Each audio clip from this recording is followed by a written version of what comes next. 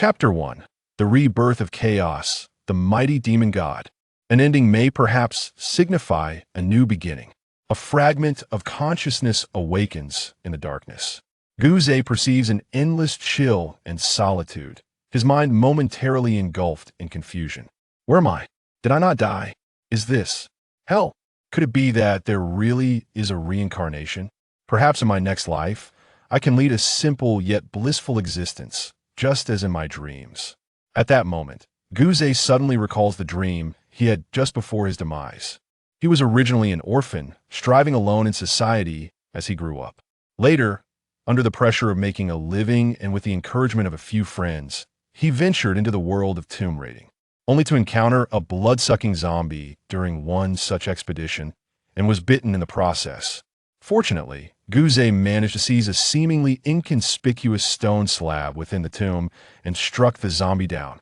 Thus, he survived, yet he felt no joy. He discovered that his body was gradually transforming, seemingly leaning toward a zombie-like state of change he could not accept.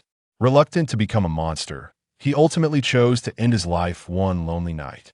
But as consciousness stirred in the dark, Guze was engulfed in perplexity. Where was he? Hell. Surrounded by an abyss of darkness, he strained to open his eyes, yearning to glimpse hell, longing for rebirth. He was a determined individual, characterized by an unwavering tenacity that compelled him to exert considerable effort for a singular goal. As he fervently called out from the depths of his heart, it appeared that Guze succeeded in opening his eyes.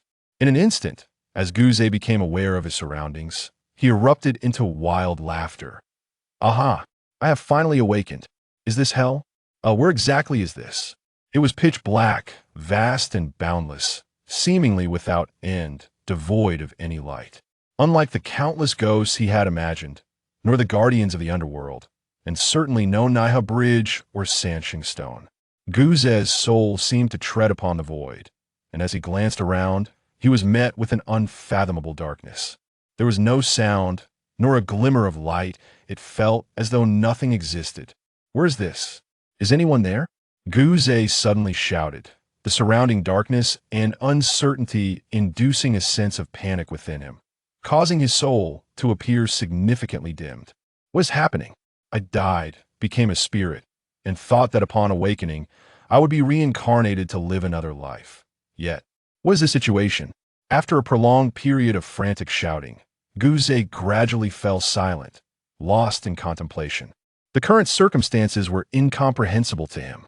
He began to wander alone in the darkness, seeking a glimmer of light, yearning to explore what this profound space truly was.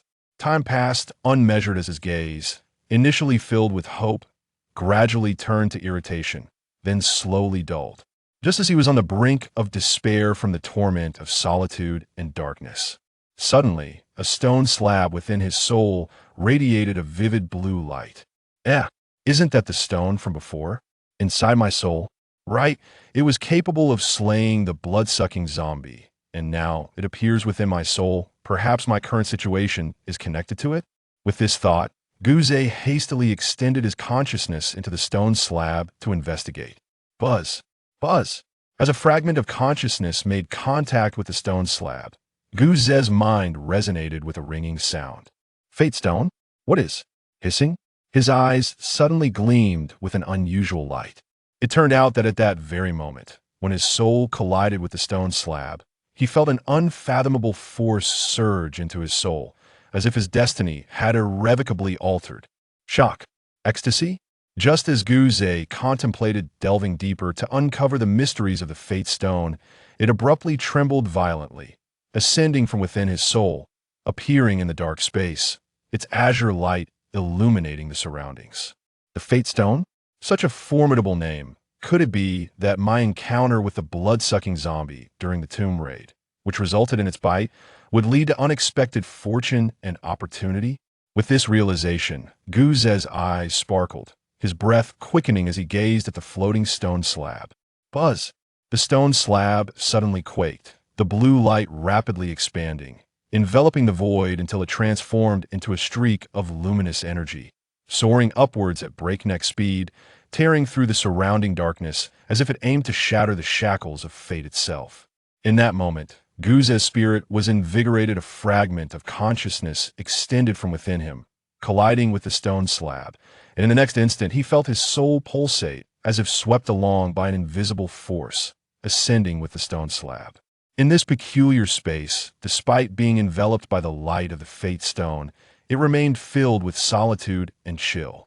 As the stone slab elevated Guze's soul, upon reaching a certain height, he suddenly felt his soul tremble. It was as if his body were bound by countless iron chains, and, simultaneously, an immense pressure surged from the surrounding void. As he ascended higher, reaching heights of 100, 1,000, 2,000, 3,000, 5,000, the greater the elevation, the more intense the pressure from the void became. Guze felt as if his soul bore the weight of innumerable mountains. Even the act of blinking required an expenditure of strength. His soul began to feel ethereal, his already dimming eyes growing fainter. Is there no end in sight?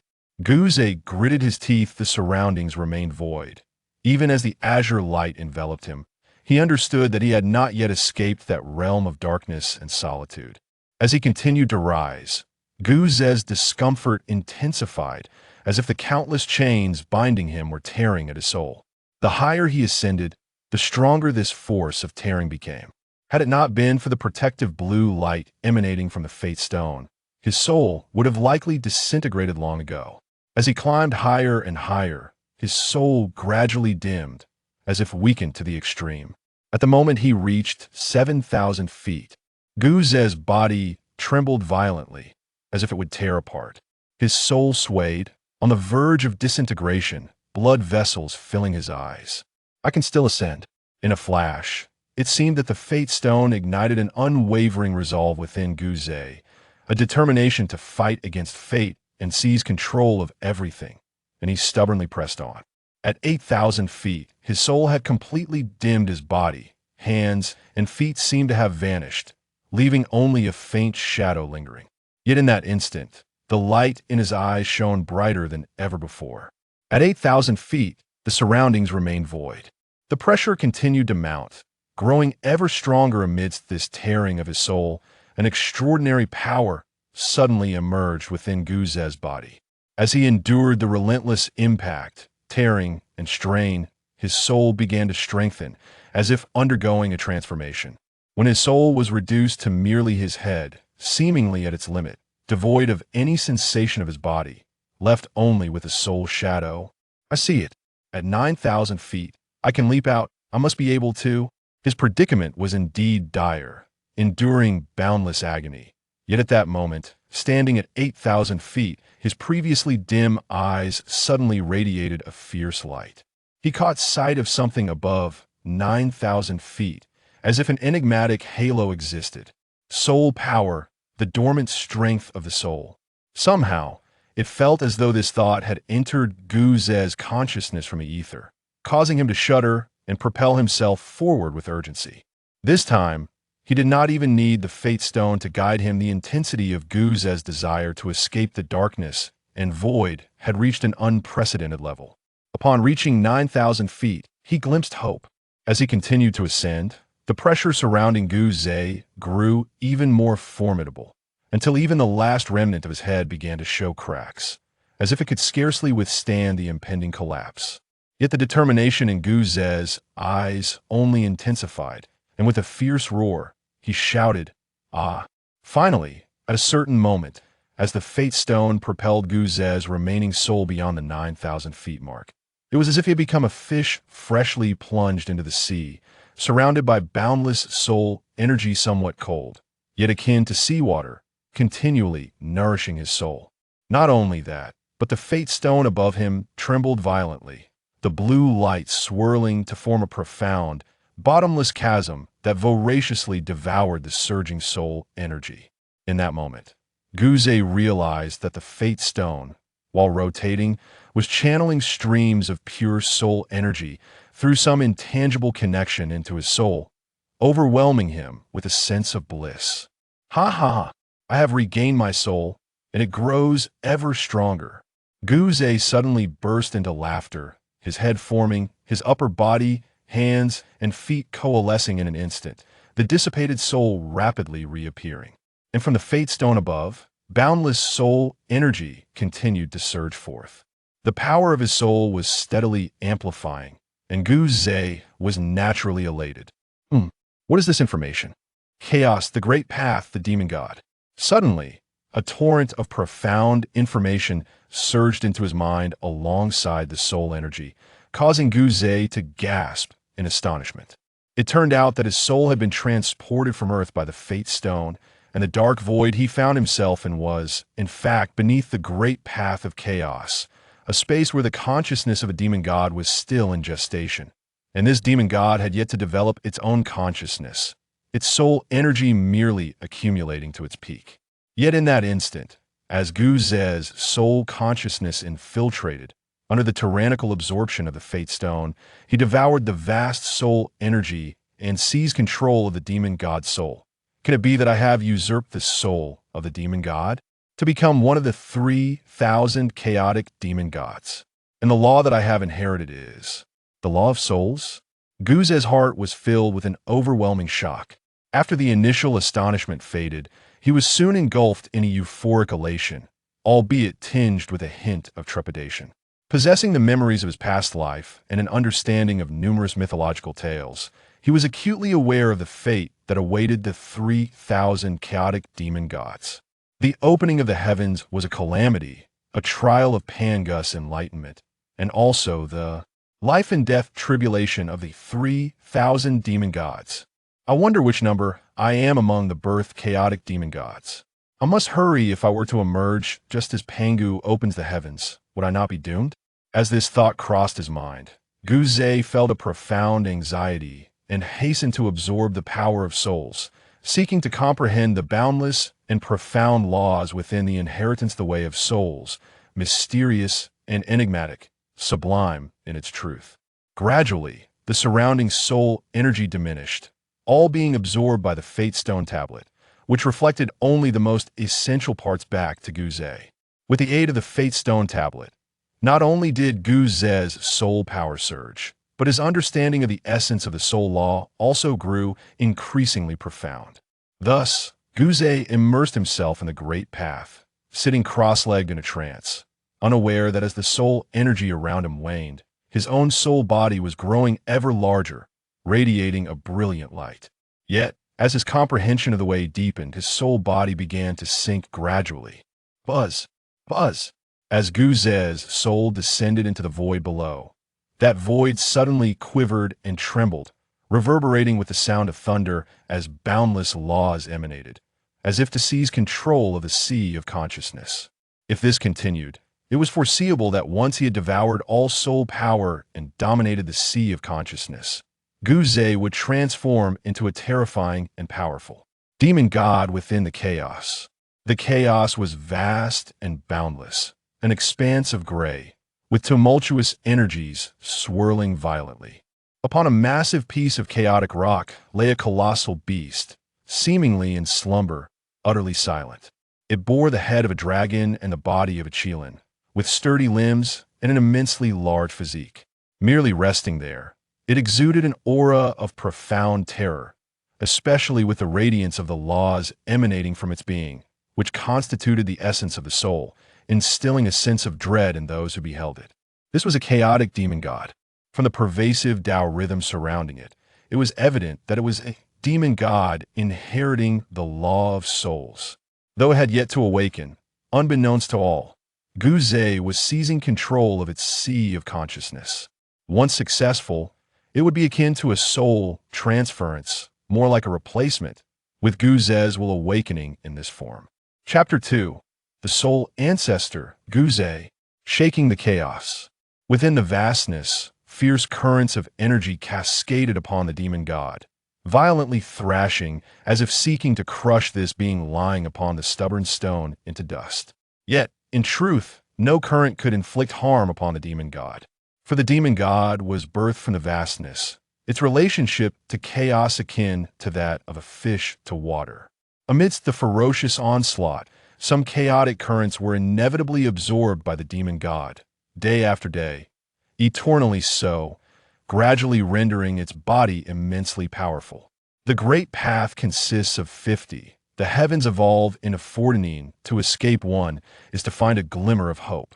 The Tao is boundless.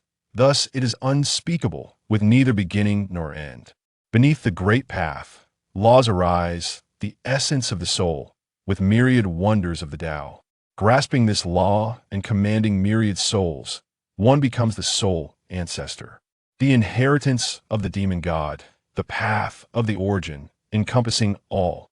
A voice profound and enigmatic echoed slowly within Gu Ze's sea of consciousness, imbued with the resonance of Tao, as if imparting a fundamental inheritance that captivated Gu Ze utterly.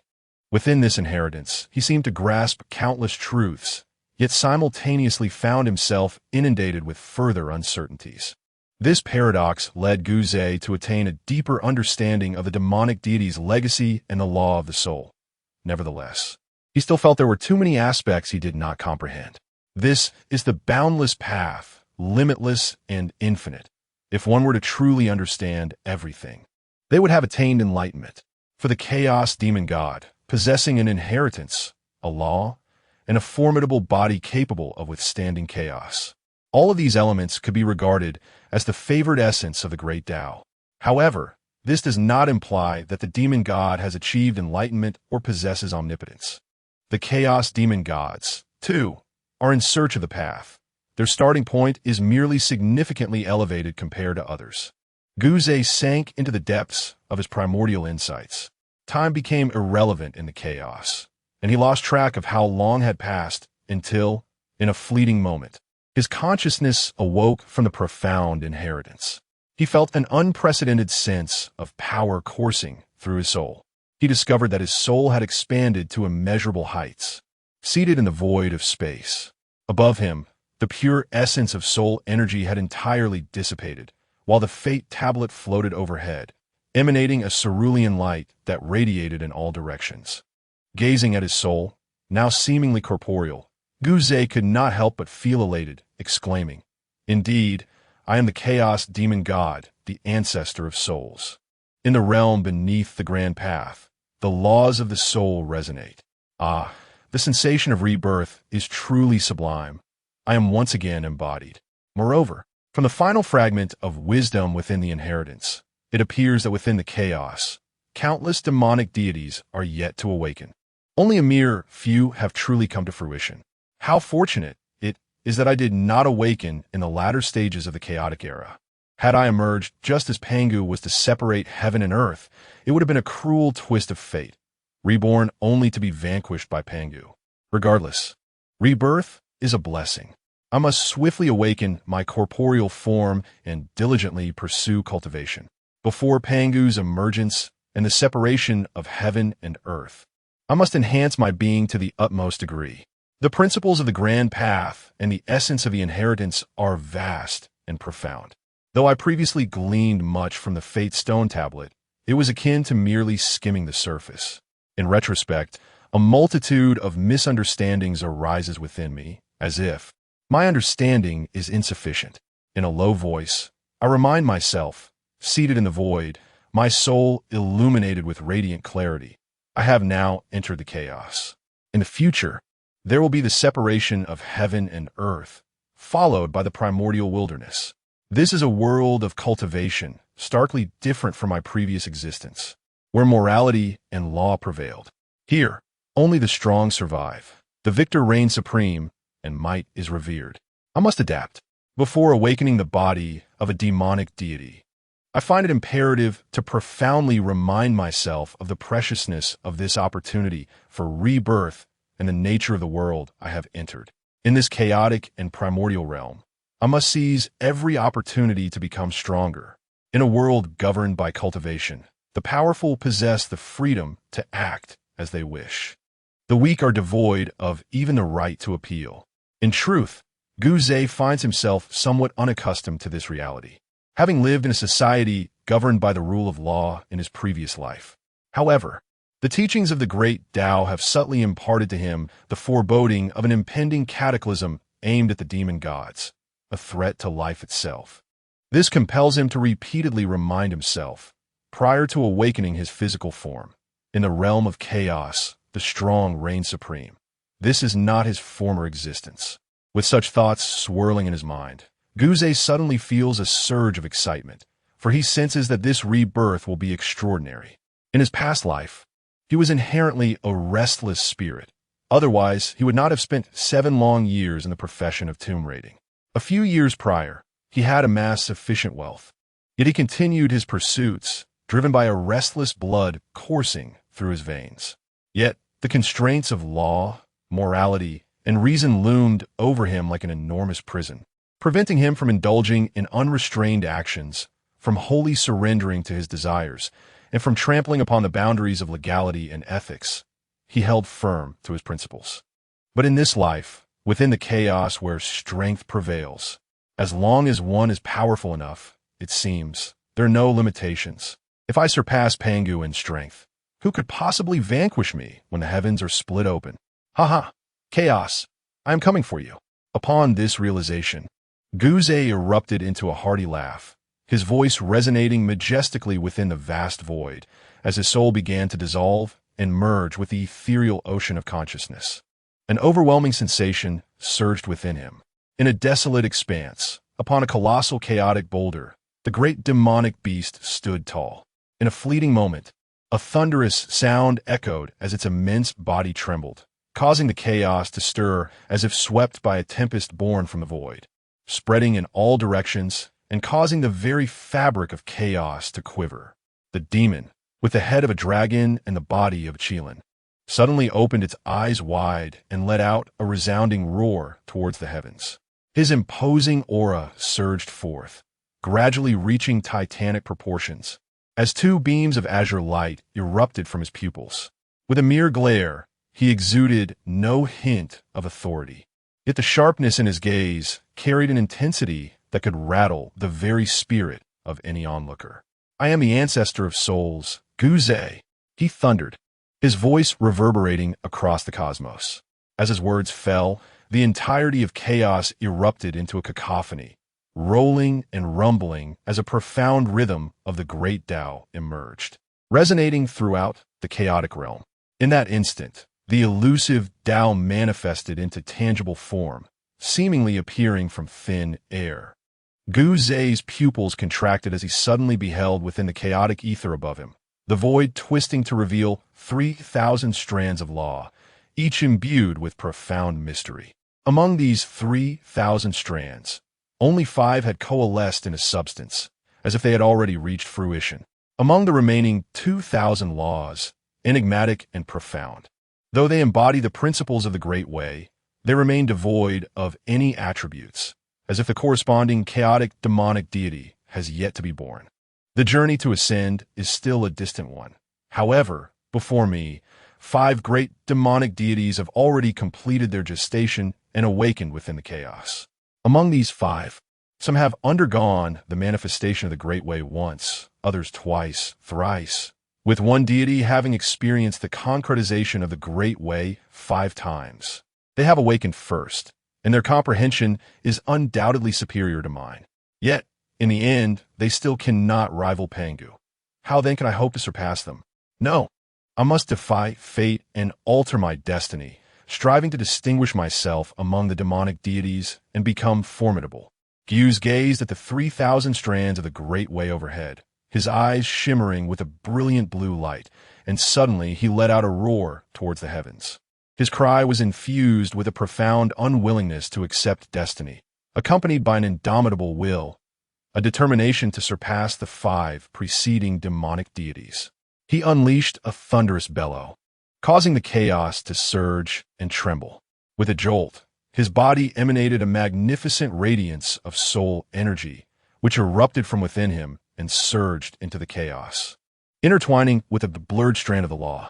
In that instant, the light of the Great Way illuminated all directions, and the endless rhythms of the Tao unfurled. Buzz, buzz. Amidst the resonant hum and chaotic tremors, the thread of law, interwoven with the essence of the soul's light, suddenly began to undergo a transformation. The resonance of the soul gradually becoming more profound. Guze's actions resembled that of igniting a lantern through his understanding of the inheritance. He kindled a vague thread of law, thereby solidifying it into his own law. This act equated to receiving the acknowledgement of the great Tao. During this process, Guze found his comprehension of the soul inheritance significantly facilitated, and he seized a moment to close his eyes in contemplation. Simultaneously, at the instant Guze illuminated a thread of law with the essence of the soul, the entire chaos quaked violently. A surge of the primordial essence of the soul's resonance suddenly emerged, and in an instant, boundless rays of law and countless primordial energies swept forth in all directions, forming a tempest centered around Guze's being, unfurling into the vast expanse. The grandeur of the great Tao was unmistakably displayed. In various corners of the chaos, 5 formidable entities opened their eyes, their hearts resonating with a thunderous roar.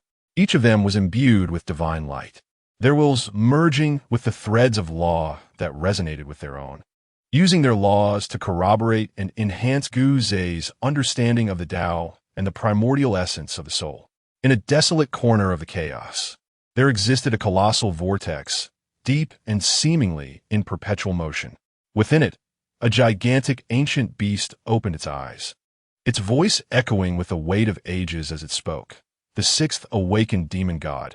Could it truly wield the primordial essence of the soul's Tao? In another realm of chaos, a colossal figure sat in meditation, possessing 3 heads, each crowned with a singular eye. At that moment, all 3 eyes suddenly opened, emanating a profound light as they gazed into the abyss of chaos. He sensed the ancient presence of Guze, igniting the laws of the soul within him. Initially taken aback, a depth of seriousness and gravity soon emerged in his gaze. Abruptly, he spoke in a low, resonant voice. The path of the soul? The earlier one awakens, the mightier the demon god becomes. He and I were born simultaneously, without precedence. The rest are but laggards in comparison. In the final cataclysm of chaos, only he and I stand a chance of survival. The rest, whoever they may be, shall meet their demise. To wield the essence of the soul, it is but trivial. His voice, steeped in antiquity, resonated with pride. At the depths of another chaotic abyss, an ancient gaze peered into the vastness, softly murmuring, the 6th one, the path of the soul's essence. Soul Ancestor, Guze, I wonder how formidable you truly are. In that moment, 5 potent demon gods within the chaos were stirred by the emergence of the profound laws emanating from Guze.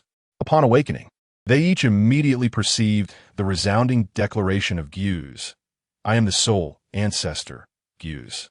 This proclamation echoed within their hearts, awakening a realization in each of them that the 6th demon god had already been conceived.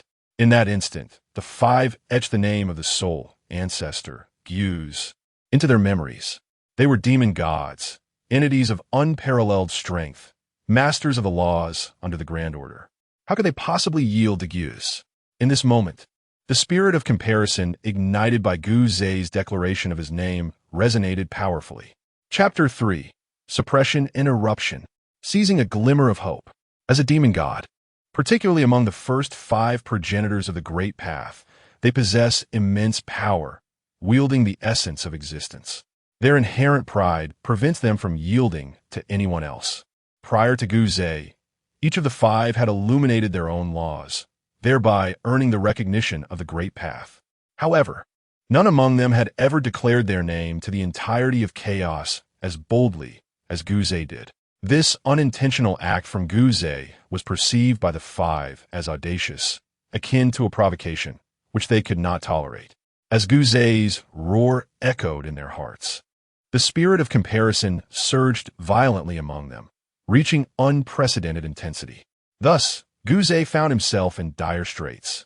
Offending the 5 great demon gods upon his emergence bore inevitable repercussions. He would surely face their wrath. I am the Soul Ancestor, Guze. His voice reverberated throughout the chaos in that instant. Suddenly, within the vastness, 5 pre-existing strands of law, each embodying distinct attributes, trembled in unison. In the next moment, Amidst the roaring tumult that felt like the very essence of existence quaking, the 5 strands of law surged forth, descending upon Gu Zhe's soul law with a thunderous force. Boom! Boom! In the boundless expanse of chaos, at this moment, regardless of the region, a thunderous roar resounded, as if a myriad of thunderbolts had erupted. As the primordial light disseminated, the forces of the laws reverberated, and instantly the chaotic currents surged, resembling 5 ferocious presences that, through the threads of law, traversed the infinite void to lock onto Gu Zhe's form. This event, however, surpassed Gu Zhe's wildest imagination. Within the chaos, Gu Zhe closed his eyes, emanating the radiant essence of his soul, gradually resonating with the corresponding threads of law. Suddenly, amidst the thunderous echoes that filled the chaotic surroundings, the currents roiled as if the laws themselves were materializing, manifesting 5 terrifying colossal beasts. These 5 entities exuded an overwhelming aura, their gazes fierce and menacing. Arriving in an instant, the Soul Ancestor, what arrogance do you possess? To the left, the chaotic currents transformed, rumbling as they first conjured a demon god, the 3-headed, 3-eyed giant seated amidst the vastness. Upon his arrival, his eyes flared, and the roar that erupted from his mouth seemed to echo from eons past. To the right, the essence entwined, the void twisted, and within the chaos emerged a faceless demon god. The moment he descended, he pointed with a finger, instantly igniting a cacophony throughout the chaos surrounding Gu Zhe. Within the vastness, a colossal beam of light, imbued with an overwhelming force, descended upon Gu Zhe as if to crush him. The 6th demon god, perhaps? I shall witness your soul techniques firsthand.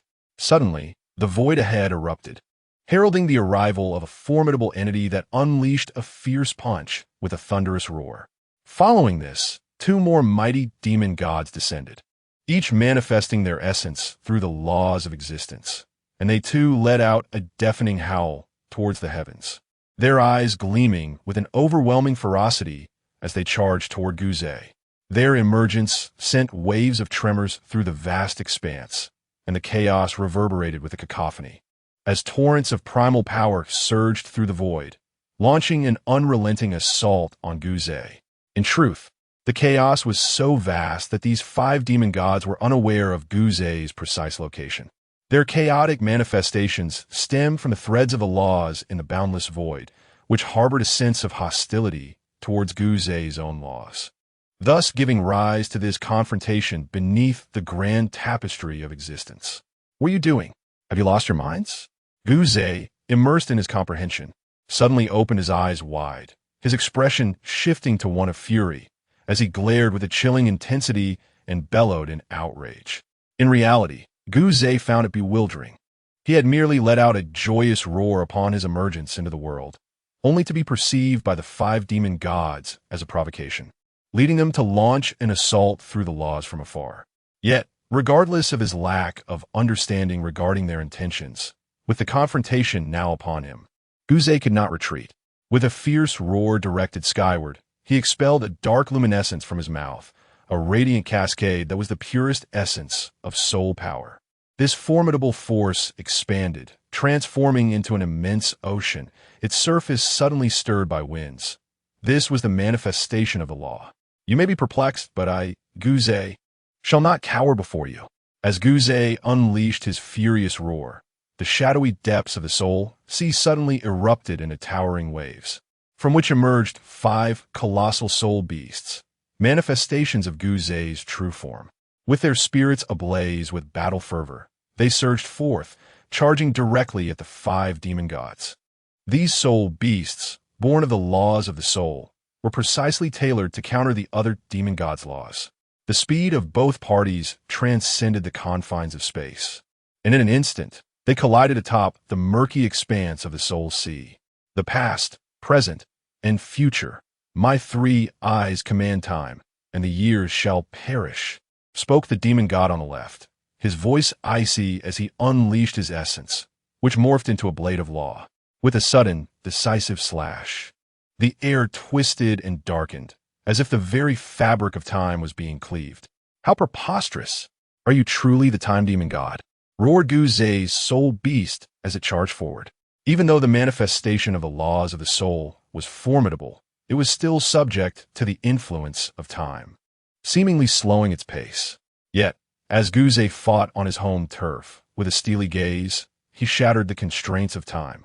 The path of the soul spirit is indeed supreme and eternal.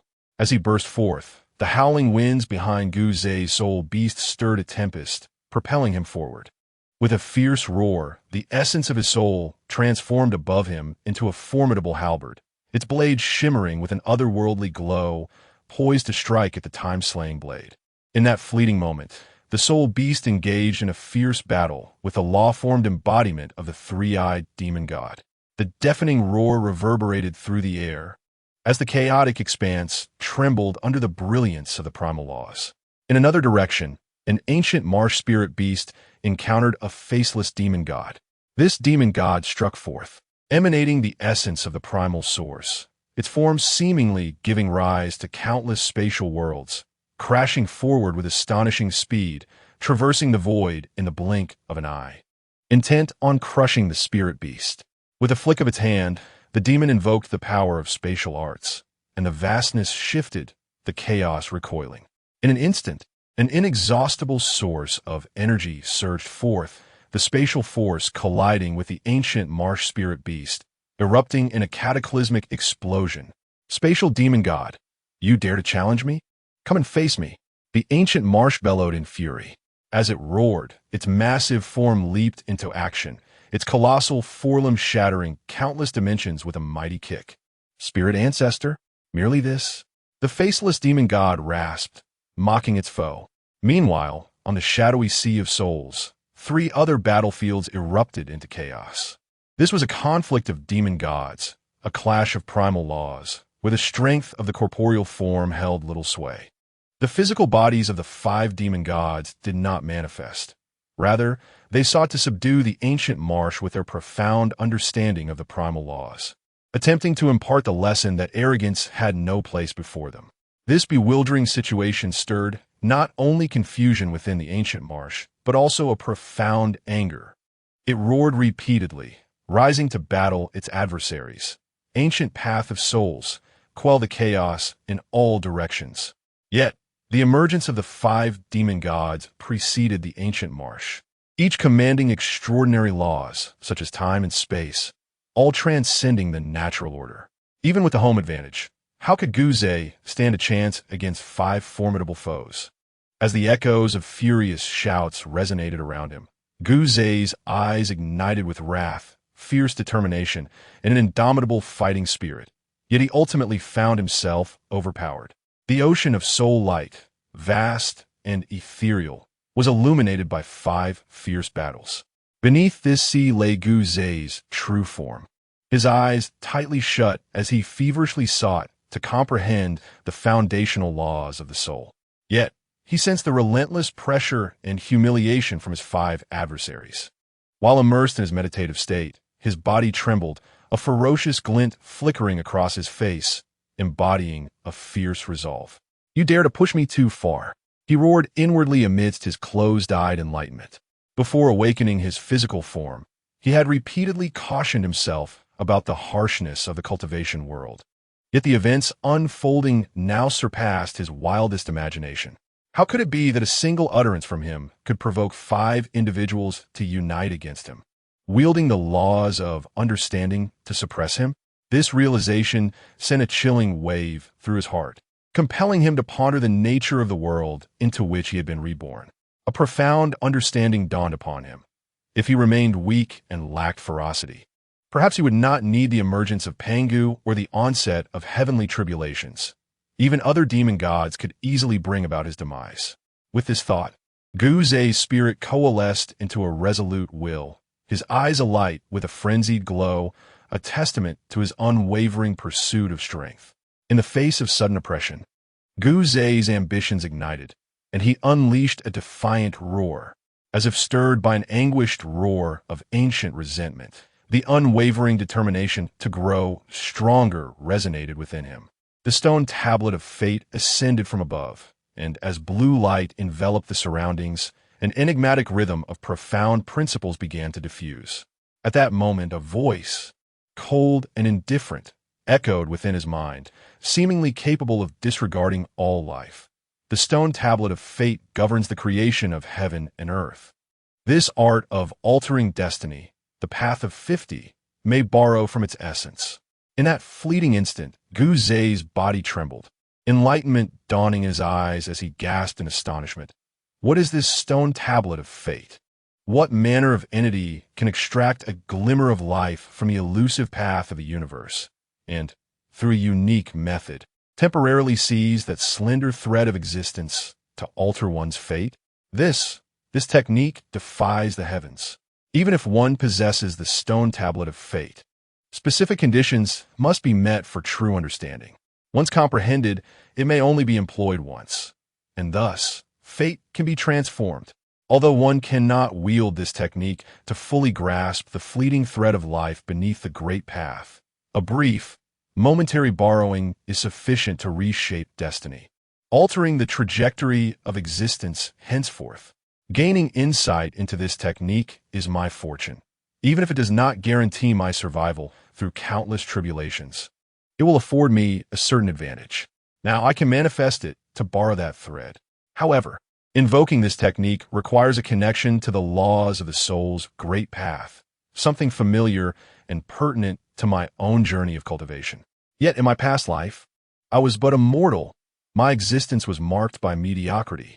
Not only did I lack experience in cultivation, but I had never even encountered martial arts. How could I grasp even the slightest understanding of matters related to spiritual practice? What shall I do? Must I resign myself to defeat? It is imperative not to let such an opportunity slip away. What should I do? Surely, there must be a way. Gu Zei, with a furrowed brow, harnessed the serendipitous moment, driven by an indomitable will to defy fate, and he had grasped a profound technique hidden within the fateful stone tablet. However, he lacked a personal direction for his cultivation. Gu Zei was not one to easily concede. At this moment, he concentrated deeply, feeling as though he had overlooked something crucial. The zombies. In my past life, I was bitten by a blood-sucking zombie just before my demise. In that moment, I chose to end my life to suppress the insatiable thirst for blood. Yet, even after feeding, the zombie continued to grow stronger. Yes, that it. Haha, blood. This transformation of fate does not involve becoming a zombie, but rather forging the path of blood. Gu Zei suddenly erupted in laughter, his eyes flashing with an extraordinary light as he recalled the essence of blood. Chapter 4. Altering Fate, Seizing the Second Law. In this new life, having just been reborn, Gu Zei possessed nothing but the soul path inherited from the demon god. Reflecting on his past existence, he realized he had led a rather mundane life. The only distinction lay in the fact that moments before his death, he had been bitten by a zombie during a tomb raiding venture, still harboring the desire for blood until his very last breath. At this instant, Gu Zei was struck with clarity blood. Enlightenment washed over him like a tidal wave. On the chaotic, stubborn stone, with his eyes closed, the fierce Gu Zei suddenly opened his eyes. As they fluttered open and shut, a multitude of crimson veins appeared within his gaze. After a tremor coursed through his body, he bellowed with fervor, "Blood, essence of blood, manifest before me." With a determined grit of his teeth, Gu suddenly opened his mouth and expelled a stream of his essence, the blood of the Chaos Demon God, shimmering with a crystalline brilliance. Each drop exuded an ancient and profound aura, as if containing an unshakable and immense power within. He unleashed 9 droplets in total, each radiating a resplendent light infused with boundless strength, which abruptly surged into the Fate Stone tablet above him. In that instant, the Fate Stone tablet trembled violently, seemingly provoked by Gu's blood, as if it were instinctively drawing in the essence. A peculiar luminescence spread forth, enveloping the vast expanse in every direction. In the next moment, the Fate Stone tablet, having absorbed the blood, erupted with a sanguine glow, vast and overwhelming, transforming instantaneously into a protective barrier that encased Gu's demonic form and the chaos obsidian beneath. Shortly thereafter, in the void above, The sixth strand of the law was illuminated by the profound understanding of Guse's soul essence, resulting in a resounding echo of chaos, signifying Guse's mastery over the soul law. Acknowledged by the great Tao, according to reason, the subsequent threads of these laws should vanish into the void.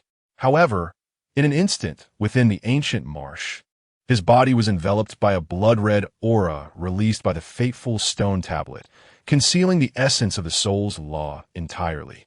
Immediately, Guse understood the urgency of the moment.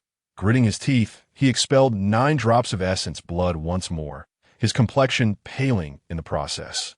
Yet, his eyes radiated a peculiar brilliance as he recited an arcane incantation. Under the spell's influence, the 9 drops of essence blood suddenly transformed into runes, enigmatic and inscrutable, soaring forth and embedding themselves directly into the fateful stone tablet. In that very moment, the fateful stone tablet trembled violently. Upon contact with Guse's blood runes, it emitted a beam of blood light, which surged forth with a thunderous roar into the vast expanse.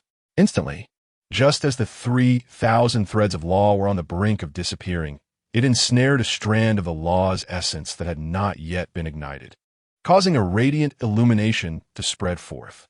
The path of blood is boundless. All laws are interconnected. Blood is the origin itself. With this understanding, he sought to seize the law. Simultaneously, an enigmatic voice resonated through the chaos. At that moment, with the aid of the fateful stone tablet, Guse discovered a fleeting thread within the great Tao of 50, concealing the aura of his soul's demonic essence. Seizing this opportunity, he aimed to appropriate a law through the medium of blood. At that juncture, Guse felt as though he had transformed into a single drop of blood. In this realization, a profound and mysterious enlightenment surged within his heart. A tremor coursed through my core, and I mused, truly, it is worthy of being called the Stone of Destiny, for it has unveiled a glimmer of hope, allowing me to seize a thread of the law. Originally, among the myriad paths, there existed no blood path. However, by harnessing this glimmer of hope, should I succeed in claiming a strand of the law, even if my blood path law is not acknowledged by the greater laws and lacks their strength, it would nonetheless liberate the essence of my blood from the constraints of the Grand Order. Thus, my blood's path would possess boundless potential. Perhaps one day, I might transcend in the realm of the soul. Ha ha ha. Ha ha ha. Furthermore, even if my blood path has not yet reached its zenith, the existence of the law's thread, when augmented by the law of the soul, would undoubtedly enhance my combat prowess significantly. As I roared, excitement surged within Guse, and his will hastily sought to comprehend the path of blood. In the vast expanse of the cosmos, within the chaos, every demon god possesses blood. In contrast to the formidable physical body and its essence, blood is often overlooked. Yet, it is indispensable. When Pangu opened the heavens, his 12 drops of essence blood transformed into the 12 ancestral witches of the primeval wilderness, each possessing an immense physical form and earth-shattering power, unbeatable in their might. All of this revolves around blood. Thus, it illustrates that the power of blood should not be underestimated. Guse has come to this profound realization. In the cosmos, there exist great paths. Following Pangu's demise, the heavenly way emerged, and blood can indeed be a path. Meanwhile, at the ancient marsh, the moment of seizing the essence of the law approached. In the vastness, a tempest suddenly arose, chaotic currents raging with unparalleled ferocity. An overwhelming and unshakable pressure abruptly spread, enveloping the desolate expanse. The 5 great demon gods, already birthed, were taken aback. As they gasped in astonishment, their eyes revealed a profound terror, their hearts trembling.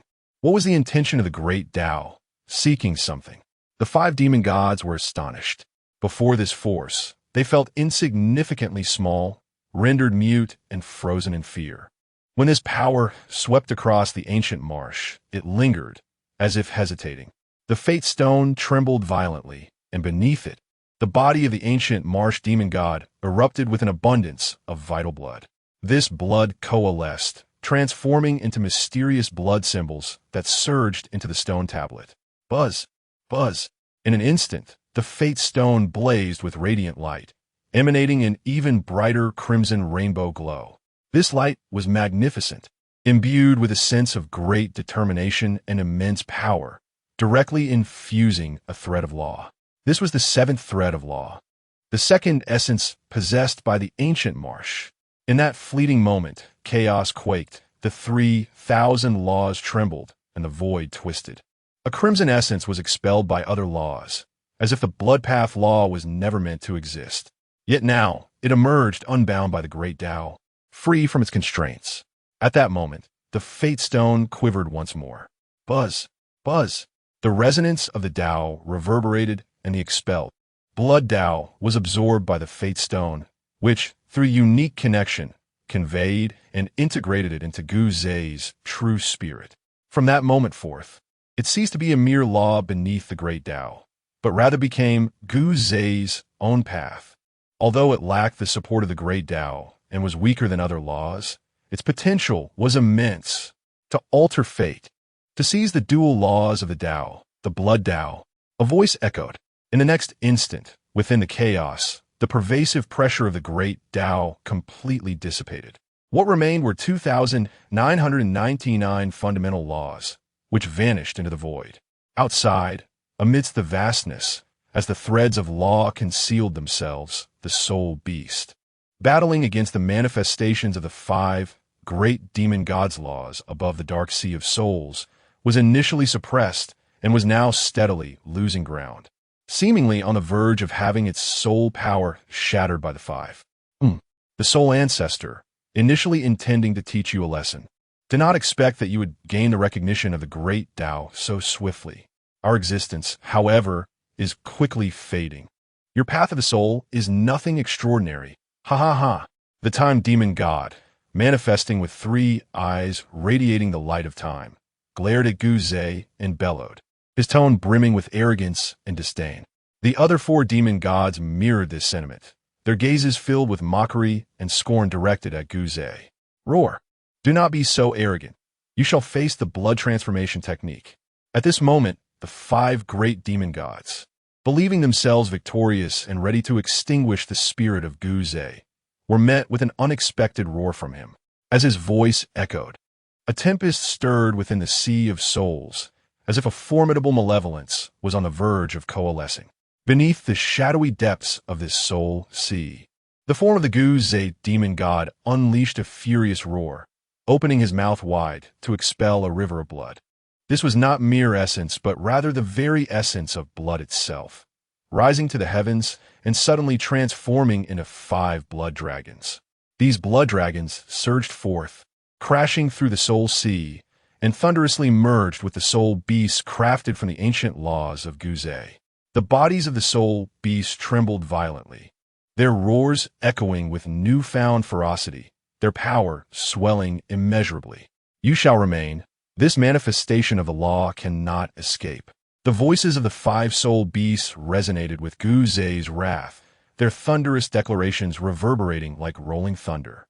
In an instant, the soul beasts lunged towards the embodiments of time and space, their terrifying power overwhelming.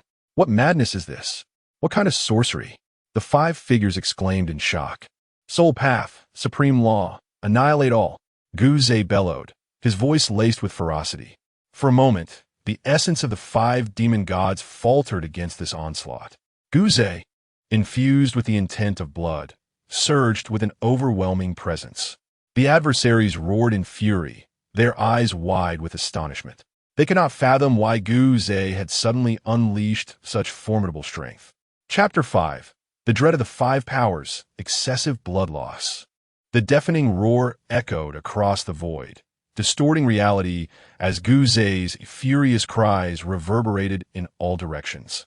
In this fleeting moment, amidst the vastness, upon the chaotic and stubborn stone, his demonic form appeared menacing. Above his head, the ocean of souls loomed dark, trembling violently as 5 soul beasts, embodying the will of the ancient marsh, merged into the blood dragon.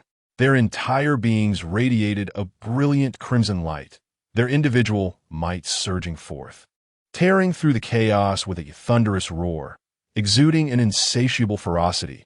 howling forth directly towards the phantom of the demon god. The sound of battle erupted instantly, shaking the heavens and the earth. The 5 demon god phantoms displayed expressions of astonishment, their faces revealing an incredulous glimmer, seemingly bewildered by the sudden turn of events. What could have caused the 6th demon god to erupt so violently in this realm of the ancient marsh? The vast, shadowy sea was permeated with soul energy, and on the battlefield, colossal waves surged, the sounds of conflict reverberating with earth-shattering intensity. The 3-headed, 3-eyed time demon god, at this moment, wore an expression of sheer horror, his eyes reflecting profound shock as he beheld the emergence of bloodlight, transforming the ancient marsh into an embodiment of unmatched ferocity. What madness is this, soul ancestor? What sorcery have you unleashed? Ah, past, present, future, the passage of time. The time deity's expression was one of unprecedented astonishment. As his countenance shifted, he roared, his voice resonating through the air. In that moment, his 3 eyes simultaneously shimmered with divine light, each hue representing the enigmatic forces of the past, present, and future. As these lights converged before him, they abruptly transformed into a great river, an eternal stream symbolizing the flow of time, boundless and without end. The river of time, steeped in mystery, unfurled as it descended, suddenly dispersing around the time deity, forming a protective barrier, as if any approaching force would be obliterated by the relentless passage of years. "I am the ancestral soul," he proclaimed, showcasing his might. The ancient will of the soul beast erupted in a fierce roar. His form was enveloped in a radiant crimson aura, emanating an otherworldly shimmer, his gaze ferocious and unyielding. Beyond the luminous manifestations of time, he charged forth with fervent determination, and as he drew near, he unleashed a tremendous exhalation. Instantly, he expelled an overwhelming torrent of soul energy, boundless and infinite. Yet, unlike before, this essence was tinged with blood, transforming the once murky laws of the soul into a vivid crimson shroud. This newfound power surged into the vast expanse, swiftly morphing into a formidable halberd, towering to great heights. Upon its emergence, a fierce aura erupted, resonating in all directions, shaking the very fabric of chaos. With a piercing glare from the ancient will, the halberd, imbued with lethal intent, struck fiercely against the temporal barrier surrounding the time deity. The 2 forces collided, warping the flow of time as it desperately sought to resist. However, the halberd possessed a power that seemed capable of rending all asunder, and with a thunderous crash, cracks began to appear in the temporal shield, startling the time deity with its ominous implications. Ah, it is inconceivable. What force lies behind that crimson hue? The time demon god felt a tumultuous flutter in his eyelids. He rose with a roar, astonished by the approach of the Fong Tianhua Ji, which tore through the fabric of time with a resounding strike. He could not comprehend the nature of that blood-red force that had suddenly erupted here, overwhelming him in an instant. "Time, you need not understand. This manifestation of the law shall remain, perfectly nourishing my soul's essence. Ha ha! You have brought this upon yourselves by seeking trouble." The expression of Gu Zhe twisted into a grimace as, at the moment, the halberd cleaved through the river of time. His eyes brimmed with a thirst for blood, charging forth with ferocity. As the beast of souls drew near, its maw wide open, it emitted a fearsome roar. Suddenly, it inhaled with great force, unleashing an inexhaustible power, as if aiming to engulf the time demon god's illusion in one swift gulp. "No, soul ancestor, do you dare act in such a manner?" the time demon god exclaimed in horror. Here, amidst the vastness, the concealed lines of the fundamental laws had severed his connection to his true form, though he would soon begin to dissipate and, through mystical guidance, return to his essence. If he were to be consumed by Gu Zhe before his dissipation, that profound understanding would vanish forever, effectively erasing a portion of his cultivation. Do not underestimate the significance of a mere fragment of dissipated cultivation. It could take countless ages to restore. How could he not be enraged? How could he not be anxious? Struggling to resist, he roared in fury, determined to withstand the onslaught. However, He found himself severed from his true form, and the previous exertion had drained his energy immensely. In that moment, confronted by the ferocious devouring of Gu's, he was unable to hold firm. With a single, voracious gulp from Gu's beastly maw, he was consumed, his anguished cries echoing in the air as he transformed into a wisp of light, devoured entirely. Meanwhile, on another battlefield above the Sea of Souls, a similar struggle ensued between the soul beasts and the demonic gods. The faceless demon, in a moment of despair, unleashed a howl filled with unwillingness. His once blank visage twisted, revealing eyes filled with deep hatred. Fixated on Gu's, as if he sought to memorize the face of the one who had consumed his essence. He bellowed, "Soul Ancestor, you dare to swallow me. Our fates are entwined until death."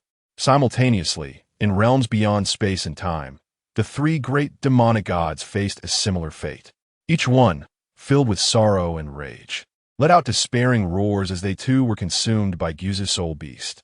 In that instant, amidst the chaos, 5 furious voices resonated from different directions. The 5 demonic gods all cried out in unison, "Soul Ancestor, you dare to devour my path. I shall not forgive you." In the next moment, a profound silence enveloped the chaos. Through their collective cries, the 5 demonic gods realized that they were not alone in their plight. Each had been consumed by Gu's manifestation of the law. This revelation brought a slight sense of equilibrium to their hearts. Yet, reflecting on the situation, they pondered the formidable nature of Gu's comprehension of the soul path law, which allowed him to consume not only their essence, but also that of others. The magnitude of his power was unmistakable. They sensed, in an almost ethereal manner, that Gu's approach to confronting their illusory forms of law had not evolved with additional insights. Rather, it retained its earlier essence, merely infused with an inexplicable crimson glow, resulting in a dramatic surge in power, rendering them utterly incapable of resistance and leaving them perpetually suppressed. Hiss! What arcane technique does that bloodlight signify? Contemplating the overwhelming malevolence emanating from within that blood-red arc, an aura of profound terror seemed to permeate the atmosphere, causing even the 5, despite their divine might, to experience an involuntary tremor in their eyelids. Each of them roared in anger, expressing their indignation and dissatisfaction towards Gu's actions, yet inwardly, they harbored a growing apprehension towards the ancestral spirit, Gu's, their expressions grave. Thus, 5 formidable presences arose amidst the vastness, their thunderous wrath resonating for an extended duration. Observing that Gu's remained unresponsive, they had no choice but to retract their formidable energies. The expanse was immense, and during the early chaotic era, Gu's lack of revealed aura left them unable to pinpoint his location. Although Gu's had earlier proclaimed his name with great fervor, it coincided with the moment the threads of law were ignited, as the entirety of chaos was suffused with the brilliance of the primordial source, further complicating their ability to locate him. Consequently, despite their simmering rage, the 5 great demon gods found themselves unable to track Gu's, only to become aware of each other's positions due to the earlier eruption of energy. In the boundless depths, tranquility gradually returned. The shadowy sea of souls calmed, and the 5 soul beasts absorbed the illusory forms of the demon gods, their bodies trembling and radiating a strange brilliance. Suddenly, a peculiar wind swept through, seemingly emanating from the void, and as it passed, the 5 soul beasts trembled and shattered apart, each transformed into a beam of light, dispersing into the shadowy sea of souls, vanishing into the abyss. You 5, in an unprovoked attack against me, have now been consumed by the principles of understanding. This is the consequence of your actions. I, Gu's, am not one to be trifled with. This will serve as a lesson to you all. Though you are unaware of my location, the surge of your collective aura has inadvertently revealed your positions. Once I have recuperated and my strength is sufficiently formidable, I shall return to each of you in kind, allowing you to experience the profundity of my soul's path and the essence of the laws. Moreover, blood shall be shed. Although this battle has cost me dearly in vital essence through the fate slate and the process of altering destiny, I have successfully acquired a fragment of the law's essence. This fragment, once nebulous and dormant, awaits the birth of a demon god after countless ages. When it emerges, it shall ignite this law with its own legacy of understanding. Now, having forcibly seized it, I shall establish my foundation upon it, forging my own path. From this moment forth, one thread of the 3,000 laws shall be forever absent. I wonder, will the final count of demon gods also diminish by one? That remains uncertain. Nevertheless, irrespective of the excessive loss of vital essence in this conflict, the ability to alter fate and thereby attain a new direction filled with limitless potential, free from the constraints of the grand path, is indeed a tremendous opportunity for me. Although the absence of the grand path's endorsement will render my journey arduous, the benefits outweigh the drawbacks. With the blood path, I shall distinguish myself from other demon gods and surely rise to prominence. In Guze's voice, there resonated a sense of profound weariness, imbued with a touch of nostalgia, echoing through the chaos. Simultaneously, as his words cascaded down, the immense sea of souls above him shimmered with a dark luminescence, continuously condensing from its previous vastness of myriad lengths to 50 million, 30 million, 20 million, 10 million, until it ultimately shrank to a size of 1 million. With a flicker of ethereal light, it transformed into a long river, cascading downwards to merge with Guze's demonic form below. Before long, Guze's formidable demonic physique emerged within the chaos. However, in comparison to before, it appeared significantly more gaunt. His demonic head, resembling that of a cerulean dragon, no longer exuded the same overwhelming aura as when he first emerged, instead presenting an impression of diminished vigor. At this moment, Guze's countenance seemed aged beyond measure, evoking a sense of twilight, with his face appearing emaciated, as if flesh had been stripped away to reveal bone. This transformation was the result of employing the Fate Stone to enact a destiny-altering technique, a costly endeavor that had drained an excessive amount of his lifeblood in that brief span of time.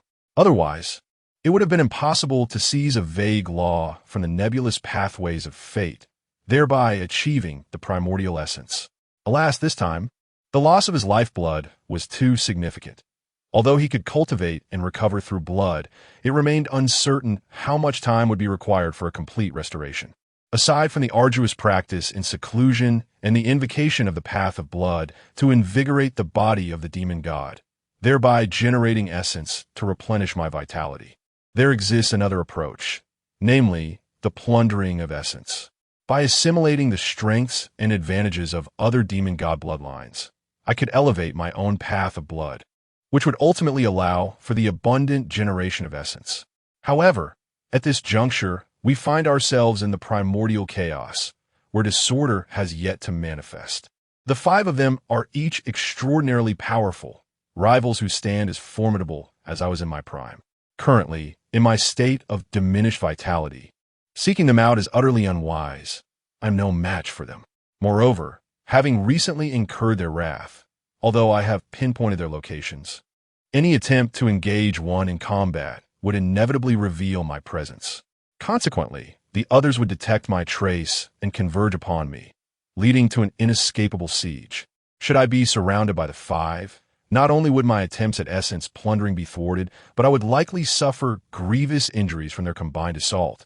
Alas, it appears that my only recourse is to devote myself to quiet cultivation and enlightenment, awaiting the emergence of more demon gods. When chaos eventually unfolds, I shall act. Until then, I must remain discreet, avoiding detection by the 5. Indeed, given the current state of chaos, where little exists, it is far more prudent to focus on my cultivation. At this juncture, Guze sat cross-legged upon the primordial stone, immersed in profound contemplation. Beneath his form, the chaotic stone emanated an extraordinary force. As Guze closed his eyes to delve into the path of enlightenment and cultivation, a radiant energy coalesced, drawing forth torrents of chaotic essence. It was unclear how much time had elapsed, but around the formidable body of the demon god Guze, a tempest of chaos had begun to swirl. Chapter 6, The Seizure of the Path, chaos unleashed. Within the boundless chaos, time was but a distant memory, vast and eternal, unchanged since the dawn of existence. Here, there was neither heaven nor earth, neither light nor darkness. The eye beheld only a pervasive haze. The chaotic currents were fierce, at times manifesting as hurricanes that swept through all directions, while at other moments, they erupted from a tranquil state akin to a deep pool, transforming into a maelstrom of turmoil. In this realm, there is no end, only an expanse teeming with the unknown, filled with mysteries and enigmas, awaiting those brave enough to explore. As for the other demon gods, Guze was oblivious. However, he found that if he were not consumed by his cultivation, he would lose all sense of time and space, gaining insight into the essence of existence and the strength to grow, remaining solitary amidst this vast desolation.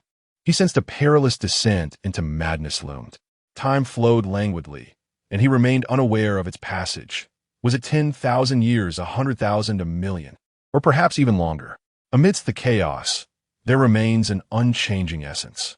Throughout this passage of time, Guze has been seated upon a stubborn stone, the body of a demon god, experiencing several awakenings. During the first awakening, his aura had significantly revived, shedding the frailness and languor that had previously plagued him. As he opened his eyes, he stared vacantly into the vastness, remaining silent for an extended period. In his second awakening, the visage of his demon god form had regained its crimson hue, exuding vitality and strength. His entire being stood resolute amidst the swirling chaos, impervious to its tumultuous assaults. Even in mere stillness, he conveyed an overwhelming sense of might, an unshakable presence. My essence has regained much of its former vitality. Yet how many years have passed in this chaos? Guze murmured softly, his eyes gleaming with a brilliant light, as if this retreat had yielded significant insights. He neither departed from the realm of his emergence, nor sought to traverse the chaos, not from incapacity, but rather due to the current void within it, rendering exploration meaningless. After reflecting upon his understanding of the essence of the soul's origin, Guze chose to enter seclusion once more. In his third awakening, a terrifying aura erupted from within him, akin to a resurgence that altered the very fabric of the heavens and earth, stirring the chaotic vastness into disarray. This was the might of the Chaos Demon God at its zenith. He had not only fully restored his essence, but had also attained deeper comprehension of the source. However, this formidable aura remained contained within a radius of 100,000 miles, not extending further. As he opened and closed his eyes, a fierce light emanated from within, embodying an invincible spirit, unwavering in its pursuit of the path. My demon god form has indeed been completely restored. Yet, within this vast chaos, we remain the sole 6 chaos demons. As time flows and space unfolds, those few who were once devoured by me should have restored the remnants of their Tao, perhaps even made progress. Although I harbor no fear of any of them, now is not the opportune moment to provoke them, for the chaos is yet to erupt. Should I reveal myself, I would inevitably face an onslaught from all 5. Sighing in this nascent chaos, it is wiser to cultivate discreetly and strive for greater strength. Murmuring softly, Guze's tone was imbued with a sense of nostalgia as he once again closed his eyes in meditation. In the ensuing years, Guze awakened several times, each time finding that while his stature remained unchanged, his aura grew increasingly formidable and resounding, the brilliance in his gaze becoming ever more luminous. After each awakening, he would reflect upon his seclusion and swiftly enter the next phase of enlightenment, for aside from understanding the essence, he had little else to occupy his time. In due course, he derived and crafted numerous methods and divine powers based on his soul's essence. He suddenly realized the delightful nature of this endeavor. In the process of creating divine abilities and methodologies, he not only comprehended more profound truths, but also found a balance between labor and leisure, alleviating the tedium. Thus, the monotonous years within the chaos gradually slipped by. For an eternity, it is uncertain how many times he has awakened. But Guze's body suddenly erupted with an enigmatic radiance, a light so extraordinary that it seemed to emanate from the very essence of his soul. yet it diverged into a unique path. Rising abruptly from the ancient stone, in that fleeting moment, chaos trembled, and the resonance of Tao enveloped him. A thunderous sound echoing through the heavens. Within the vastness, waves of profound melodies swiftly spread, and within a radius of 1,000,000 miles. The fundamental power of the soul's path radiated in all directions. In this instance, Guze achieved an astonishing comprehension. Buzz, buzz. In the next moment, as his eyes opened and closed, a strange rhythm of Tao blossomed forth. A dark glimmer shone in Guze's gaze as he murmured to himself, "Sing. This is the most potent Tao technique I have discerned over the years, fundamentally derived from the essence of the soul, yet diverging into a unique direction. It can be considered the pinnacle of the soul's path. This snatching technique is remarkable. My method of soul snatching transcends merely seizing the body. It encompasses the soul, the life force, and the true spirit. After possession, the adversary becomes my avatar, and all that belongs to them becomes mine. I inherit their life's imprint and the mark of their true spirit. Moreover, this form of possession bears no adverse effects. It is a complete replacement. Furthermore, once I have taken possession, I can acquire everything from the other, including their innate talents, magical abilities, and memories. Even, I may gain insights into the Tao, a technique that only I am capable of wielding. Indeed, after possession, unless I choose to disclose it, no one will be able to discern that they are but one of my avatars, impervious to both the heavenly laws and the cycle of reincarnation. If, perchance, I could usurp the essence of the Chaos Demon God, might I not then acquire dominion over the laws he commands? Though this notion may seem utterly mad, it is undeniably tantalizing. At this juncture, the light in Guze's eyes intensified, revealing a palpable excitement. Should this hypothesis bear fruit, and I successfully seize the power of a demon god, would it not equate to obtaining the very essence and laws he wields? If this endeavor proves feasible, Guze comprehended that he would defy the heavens. Once chaos ensues, I must seek out a demon god opposed to me and test this theory. With this thought, Guze gradually subdued his exhilaration, inhaled deeply, and once again closed his eyes in profound contemplation. As time meandered through the chaos, uncounted years slipped by until, at a certain moment, the entire expanse of chaos trembled. The profound resonance of the grand Tao reverberated throughout, as waves of its essence cascaded, enveloping every corner and every demon god in an indescribable aura of pressure. The seventh demon god had emerged. To his astonishment, it was the Wind Demon God. In that instant, Guze opened his eyes, a peculiar brilliance shining forth. As he gazed up at the void above, simultaneously, in that fleeting moment, a strand of his will connected with a thread of the primordial laws in the void, causing the essence of the Tao to flow and illuminating a newfound understanding in his gaze. Each demon god's emergence required them to illuminate a thread of the grand Tao through their own comprehension, as was the case with the Time Demon God, the Space Demon God, and indeed, all 5 demon gods that preceded Guze.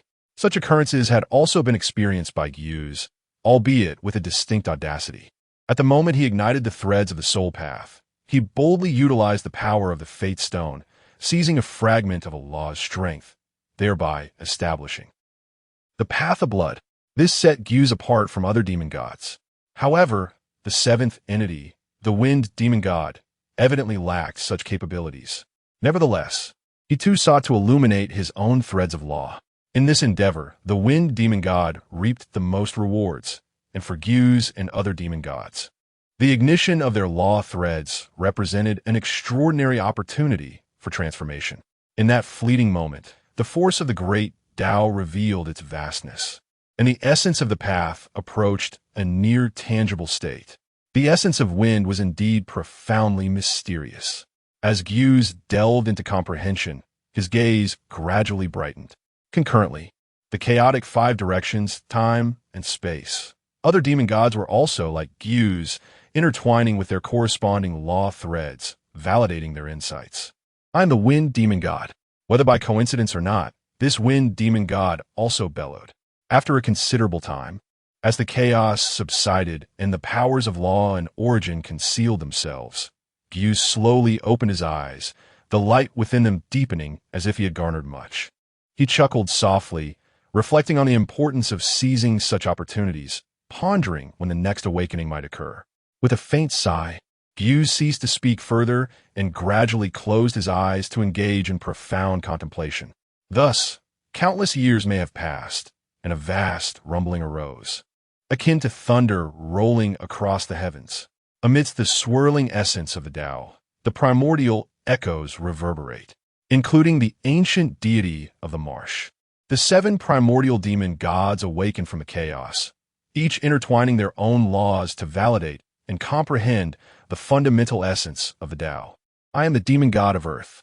Shortly thereafter, another resounding roar reverberates through the hearts of all. When the ancient deity awakens, he sighs, gaining deeper insights into the primal source, then closes his eyes in profound contemplation.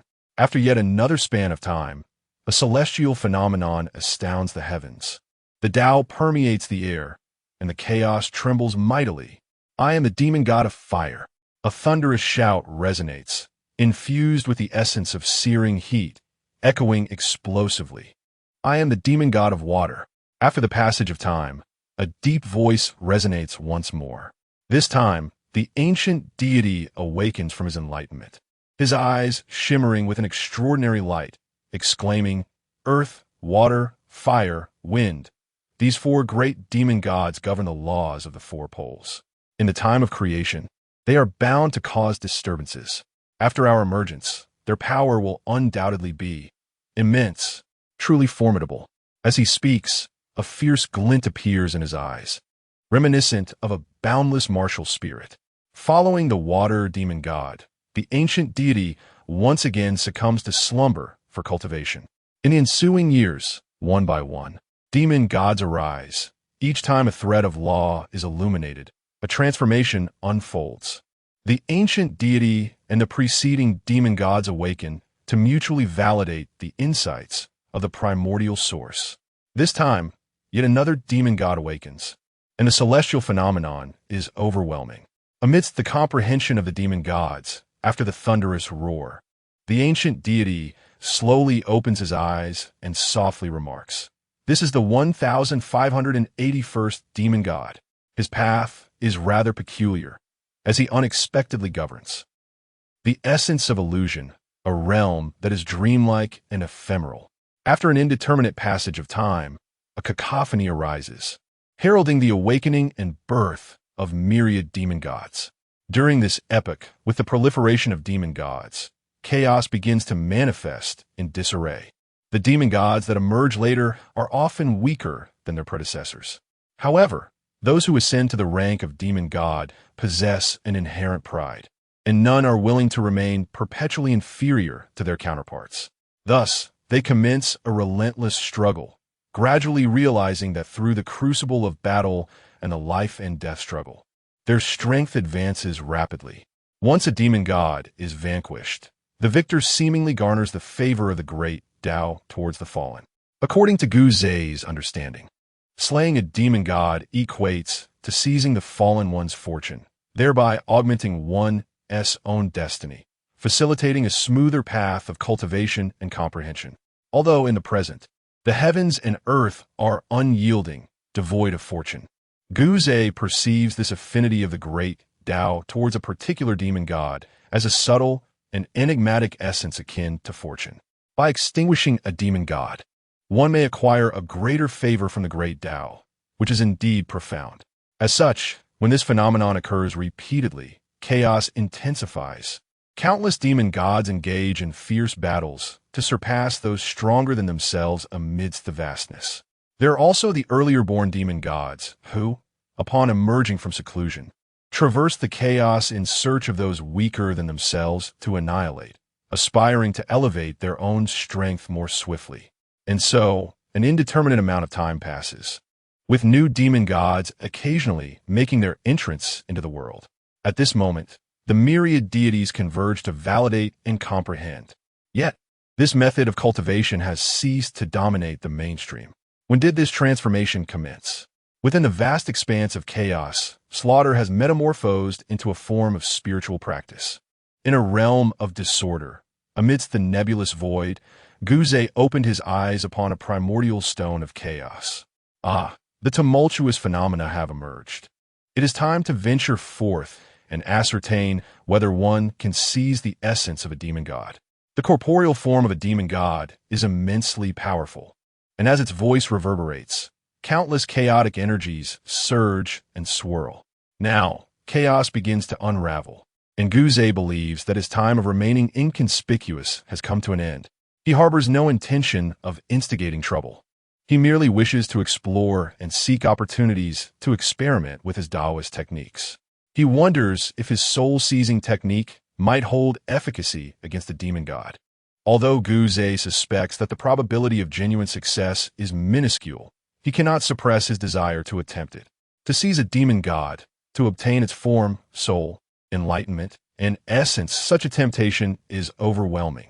If he does not make an attempt, Guze would be left unsatisfied. His thoughts would remain unfulfilled. This technique is the most potent method of cultivation that I have currently comprehended. It must be tried. Guze opened his mouth wide, devouring the primordial stone beneath him, and then he stepped forth in a determined direction. As he traversed, the chaos itself seemed to part in deference, as if it feared to provoke Guze. Chapter 7. Battling the Vastness, the Wind Demon God. In the midst of chaos, there exists a profound lack of direction, a boundless expanse of desolation. Guze arbitrarily chose a path and ventured forth, traversing numerous abyssal pits of disorder and covering interminable distances. A century had elapsed, yet he had encountered not a single soul. Could this chaos truly be so vast? As he pressed onward, an air of resignation emerged in Guze's gaze.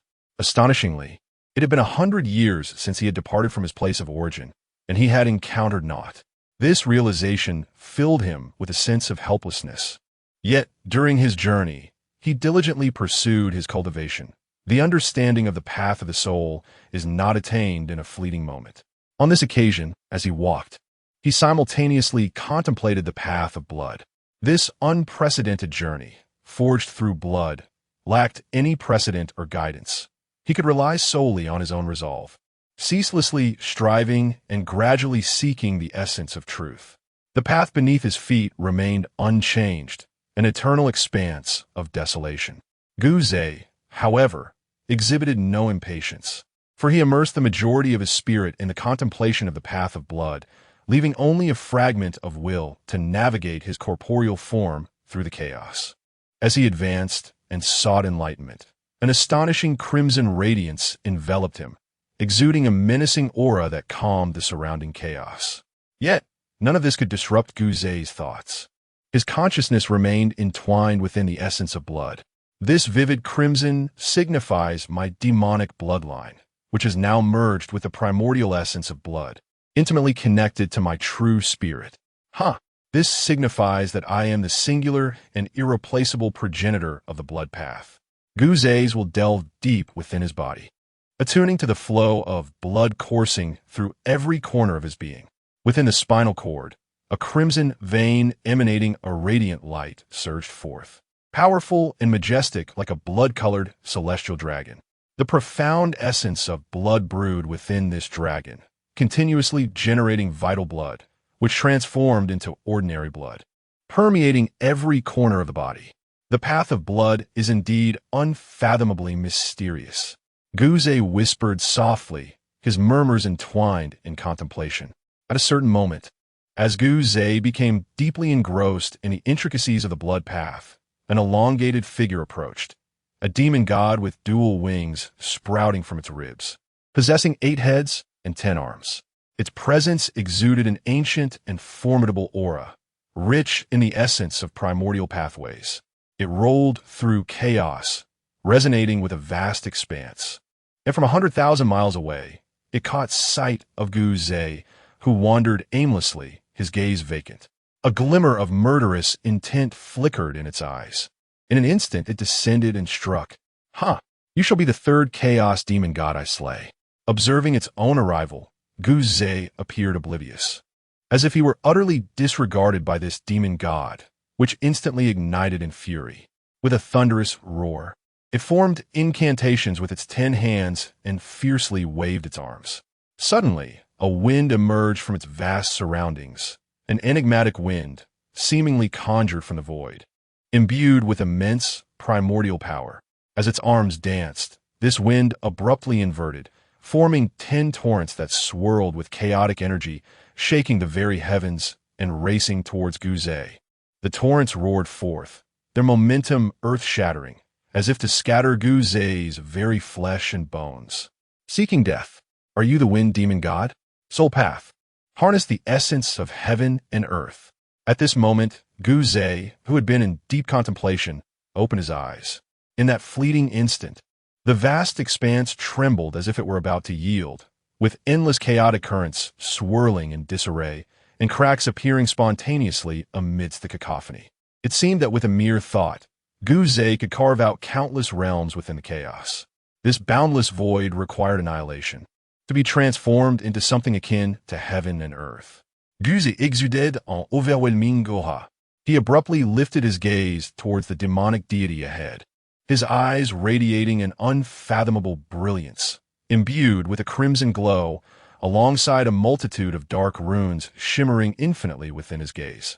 These dark runes replaced his pupils, emanating an indescribable and peculiar power that, at the moment the wind demon god met his gaze, stirred a tempest within his soul, causing his will to tremble amidst the thunderous roar. Who are you? No, this is the essence of the soul. You are actually the 6th demon god? The wind demon god's expression shifted slightly. Initially, he had assumed that Guze wandered aimlessly within the vastness, his eyes devoid of focus, a seemingly feeble demon. However, at this moment, he realized he had inadvertently stumbled upon a formidable opponent, the Soul Demon God, one of the top 10 demons. Although he too belonged to the top 10, Guze stood ahead of him in rank. In an instant, he felt that offending Guze recklessly was perhaps an unwise decision. Yet, how could he retreat now? In an instant, a fierce battle intent ignited in the wind demon goddess' eyes as he roared loudly, charging towards Guze. What a 6th! I shall see just how strong you truly are. The wind demon god roared fiercely. With a swift motion of his 10 hands, he grasped the void, causing the chaotic currents to transform and coalesce into 10 long blades. His eyes glinted with ferocity as he brandished the 10 swords, charging directly towards Guze with the intent to deliver a devastating strike. Behold my soul technique, law of heaven and earth. As Guze observed the 10 raging torrents accompanied by the demon god, his own eyes flickered with a glint of murderous intent. A shadowy gleam illuminated his gaze, and as it burst forth, it abruptly morphed into an endless surge of soul energy. This soul force evolved, manifesting one, then 200s, thousands, tens of thousands. In the blink of an eye, 1,000,000 square halberds coalesced before Guze, densely arrayed and radiating a dark light that illuminated all directions, exuding an overwhelming might that sent shivers down the spine. What sorcery is this?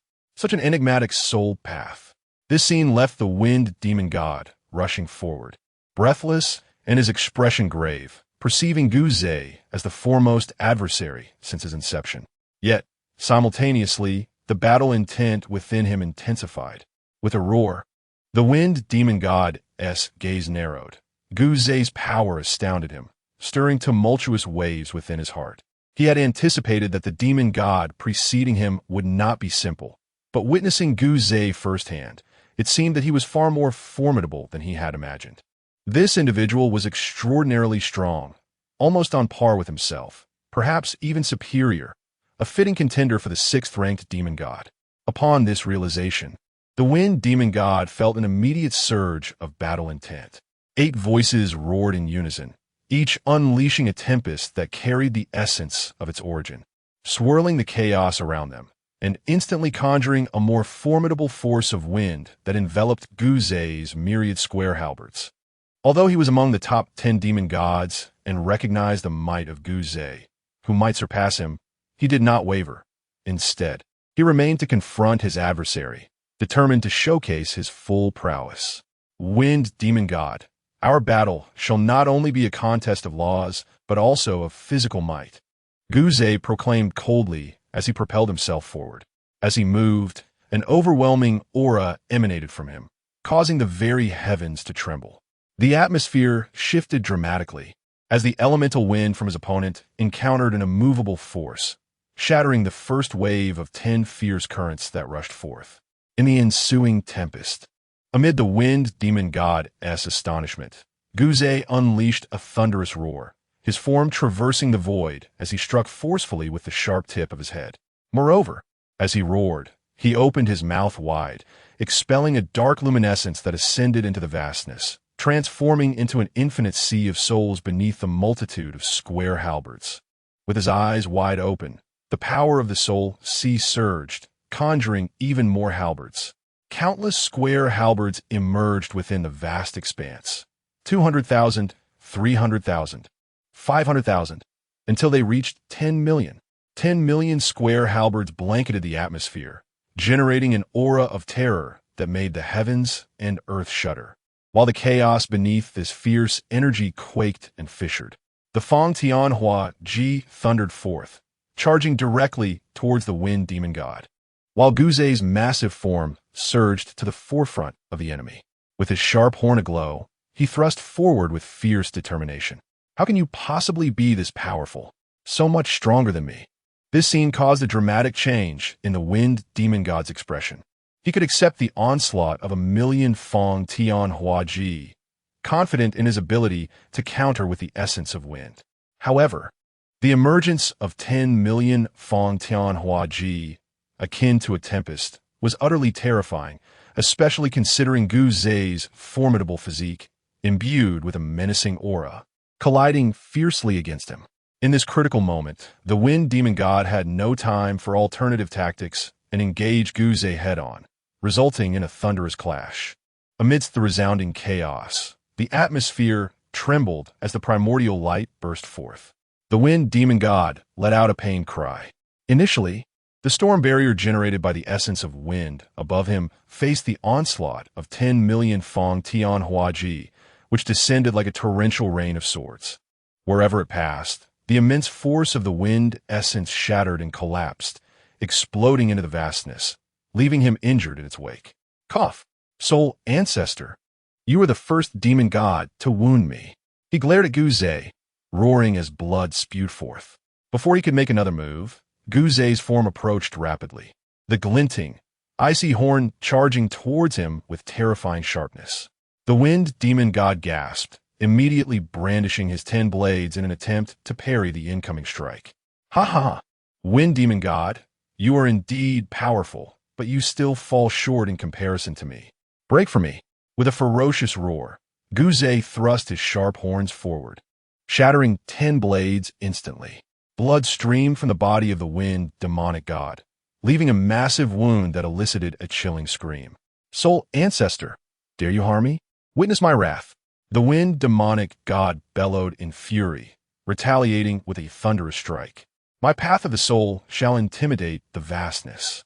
Guze roared, unleashing a torrent of power.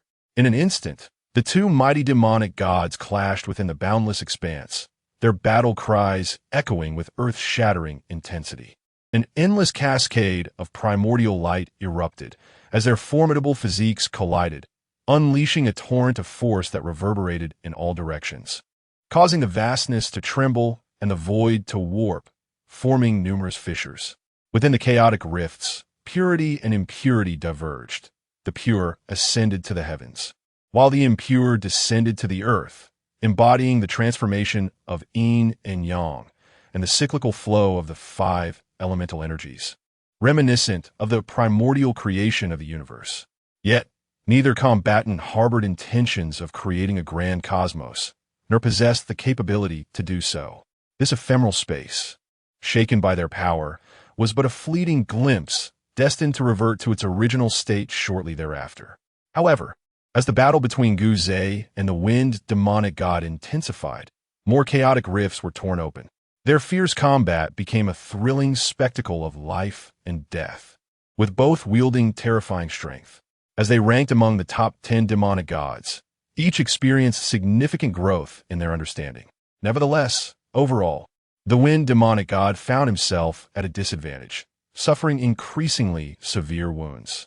Meanwhile, as the two presences gradually distanced themselves, a formidable primordial power surged forth, drawing the attention of an increasing number of formidable beings within the chaos. Among them were the celestial beings of time and space, and others who harbored grievances against the ancient deity Guze, namely the top 5 demon gods. Each of the 5 awakened from their contemplative states, their gazes gleaming with a chilling intensity as they coldly declared, "Soul Ancestor, have you only chosen to reveal yourself now?" Amidst the initial chaos of the primordial realm, we stand on the brink of a great calamity, yet this is hardly an opportune moment for us to act. How audacious of you, Guze, along with the elemental demon gods of earth, water, fire, and wind, to make your move at such a time. Engaging in slaughter now? One must ponder the implications. At this juncture, the 5 demon gods closed their eyes, each delving into profound contemplation, seemingly dismissive of the actions taken by Guze and the 4 elemental demon gods. Perhaps they were privy to certain secrets surrounding the impending slaughter incited by the chaos, intricately linked to the looming catastrophe. Weighing the pros and cons, they opted to remain concealed, biding their time for the most favorable moment to strike. The two forces are immensely powerful. One emanates the essence of the soul, while the other embodies the wind. Both are ranked among the top 10 demon gods. The Wind Demon God, in previous years, had slain 2 lesser demon gods, albeit of lower rankings, yet their prowess should not be underestimated. The Soul Ancestor holds the 6th rank, while the Wind Demon God occupies the 7th. Their rankings differ by a single position, leaving one to wonder if there's a desire to contest for supremacy. As for the Soul Ancestor, we have never witnessed his prowess in battle. Thus, the outcome of this confrontation remains shrouded in uncertainty. However, observing the momentum, both parties are formidable, far beyond our capacity to intervene. Given the current state of affairs and the prevailing atmosphere, it is evident that the Soul Ancestor holds a greater advantage. In that moment, amidst the boundless chaos, powerful beings from all directions began to take notice of the fierce confrontation between Guze and the Wind Demon God. Their gazes filled with awe and gravity, engaging in fervent discussions. Chapter 8. A Dominant Victory. The Seizure of Vital Blood. Within the infinite expanse of chaos, where the eternal gloom prevails, a cataclysmic battle unfolds. Initially, the conflict seemed insignificant, yet as the energies of both adversaries surged, their might radiated in all directions, capturing the attention of increasingly potent entities within the chaos. The clash between the Soul Ancestor Guze and the Wind Demon God. Who shall emerge victorious? This is the matter of utmost concern for all demon gods. As Guze and the Wind Demon God engaged in their earth-shattering duel, the vastness dimmed, and the void appeared to warp, rippling waves expanding thunderously in every direction. Gradually, in the throes of life and death struggle, Guze unleashed the principles of the soul path, with power erupting in a cacophony, gaining an ever greater advantage. The soul path, ranked 6th, found its inception through Guze's advance. The gap, though seemingly minor, was immensely significant. The Wind Demon God, in relentless retreat, bore a countenance of refusal, his furious roars reverberating through the heavens. The essence of wind shall tear your flesh asunder, Soul Ancestor. Meet your demise. As the battle raged on, it became painfully evident that no advantage had been gained. Instead, the Wind Demon God found himself retreating, relentlessly better de Guze. Enraged, the Wind Demon God began to chant incantations, invoking his divine powers to manifest the essence of illusion. In an instant, the void twisted into darkness, ushering in a tempestuous wind. As this wind emerged, it stirred the vastness, causing chaos to spiral in reverse. Under the influence of the primordial forces, a ferocious current suddenly wove itself into existence, giving rise to an immense net. This net, both elusive and palpable, shimmered with countless essences, intertwining with the rhythm of the Tao, as a thunderous roar resonated across the expanse. When the vastness trembled, the net surged toward Guzay. Ha ha ha! Wind Demon God, you are but a mere shadow. Witness my defeat of you. I shall extract the soul from the void and manifest the path of chaos. Guzay erupted in laughter, having discerned that this net attack was one of the adversary's most formidable techniques. With a booming shout and narrowed eyes, he fixed his gaze ahead, causing the void to tremble as if an imperceptible, ethereal light was drawn into his very being. This spectacle left the Wind Demon God aghast, his countenance shifting in horror. What had he witnessed? In the next moment, Guzay's eyes flared with a blinding radiance, a brilliance so magnificent it surged forth, barreling toward the net. The void fractured under the strain, and within the cacophony, it seemed as though an unparalleled force, steeped in the essence of emptiness, sought to obliterate the net. Impossible? The void is devoid of anything, let alone a soul. The Wind Demon God bellowed in disbelief. His body trembled violently. Disbelief etched upon his features as he witnessed the great net of the wind's essence being violently torn asunder. The void, inherently soulless, found its spirit through me, the progenitor of souls. I breathed life into it, and so it became animated. Bow before me. Gyuz laughed heartily, leaping forth with a sudden burst of energy, breaking through the great net of the wind's essence to hover above the Wind Demon God. As he roared to the heavens, it was as if he were declaring his dominion over the entire chaos itself. He lifted his mighty foot and brought it crashing down upon the Wind Demon God. With each impact, the chaos shattered. The light of the essence radiated outward, and amidst the swirling rhythms of the Tao, the air resonated with cracking sounds as fissures appeared in rapid succession. The Wind Demon God, consumed by rage, looked up in disbelief, only to find that Gyuz's foot had already usurped his world. In the blink of an eye, despite his frantic efforts to wield the essence and unleash boundless techniques, all paled in comparison to Gyuz's descending foot, rendering him powerless to resist. At that moment, he sensed Gyuz's overwhelming strength. Gyuz, how dare you humiliate me? No. The Wind Demon God bellowed as Gyuz's foot pressed down upon his head, a murderous glint igniting in his eyes. Blood gushed forth as he was sent reeling in anguish. Just as he attempted to rise and confront Gyuz in a desperate struggle, he found Gyuz's foot descending once more. The Wind Demon God's expression shifted wildly, and he emitted a roar, unleashing a cacophony of divine powers. From a moment my strongest technique shattered yours. Your momentum was stifled, and your fighting spirit lay in ruins. When I first stepped upon you, it was fated that you would never reclaim victory. Wind, in this battle, your defeat is inevitable. Ha ha ha. Gyuz laughed maniacally, his words sharp as a dagger piercing the heart of his adversary as his second foot descended. The Wind Demon God roared in fury, unwilling to succumb, yet suffering even greater wounds. This is the profound technique I have comprehended, the 3 steps of divine demons of ancient times. The first step shatters divine powers. The second step dismantles the will to fight. Now the third step, shatter the heart of the Tao. Guzay spoke coldly, stepping forth for the third time, his foot crashing down with tremendous force. In that instant, the world dimmed, chaos swirling in all directions. As the void twisted, the third foot descended violently. This step rendered Guzay's figure seemingly ordinary, yet to all the formidable beings within the chaos, he appeared as if he towered infinitely, akin to a giant standing tall amidst the vastness. That nearly terrifying aura forged a pressure profound enough to shake the Wind Demon God's heart of Tao. The third step. This foot exuded an even greater dominance than its predecessors. In the years that followed, this moment would become an indelible shadow in the Wind Demon God's psyche, causing a tremor at the mere thought of Guzay, whether filled with deep-seated hatred or desire for swift vengeance, as he would suddenly shudder, recalling the overwhelming foot of Guzay, drawing a sharp breath. Indeed, this was the outcome Guzay sought. When this technique was conceived, the first 2 steps, one shattering divine powers, the other dismantling the will to fight, though seemingly formidable, were merely a buildup of astonishing power and overwhelming momentum.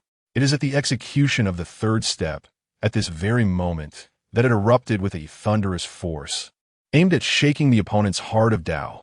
Even if it could not break it, it would cast a shadow upon them, enough to instill fear in their hearts in the years to come, making them falter even before the battle began. "No, Soul Ancestor, how dare you?" The Wind Demon God shrieked. The tremor of his Tao heart filled him with an overwhelming sense of crisis, one he had never encountered before. He was instantly struck with dread and terror. He could scarcely fathom how formidable and invincible the ancient Zay was. As he witnessed the colossal foot descending upon him, imbued with an indescribable force, his complexion turned pale, blood vessels bursting in his eyes. All his divine abilities proved futile, and as the essence of his power crumbled, he spat blood and was sent flying by the kick of ancient Zay. Even more terrifying was the sensation that his mind had encountered a thunderous blow, shaking the very core of his Tao heart. "Ancient Zay, I cannot coexist with you. Even if you triumph, what will it matter? You cannot harm me." The top 10 demon gods, under the protection of the great Tao, are destined to survive until the calamity strikes. The Wind Demon God, despite his massive form, was reduced to a pitiful state, barely rising to let out a ferocious roar. This battle was brutal, and he had suffered a complete defeat. Yet, ancient Zay bore wounds of his own. The previous victory, seemingly overwhelming, stemmed from the inherent momentum of the 3 steps of God and demon technique, which methodically shook the Tao heart of his adversary. In truth, even ancient Zay could not easily claim victory against the Wind Demon God. He had sustained significant injuries before employing the 3 steps of God and demon. As ancient Zay approached step by step, the Wind Demon God's eyes glinted with unwillingness and horror. Yet his face twisted into a vicious snarl as he glared at ancient Zay. Despite his utter defeat, he retained a sense of confidence, knowing that the top 10 demon gods could not perish before the chaotic calamity erupted. "Indeed, under the protection of the great Tao, I cannot slay you, but you have provoked me, and I shall ensure that all of chaos remembers the consequences of your actions." Regarding the words of the Wind Demon God, the notion that the top 10 demon gods are immortal is indeed known to Gu Zay, and it holds some truth. The top 10 demon gods, encompassing time, space, earth, water, fire, wind, and others, including Gu Zay himself, remain immortal until the arrival of the great Tao calamity. Hiss! What? The top 10 demon gods are immortal before the eruption of the great Tao calamity? How could this be possible? What terrifying power do they possess? The Tao is unjust. How unjust it is! Many chaotic powerhouses who overheard the conversation between Gu Zay and the Wind Demon God gasped in astonishment, their expressions shifting, revealing intense jealousy. Except for Gu Zay and the other demon gods ranked among the top 10, most demon gods began to curse in their hearts, deeming the Tao unfair. Yet, even with their jealousy, what could they do? Could they confront the Tao? Don't be ridiculous. Countless demon gods were frustrated, harboring their resentment while continuing to observe Gu Zay's actions. "Ancestor of souls, what are you doing?" The Wind Demon God called out anxiously as Gu Zay approached. "In our battle, I sustained considerable injuries and require a substantial replenishment of essence blood. I have always recognized that among the chaos, Brother Wind possesses the most grandeur. I trust you one team mind, lending me 100 or 80 drops of essence blood." Gu Zay spoke with a solemn expression, exuding righteousness. "Essence blood? 100 or 80 drops? Ancestor of souls, are you dreaming?" The Wind Demon God bellowed in fury. Not to mention 100 or 80 drops of essence blood. Even 10 drops would cause him great distress. 50 drops would leave him gravely wounded, and losing 100 drops could severely damage his foundation. He could not fathom how many years it would take to recover, and perhaps he might never fully regain his strength. "Ha! I am well aware that Brother Fengdao is generous and will not be concerned about such trifling blood." Gu Zay, unfazed by the furious roar of the Wind Demon God, approached swiftly with a smile. "I shall not give it. You cannot take it." Upon witnessing Gu Zay's smile, the Wind Demon God trembled. "Ha! Brother Fengdao, I am immensely grateful for your gift of blood. Your courtesy leaves me at a loss for how to repay you."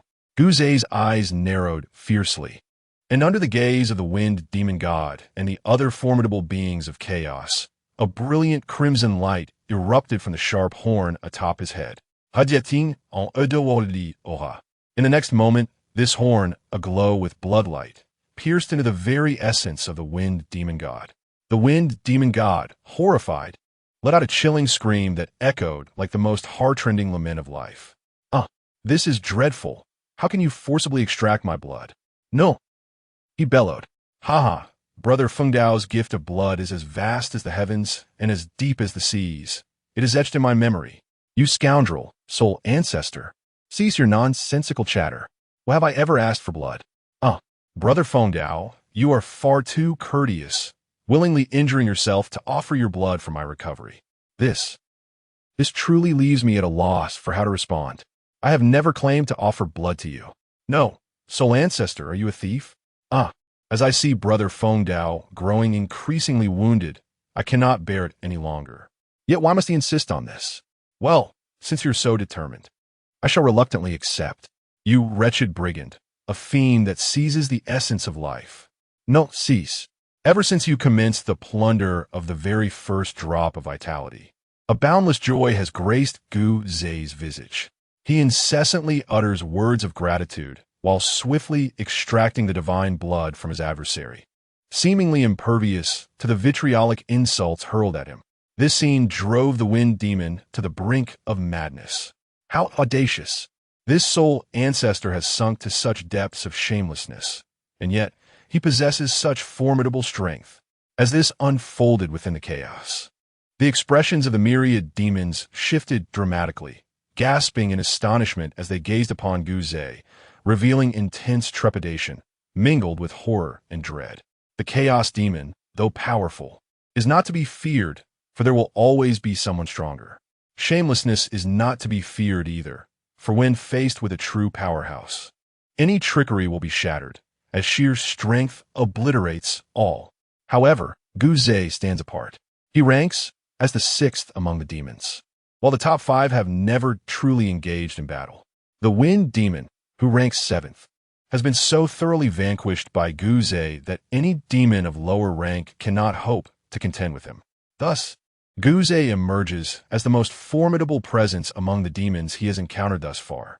If that were not enough, Gu Zei exhibits a shamelessness that knows no bounds. When did the Wind Demon ever offer you his blood? You are clearly engaging in theft. Even if one were to accept the notion of might making right, with the powerful entitled to seize from the weak, the Wind Demon would be powerless to resist. Yet, to audaciously claim righteousness while committing theft is truly outrageous. In the future, when encountering the soul ancestor, one must take a detour. Otherwise, one may fall victim to the theft of one's essence. As a sharp intake of breath echoed within the chaos, a singular thought arose in the hearts of nearly all practitioners. Aside from the top 5 demon gods, this place, Gu Zei, is not one to provoke. The fate of the Wind Demon God serves as a cautionary tale. They certainly do not wish to suffer the same fate as the Wind Demon God, who was robbed of his essence and brutally mistreated. In that moment, Gu Zei's name resounded throughout the chaos with an unparalleled prominence, instilling fear in all who heard it. Chapter 9. An attempt to possess a failure. As the battle subsided, countless demon gods etched the name of the soul ancestor, Gu Zei, deep into their memories. Those who had observed the conflict trembled at the dismal fate of the Wind Demon God, gasping in shock as their eyelids twitched uncontrollably. Is this soul ancestor someone we cannot provoke? They thought. Moving forward in the chaos, should they cross paths with him, a detour would be imperative. Otherwise, they risked losing their essence. In that fleeting moment, the apprehension towards Gu Zei among the demon gods intensified to an unprecedented degree, particularly as the Wind Demon God's cries, filled with anguish, grew increasingly heart-wrenching, echoing the most sorrowful sounds of existence. This caused the other demon gods to be even more horrified. Soul ancestor, may you meet a miserable end. Return my essence. The Wind Demon God bellowed. Alas! Gu Zei paid no heed, methodically extracting drop after drop of the Wind Demon God's essence. When dozens of drops have been taken, leaving the Wind Demon God in a state of utter despair, Guze suddenly lifted his gaze, his eyes frosty and proud, surveying the vastness around him. "Have you seen enough?" He sneered. He suddenly spoke, his voice resonating with an air of boundless menace. "Hiss!" Our furtive observations had already incited the displeasure of the Soul Ancestor, compelling us to retreat. Upon hearing this, a cacophony of gasps echoed from all directions, as the demon gods expressed their astonishment. In the next moment, the divine consciousness that had been lurking in the void was entirely withdrawn, no longer fixated on Guze. After all, this battle had reached its conclusion. What remained was merely the torment of the Wind Demon God, nothing worth witnessing. As for the Wind Demon God's heart-wrenching cries, they elicited no sympathy. None would come to his aid. In fact, many demon gods harbored a desire for Guze to extinguish the Wind Demon God's life. Thus, in the blink of an eye, only the two of them remained in the vast expanse. "Soul Ancestor, what do you intend to do?" This marks my 43rd drop of essence blood." At that moment, the Wind Demon God appeared utterly haggard, emitting a heart-rending roar, his voice feeble. "Humph. For no reason at all, you dare to strike at me. I certainly cannot kill you. Let's consider 50 drops of your essence blood as interest for this occasion. There awaits even more delightful experiences for you soon." Guze revealed a chilling smile, his expression twisted with malice, as he continued to extract the essence blood. He sensed that 50 drops represented the limit. Any more could destabilize the Wind Demon God's foundation. It seemed that those ranked within the top 10 demon gods were under the protection of some great principle, impervious to destabilization. "What? 50 drops? Soul Ancestor, I shall not rest until I have settled this with you." The Wind Demon God, fully aware of the irrevocable enmity between the two parties, roared in fury. "Ha! Wind Demon God, do you seek vengeance upon me? That can only occur once your injuries have mended. Moreover, I can assure you that by the time you recover, I shall have grown even more formidable. To be defeated by me once is to be condemned to eternal downfall, with no possibility of resurgence." Ancient chuckled goldly, his entire being emanating a crimson aura as he disregarded the Wind Demon God's plight, relentlessly siphoning the essence of his adversary's blood. Each droplet of the demon god's blood, infused with an ancient essence and an incomparable magnitude, thunderously merged into Ancient Zay's corporeal form, intensifying his malevolent aura. In his immense eyes, a captivating bloodlight shimmered ominously. Furthermore, the infusion of the Wind Demon God's blood resonated deeply within him, causing a tremor in his bloodline's origin. Within Ancient Zay's true spirit lay a crimson thread of law, representing his essence.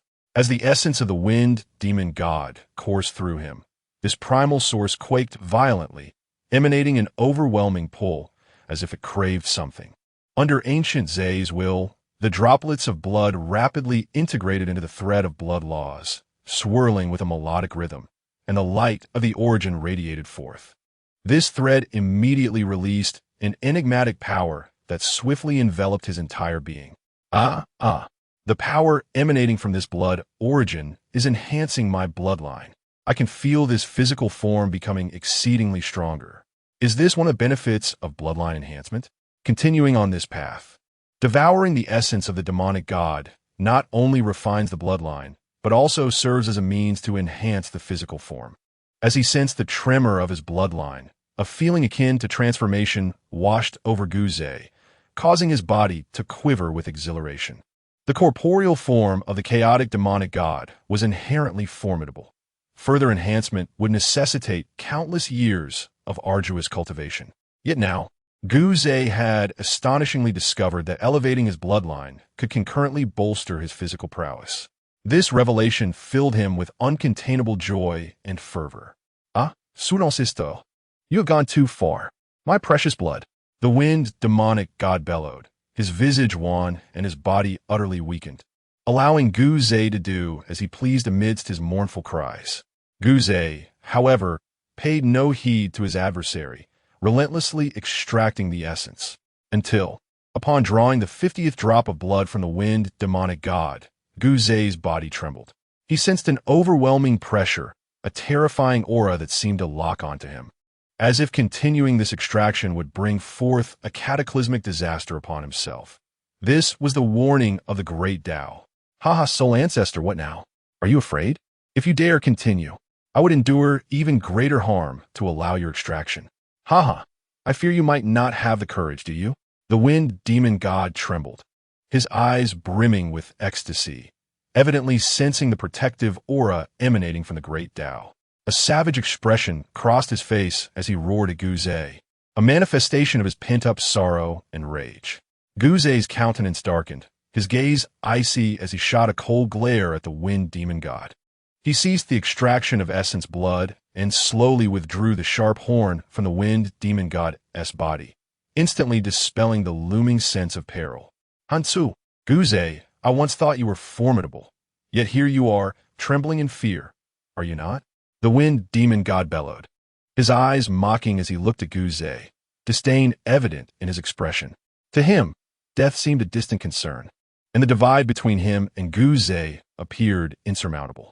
The memory of their previous battle, coupled with the humiliation of having his essence blood siphoned away, surged within him, igniting an explosive outburst of rage. Wind Demon God, there is no need for your tirade. I have already stated that 50 drops of essence blood are merely the interest. The true, devastating techniques lie ahead. Surely, you do not think I intend to let you off so easily?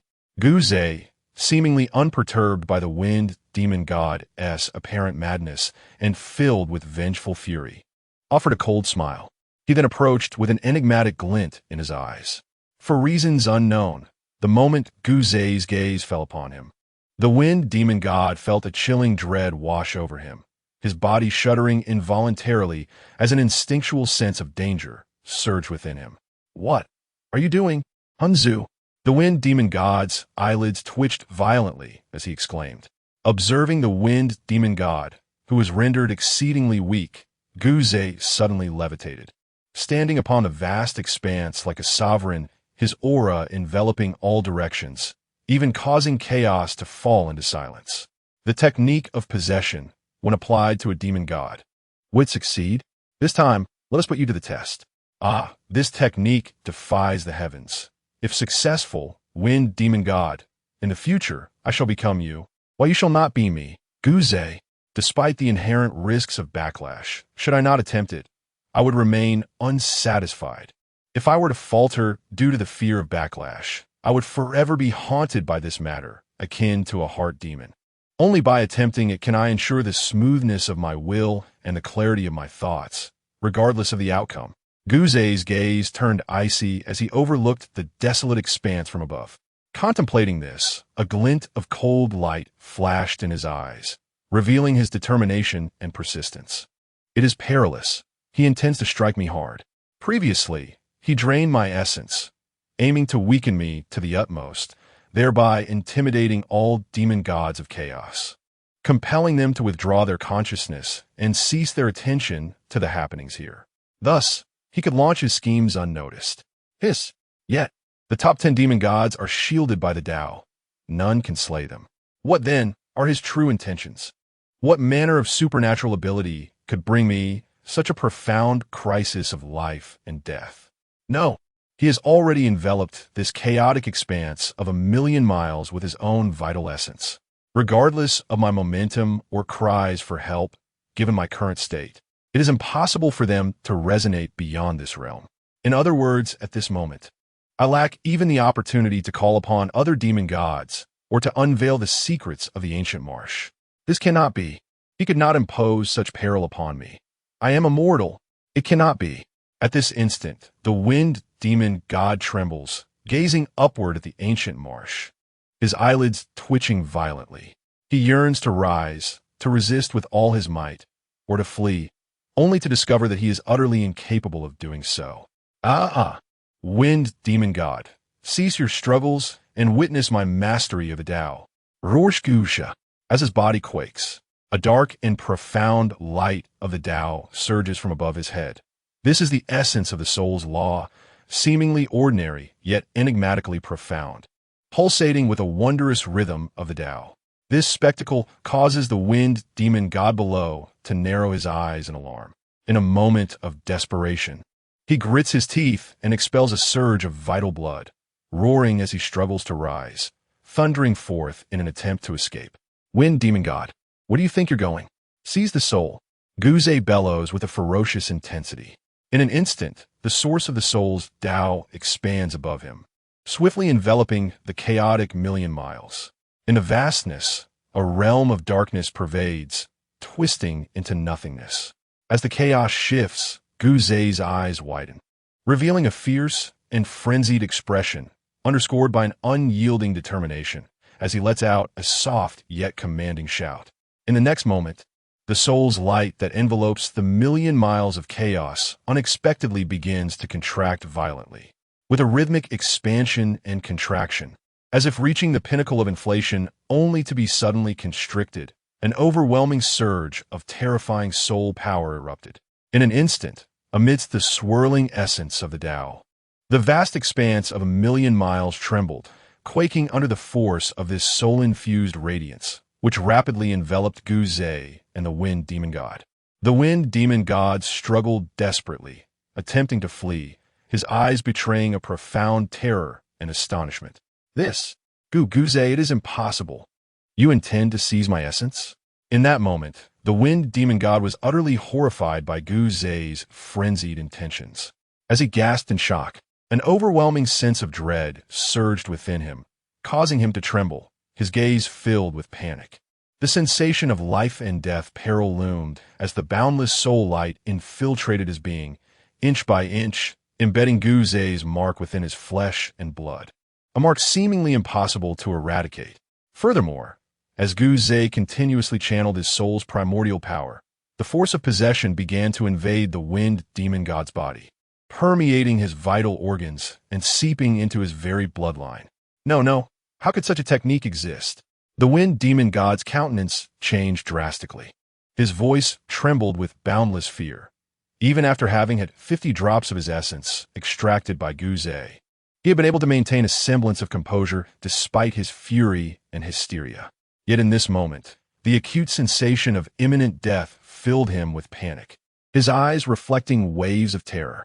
Simultaneously, a tide of regret surged within him, overwhelming his soul.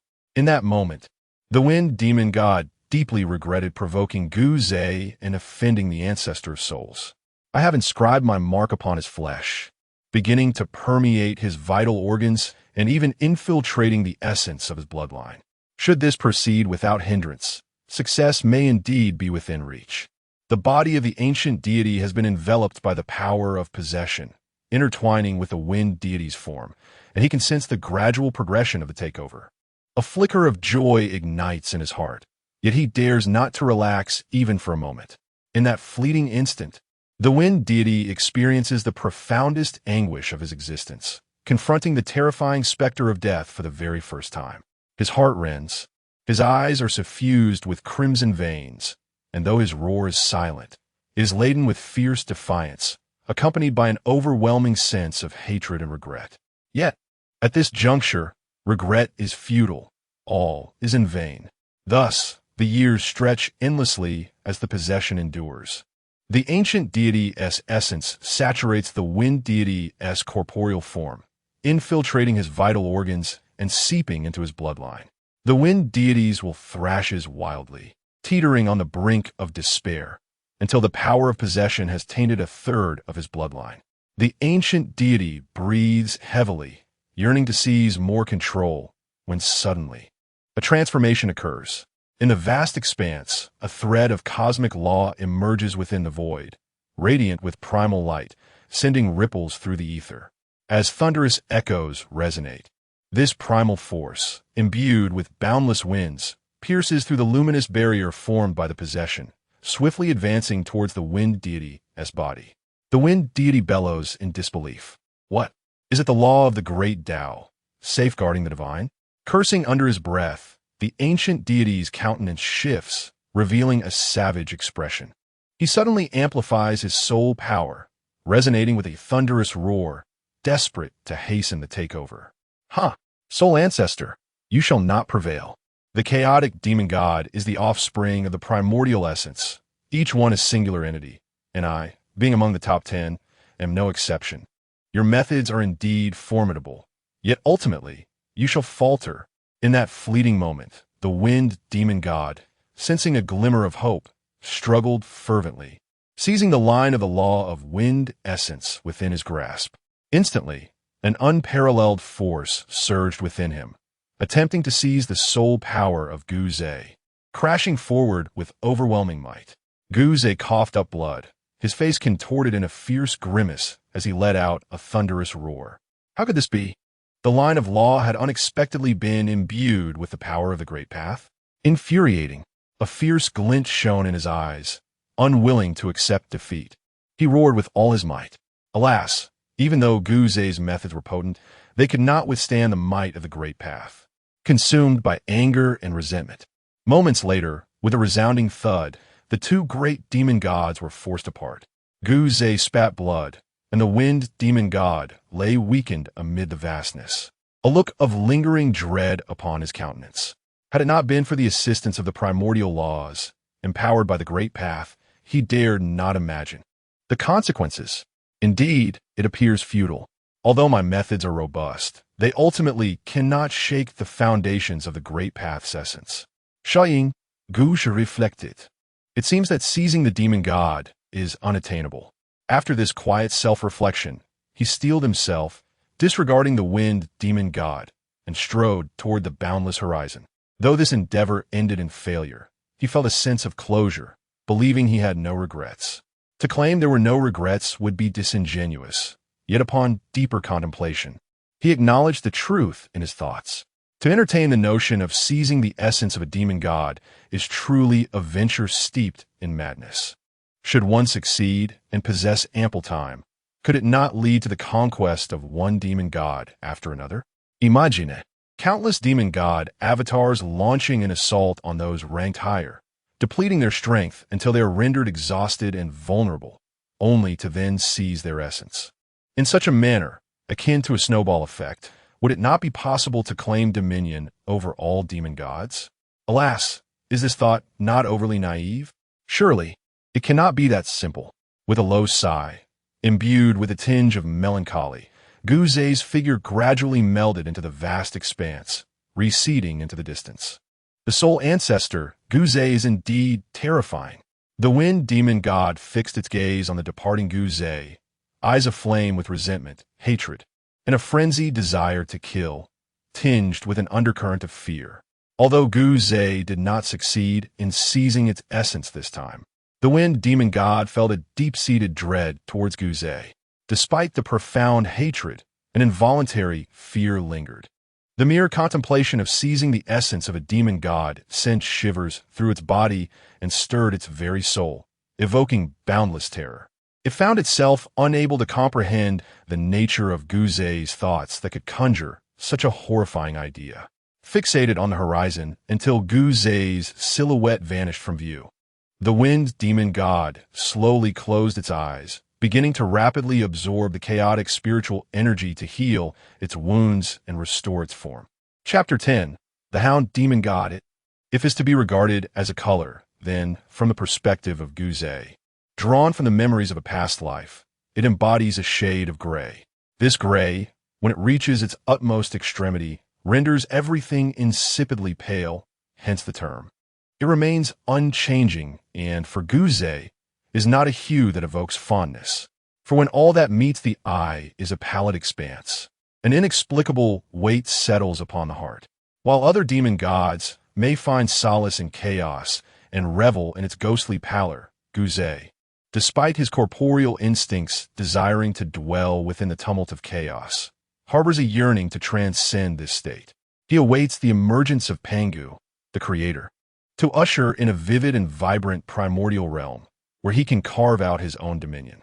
Moreover, signifies obscurity, representing boundless possibilities and profound depths, as if yearning for an explorer to unveil its mysteries. Together with, it gives rise to chaos. In this boundless expanse, seemingly unchanged since time immemorial, a colossal figure strides forward, traversing the desolate grayness, from which emanates a low, sorrowful sigh. This is the voice of Guzay, and this immense beast is none other than his demonic form. As he speaks, his voice resonates deeply within the vast emptiness, and he slowly closes his eyes. In that fleeting moment, a faint crimson glow radiates from his being, a marvel akin to the essence itself. Yet, amidst the chaos, in a state of ennui, Guzay began to close his eyes and delve into the path of enlightenment. Within the boundless chaos, time lost its meaning.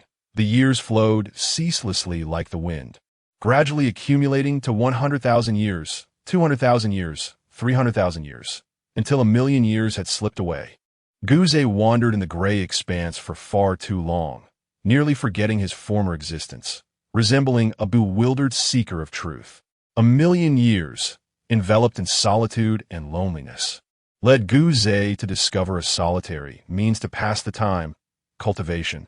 The path of enlightenment seemed infinite, as if it would extend eternally without conclusion. Throughout this extensive epic, Guzay primarily focused on comprehending the essence of his soul and the mysteries of bloodline cultivation. He experienced numerous awakenings, each time emerging with an increasingly profound gaze, imbued with an air of ancient wisdom. Many of these awakenings were triggered by external forces, often due to the reckless attacks of demonic entities within the chaos. Thus, he traversed this realm, oblivious to the passage of time. Perhaps another 1,000,000 years had elapsed. In a fleeting moment, the entire chaos trembled, resonating with the rhythms of the great Tao. As the formidable beings of the vast expanse sensed this stirring, Guzay, who had been journeying alone within the chaos, suddenly opened his eyes. In that instant, as his eyes fluttered open, the chaos erupted with a swirling sound, an endless roar reverberating throughout. This thunderous cacophony, in its tumultuous ebb and flow, seemed to render the entire vastness awestruck, as if compelled to pay homage to Guzay, whose presence radiated an overwhelming aura upon his awakening. Upon awakening, a flicker of bewilderment crossed his eyes. Amidst the resounding echoes, an endless stream of chaotic energy whirled around his form, rapidly coalescing into a vortex. This vortex, imbued with immense momentum, surged forth towards the eighth scroll, dissipating the confusion in his gaze. Has another demon god emerged? I can scarcely recall whether this is the 2983rd or the 2984th. During my years of profound meditation, it seems that the battles within the chaos have intensified. Could this be a portent of the impending calamity? Does this demon god wield the essence of shadow? This essence may indeed be extraordinary, yet your emergence is belated. In the forthcoming chaos catastrophe, you are destined to be but a pawn. Gazing up into the vast expanse, Guzay's bewilderment vanished, replaced by an enigmatic light that sparkled momentarily before fading into tranquility. He spoke softly, though despite his words, his spirit expanded, intertwining with the threads of the soul laws that resonated within the boundless void, seeking to validate them against the newly manifested demon god's shadow laws. The emergence of a demon god illuminates the threads of the great laws, presenting an opportunity for enlightenment that no chaotic being would willingly forego, Guzay included. Over the past 1,000,000 years, there have been numerous births of chaotic demon gods. Each time, Guzay awakened as he did now, delving into the essence to gain understanding. However, with unwavering focus and a heart devoid of distractions, the ancient being, along with all the primordial entities, including the newly emerging demon god igniting the threads of the laws amidst its roar, remained oblivious. This time, the birth of the demon god was not singular, but rather twofold. In the boundless expanse, shrouded in gray mist, countless threads of law materialized in the void above the chaos. A colossal demon god howled towards the heavens, emanating a radiance of primal origin, an enigmatic light that surged and mingled with the vastness, rapidly illuminating the threads of law within. I am the progenitor of the shadow path. Beyond me, chaos possesses shadows, the demon god proclaimed. Its endeavor to illuminate the threads of law proceeded seamlessly, completely unaware that within this chaos, another demon god was simultaneously being born. In another realm of chaos, amidst the vastness, yet another demon god emerged. As it abruptly opened its eyes, it too roared towards the sky, attempting to summon the threads of law and, through its understanding, illuminate them to gain the acknowledgement of the great path. Yet, after its thunderous roar into the void, it was met with utter silence. What was happening? The demon god was momentarily taken aback. Were the threads of law? Come forth, it bellowed. This cannot be. I am a demon god, the child of the great path, and yet there are no laws? This cannot be. Everything is not as it should be. Come out. The demon god looms magnificently, its colossal form exuding an overwhelming aura, seemingly imbued with an unshakable power. If Guze Rual were present, he would undoubtedly recognize that this demon god's visage is a grotesque magnification of a dog. Its entire body is adorned with long, lustrous fur, dark as night, emanating an eerie, somber glow. The robust physique appears to harbor immense strength, and its head is extraordinarily large, akin to an ancient star. In this moment of desperation, as the threads of the laws remain elusive, anxiety mounts. With a thunderous roar directed skyward, its cavernous maw seems poised to engulf the heavens. The demon's teeth are razor-sharp, heavy as a continent, while its enormous claws reveal talons that glimmer with an endless sharpness, capable of rending chaos and annihilating the vastness before it. A truly terrifying and grotesque sight. Standing amidst the vastness, it bellows in fury, yearning to summon the threads of the laws that belong to it. Yet, no matter how hard it strives, they remain absent. How can this be? It refuses to believe it. I am the chaotic demon god, the child of the great path. It roars in defiance. In its furious outburst, its form swells even larger, more imposing, seething with rage as it curses, "The great path is unjust. Why do other demon gods possess the threads of the laws while I am left empty-handed?" Reluctantly, it resigns itself to a furious roar, for beyond this, it knows not what else to do. Until a certain moment, the vast expanse was enveloped in a profound silence. The rhythm of the great Tao concealed within the void, vanishing from sight. At this juncture, Guze and the others opened their eyes, each reflecting a glimmer of enlightenment as they concluded this serendipitous encounter. The formidable demon god, resembling a hound, unleashed a thunderous roar that reverberated across the surroundings. Its colossal form, horrifyingly grotesque, appeared in that instant to transcend the very essence of a mere dog. Indeed, such a behemoth could not possibly be classified as a mere canine. It was a demon god, one of the most diminutive, lacking any semblance of principle. If viewed through the lens of Guze's future understanding, its shape would not evoke thoughts of a dog, but rather that of a formidable mastiff, leading him to believe it to be a powerful creature dwelling amidst the vastness. Is the great Tao unjust? Why am I devoid of this? As the pervasive rhythm of the great Tao dissipated, the mastiff-like demon god could no longer suppress its grievances, questioning the inequities of the cosmic order. Suddenly, before him, as the void twisted, a ray of Tao light emerged from the vastness. This luminescence intertwined with the demon's being, imbued with a profound causal power, both enigmatic and extraordinary. The moment this radiance manifested, it swiftly transformed into a thread that extended infinitely, piercing through the fabric of the void. As this thread appeared, it emanated a remarkable vibration. One end seamlessly merged into the demon god's form, while the other surged forth with a resounding roar, reaching into the unfathomable distance. Is this? The demon god bellowed in rage. How dare someone seize my fundamental essence of the great Tao?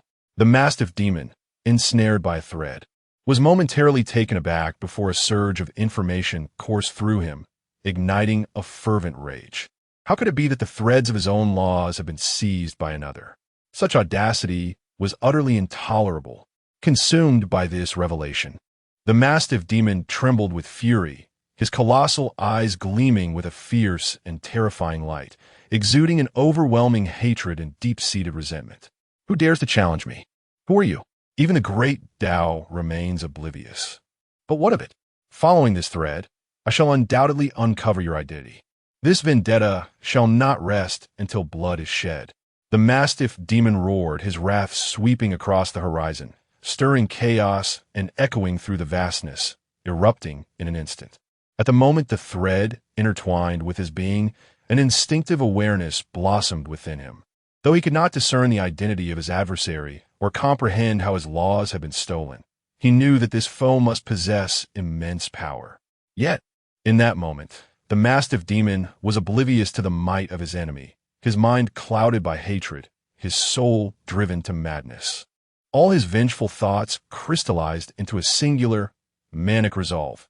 The debt of vengeance must be repaid, a relentless cycle of retribution that could not be resolved. Simultaneously, as a ray of the great Tao infused the mastiff demon, an eternal vortex spun within the chaos, akin to a tempest. In its midst, an ancient entity sensed this disturbance, his eyes revealing the weight of ages as he spoke with an air of confusion. What is happening? I feel a strand of causality slipping beyond my control, flickering and fleeting. In this ancient existence, amidst confusion, the peculiar radiance within his gaze seemed to encompass the essence of causality. If the ancient deity were present, he would undoubtedly recognize that this being, who had once joined forces with various demonic entities across time and space to launch an assault against him, was indeed one of the top 5 among those malevolent gods, wielding the primordial essence and its corresponding principles, most notably the path of causality. He was none other than the god of causality.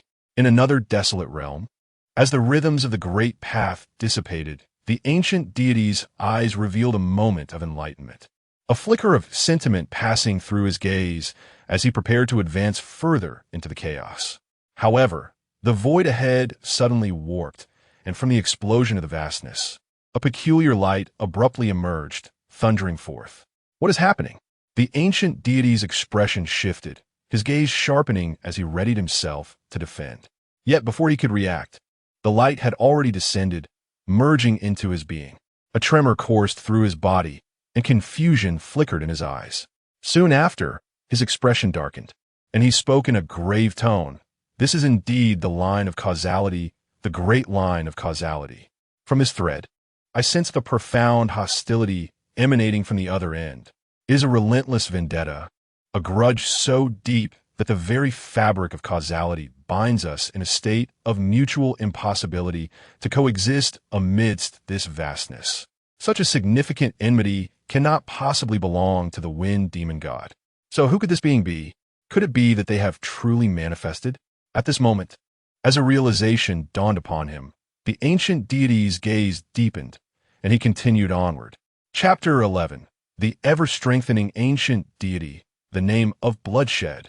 In a vast expanse, moving forward in solitude, Guze did not immediately enter a state of comprehension. Instead, a contemplative expression clouded his features, and he murmured, "There are many practitioners in the chaos with whom I have unresolved grievances, yet nearly none possess such an insurmountable enmity that it cannot be resolved. The Wind Demon God is not among them, nor the others of time and space. Furthermore, those who once attacked me in the past and were subsequently defeated by me cannot possibly establish such a profound karmic connection with me. Those who sought me out and were vanquished by my hand were spared from death, as I wish to avoid accumulating excessive karmic ties. After every victory, I merely extracted dozens of drops of the demon god's essence as a slight punishment. In this world of relentless slaughter and cruelty, I have shown all the mercy I can muster. I sense that even though those demon gods harbor animosity towards me, it is not particularly intense. Their feelings towards me are more rooted in fear and trepidation, rather than deep-seated hatred." At this point, Guze's expression darkened as he recalled the inexplicable thread of causality that had intruded upon him, imbued with intense hostility. With a thoughtful gaze, he narrowed his eyes and pondered. In this manner, having ruled out the 5 great demon gods of time and others, as well as the Wind Demon God and my former adversaries, only one possibility remains. Could it be that this time, not just one demon god is born, but 2? If that is the case, then apart from the Shadow Demon God, there must be another demon god emerging in this boundless chaos. one that I share a significant karmic connection with that must be resolved.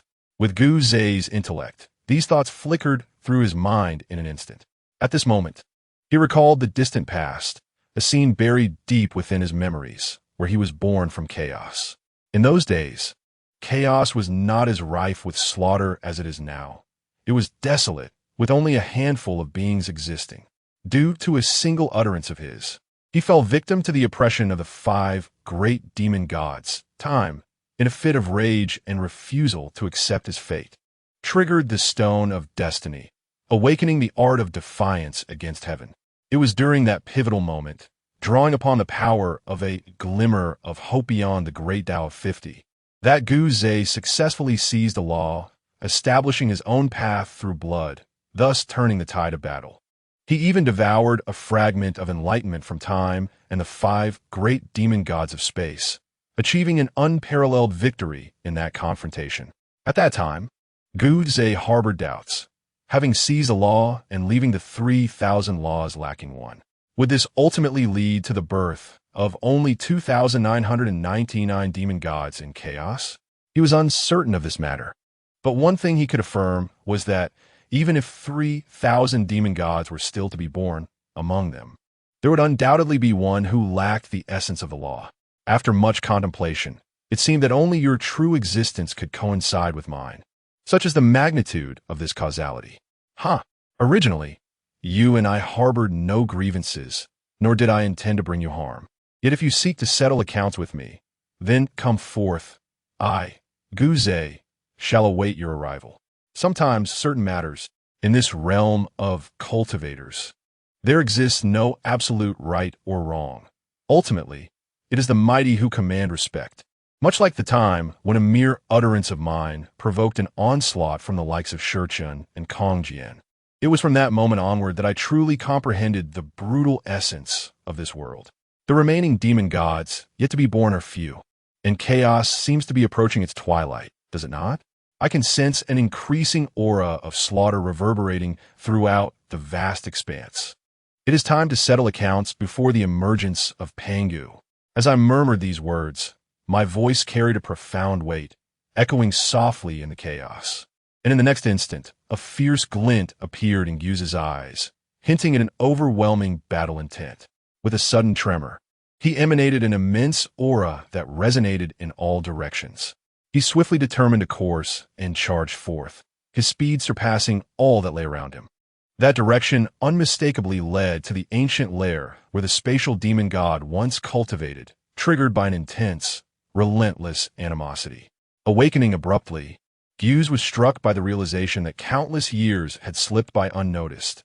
Indeed, we have now reached the twilight of the chaotic era. This signifies that Pangu's arrival is imminent, heralding the advent of the chaotic tribulation aimed at demon gods like ourselves. Before that, Gus must resolve certain karmic entanglements. Spatial entity, you who once oppressed me shall now face retribution. My demands are modest. Merely a few drops of your essence will suffice. In the midst of the howling winds, Gu Zhe contemplated silently. Before long, from a million miles away in the vast expanse, the sounds of fierce combat echoed, a powerful momentum rolling forth in all directions. Gu Zhe's gaze sharpened as he understood that ahead of him, a million miles away, a chaotic demon god was engaged in a life-and-death struggle. Had they not attacked me first, I would have certainly circumvented them, but now... A glint of cold light flashed in Gu Zhe's eyes as he stepped forward, crossing the boundless expanse, his aura erupting as he advanced. Since this is the twilight of chaos, I shall not concern myself too much. After all, chaos reigns supreme. Am I not drawn to your essence? I shall seize it. What can be done about it? Who's to blame for your weakness? With this thought, Gu Zhe found his reasoning, and his momentum grew even more formidable as he charged forth. A million miles away, amidst the chaotic vastness, 3 demon gods were embroiled in a fierce battle, showcasing various divine powers and techniques. The light of their origins radiated, and the overwhelming force caused the very fabric of the chaos to tremble, fissures appearing in the void, dark and foreboding, evolving into the interplay of yin and yang. These 3 demon gods were immensely powerful, their strength formidable, engaging in a life-and-death struggle without yielding an inch. They bore no enmity towards one another. Rather, in this current chaos, slaughter was the prevailing theme. Even in the absence of hatred, the desire to slay a demon god for the favor of the great Tao drove countless chaotic cultivators to madness. The favor of the great Tao? It is akin to the fateful fortunes in Gu Zhe's mind. For the beings of chaos is an enigmatic entity. The more one possesses, the faster one comprehends the essence of their cultivation. Thus, often devoid of hatred, when two parties encounter each other and their strengths are not excessively disparate, they will promptly engage in a fierce battle. If one can vanquish the other, so be it. If not, they shall refine their skills through combat. Roar, you too. Behold my essence, the supreme heaven, the mountain of Tao. Among the three great demon gods, one appears as a colossal giant, his body enshrouded in dark, glistening scales, with a massive head resembling that of a catfish adorning his neck. Among the three, this demon god is the most formidable, and, at this moment, he cries out in fury. As he bellows, the rhythm of the Tao envelopes him. The light of his essence radiates, and an ancient mountain suddenly materializes before him, emanating earth-shattering waves of power. With a mere gesture, the ancient mountain roars to life, releasing an overwhelming and invincible force that crashes down. Fool! Do not presume we fear you. The other two demon gods, sensing the gravity of the situation, swiftly unite and unleash their ultimate techniques. One gathers power, his fist resembling a constellation as it strikes forth with thunderous might. The other, with a fierce roar, exhales a precious orb, a treasure cultivated from years of absorbing chaotic energy within his being, surging forward with immense momentum. In an instant, the three assaults collide, causing the vast expanse to tremble. What can you two accomplish together? The disparity in strength is evident. Do you truly hope to defeat me? Prepare to receive my wrath. The catfish giant demon god laughs boisterously. In his roar, a glimmer of exhilaration shines in his eyes as he prepares to wield his Tao techniques and continue the battle. Suddenly, a formidable aura erupted from a distance, rushing towards the three of them in the blink of an eye. The intensity of this presence was overwhelming, causing a sense of suffocation that made even their very essences feel sluggish. The three demigods immediately changed their expressions, bewildered by the might of this unknown entity. Who could possess such extraordinary power? This individual was the strongest they had ever encountered in their lifetime. The maniacal grin on the face of the catfish giant demigod had not yet fully faded, but the chilling light in his eyes swiftly transformed into sheer terror. As his body trembled, disbelief washed over him. He abruptly raised his head and exclaimed, "Surely, even the top 30 demigods cannot compare in strength." The other two demigods, now on high alert, ceased their fierce battle, their eyelids twitching in fear, mirroring the giant's reaction. In the next instant, amidst their astonishment, the figure of Gyuz approached with an unshakable grandeur, his presence imposing and domineering. With a disdainful gaze and a cold voice, he declared, "I am the sole Ancestor Gyuz. You three shall each offer 30 drops of your essence blood. Should you choose to resist, contemplate the consequences."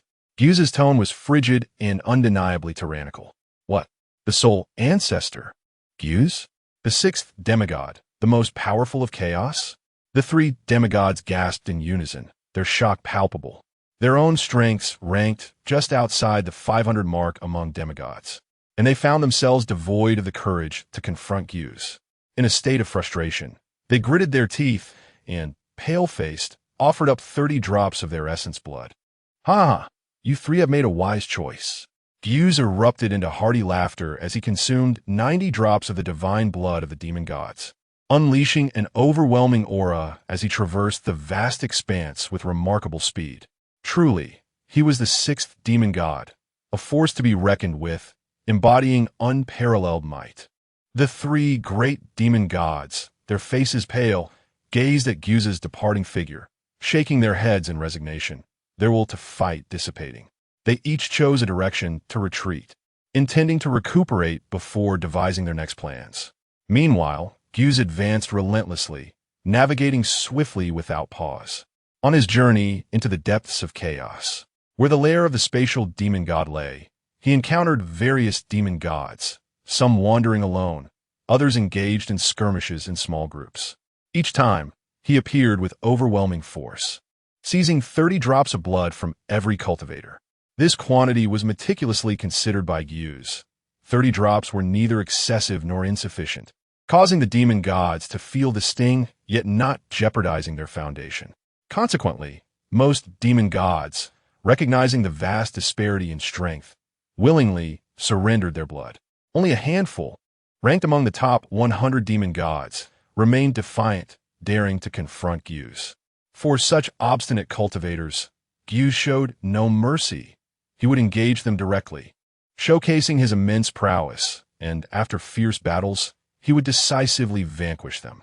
For these disobedient demon gods, he would inflict severe punishment, extracting 50 drops of their blood, exacerbating their injuries. Then, with a triumphant laugh, he would arrogantly depart, indifferent to the anguished cries and desperate howls of the cultivators behind him. Cursed be you, the audacious thief of blood, Gyus the sole ancestor. Thus, along the journey, the relentless slaughter continued, and the essence of life acquired grew increasingly abundant. Here in the realm of Gyus, his comprehension of the blood path intensified, just as chaos amplified his infamous reputation, resonating more loudly. The chaotic cultivators, whose essence was seized, harbored deep-seated animosity towards him, cursing him through gritted teeth. The term blood thief was bestowed upon Gyus by the chaotic practitioners, a title that, to him, held little significance, as he remained focused solely on his relentless pursuit of strength.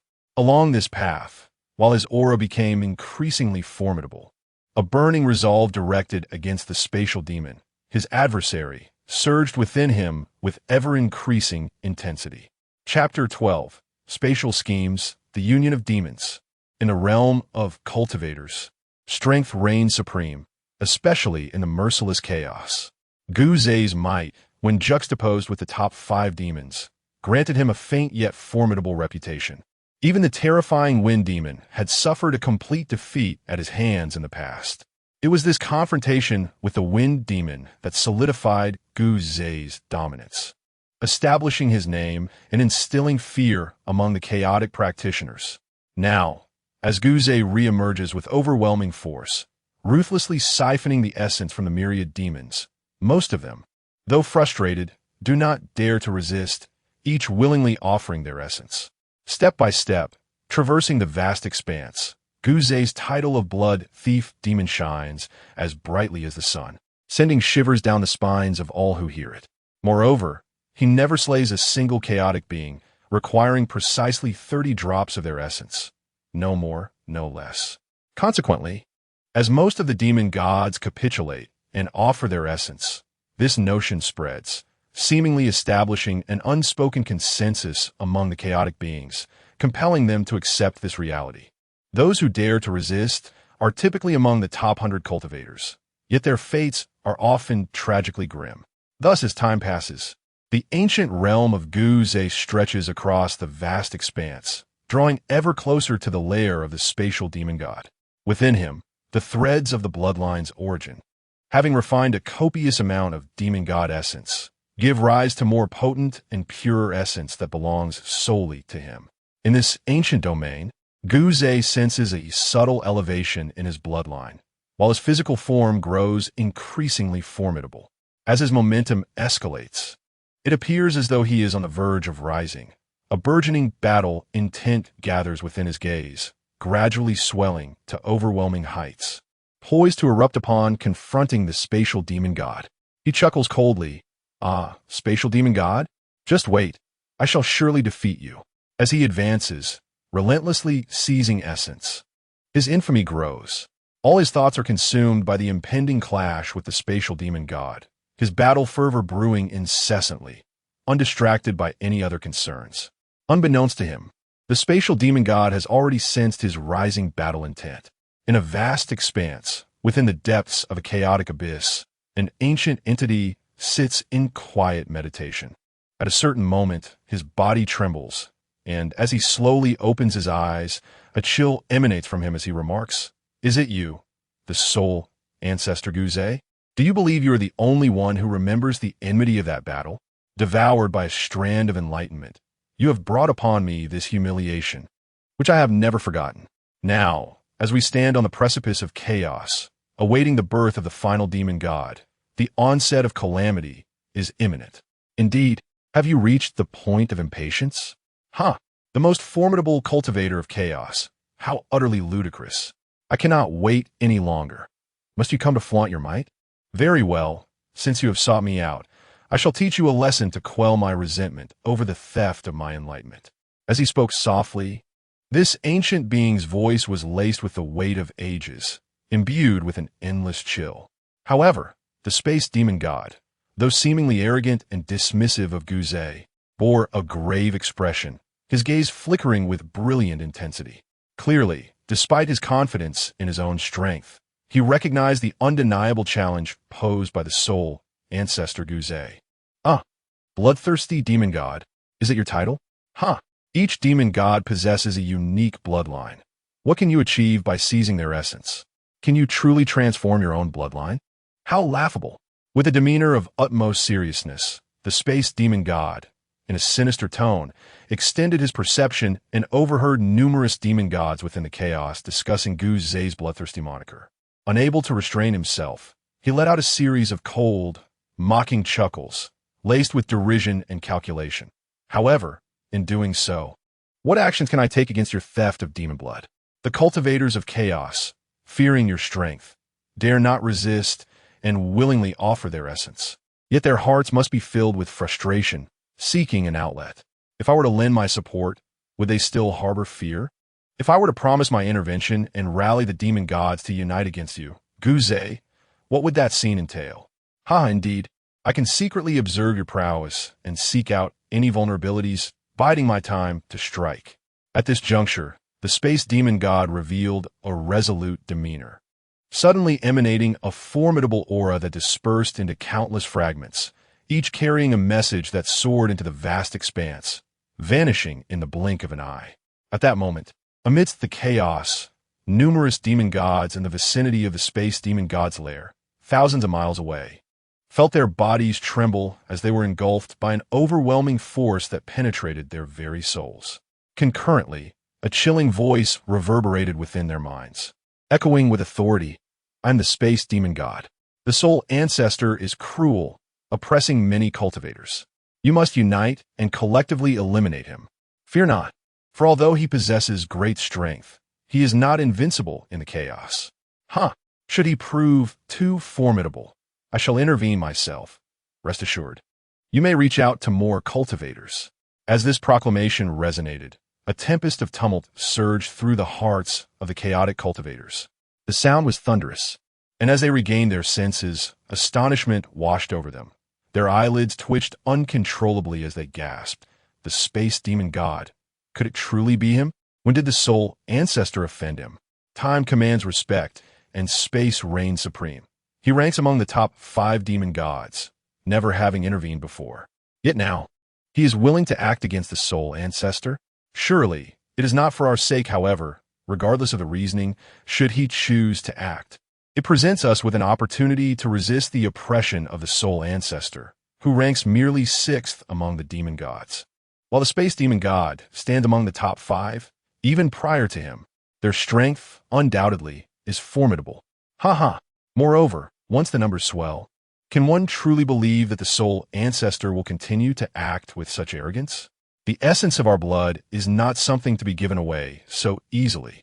At this juncture, the various cultivators of chaos displayed a glint of coldness in their eyes, accompanied by an air of ferocity.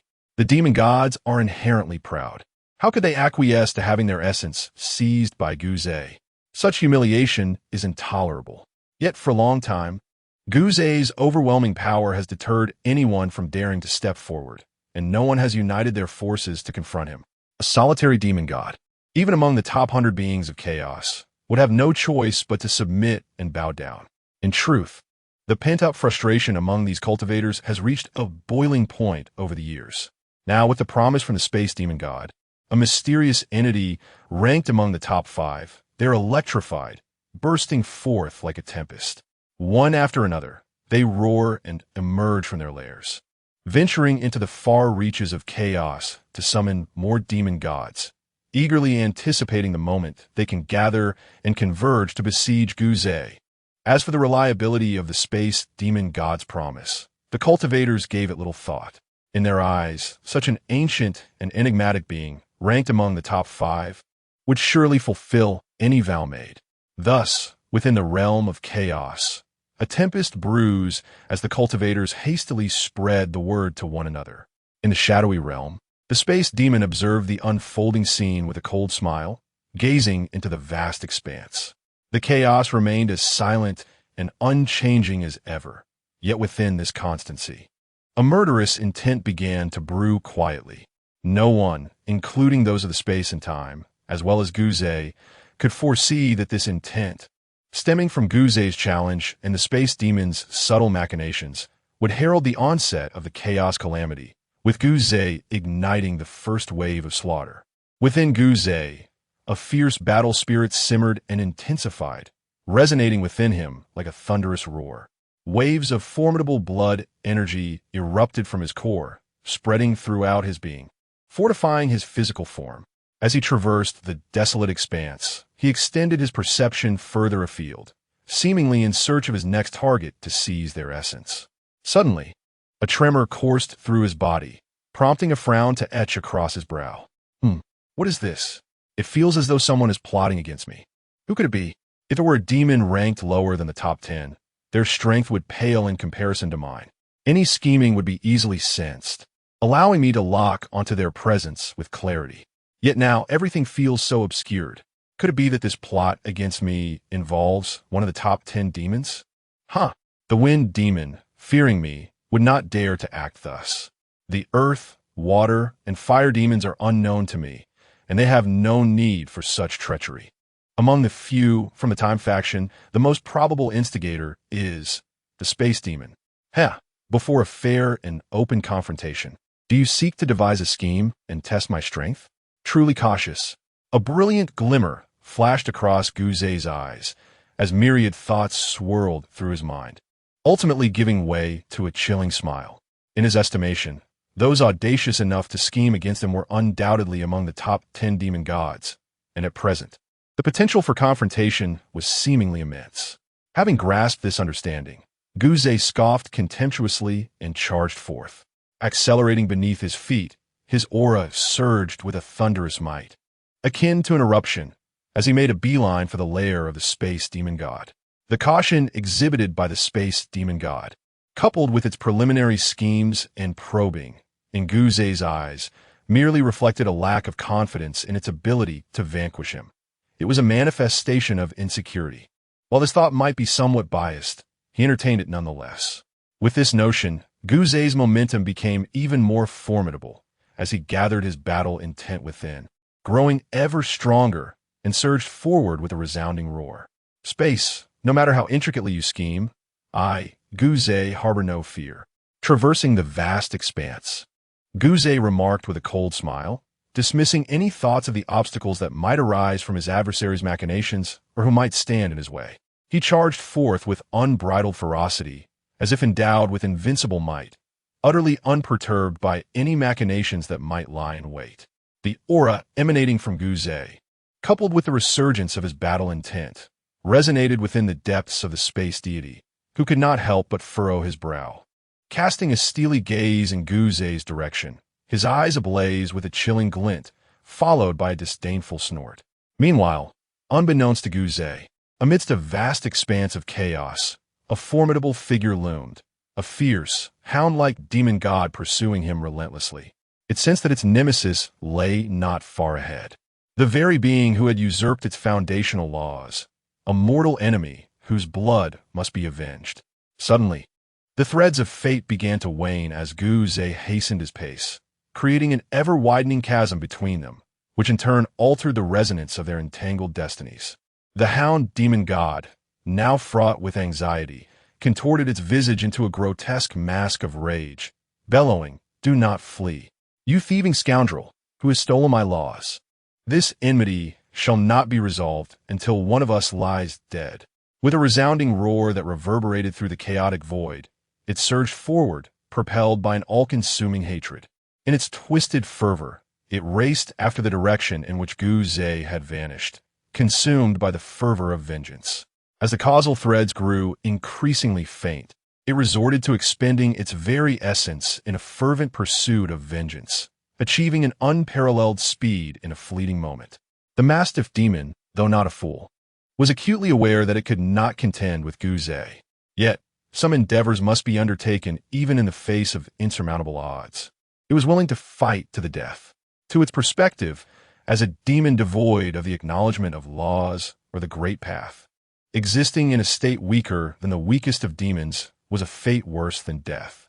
Rather than merely seeking retribution against Gu Zhe to settle the score, it sought simply to behold its adversary, a wish that sufficed. Chapter 13. 800 Chaos Cultivators. Then let the battle commence.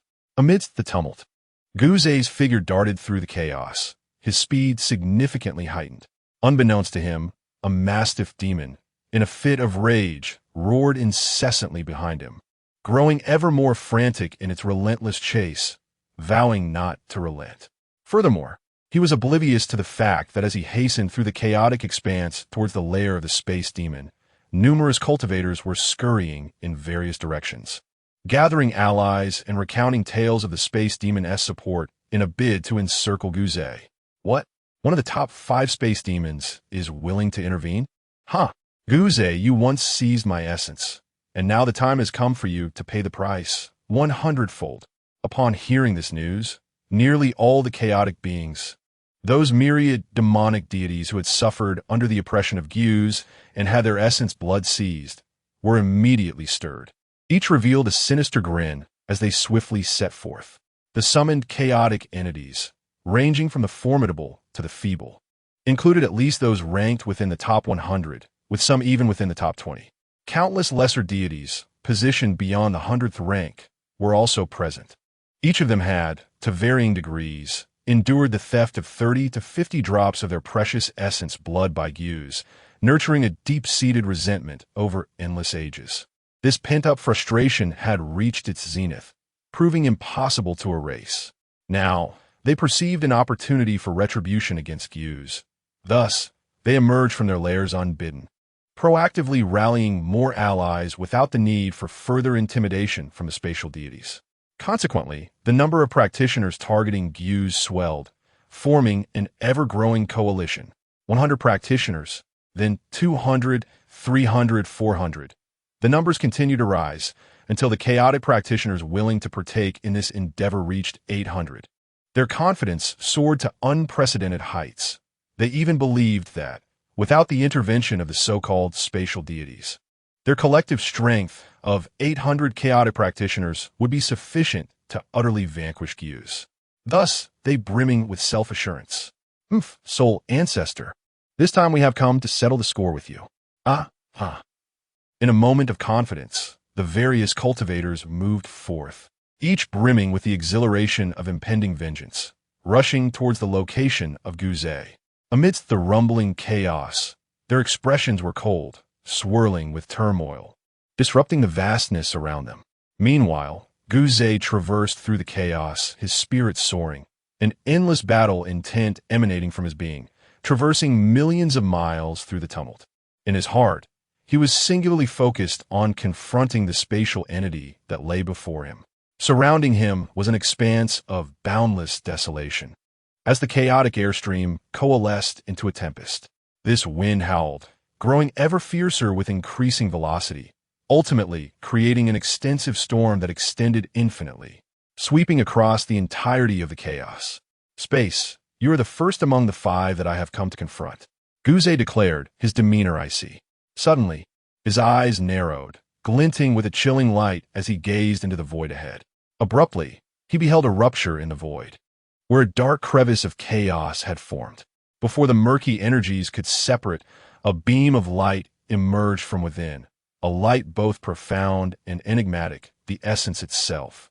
Upon its emergence, the chaos trembled, the vastness quaking as the light of the essence swirled amidst the harmonious rhythms, transforming into a multitude of razor-sharp blades, emanating a fierce intent, hurtling towards Guzay.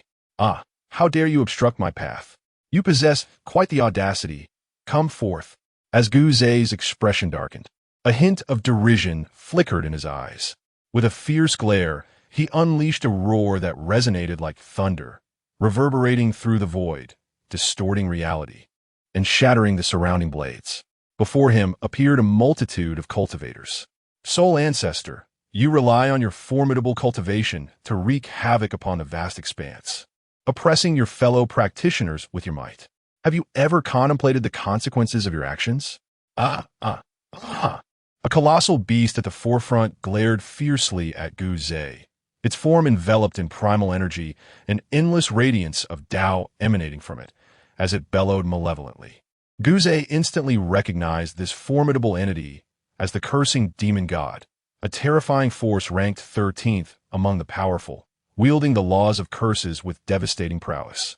He recalled a memory from 100,000 years ago, a time etched in the depths of his mind, when he had seized blood essence, and this cursing demon god, unwilling to yield, had launched a curse, attempting to strike first and ambush Guzay.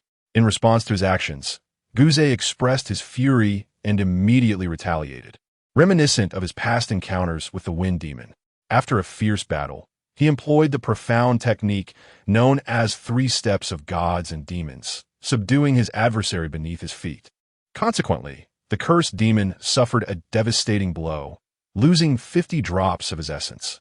Moreover, under the influence of the 3 steps of gods and demons, Guzay shook the very foundation of the cursed demon's resolve, instilling a sense of fear within him despite the deep-seated hatred and resentment he harbored.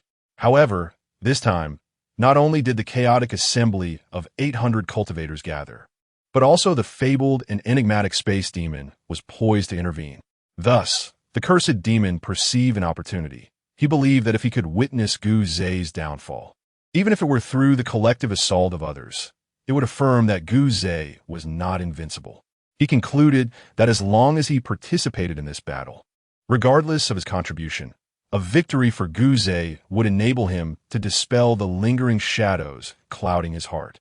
It was with these thoughts in mind that the cursed demon gritted his teeth, suppressing the tremors of his resolve and the subconscious fear he felt towards Guzay. He rallied the first wave of nearly 100 cultivators to obstruct Guzay's path. At that moment, he roared with great fervor, attempting to discern any hint of panic or fear in Guzay's eyes.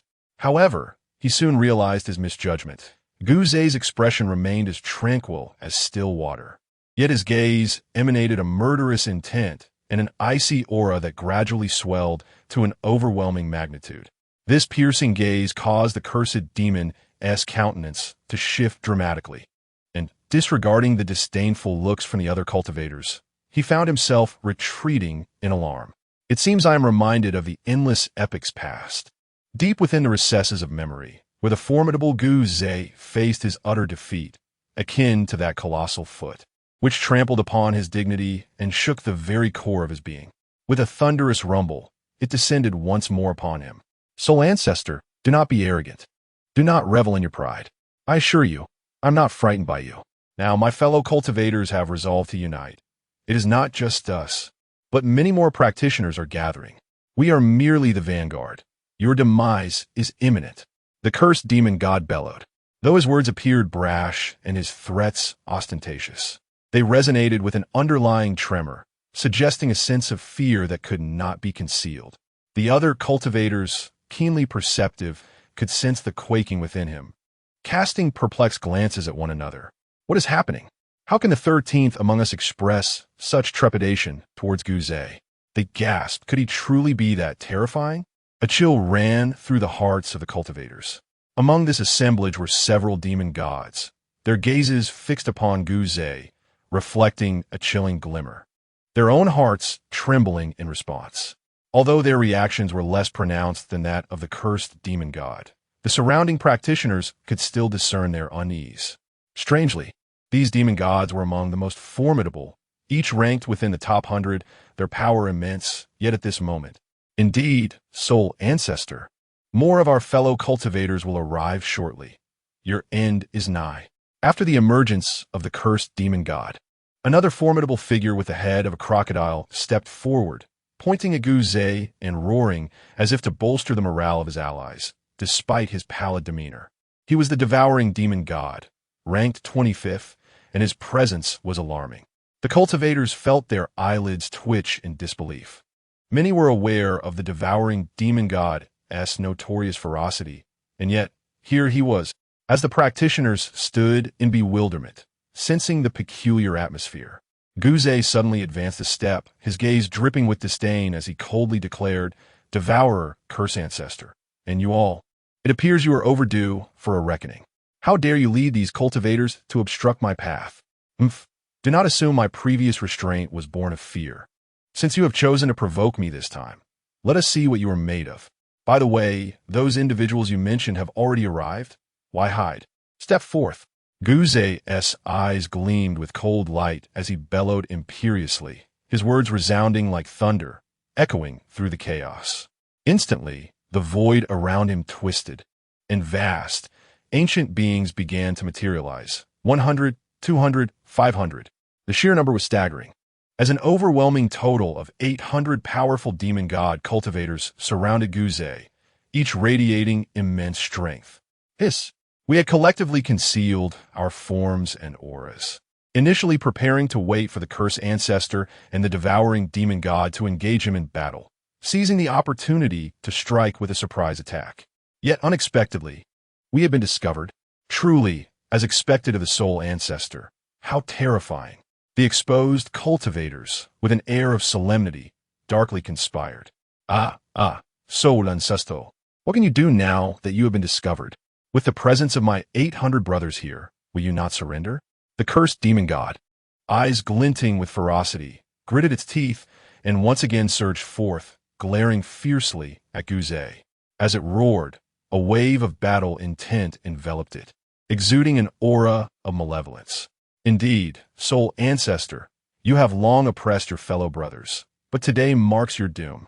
Thus, here is the proposition. Surrender 100 drops of your essence blood, and we shall allow you to pass unharmed. O splendidly audacious. The so-called blood thief demon god boasts a grand reputation, doesn't it? Soul Ancestor, it seems you can no longer act so arrogantly, can you? In that moment, our numbers swelled, creating an aura of confidence that emboldened the cultivators. They gazed upon the solitary Guze, their eyes glinting with malice as they shouted in unison. With such a multitude of cultivators launching their assault, it seemed as though Guze's demise was all but inevitable. What a grand display of force indeed. Gush is surely doomed. Meanwhile, in the chaotic realms, numerous formidable entities were keenly observing the scene.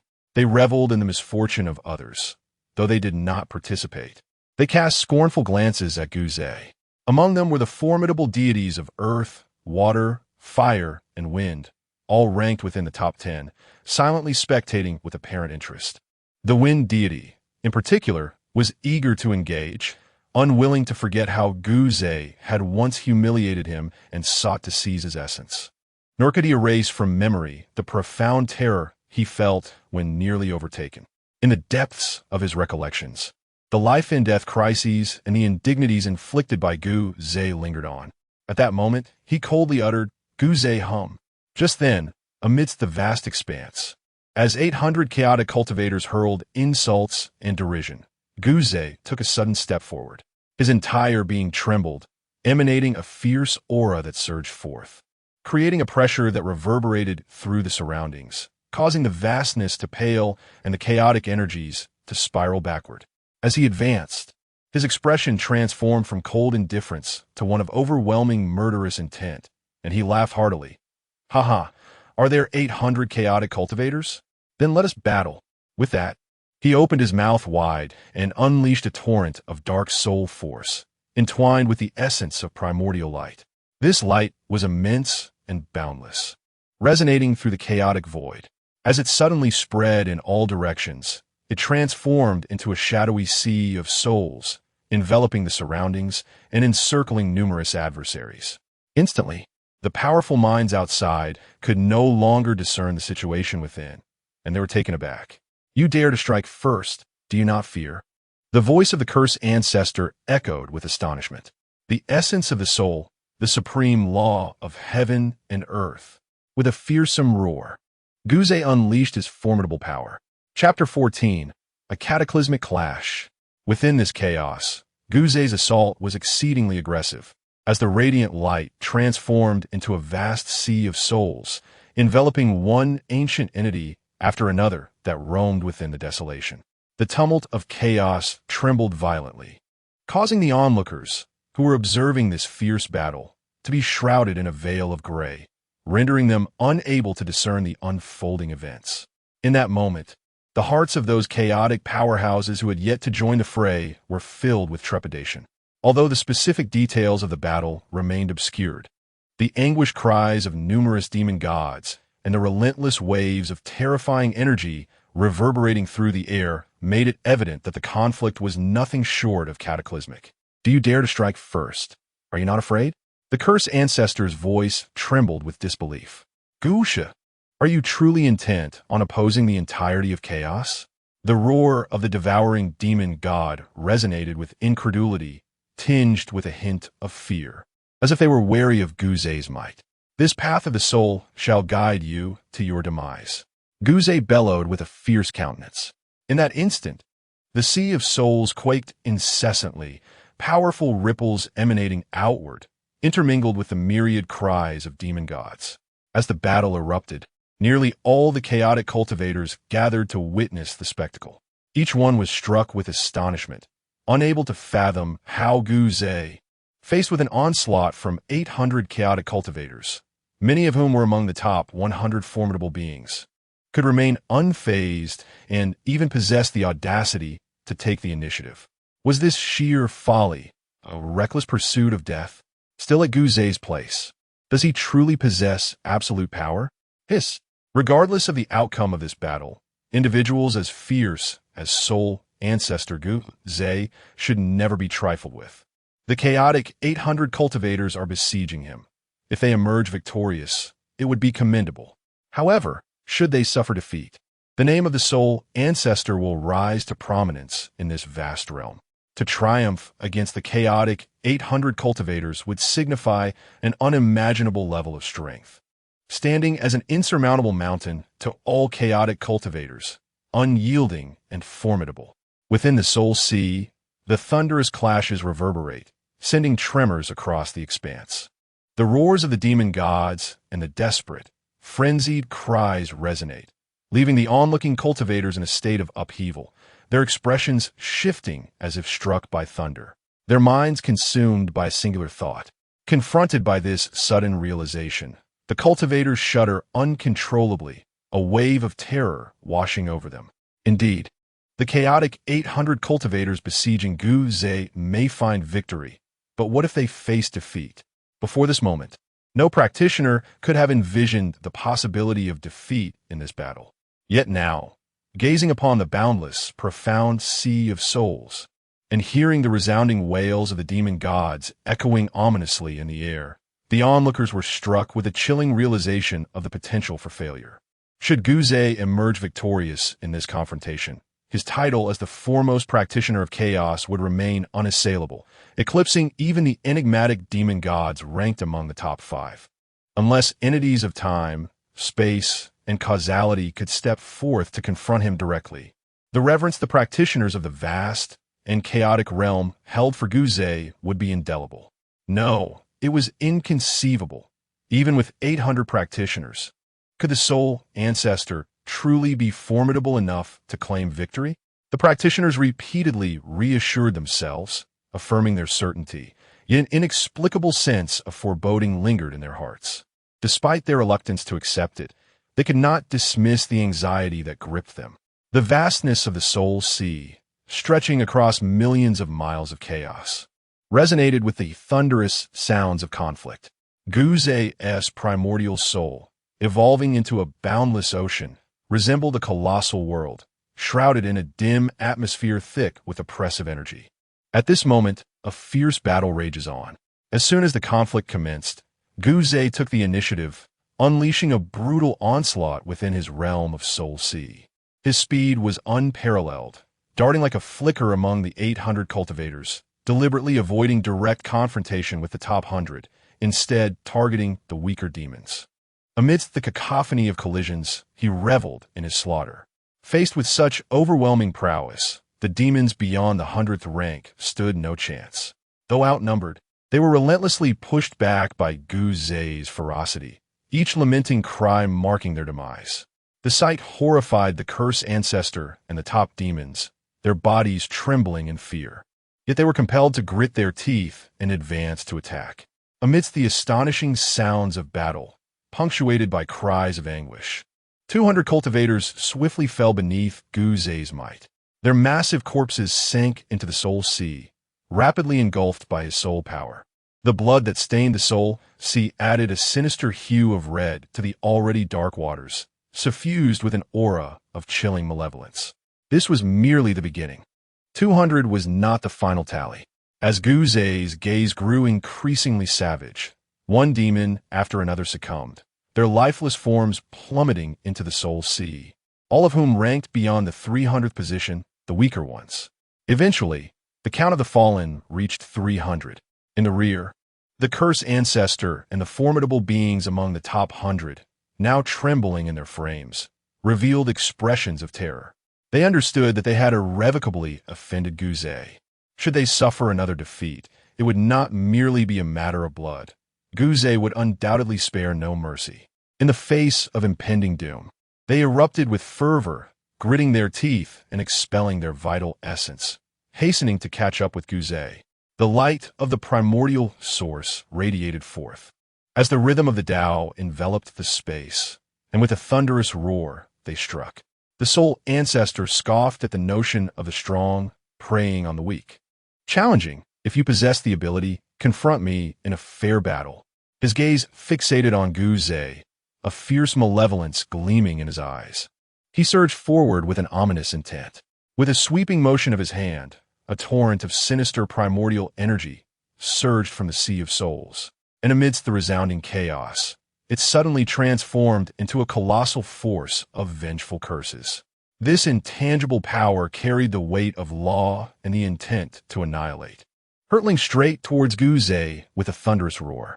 As the assault approached, this malevolent essence corroded the very fabric of the void, spreading towards Guze's form as if to curse him, threatening to rend flesh from bone. Soul Ancestor, the humiliation of the past shall be avenged today. Devour him, roared the devouring demon, unveiling its massive crocodilian maw, exuding a stench of blood as it lunged toward Guze with ferocious intent. Indeed, Soul Ancestor, today it is either your demise or mine. Witness the might of my primordial path. I shall affirm my path through slaughter, Soul Ancestor. Your life shall be forfeit this day, and in doing so, I shall greatly enhance my Tao. In a fleeting moment, even the formidable beings, such as the Cursed Ancestor and the Devourer, were taken aback by Guze's overwhelming slaughter, as they found themselves ensnared within the Soul Sea. Escape seemed implausible. This time, they had irreparably offended Guze. Should they attempt to flee again, the prospect of facing his vengeance alone would render them utterly hopeless. Consequently, the various cultivators resolved to act with fervor. Upon catching up to Guze, they collectively unleashed their full power, their Tao rhythm intertwining as they wielded their primordial essence. All manner of mystical arts were manifested, resounding with a tremendous force. Just as Guze was reveling in his rampage, having just dispatched a weaker cultivator with his sharp horn, he suddenly sensed an impending crisis. Whirling around, he beheld an onslaught of countless attacks converging upon him. It became abundantly clear that the Cursed Ancestor, the Devourer, and others were intent on battling him to the death. Confronted with this united front of formidable adversaries, Guze's expression grew grave. He bellowed mightily, causing the very fabric of the Soul Sea realm to tremble, as an infinite surge of soul power erupted forth. Spirit of the Soul Path, manifest 1,000 armies. Guze's ferocious roar resonated throughout the expanse. As his voice echoed, the entire Soul Sea realm quaked. A dark aura swept outward from Guze, and waves of soul power surged skyward, transforming into countless warriors clad in obsidian armor, brandishing weaponry, and mounted on war steeds. The ranks multiplied, resembling an endless legion. The warriors before me are the manifestations of the ancient essence of soul power, infused with primal energy, each exuding an aura of ferocity. Generals, let's engage in battle.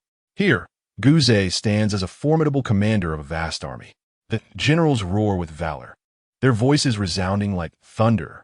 Instantly, they are imbued with a fierce spirit, charged with an overwhelming desire for slaughter, rushing forth towards the Cursed Ancestor, devouring the Demon God and other foes with astonishing speed, tearing through the void, their momentum unparalleled. Cursed Ancestor, receive my strike. Gush snarls fiercely, his countenance twisted in determination.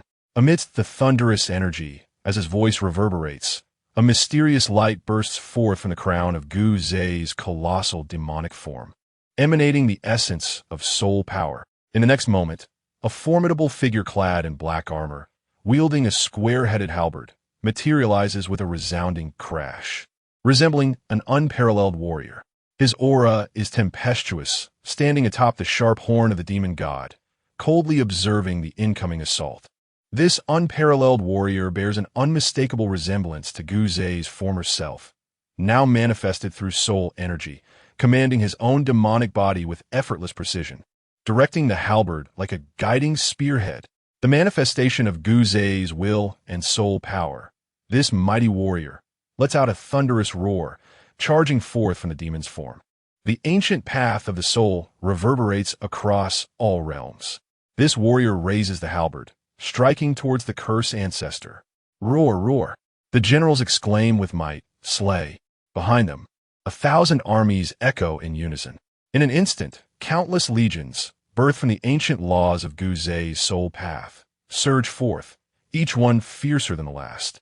Their eyes glinting with ruthless intent, brandishing their weapons fearlessly as they charge towards the formidable adversaries. The formidable cultivators, ranked among the top 100, appear quite numerous, with 34 of them leading the charge alongside the terrified, lesser cultivators beyond the 100th rank. Their approach is overwhelming. However, when compared to the vast armies that arise from the ancient Ze soul path, their numbers seem rather meager. Although these legions may lack individual strength, being unable to even vanquish the weakest demon god, they possess a terrifying power born from their reckless audacity.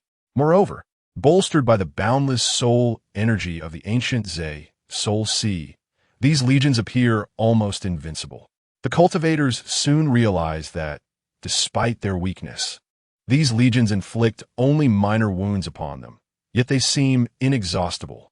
Each time a significant portion is eliminated, fresh waves of soldiers emerge from all directions, brandishing weapons and charging on horseback, roaring defiantly as they come. What madness is this? These soldiers can actually revive. One cultivator roared in disbelief. Damn it, you wretched, ant-like creatures, perish. Huh, Another shouted, panic creeping into his voice. Oh no, there are more of them. This is absurd. Soul Ancestor, what sorcery is this? In an instant, numerous demonic deities roared with fury, utterly astonished by the bizarre and extraordinary techniques that emerged from Guze's domain. They found it incomprehensible how Guze's mind could conceive such peculiar methods, each possessing remarkable power. Meanwhile, under Guze's will, the formidable general wielding the Fong Tianhua Ji fiercely struck towards the Cursed Ancestor. With a resounding clash, the Cursed Ancestor, now significantly stronger than in the past, was forced to retreat, spewing blood and roaring with an overwhelming sense of resentment. Long ago, in the depths of memory, that battle had been a source of shame for him. From that moment on, he had dedicated countless years to arduous training, engaging in countless fierce combats against chaotic practitioners. The Cursed Ancestor believed he had made progress, thinking that his current strength, while perhaps not matching Guze's, would at least have narrowed the gap considerably. However, To his dismay, he realized that not only had the distance not diminished, but it had actually widened, as if the disparity in power between himself and the Soul Ancestor Guze had grown even greater. "No, Soul Ancestor, I shall fight you," cried the Cursed Ancestor, his face twisted with madness. "What does it matter if I am unwilling? You cannot defeat me." The formidable Guze let out a chilling laugh as he wielded his Fong Tianhua Ji to strike. At that moment, the most powerful among the cultivators, such as the Devouring and the Killing Demon Gods, charged forward, joining forces with the Cursed Ancestor to confront Guze. The battlefield erupted in thunderous roars and relentless slaughter. In the Soul Sea realm, Guze unleashed a massacre, engaging in a decisive battle with the cultivators, a bloodbath of epic proportions. The Cursed Ancestor, the Devouring, the Killing, and other formidable demon gods were all struck with dread. They realized the terror that Guze represented. Should they fail to annihilate him in this moment, they would face his wrath alone in the future, leading to their eternal damnation. Therefore, the Cursed Ancestor and the other demon gods ranked among the 100 strongest let out fierce roars, unleashing a barrage of divine arts and primordial brilliance, revealing their hidden powers to engage in a life-and-death struggle with Guze. The intensity of the battle escalated, and Guze found himself under immense pressure. After all, figures like the Cursed Ancestor and the Devouring were not the feeble beings they had encountered earlier. Boom! Boom! Boom! The conflict in the Soul Sea realm was cataclysmic. Despite Guze's overwhelming strength, he began to sustain injuries. However, the cultivators could not rejoice, for although Guze's wounds deepened, their original number of 800 had now dwindled to only 600, with 200 having already perished, adding to the previous toll of 300. Fewer than 300 remained to continue the fight, each of them bearing their own injuries. Before their arrival, they had anticipated that Guze would be formidable. However, they have now come to realize that they had indeed underestimated the sixth demon god, the unparalleled mastery of chaos. The strength of Guze surpassed their wildest imaginations. In a vast expanse, the ocean of souls within chaos surged with a palpable ferocity, emanating waves of overwhelming malevolence. The onlookers were engulfed in confusion. What was happening? Why did the cries sound so mournful? Suddenly, from one direction of the vastness, a brutal and frenzied aura charged towards the battlefield of the Soul Sea with thunderous intensity. This sent a jolt of alarm through the observers, who surmised that yet another demon god had entered the fray. They turned to witness the newcomer, only to be met with a profound disappointment. Alas, this demon god, upon assessing its power, seemed to rank far beyond 2,800, a pitifully weak entity that dared to join the battle. It was likely that the Soul Ancestor would not even acknowledge its presence, perhaps dismissing it with a mere flick of a hand. What a farce! Such a practitioner existed. Had they lost their senses? The spectators beheld a demon god resembling a fierce mastiff, its visage twisted with savagery and madness, charging recklessly towards the murky Soul Sea, as if propelled by an unyielding resolve. Witnessing this spectacle, the onlookers found it utterly ludicrous and were poised to unleash their scornful derision. Yet in that very instant, the Soul Sea quivered, and suddenly it ruptured, revealing the horrific scene within, a mountain of corpses and a sea of blood. The Cursed Ancestor and others, all bearing wounds, led fewer than 300 chaos practitioners, their faces etched with terror and despair, frantically gazing towards Guze. What was this? How could this be? The Soul Ancestor has actually brought about such a scene? Look, what is the Soul Ancestor doing, voluntarily halting his actions? What could this mean? Why is he approaching that feeble and foolish creature? In an instant, the assembled deities were utterly astounded, gasping in disbelief, their expressions betraying sheer terror.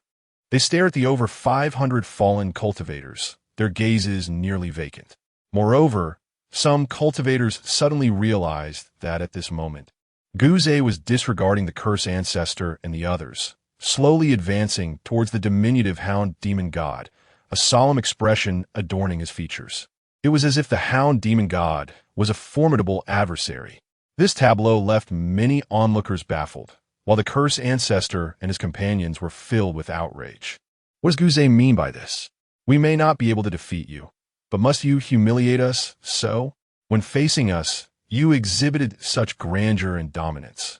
Yet now, confronting this weakling, you adopt a demeanor of gravity?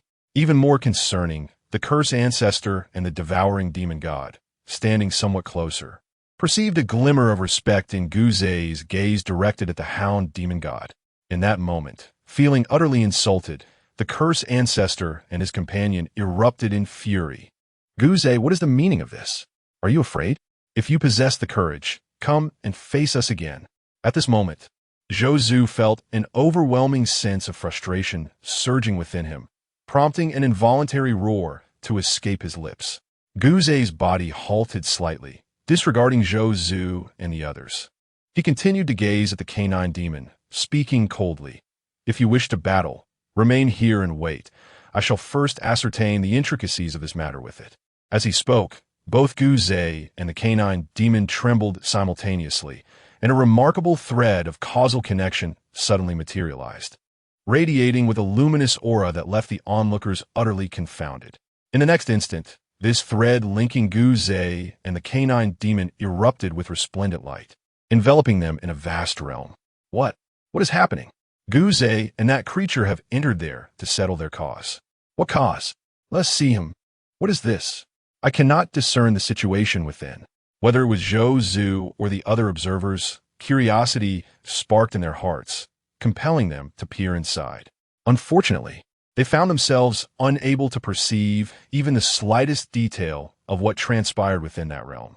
Just then, as they gazed upon the shrouded space encompassing Guzei and the canine demon, Zhou's eyes flickered with sudden insight. With a booming voice, he declared, "Humph, soul ancestor, you coward! I have yet to satiate my thirst for battle, and I did not expect you to flee at such a critical moment. In that case, I shall let you off this time and take my leave." His voice echoed as he glared fiercely at the realm before him and swiftly departed. "Indeed, since you have chosen to escape, so shall I." The devouring demon paused, suddenly realizing the disappearance of the Cursed Ancestor beside him. In an instant, he roared with fury and vanished. Oh, they have escaped. The expressions of the remaining cultivators turned peculiar, fully aware of the situation. The other demons quickly reacted, attempting to mimic the Cursed Ancestor and flee in haste. However, unexpectedly, the vast expanse of 1,000,000 miles was ensnared by a force of spatial essence, rendering escape impossible. Even if they managed to flee, Guzei would not spare them. It would be better to fight to the death. In the next moment, the cold voice of the spatial demon reverberated through the chaotic void, laced with a menacing undertone. "What? Spatial manipulation, you scoundrel!" The cultivators felt their eyelids twitch violently, exclaiming in shock. In that instant, they suddenly recalled that the spatial demon had instigated this predicament, seemingly leading them to their doom. Now, at this critical juncture, he refrained from intervening, yet threatened them to fight for their lives. Thus, the fewer than 300 demons trapped within this chaotic expanse of 1,000,000 miles displayed sinister expressions, their hatred for the spatial demon surging like a tidal wave, erupting thunderously. "I shall not fight any longer. I take my leave." One demon bellowed in anger, striking at the spatial barrier. "Humph, whether you wish to fight or not, you shall engage. It is your honor to test the strength of the soul ancestor, manipulated by my schemes, ha ha ha." The chilling voice of the spatial demon echoed. In an instant, within the 1,000,000-mile chaotic spatial barrier, all cultivators wore expressions of sorrow and hatred. Chapter 16. A Heart Set on Death.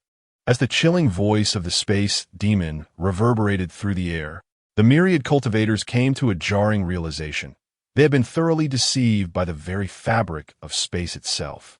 They had naively believed they could harness the power of space to vanquish Guzei, clinging to the hope of vengeance for their blood feud. They had imagined that the space demon would come to their aid at the moment they found themselves outmatched, launching a counterattack. Yet, all of this had been nothing more than a colossal trap. At that moment, the cultivators comprehended the gravity of their folly. Indeed, the space had promised intervention against Guzei, but it had never specified when such assistance would manifest. They had foolishly assumed that once they were overwhelmed, the space would leap to their defense. However, the true intent of the space demon was to wait until the cultivators were nearly obliterated, to gauge Guze's strength before striking, thus ensuring a greater chance of success. Caught within the confines of the spatial barrier, stretching for countless miles, the cultivators trembled in fury, their anger towards the space demon swelling into a tempestuous outburst. "Damn it, space! I refuse to fight any longer. What can you do if I choose to leave?" One cultivator bellowed, his expression fierce and resolute as he charged towards the spatial barrier. "You despicable and shameless fiend, release this barrier at once. You are inciting our wrath." With a resounding roar, he rallied his fellow cultivators. "Brothers, let us act swiftly. Witness my prowess, my Tao techniques. By the might of heaven and earth. Supreme, ancient, immortal bridge, break for me." In an instant, amidst the cacophony of furious roars, the crowd unleashed their might, channeling their primordial essence to assail the barrier. In their rage, they executed their most formidable techniques, even more ferociously than during the battle against Guze. Their hidden cards were revealed, and the atmosphere was suffused with primal energy and radiant pathways, resonating with overwhelming power. Alas, the barrier of the space demon was not to be underestimated. Despite their relentless efforts and the unveiling of their secrets, it could not be easily shattered, leaving them filled with anger and frustration.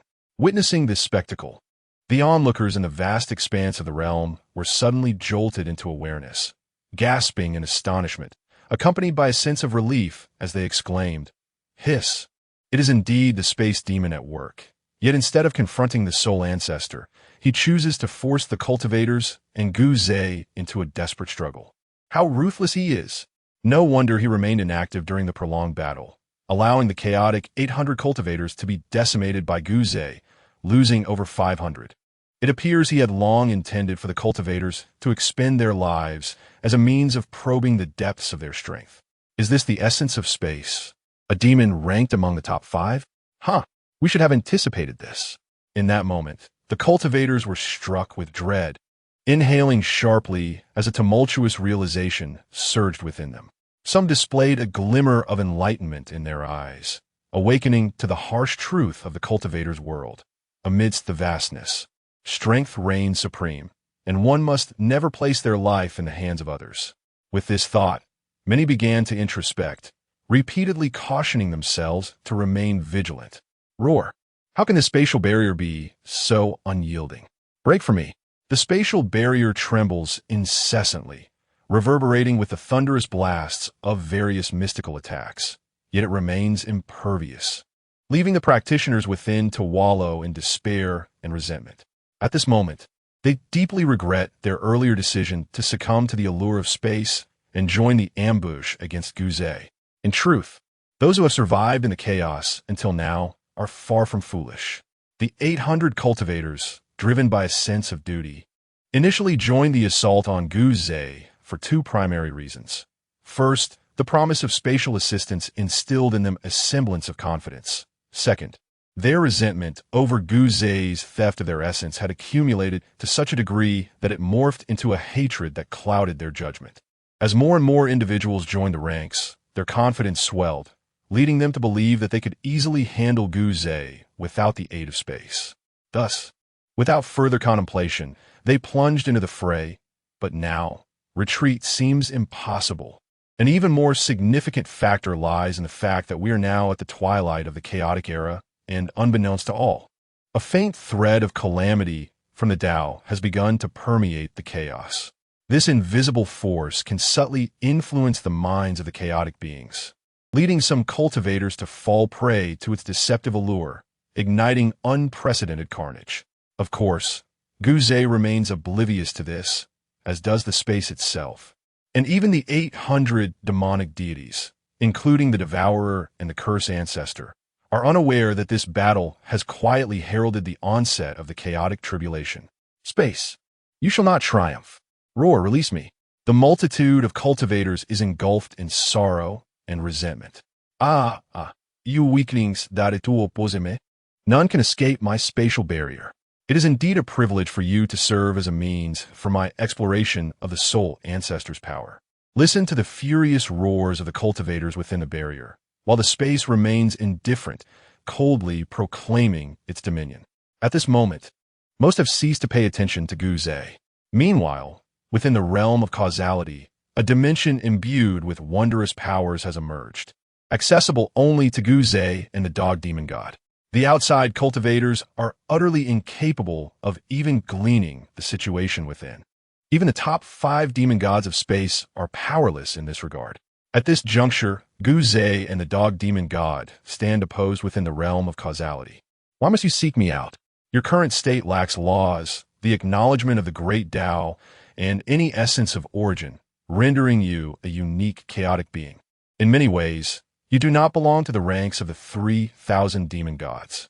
Although this makes you weak, it also allows you to persist, as your absence of origin and lack of recognition by the great Tao shields you from calamity. Why then, do you insist on intertwining your fate with mine to evade great tribulations? You are undoubtedly no match for me. This is something you cannot be unaware of. Seeking me out is tantamount to courting death. You may resent me for seizing your laws, but that is an undeniable truth. However, you must realize that when I extracted the laws to establish my own path, it was merely a random selection, not a targeted attack against you. Moreover, in the vastness of chaos, the mighty are revered, and in the pursuit of strength, notions of right and wrong become irrelevant. Just as I once seized the principles from the great path, was I not also wagering my life? A mere misstep could lead to eternal damnation. Yet success yields the prospect of immense power. Who would willingly forego such an opportunity? In order to traverse the chaotic tribulations, there are times when one must take a gamble. You, newly born, may not yet grasp the harshness of the world of chaotic cultivators. It is akin to enhancing one's own strength. When I become sufficiently powerful, I can seize the blood essence of external demonic beings to replenish myself. With formidable strength, whether for revenge or to obtain what one desires, anything becomes attainable. Should your power be great enough, you could effortlessly slay me and reclaim the principles that rightfully belong to you. Yet the present reality is that you lack the strength. Therefore, you should not have come. As I spoke softly, my voice resonated with a somber tone throughout the realm of causality. Guzay gazed complexly at the ferocious hellhound demon before him. The enmity between them had escalated to a life-and-death rivalry, a situation not of his choosing, but now an immutable fact. Henceforth, their encounters would be fraught with conflict. In truth, Guzay understood that if the hellhound demon did not seek him out, and he likewise refrained from searching for it, it might well be a fortuitous circumstance for the other. Abandoned by the great path, it signified an existence adrift from it, though merely neglected by the path, struggling to survive the great tribulations. Ultimately, it offered a chance to evade calamity, better to endure than to perish.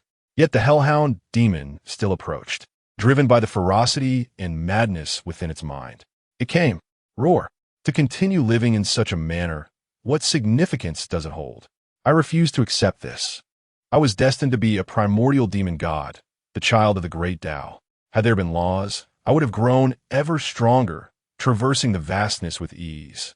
Yet now, everything has vanished. I am but a forsaken child of the Tao, clinging to a meager existence, akin to a mere shell of a being, drifting aimlessly through the void.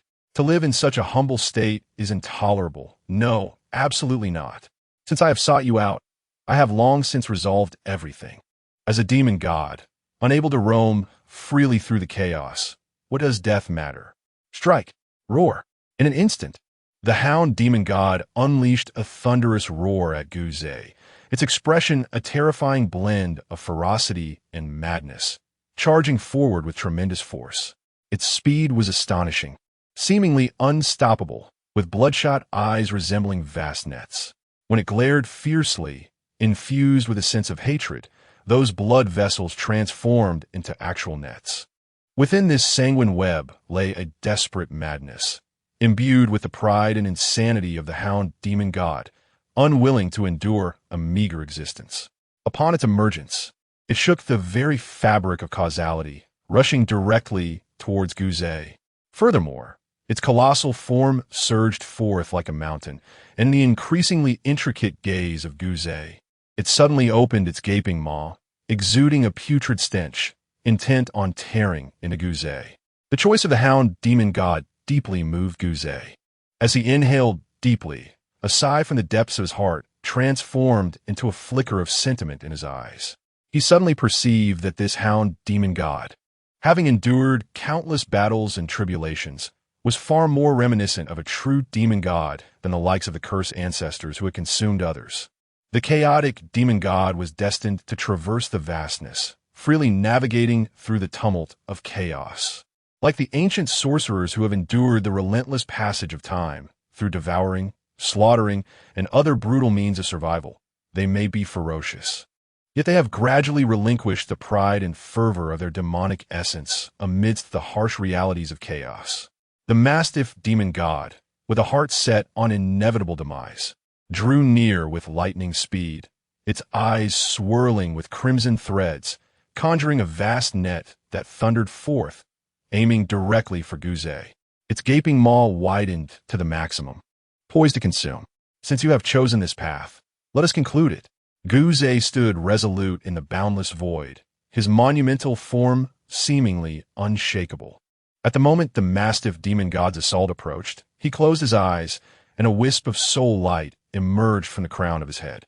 As this light materialized, it thunderously transformed into the visage of a being from a past life. With a fierce gaze directed at the encroaching crimson net, he suddenly pointed. In the ensuing roar, the surrounding void quaked. The vastness itself seemed to spiral into chaos, and countless flickering ghostly lights materialized, exuding an overwhelming aura of menace. The celestial halberd manifested, crashing down with a resounding force toward the blood-red net. Despite the mastiff demon god's formidable strength, even in its madness, and its willingness to expend everything in a desperate bid, how could it possibly rival Guze? The crimson net shattered with a thunderous roar, torn asunder by the Fong Tian Huaji. In the next instant, as Guze's will stirred, the colossal form of the demon god surged forward. Instantly, a terrifying tableau emerged within the realm of causality, reminiscent of two majestic mountains colliding with cataclysmic force, sending tremors through the very fabric of existence. The canine demon quaked as, in the moment of impact, its mind reverberated with the force of a thunderous assault. The blood-red net, now severed by the Fong Tian Huaji, rendered its divine abilities null, causing the canine demon to recoil violently, spewing forth copious blood. As its countenance morphed into a mask of ferocity, it was nonetheless propelled backward like a cannonball, obliterating everything in its path, swiftly tearing through the chaos and annihilating all obstructive currents of primordial energy, leaving devastation in its wake. Helpless and unable to resist, confronted with Guze's formidable might, the canine demon felt as insignificant as an ant. As its anguished wails echoed, its form plummeted into the abyss. Indeed, you are formidable, worthy of having seized my laws, but what of it? What do I fear? I'm a demon god. Roar, roar. The excruciating pain threatened to rend its flesh asunder. This torment infiltrating its very essence, merging with its soul, transforming the canine demon's cries into the most heartrending of sounds. Yet, it did not falter, rising unsteadily. It charged forth with boundless momentum, a thunderous advance. Almost at the very moment the mastiff demon god descended, the soul of Guze transformed into a human form. With a piercing gaze that concealed a myriad of complexities within the depths of his pupils, he unleashed a powerful strike. Amidst the swirling essence of the Tao, an endless array of halberds materialized around the mastiff demon god, each carrying an immense force and enveloped in the light of primordial essence, raining down upon it. Roar! Between us lies an insurmountable enmity. We shall not rest until one of us is no more. As the mastiff demon god was sent reeling backward, spewing blood, it transformed into a radiant arc and charged forth once more, howling with fury. In that instant, a desperate and frenzied aura erupted violently from the body of the mastiff demon god. Guze suddenly discerned something profound in its resolute eyes.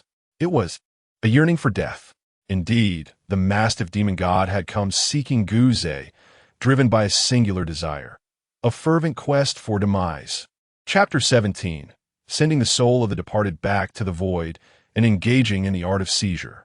In the tumultuous realm of causality, the fierce canine demon, heedless of all else, surged forth with a fervent desire for demise, barreling towards Guzay. In an instant, it became evident that its formidable strength could not even slightly perturb Guzay. However, it must be said that Guzay harbored a profound respect for this demon. At this moment of helplessness, as the canine demon approached with a menacing demeanor, Guzay's soul morphed into a corporeal form. A wave of primordial energy surged around him as he waved his hand, conjuring a colossal halberd that materialized before him, crashing down upon the canine demon. This halberd shimmered with an ethereal glow, appearing almost illusory, interwoven with the essence of primal power. With a resounding roar from the canine demon, the halberd made contact with its form.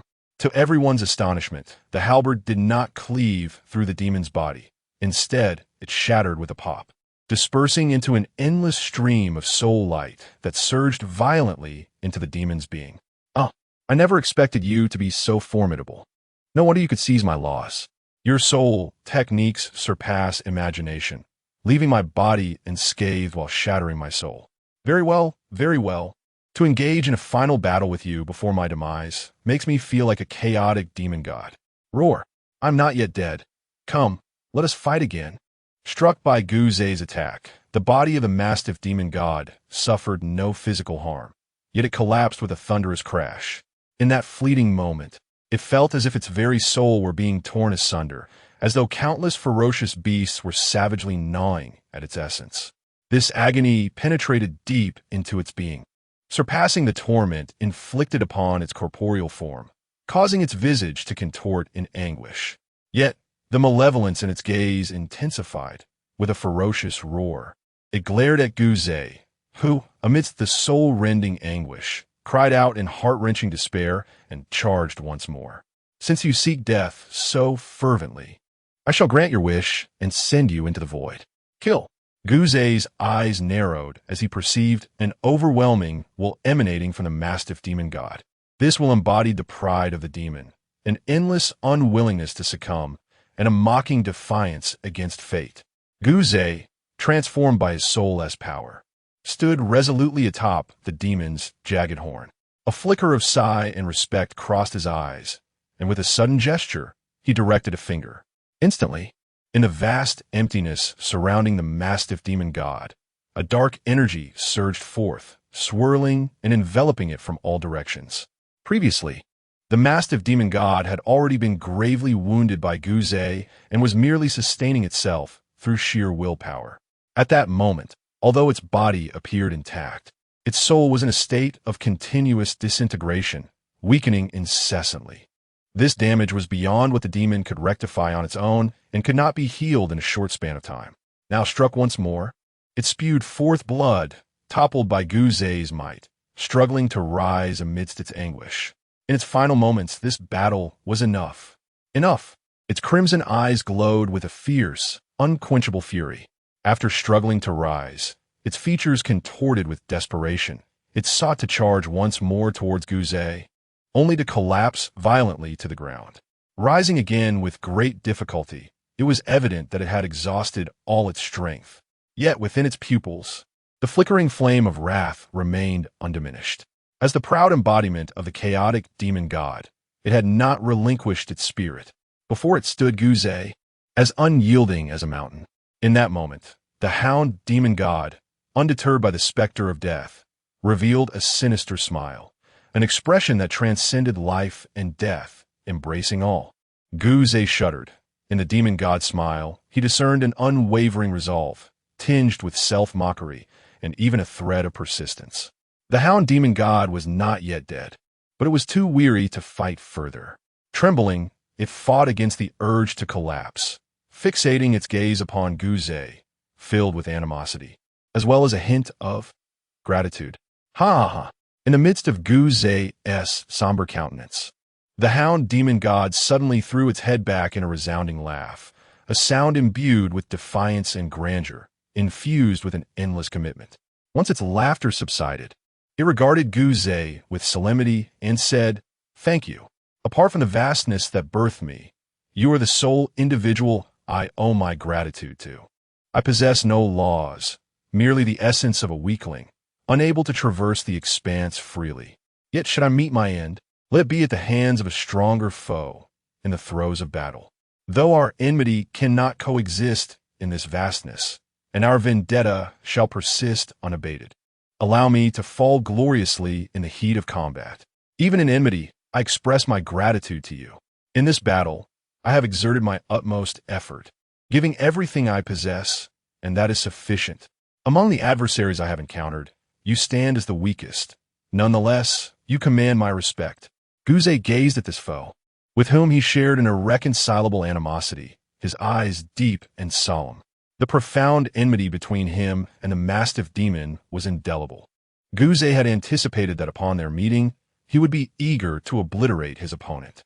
Yet, upon confronting the reality of battle, the mastiff demon's unyielding spirit, pride, and unwavering determination, along with its fervent desire for death, stirred something within Guze. Despite its relative weakness, it was deserving of respect.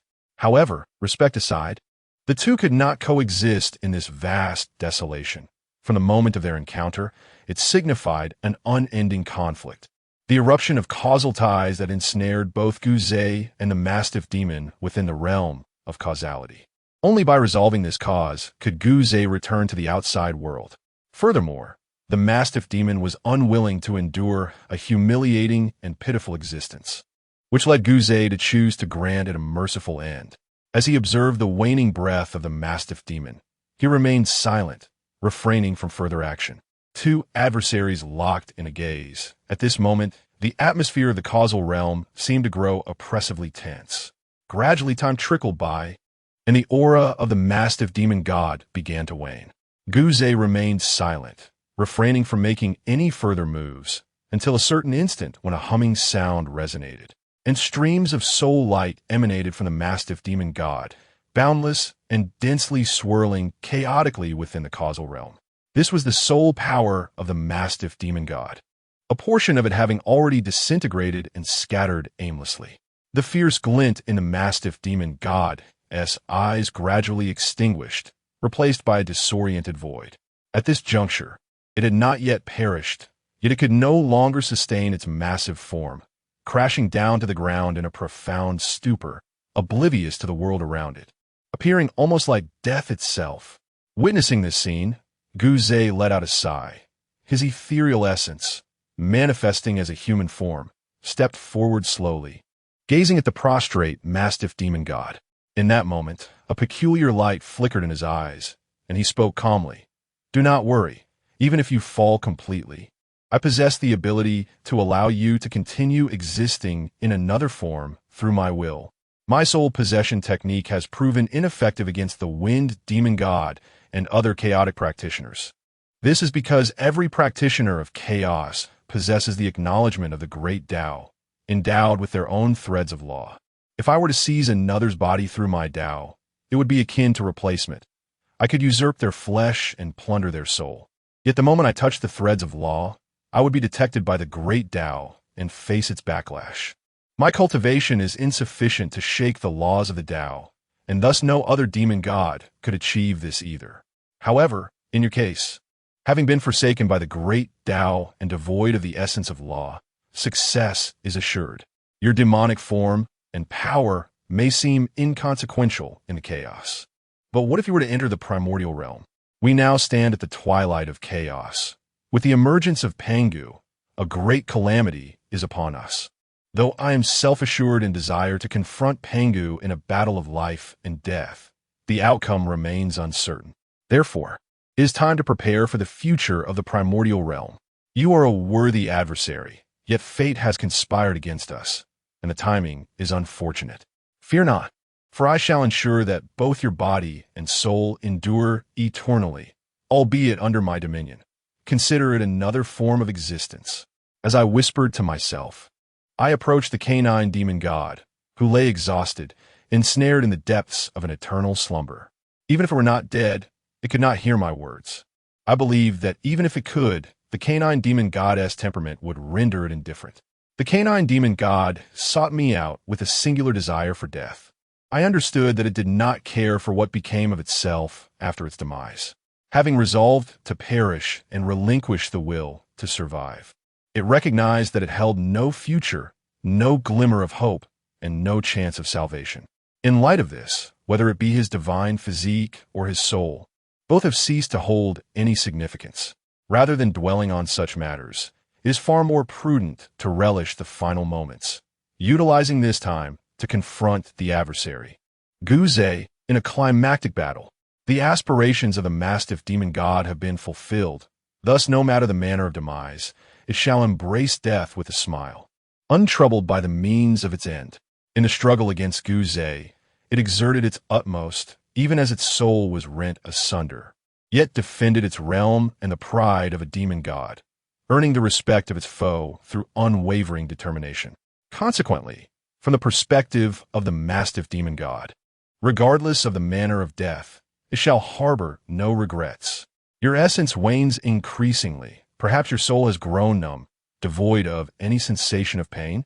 In this case, my seizing of your essence shall not bring you anguish.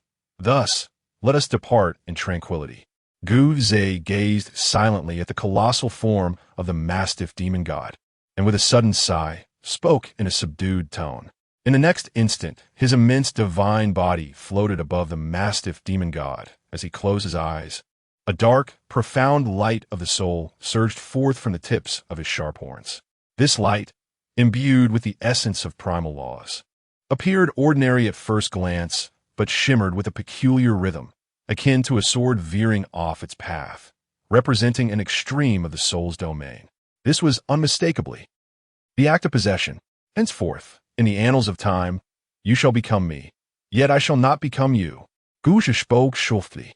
In the next instant, the radiance enveloping Guze's soul body trembled and, amidst the resonant hum, suddenly expanded, permeating the entire realm of causality.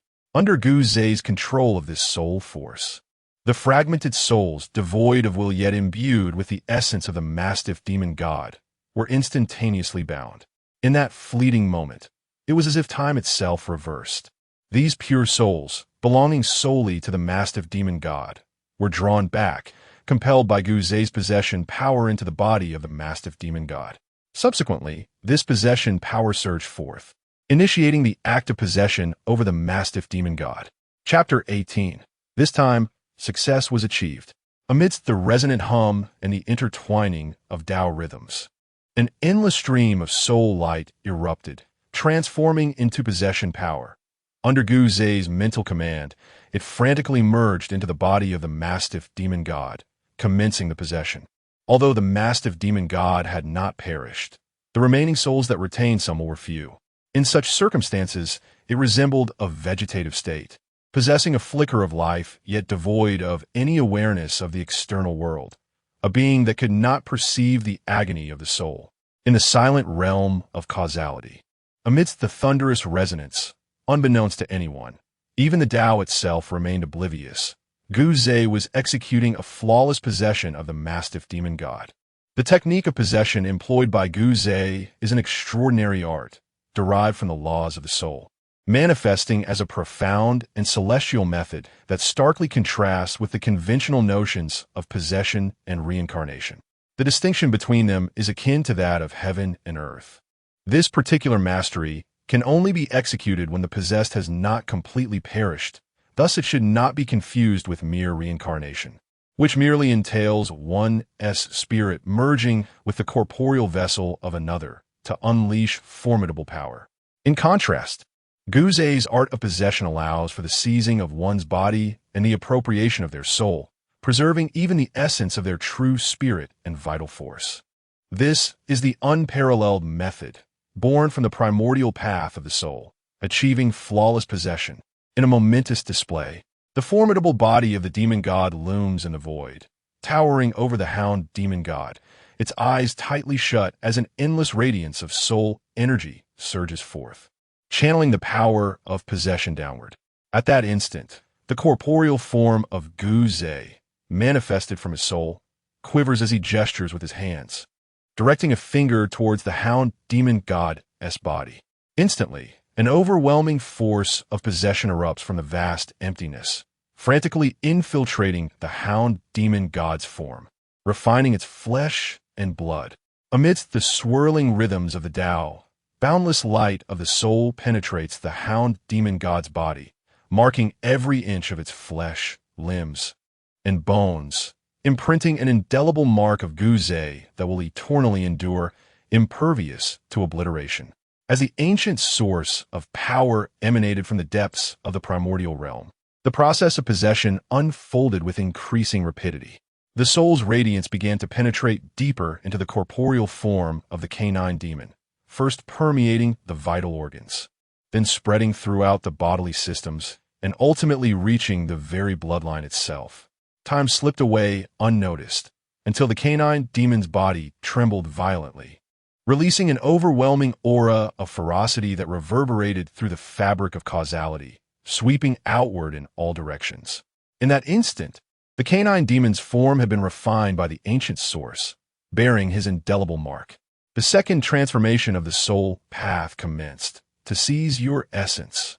Above the vast void, the ancient figure hovered, quaking with power. As his eyes opened and closed, the humanoid soul seated upon the sharp horns glimmered with an eerie light, revealing an extraordinary brilliance.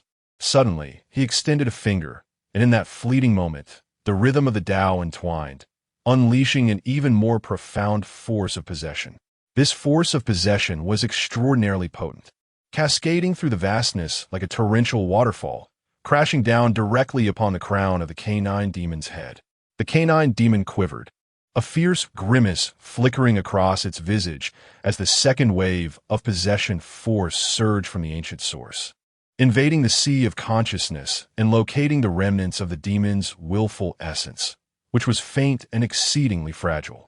This essence, clouded with confusion, was met with a ferocious impact from the possession force, which collided with a resounding crack, utterly erasing the last vestige of will within that feeble soul. Without will, the majestic canine demon god faces utter annihilation. All of its unclaimed soul energy ought to dissipate, merging into the void. Yet in that fleeting moment, it is ensnared by Gu-Ze's second transformation of seizing the body.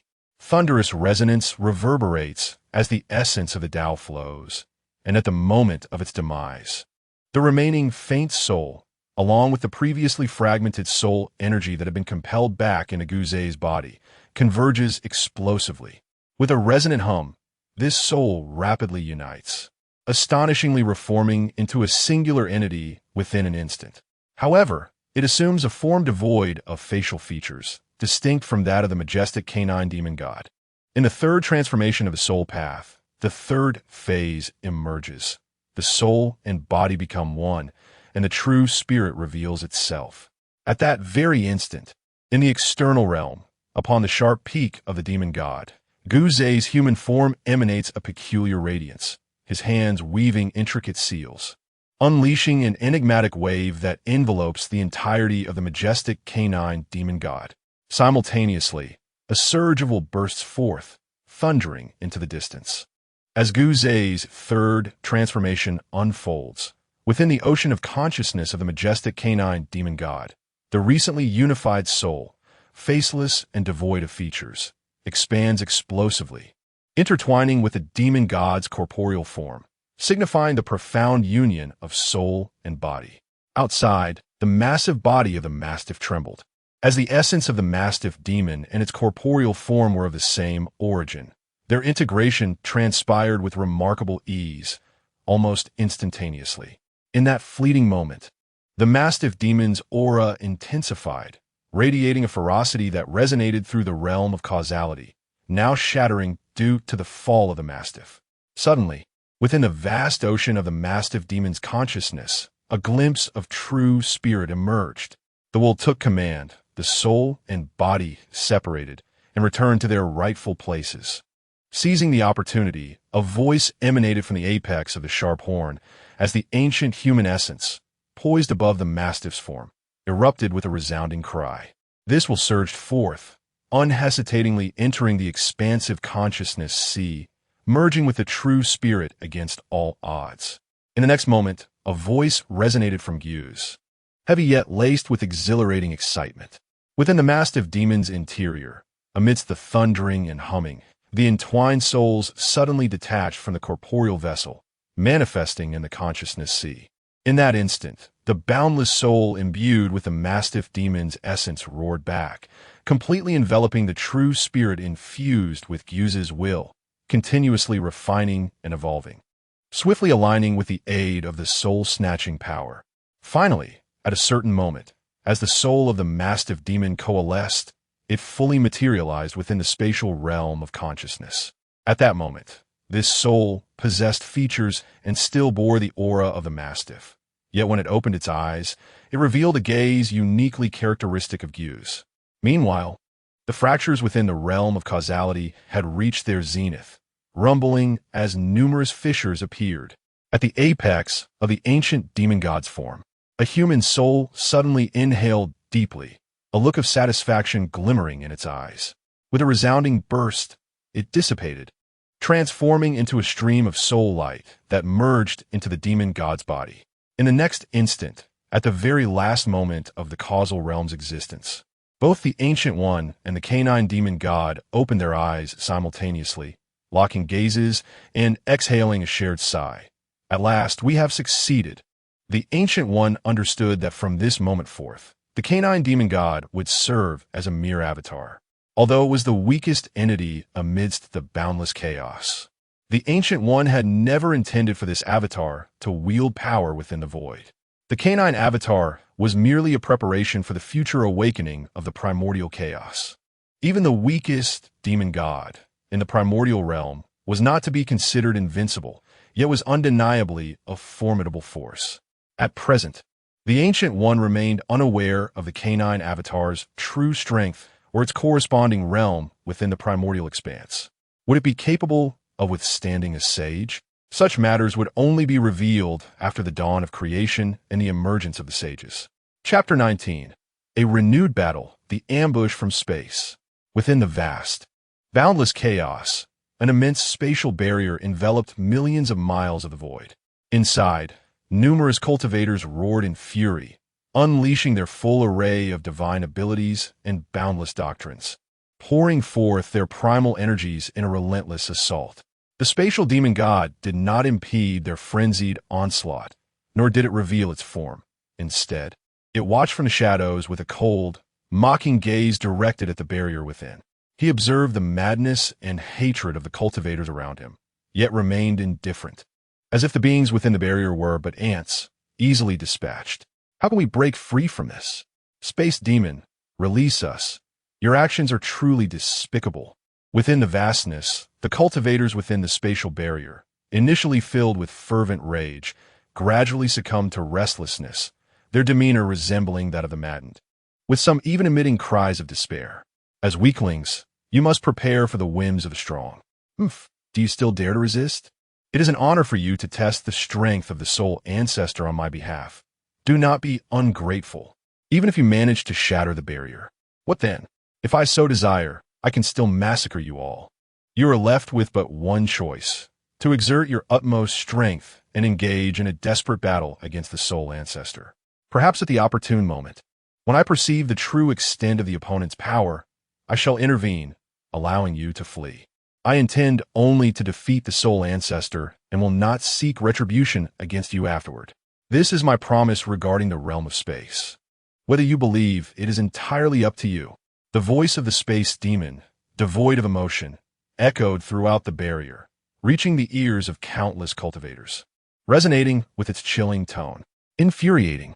Space, you have gone too far. A cultivator within the barrier shouted vehemently. How ruthless is this space demon? He seems determined to have the remaining 200 or so cultivators sacrifice themselves, ensuring that the soul ancestor suffers some injuries, while he himself lurks in the shadows, awaiting an opportunity to confront the soul ancestor. In the vast expanse, the observers from other directions, upon hearing the words of the space demon god, gasped in astonishment. their eyelids twitching uncontrollably. Through this incident, they profoundly grasped the ruthless nature of the Space Demon God. Many demons, reflecting on this moment, found the cold-bloodedness of the Space Demon God to be far more unsettling than the actions of Guze, which seemed relatively tolerable in comparison. Sometimes, the fear of a situation is magnified through contrast. Guze, with his formidable strength, ranked among the top 5 alongside the likes of the Space Demon and others. And he was unmatched in the chaotic realm. His methods were domineering, as he plundered the essence of numerous demon gods. Yet, the Guze of old had never resorted to lethal force, even against formidable foes such as the Cursed Ancestor, who ranked within the top 100 and had once rebelled against him. Guze merely inflicted heavy injuries, shaking their resolve and instilling fear in their hearts without annihilating them. Was this due to a lack of power to extinguish them? The answer is clearly negative. One need only observe that during this recent conflict, Guze single-handedly slaughtered over 500 chaotic cultivators, leaving only around 200 all battered and in disarray. This battle marked the complete ascendance of Guze.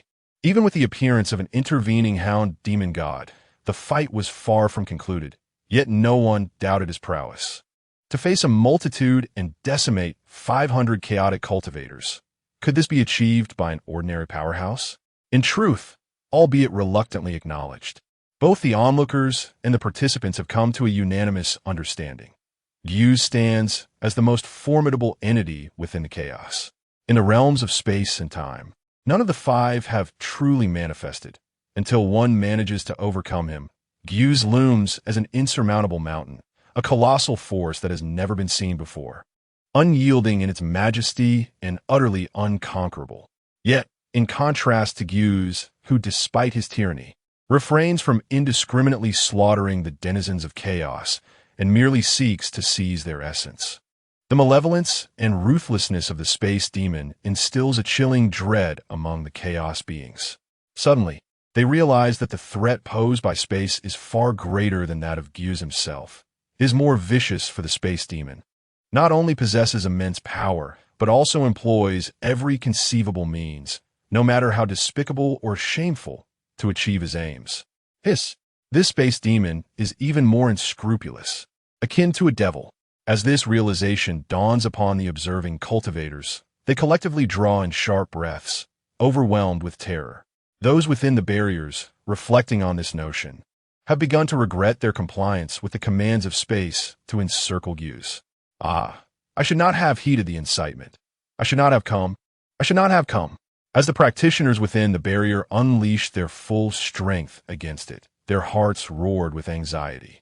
They had realized that the causal realm enveloping Guze and the canine demon god was beginning to fracture. This was dire. The sole ancestor was about to emerge. This time, we had gathered 800 cultivators to besiege him, and there would be no room for compromise. Neither side would yield. He would not merely extract our essence and let us go. We were all ensnared by the Space Demon God, and we would perish because of it. How infuriating! Space Demon God, may you meet a wretched fate. As the causal realm continued to shatter, ominous cracking sounds echoed, causing the hearts of the practitioners within the barrier to sink. They realized the gravity of the situation, recalling the terror they had faced against Guze during their previous confrontation. Their expressions betrayed an overwhelming fear, accompanied by an ocean of resentment. Yet, this ire was not directed at Guze, but rather at the Space Demon God. They roared in unison, "Cursed Space Demon God, your schemes are driving us to our doom. If I escape this time, I shall not let you off lightly." Just as the practitioners voiced their unwillingness to accept their fate, the concealed Space Demon God and the observing cultivators keenly watched the unfolding events. Suddenly, the entire expanse trembled violently, and the intangible cracking sounds resonated throughout, reverberating within the spatial barrier. At last, in a pivotal moment when the maintenance of the causal realm reached its zenith, the hearts of over 200 cultivators trembled in that realm. Exploded! Soul Ancestor, have you finally emerged? In the depths of the shadowy realm, the space demon focused its gaze, causing a resounding tremor to ripple through the fabric of the causal realm. As the ancient and majestic figure of Gyuz materialized before the eyes of all living beings, the shards of the shattered causal realm did not dissipate.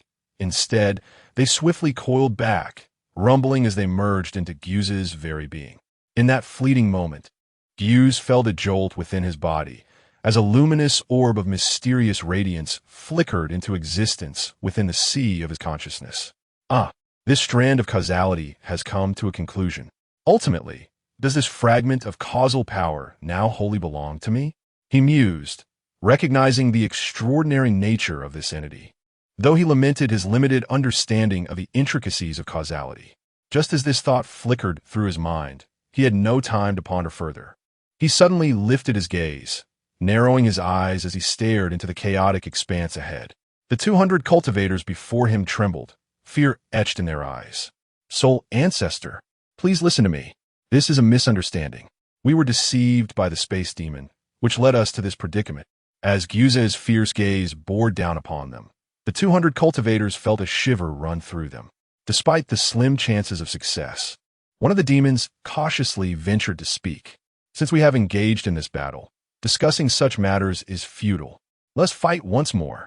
Let us reshape the heavens and shake the cosmos. However, Gyuz did not afford this demon the opportunity to continue.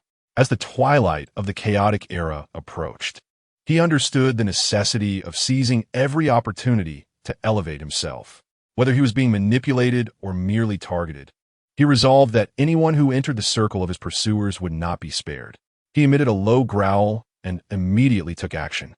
With a wide-open mouth, he unleashed a beam of ethereal light, its profound essence spreading and resonating within the spatial barrier, enveloping a million realms in obscurity. In the next instant, this soul light transformed into a vast ocean of chaos, dark and oppressive, filling the atmosphere with a stifling aura. Concurrently, the ancient demon god's form surged forth with a thunderous roar. From the sharp horn atop his head emerged a humanoid soul. His eyes gleamed with a chilling light, the murderous intent radiating from him, evoking a sense of dread. As his menacing growl echoed in all directions, the humanoid soul, with hands forming intricate gestures, suddenly pointed. This gesture unleashed an invisible force that seemed capable of reshaping the very fabric of reality, shaking the vastness itself. Before the gathering of over 200 cultivators, the void twisted and abruptly tore open a colossal rift. From this fissure emerged a blood-red visage, unmistakably the dragon head of his demon god form, albeit altered. The original azure head now appeared tainted with the essence of blood, exuding a terrifying power and a surging tide of crimson shadows.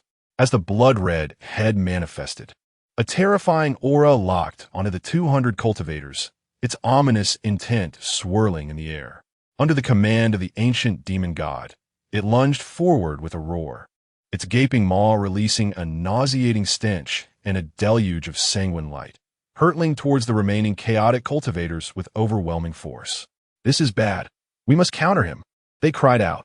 The expressions of the cultivators shifted dramatically, and one of them roared.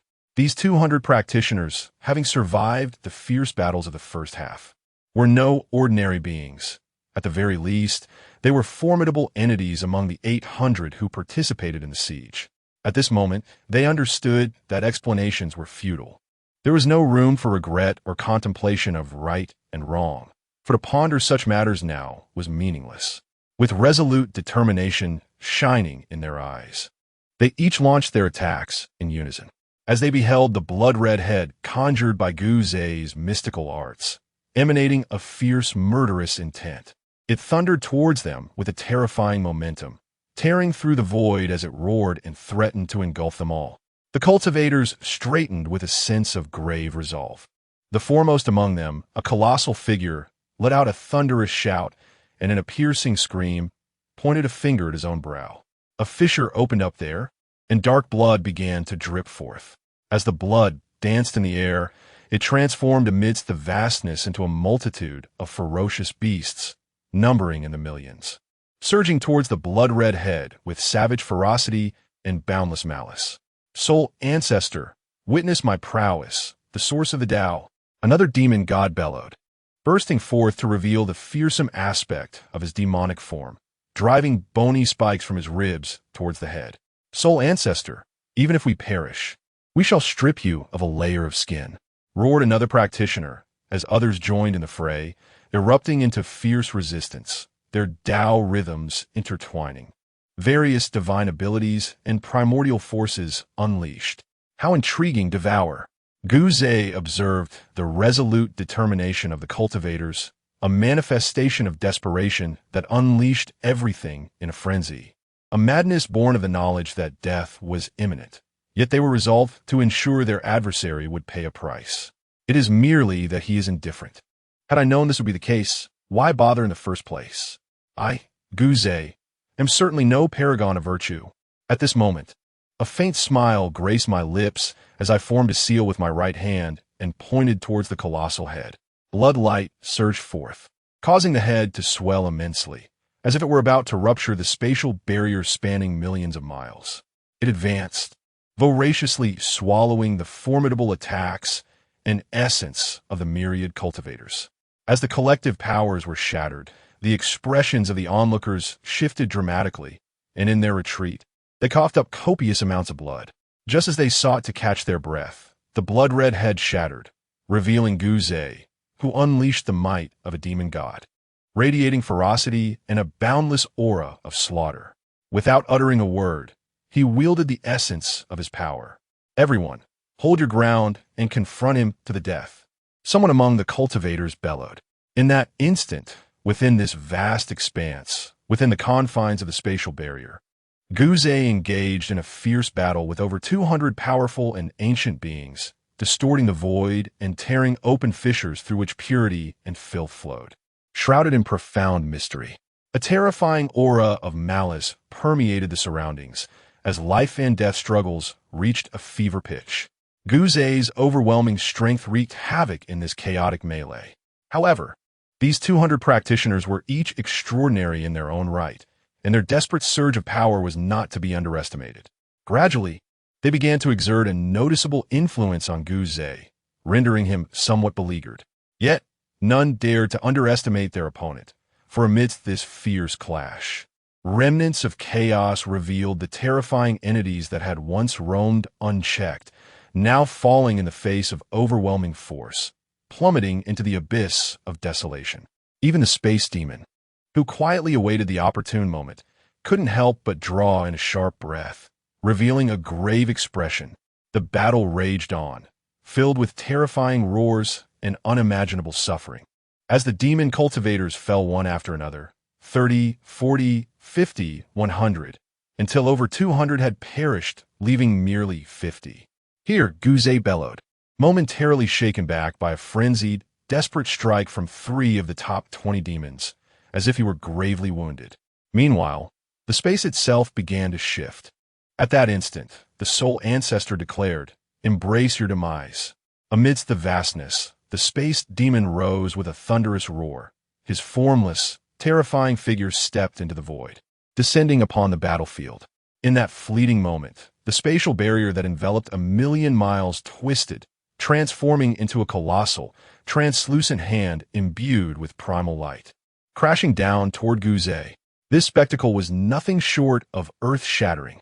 Countless onlookers felt a profound shock reverberate through their souls. They gasped in horror, realizing how insidious the space. This barrier was indeed a formidable spell, set here to await the moment the Soul Ancestor revealed a weakness for a surprise attack. As the immense hand came crashing down, seemingly intent on crushing Guze into the chaos, the space demon's figure simultaneously emerged, standing atop the towering hand. "Ha ha, space! You have finally revealed yourself." As many demon gods were engulfed in profound shock, Guze suddenly erupted into laughter. His demonic form surged, sweeping away his previous despondency, radiating an overwhelming aura that seemed to rise with a formidable force, akin to a sharp spear piercing upward. Given Guze's caution, he was acutely aware that the 800 cultivators were manipulating space to obstruct him. How could he not be prepared for a potential ambush? Although he could not fully comprehend the intricacies of the spatial barrier, He instinctively sensed danger emanating from it, prompting him to deliberately feign a flaw. His true intention was unmistakably to draw out the Spatial Demon God for a direct confrontation. Chapter 20. The flesh treads ancient grounds, battling the fierce beasts. To see his meticulously planned ambush anticipated by Guze was a shocking revelation. It appeared that his earlier lethargy and apparent vulnerabilities were mere ruses designed to bait him, leading to a devastating counterattack. The Spatial Demon God was taken aback, his colossal form trembling as if a thunderous eruption resounded within his heart. It felt as though he had believed himself to be in complete control, only to suddenly realize that the reality was far removed from his expectations. In the eyes of his adversary, he was merely a jester. This realization caused the momentum of the spatial realm to weaken instantaneously. Had Guze's previous injuries been feigned? Was his despondency merely an illusion? It turned out that his meticulously concealed assault, disguised as a spatial barrier, had been uncovered all along. As soon as this thought arose, it became uncontrollable. The Space Demon God's body trembled violently. Even the colossal palm of divine power hesitated momentarily, as if caught in a fleeting doubt. Yet, this hesitation was but a fleeting instant, for the space itself contorted and roared with a ferocious voice. "Damn you, soul, ancestor. You have already discerned my divine power and feigned injury here, all to lure me out? Have I truly fallen for your trick? But what of it? The Space Demon God's roar thundered like a tempest, drowning out all sound around, causing chaos to tremble. Amidst the entwining rhythms of the Tao, that overwhelming palm descended with an immense force. In that moment, as the Space Demon God's sinister intent erupted, the palm's might appeared even more formidable, more grandiose. However, that brief pause had introduced a flaw into his divine technique. Below, the ancient swamp's being merged with its soul, exuding a tremendous aura. Its colossal form, a revered demon god, surged with ferocity that ascended into the vastness, rumbling and shaking the heavens.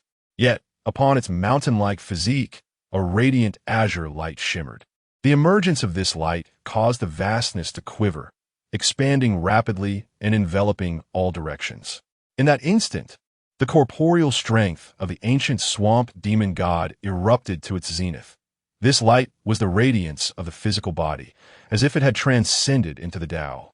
Chaos demon gods are typically endowed with formidable physical power, yet to reach the level of ancient swamp, where the body radiates the light of the Tao at full strength, is unprecedented. This signifies the pinnacle of corporeal strength. Impossible? This is the light of the great Tao. How could his physique be so formidable? In a vast expanse, those observing the battle, along with the 50 or so cultivators who had narrowly escaped death, trembled in shock as they witnessed the unfolding scene. Their eyes revealed a profound terror. They were all astounded by the extraordinary strength of Guze's corporeal form. Such power was beyond their wildest imaginings. The azure radiance signified a transcendence into the ancient realm, a shattering of time and space, marking the beginning of a journey into the Tao. They had anticipated Guze's might, and indeed, the previous battle had already affirmed this. Yet at this moment, the myriad chaotic beings realized that Guze was even more powerful than they had ever conceived. In that instant, amidst the boundless chaos, the four great demon gods, who had been quietly observing from their respective corners, beyond space, time, and causality, were also taken aback, gasping in disbelief, exclaiming, "How is this possible? To tread upon the ancient, to shatter time and space, this is the beginning of probing the Tao." Such an extreme physical prowess is something even we cannot achieve. Once this light of the great Tao manifests within the body, it signifies a transcendence into the ancient realm, a breaking of time and space, free from causality, unprecedented. This level of physical strength can already fundamentally withstand the chaotic fragmentation, rendering one immortal unless obliterated in battle. Otherwise, time cannot harm, space cannot extinguish. All forms of causality are forbidden. Is this soul ancestor truly so formidable? How has he cultivated such a physique? No, compared to other cultivators, The deities of time and causality are far more discerning. They can immediately perceive the terrifying pinnacle of Gu Zei's physical form, which is nearly at the threshold of transcendence. Its momentum is simply unstoppable. How could this be? Could it be that he has already been chosen? In that moment, as the deities of time and causality felt a strange tremor in their eyelids, a glimmer of insight flashed through their eyes, prompting deep contemplation. The latter part of their thoughts remained unspoken, yet there was an unmistakable peculiarity in their tone, hinting at uncertainty regarding Gu Zei's formidable strength and the notion of being chosen.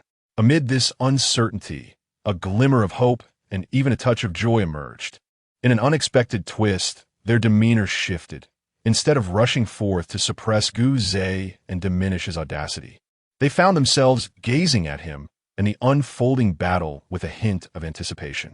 Unbeknownst to Gu Zei, the deities of time and causality held peculiar views about his extraordinary strength. This was his first time unleashing the full power of a deity, and he felt a surge of delight as he realized that his physical form had reached the brink of transcendence, nearly stepping into the realm of the enlightened. Space deity, I have awaited you for long. Come, let us engage in battle. Gusha proclaimed confidently, a physical form reaching the threshold of transcendence. How could this be? This is the legendary state of flesh. Although we have brushed against this edge countless eons ago, we have never been able to take that final step. How could you possibly achieve it? Gazing at the radiance beyond the ancient reservoir, the space demon felt an intense constriction in his pupils. In that fleeting moment, he sensed an ominous threat emanating from the ancient reservoir, instilling within him a deep-seated trepidation. The principles of the primordial path and the art of spatial folding weighed heavily upon him. No longer able to maintain his composure, his expression shifted dramatically. Drawing a sharp breath, he stood atop the colossal hand, unleashing a fierce roar. With arms outstretched, he executed his techniques with utmost fervor, and immediately, the resonances of the Tao intertwined. In that instant, the void twisted as countless spatial rifts emerged around the corporeal form of the ancient reservoir, vast and formidable, as if intent on devouring a whole. Yet, the resilience of the ancient reservoir's body had transcended the ages, rendering time and space impervious to destruction. Futile attempt. Witness as I shatter your arcane arts. The ancient reservoir laughed maniacally, azure light cascading in all directions, shaking the very fabric of existence with an overwhelming ferocity. With a thunderous clash, his sharp horns collided with the immense palm. The surrounding spatial rifts, born of primal forces, astonishingly failed to inflict harm upon the demon's formidable physique. This spectacle left many chaotic cultivators aghast, as the sharp horns of the ancient reservoir surged with boundless azure light, crashing into the towering palm. With a resounding boom and a cacophony of cracking sounds, the colossal hand fractured, splintering into countless shards amidst the vast expanse. The scene unfolded in a whirlwind of chaos. The fabric of space, long held in tension, erupted forth with an overwhelming force, a colossal hand of boundless power. In Gu Zei's eyes, a strange radiance flickered, and as mystical arts unfurled, the positions of himself and the spatial demon god abruptly shifted, transforming the scenario to one where Gu Zei ascended while the space descended. What absurdity! With his physical form treading upon the ancient, time itself proved indomitable. Infuriated, he proclaimed, "Witness my essence." The spatial demon god's divine abilities were shattered, his countenance contorting into a ghastly visage, devoid of features, twisting grotesquely. Suddenly, he formed a seal, pointing a finger to his brow, and with a swift motion, he tore away the skin of his face, akin to the removal of a human mask. His true countenance was revealed, hideously deformed, with crooked eyes and a twisted mouth, as if his very nature was one of malevolence. With a sudden roar, he expelled a torrent of primordial essence, swirling with the essence of Tao, enveloping the space like a flowing ribbon, surging towards Gu Zei. The three sacred steps of the divine and demonic. First, the shattering of divine abilities. Gu Zei bellowed towards the heavens, his body radiating a brilliant azure light, permeating the surroundings, exuding the formidable aura of one who treads the ancient. With a glint of disdain in his gaze, he took a decisive step forward, and in that instant, the primordial torrent was violently fragmented under the Spatial Demon God's malevolent stare, as if crushed beneath an insurmountable weight, shattering divine abilities. The three sacred steps of the divine and demonic. Second, the obliteration of battle intent. Guze roared once more, his foot striking down. The Spatial Demon God trembled violently, a look of ferocity crossing his face. In the face of Guze's arcane mastery, he sensed an overwhelming might, an unshakable grandeur emanating from his opponent. This sentiment, profound and unsettling, stirred a tremor within his very will to battle. He was suddenly filled with a profound sense of foreboding, realizing that he could no longer continue down this path. Otherwise, in this battle, he would not only face utter defeat, but would also experience an overwhelming sense of humiliation. "Behold my power, the realm of space go," gritted the Space Demon God, his visage contorted with ferocity. With a swift motion of his grand sleeves, primordial energy surged forth. The chaos trembled, and a resounding roar echoed as the void twisted and vibrated. Astonishingly, an immensely vast domain was conjured by the Space Demon God, hurtling towards the second foot of Guze with thunderous force. Following this, his momentum surged dramatically. Explode. Retreat. At the very moment the domain collided with Guze's colossal foot, amidst the deafening roar, the Space Demon God bellowed vehemently. In an instant, Guze's body quivered, and his second foot was unexpectedly shattered by this spatial domain, the explosive force propelling him backward. In that fleeting moment, it felt as if time had reversed, and Guze found himself retreating amidst the vastness, blood spurting from his mouth as his divine abilities were disrupted. "Indeed, you possess considerable prowess. Space, you are the first to breach my divine abilities. Humph. My 3 steps of divine demons upon antiquity failed to shake your resolve, not even allowing the second step to fully unfold. But so what? From a moment you launched your surprise attack, and I countered, I seized the initiative. At that moment, you took a step back, and retreating will become your only option."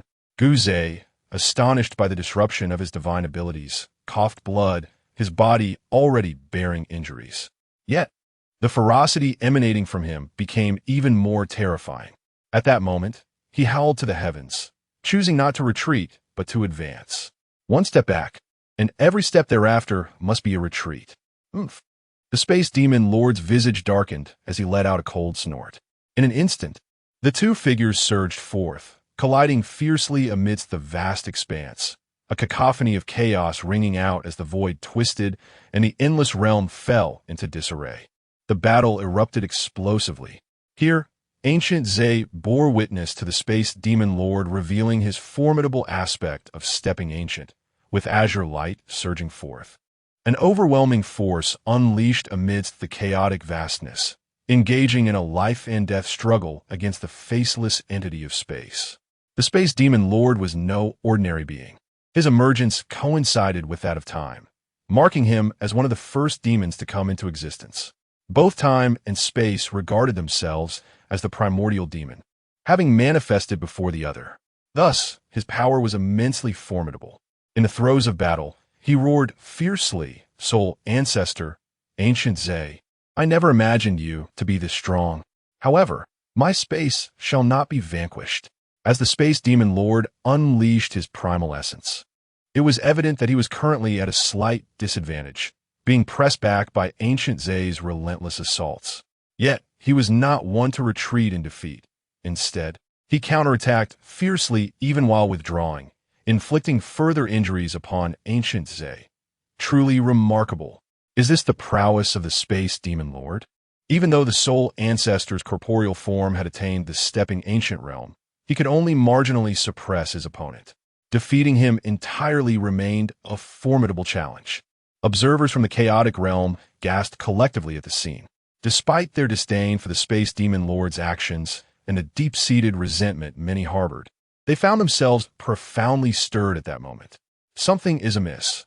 If this Soul Ancestor has indeed been chosen, his strength cannot merely be this. It ought to be stronger. yet he has not been definitively chosen. Is his ascent not formidable enough? Apart from the fierce battle with the space demon, the other four great demons, time, causality, and others, display a shift in countenance, revealing expressions of uncertainty and doubt as they furrow their brows and gaze at Guzay. From the implications of their words, it appears that the so-called selection process indicates that Guzay's current display of power falls short of their standards. These five great demons have never truly engaged in combat since their inception. It is not out of a penchant for peace, but rather due to a significant hidden secret that compels them to refrain from acting recklessly. Take the space demon, for instance. Had Guzay not approached them, he would not have unleashed his full strength and engaged in a fierce confrontation. As for what they are waiting for, Guzay remains oblivious, and similarly, the other practitioners in the chaos are unaware. Perhaps only the five of them comprehend the truth. The thunderous roar reverberated through the heavens and the earth as Guzay engaged in a fierce battle with the Spatial Demon God.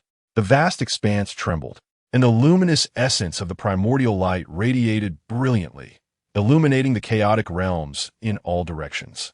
The intensity of this conflict was truly terrifying.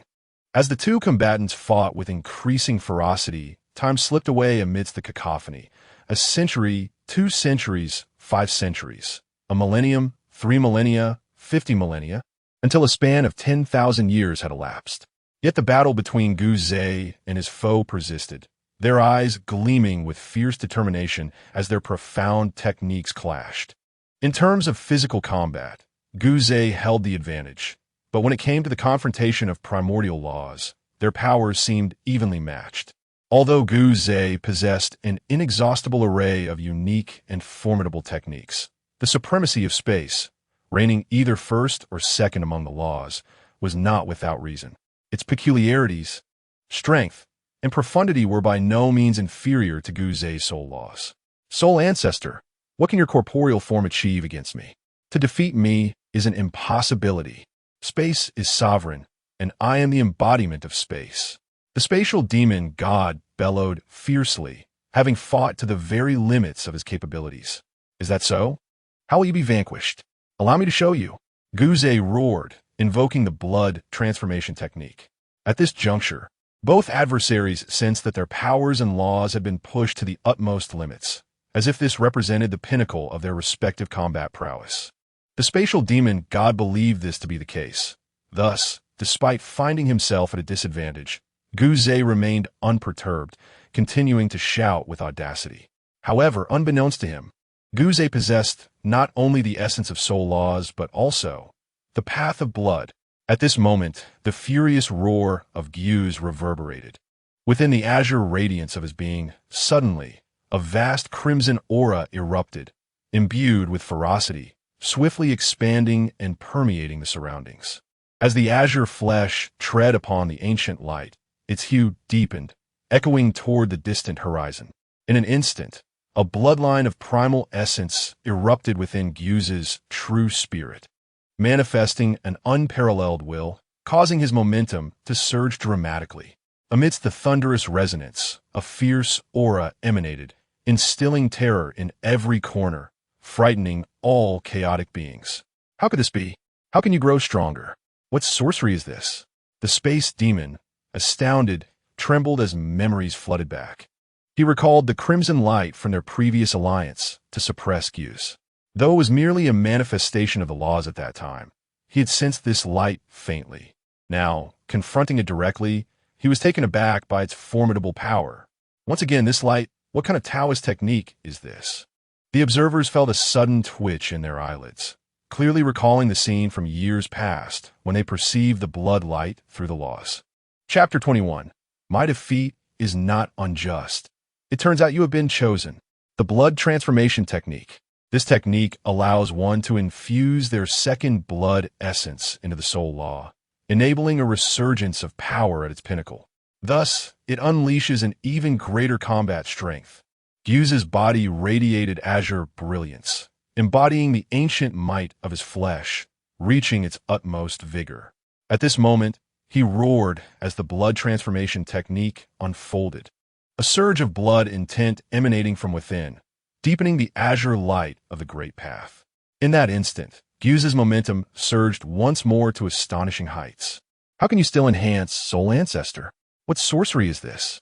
The space demon trembled violently, revealing an expression of incredulity. In that fleeting moment, the sense of crisis brought to him by Guse reached an unparalleled intensity, instilling a chilling fear within him.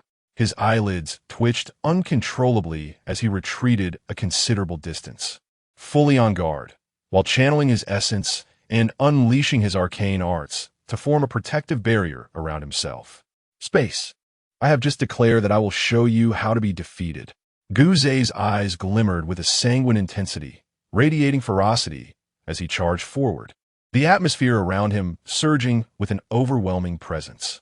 With a resounding roar, he tore through the void, and suddenly, from above his crown, his human soul emerged, unlike before, now clad in crimson armor, resembling an unparalleled warrior.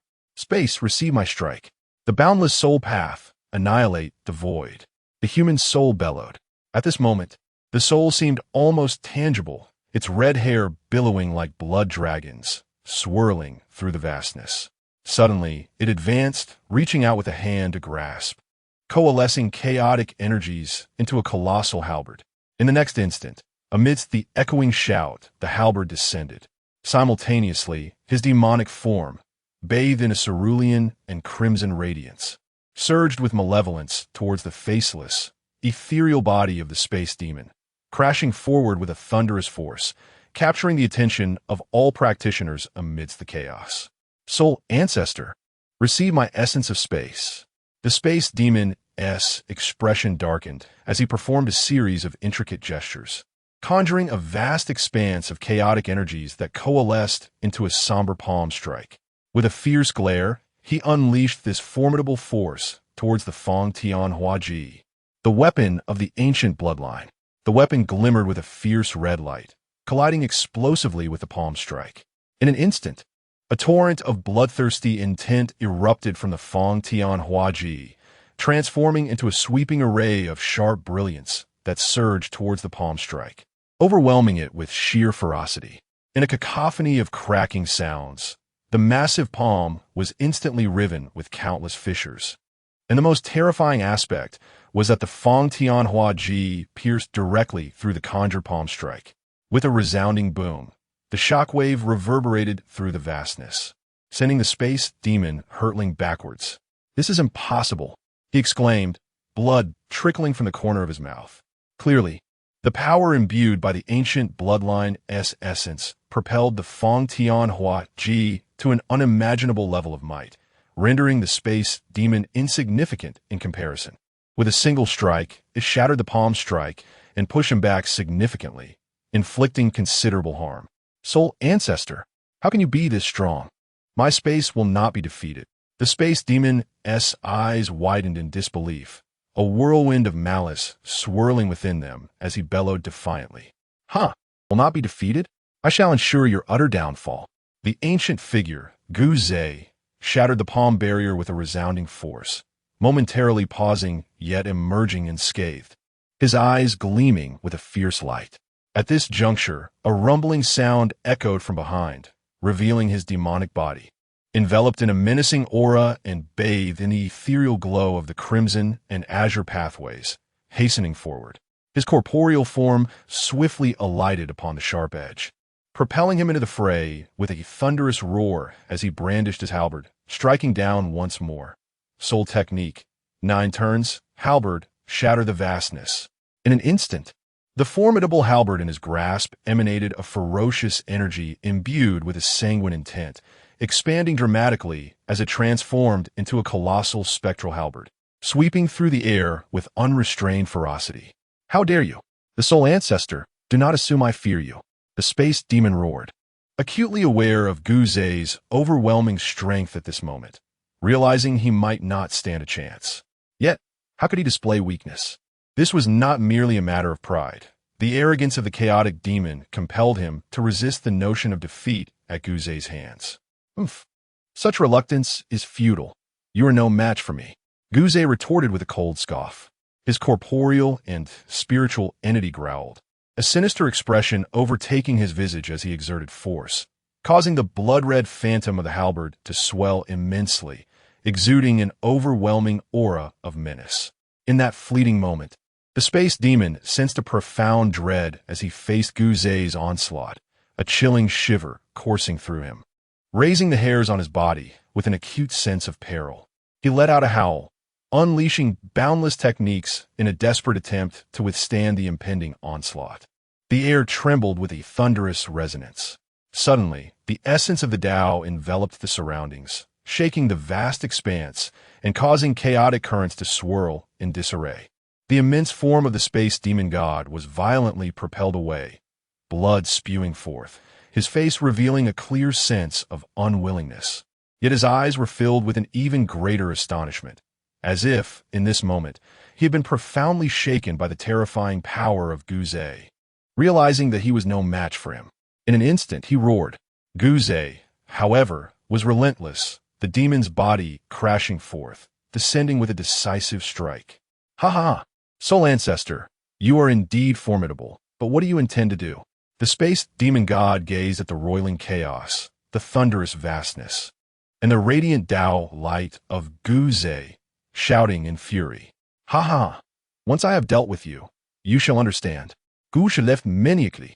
In that moment, the chaos roared, and a series of thunderous sounds reverberated across the realms. The two powerful beings clashed in the boundless void, their overwhelming might suffocating countless chaos cultivators within a myriad of miles, who dared not look up, experiencing a sensation akin to asphyxiation. Under the immense power of the two, the void distorted, and the chaos tore open fissures. As the primal source was unleashed, various divine arts and techniques permeated the surroundings, creating astonishing ripples capable of instilling fear in all. The current state of the battlefield is markedly different from before. In the past, even when Gu Zei's physical form reached its zenith, he only held a slight advantage against the space demon god. However, the situation has now transformed. With the activation of his blood transformation technique, the enhancement from the essence of the blood path has significantly amplified Gu Zei's power. His strength has surged dramatically, reaching an impressive 30% increase. In truth, Gu Zei possesses the capability to elevate his abilities even further, potentially achieving a remarkable 50% growth. Yet, such an escalation would necessitate a considerable expenditure of his own vital blood, integrating it into the essence of the blood path, which would impose an immense burden on his physique. Therefore, under ordinary circumstances, Gu Zei refrains from making such a choice. Moreover, even with merely a 30% enhancement, Gu Zei's formidable strength eclipses his previous self to such an extent that, in the present confrontation, the space demon god finds himself virtually powerless, relentlessly retreating under the onslaught. Blood spurts from his mouth as he bellows in fury, yet he remains helpless to alter the tide of battle. "Gu Zei, even if you defeat me, what of it? You cannot truly harm me. You couldn't even vanquish the wind demon god, let alone me." Roar, roar. The space demon god bellows in defiance. As the battle progresses, he is consumed by frustration, and in Gu Zei's blood-imbued state, his injuries have become grievously severe. He realizes that he is no match for Gu Zei, and despite his unwillingness to concede, he must acknowledge that this battle is likely to culminate in his utter defeat, total annihilation. "I may not be able to kill you, but I will find a way to contend with you." With a cold snort, Gu Zei felt a surge of impatience as he realized that the protracted battle was yielding no results. He understood that the Space Master was undeniably powerful. Even though he had experienced a significant increase in his combat strength, achieving a 30% surge atop his peak foundation, he was still unable to secure a decisive victory. The Space Master was not only indestructible, but also exceptionally troublesome to contend with. Moreover, Gu Zei feared that if this stalemate persisted, Time and his companions might eventually decide to attack him. To this day, Time and the others had not made a move, leaving Gu Zei perplexed. Yet, avoiding an assault was ultimately a blessing, and he hoped it would remain so. However, if the situation dragged on, he worried that Time and his allies would inevitably succumb to their impatience. Lost in contemplation, Gu Zei clenched his teeth, a fierce glint flashing in his eyes. His complexion suddenly flushed, and from within the body of the demon god, 50 drops of ancient and potent blood surged forth, as if ignited, merging into the essence of his true spirit and the source of his blood path. With a roar, he proclaimed, "This is not my ultimate combat power." His physical and spiritual presence swelled dramatically as he let out a thunderous cry. With a ferocious countenance, he unleashed the rhythm of the Tao, the essence reverberating as he wielded his halberd, the Fong Tian Huaji, to strike. Instantly, an overwhelmingly terrifying force, fiercer than before, swept through the chaos, tearing apart the endless void with a resounding crash, aimed directly at the space demon god. Impossible? Soul Ancestor, can you truly grow even stronger? The countenance of the space demon underwent a dramatic transformation. In that fleeting moment, he chose to retreat in a desperate bid to evade the overwhelming force that threatened him with grave peril. However, Gu Zhe, at the cost of his very essence, unleashed a temporary surge of unparalleled power, augmenting his original capabilities by an astounding 50%. Such formidable strength rendered the space demon's escape futile. "No, Soul Ancestor, you cannot slay me," he roared. The space demon, with an expression twisted in agony, felt the impact of the Fong Tian Hua Ji cleaving into his form, which brutally tore open his flesh, revealing a gaping wound that gushed blood, eliciting a piercing scream of torment. Yet this was merely the prelude. Seizing the moment of his blood's eruption of power, Gu Zhe soared forward, his visage twisted in a fierce grimace. As the heavens trembled, he unleashed a relentless barrage of attacks. "I shall not spare you," he declared, his voice hoarse and laced with merciless intent. In the depths of despair, the space demon lamented, "Gu Zhe, I will avenge myself." In that instant, Gu Zhe erupted in full force, sending shockwaves through the entire realm of chaos. Every cultivator present was struck with fear, gasping in astonishment. His soul ancestor, he hadn't even exerted his full strength before. Is this truly his real power? How terrifying indeed. The space demon is in dire straits. In stark contrast to the ordinary cultivators, the foremost 5, Shuran, Ingwa, and the other 4 demon gods, were utterly taken aback when Gyuz, at the cost of his own blood, unleashed a surge of battle prowess. They rose abruptly, their expressions transformed, shock etched upon their faces as they fixated intently on Gyuz, as if attempting to glean some revelation from his state at that very moment. Gradually, amidst the tumultuous clash of life and death, as the spatial injuries mounted, Gyuz's aura ascended, resounding with a force that seemed poised to coalesce into the mightiest of powers. In a fleeting instant, Gyuz himself was oblivious to the peculiar mark that suddenly materialized at the center of his demonic form's brow. This mark appeared somewhat ethereal, as though it had not yet fully solidified, flickering in and out of existence. While the other beings of chaos were oblivious, Shuran, Ingwa, and the others were transfixed by that mark, their eyes unblinking, their bodies quivering, their tone shifting. "It has appeared." The 4 demon gods, having lost their composure, spoke with an unmistakable fervor, their voices tinged with ecstatic delight, as they beheld the mark becoming increasingly pronounced upon Gyuz's brow, gradually solidifying to 1/5 of its potential. A glimmer of relief and a strong undercurrent of schadenfreude flickered in their gazes. It seemed that once the mark crystallized into substance, Gyuz would be rendered a mere corpse in their eyes. The ground trembled beneath the weight of their anticipation. The great battle rages on. The scene is awe-inspiring and tumultuous. A chaotic expanse. The spirit of the ancient path reverberates throughout the realms. Gu Zhe, fierce and formidable, fights with fervor, emitting a thunderous roar. At last, a moment arrives when the spatial demon can no longer endure. Struck by Gu Zhe's formidable halberd, he is sent careening backward, plummeting into the abyss of chaos. In this instant, the mark upon Gu Zhe's brow glimmers, shining brighter under the delighted gazes of Shuran and Gua, illuminating the atmosphere. What is this?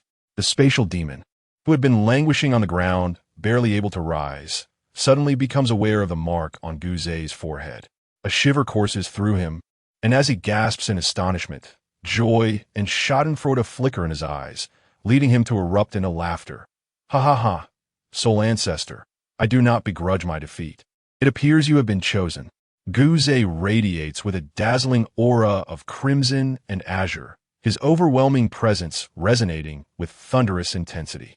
Upon hearing the words of the spatial demon, a flicker of confusion crosses his gaze, yet he strides forward, step by step, toward his adversary. Thus concludes the 22nd chapter, Seizing the Heart, the Faceless Hollow Willow. This battle culminates in the defeat of the spatial demon, with Guze emerging victorious. Undoubtedly, he is now recognized as the strongest in the chaos. For countless years to come, Guze's existence will stand as an insurmountable mountain before all cultivators of chaos. His might unshakable, the spatial realm has faltered. The Soul Ancestor is indeed powerful, rightfully the foremost cultivator of chaos. Bathed in the crimson and azure glow, Guze approached the space demon god step by step, enveloped in silence. A flicker of confusion crossed his eyes, as if he could not comprehend why the space demon god displayed such emotions at this moment. Despite having been vanquished by him, the demon stood there, laughing with a sense of malicious glee, as though it were the true victor. The sight of this laughter darkened Guze's countenance, prompting a cold sneer as he declared, I do not know what madness has taken you, but you are ultimately defeated in this battle. As he spoke, a chilling glint flashed in his eyes, radiating an aura of lethal intent as he stepped closer. Soul Ancestor, what are your intentions? You must understand, you cannot kill me. Upon witnessing the icy gleam within Guze's gaze, the space demon god suddenly felt a shiver run through him, his body bristling with fear. Yet he feigned composure, widening his eyes in a furious glare, his irises burning crimson as he roared, having formed a vague suspicion. Is the Soul Ancestor intent on extracting the blood essence of the space demon god? In the endless years preceding this chaotic battle, every time he encountered or defeated a cultivator, the Soul Ancestor would extract their blood essence. This time, however, the space demon god had deeply offended him, and it was likely that a significant quantity of blood essence would be extracted. Surely more than 50 drops, I surmise? In the vast emptiness, a cultivator's consciousness remarked, It is certainly not that simple. Have you not noticed? This time, the murderous intent emanating from the Soul Ancestor is far more terrifying than when he sought to seize our blood essence. This statement holds great truth. However, the space demon deserves his fate. After enduring countless trials and chaos, he has led many to their doom, with only a handful escaping. It would be beneficial for the Soul Ancestor to acquire a few drops of his essence. Indeed, the space demon is utterly deserving of his demise. Who would have thought you would find yourself in such a predicament? In that moment, amidst the vastness, the cultivators of chaos engaged in fervent discussions, their speculations mirroring the thoughts of the space demon. No cultivator expressed sympathy. Some remained indifferent, while many others mocked him. Those who had previously fallen into the traps set by the space demon, yet survived, felt an unspoken satisfaction. As time passed, the top 5 demons, including the likes of Cause and Effect, focused their attention almost entirely on the mark upon Guze's forehead, seemingly hoping for it to shine brighter and solidify completely. Amidst the myriad thoughts of the cultivators, none noticed the glint of murderous intent flashing within Guze's pupils. He understood that slaying the space demon was unlikely, yet he yearned to make an attempt. Soul Ancestor, you wish to extract my essence? What of it? The space demon, aware of Guze's penchant for seizing the essence of demons, felt a slight unease but still laughed maniacally, weakly proclaiming, You have been chosen. There is no favorable outcome for you. Though I may have met defeat this time, I shall not falter in the final calamity.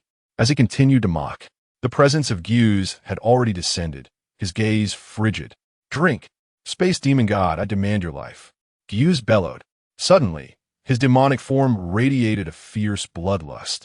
The azure light, intensifying as a wave of ferocity, surged forth in all directions. This terrifying aura extended for countless miles, causing the vast expanse of chaos to tremble in response. his sharp horn aimed directly at the heart of the Space Demon God. Infused with primal blood essence and the might of his corporeal form, he pierced through with the swiftness of lightning, resulting in a resounding explosion. The Space Demon God let out a sorrowful roar. "Soul Ancestor, you wish to kill me now?" Panic surged within him. The Soul Ancestor had indeed pierced through his heart. This was a lethal blow. "No, we must stop this. None of the top 10 demon gods can perish. Hurry, assist the Space Demon." It was too late, far too late. The Soul Ancestor's corporeal form, embodying ancient might, had already breached the heart of the space. What more, an overwhelming dread emanated from the Soul Ancestor. Though the top 10 demon gods remained alive, the destruction of the heart had gravely wounded the Space Demon God. In the vast expanse, the practitioners of chaos gasped in astonishment, while all the demon gods inhaled sharply. Time and causality. The 4 great demon gods trembled, springing to their feet in an attempt to assist the Space Demon God. It was too late for any salvation. In an instant, the heart of space shattered. Is this the terror of the Soul Ancestor? Such ruthless means to shatter a heart. Could it be a warning to all beings of chaos that anyone daring to provoke him, even the top 10 demon gods, would bear a tremendous price? Suddenly, one among the practitioners cried out in alarm. Those aware of the time knew it was too late, but were preparing to charge forth. Yet, in that fleeting moment, an immense force of the Tao enveloped the area surrounding Gu Zhe and the Space Demon God.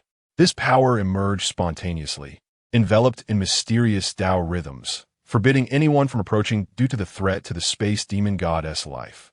Indeed, the Tao power sealed off that vast expanse of 1,000,000 miles. The expressions of the onlookers darkened. Upon closer inspection, they beheld the Space Demon God's face contorting grotesquely, revealing his hideous visage, his eyes filled with disbelief and deep-seated resentment. "Soul Ancestor, you have shattered my heart, the very foundation of my demon god form," he roared.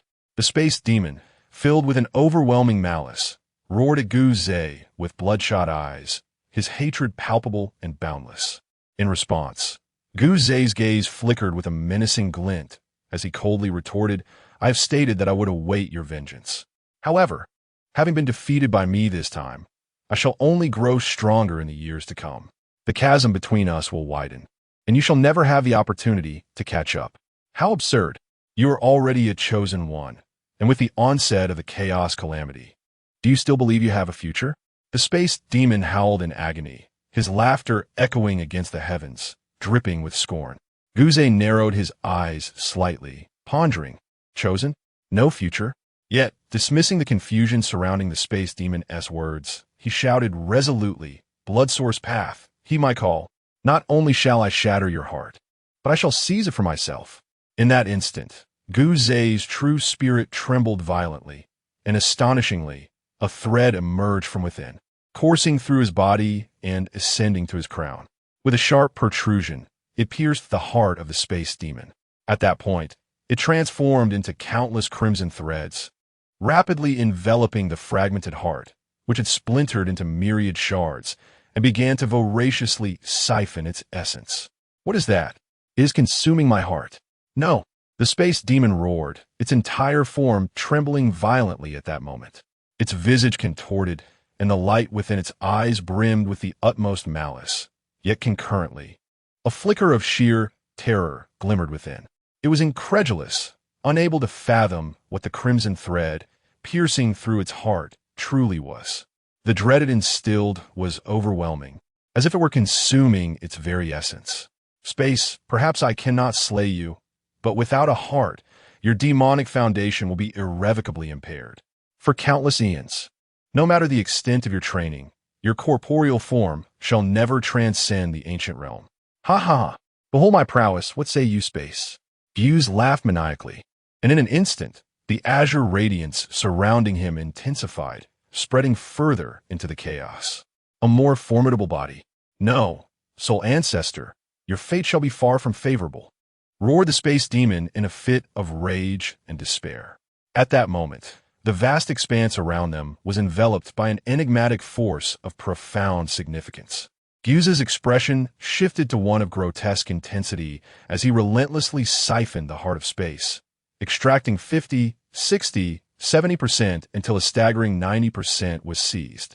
Thunderous rumbles echoed as, at that juncture, two supreme forces descended from the distorted void above, targeting Gu's and the space demon respectively.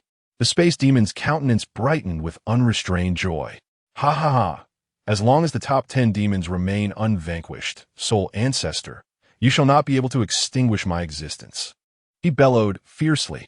However, Gu's pupils constricted sharply, for he sensed an overwhelming threat emanating from the power directed towards him.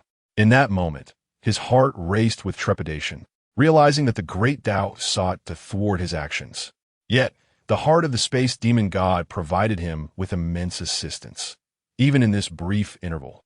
Without entering seclusion to refine it, his physical form grew stronger once more, and within the heart resided a plethora of vital essence. Now, he had already absorbed over 90%, mere moments away from completely seizing the heart of the space demon god. At this critical juncture, surrender was not an option he would entertain. What did it matter if the great Tao sought to impede him? In the realm of space, no one could safeguard your heart. Soon, a resolute glint emerged in Gu's eyes as he emitted a low growl. The azure and crimson radiance surrounding him surged, illuminating the heavens. He believed that with his physical body having transcended the ancient, even if he were to suffer a backlash from the great Tao, it would not pose a significant threat. Moreover, as one of the top 10 demon gods, he too was indomitable, and thus he resolved to take the gamble. A lifetime of cultivation was, after all, a contest against the heavens and a struggle against all beings. Sometimes, even when fully aware of the peril, one must dare to risk it all. With a fierce expression, Gu intensified his efforts, channeling all his strength to draw upon the essence of the space demon god's heart. Suddenly, as a surge of power infiltrated the space demon god, it seemed to awaken, exhibiting a newfound resistance, vigorously launching its techniques against Gu's corporeal form. However, given its grievous injuries, it could not instantaneously regain its peak strength. Therefore, although its attacks grew increasingly potent, for the time being, they could not breach Gu's physical defense. Ha! Soul Ancestor, I am immortal.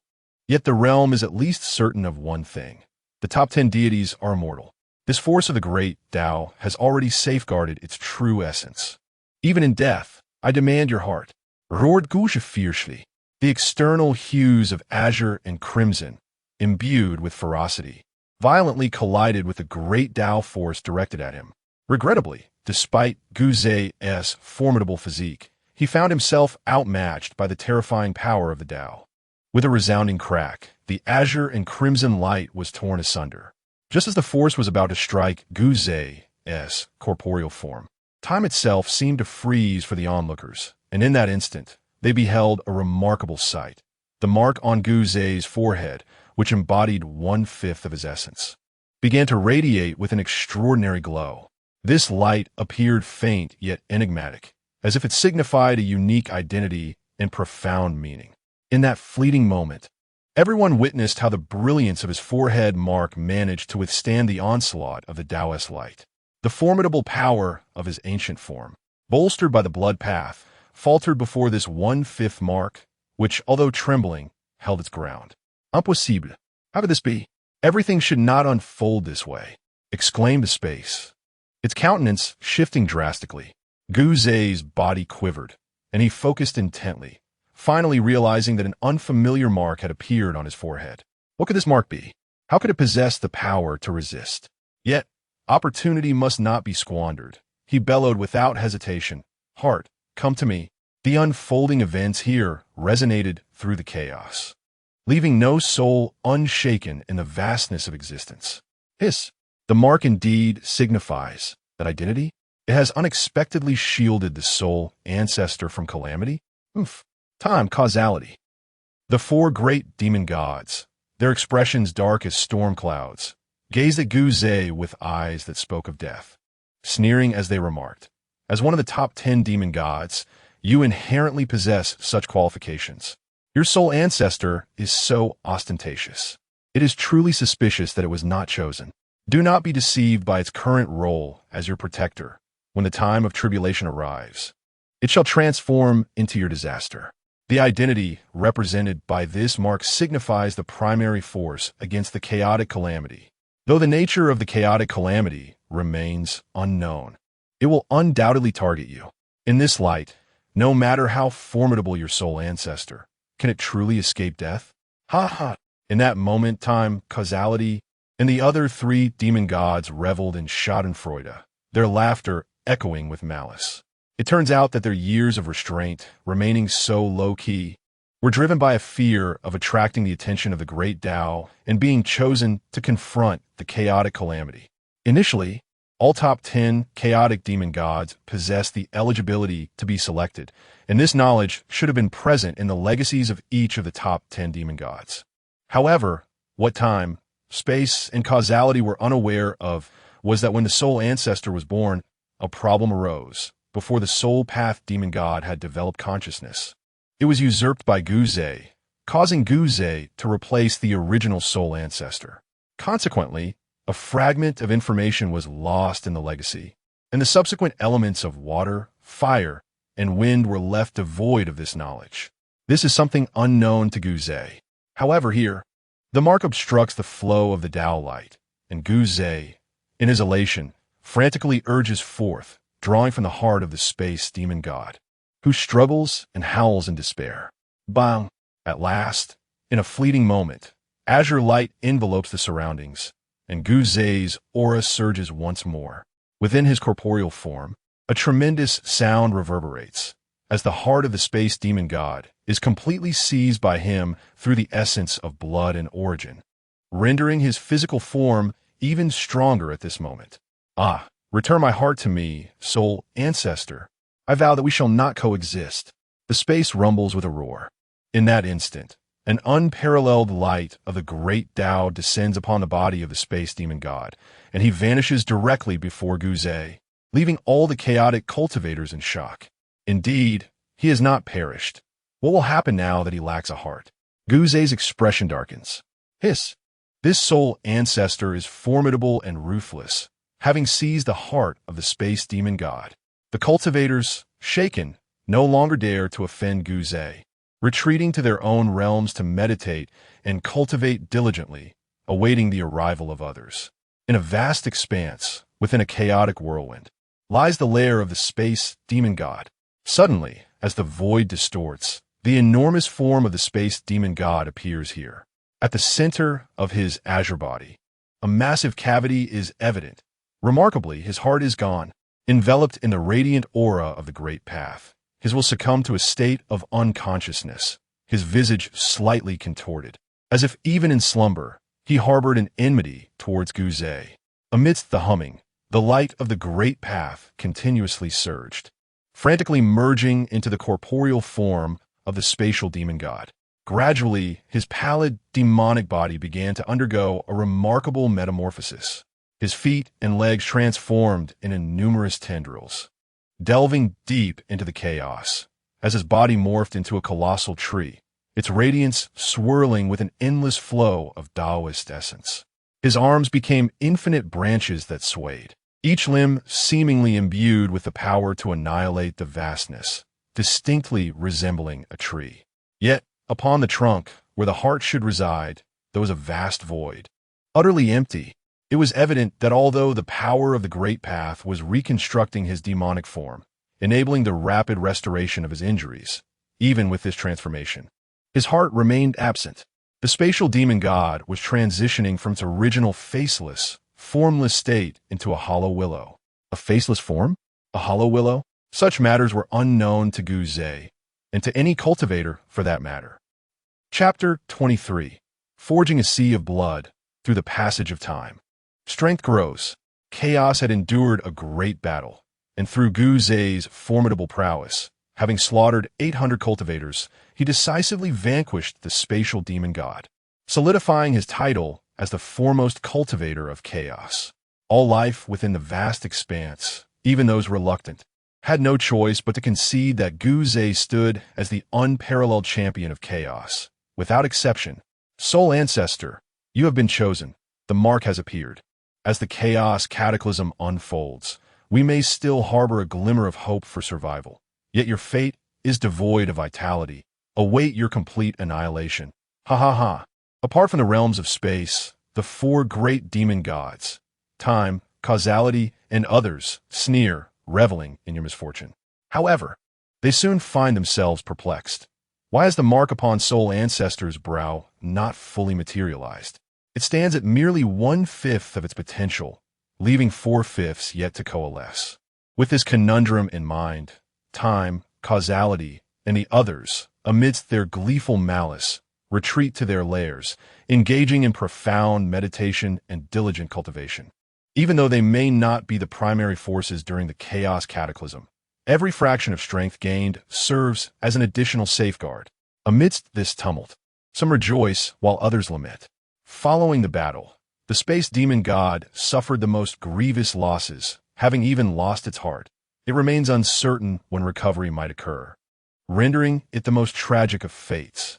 Among the 800 cultivators who survived, over 50 who fled after witnessing the formidable power of the defeated space demon god and the ruthlessness with which it claimed its heart were left trembling in fear, silently acknowledging, this soul ancestor is truly ruthless. We must not provoke him, lest he seek vengeance. In the wake of this fierce conflict, an unexpected tranquility settled over the vast expanse, with battles still occurring among the demon gods, yet they lacked the fervor of previous encounters. Unbeknownst to Guze and others, including the likes of Shuran and Kunga, all cultivators remained oblivious to the fact that beneath this tranquil facade, within the vast expanse of the void, a brewing tempest of calamity was unfolding. In a boundless battlefield spanning millions of miles, as he witnessed the space demon lord vanish before him, Guze's countenance darkened. Yet he found himself powerless, acutely aware that the space demon lord had not perished. As he felt the probing consciousness dissipate entirely, his body trembled, and the crimson and azure light gradually retracted. The formidable and ferocious aura slowly diminished, settling around him. Gazing into the distance, he beheld a million-mile radius transformed into a river of blood, strewn with the lifeless bodies of fallen chaos demons, lying motionless in all directions. Although silent, a lingering ferocity still enveloped the area. Hiss, hiss, hiss. A miasma of death pervaded the scene, reminiscent of a horrific tableau. In that moment when Guze withdrew his imposing presence, his complexion turned pale, exhaustion radiating from his form, a testament to the blood he had expended in his battle against the space demon lord to enhance his combat prowess. Yet at this instant, Guze felt no despair. Rather, a glimmer of satisfaction shone in his eyes. The gains from this encounter far outweighed the sacrifices made, and even with the depletion of his blood essence, it was all worth it. Gazing upon the vast expanse of blood and the countless colossal corpses of the demons, a glimmer of brilliance flickered in his eyes as he murmured, "The heart of the spatial demon possesses immense potential to enhance my physical form. Presently, within me, only a fraction has been absorbed. Moreover, the heart is laden with a significant quantity of essence, no less than 200 or 300 drops. I wonder how you managed to survive after losing such a substantial amount. Yet, that ultimately concerns you alone, not me. I am curious to discover how the refinement of your essence and heart will augment my blood path and corporeal form. Though my body has already transcended the ancient realms, I can still grow stronger. Furthermore, amidst this desolate expanse of 1,000,000 miles, the more than 700 corpses of cultivators may hold little immediate value for me.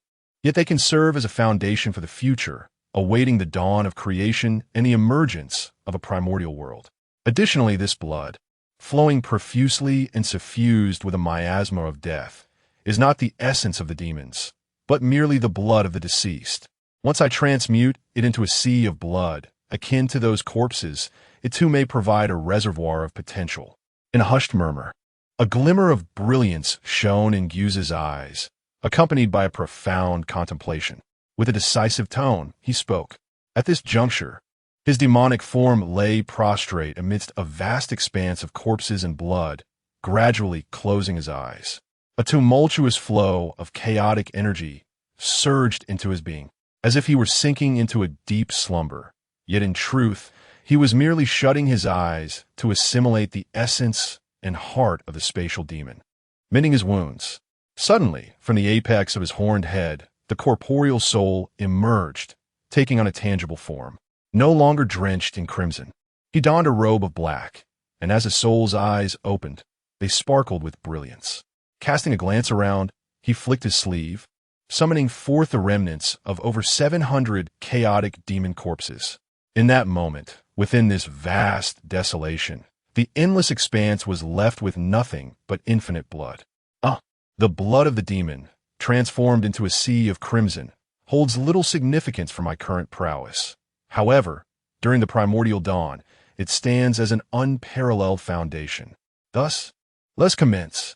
With a sudden, low exclamation, the corporeal soul channeled energy through intricate hand seals to gather the demon's blood.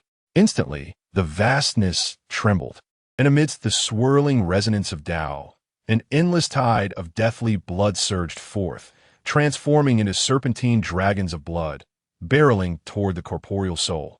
These blood dragons, devoid of awareness, radiated an overwhelming aura of death as they coalesced above the corporeal soul, merging slowly.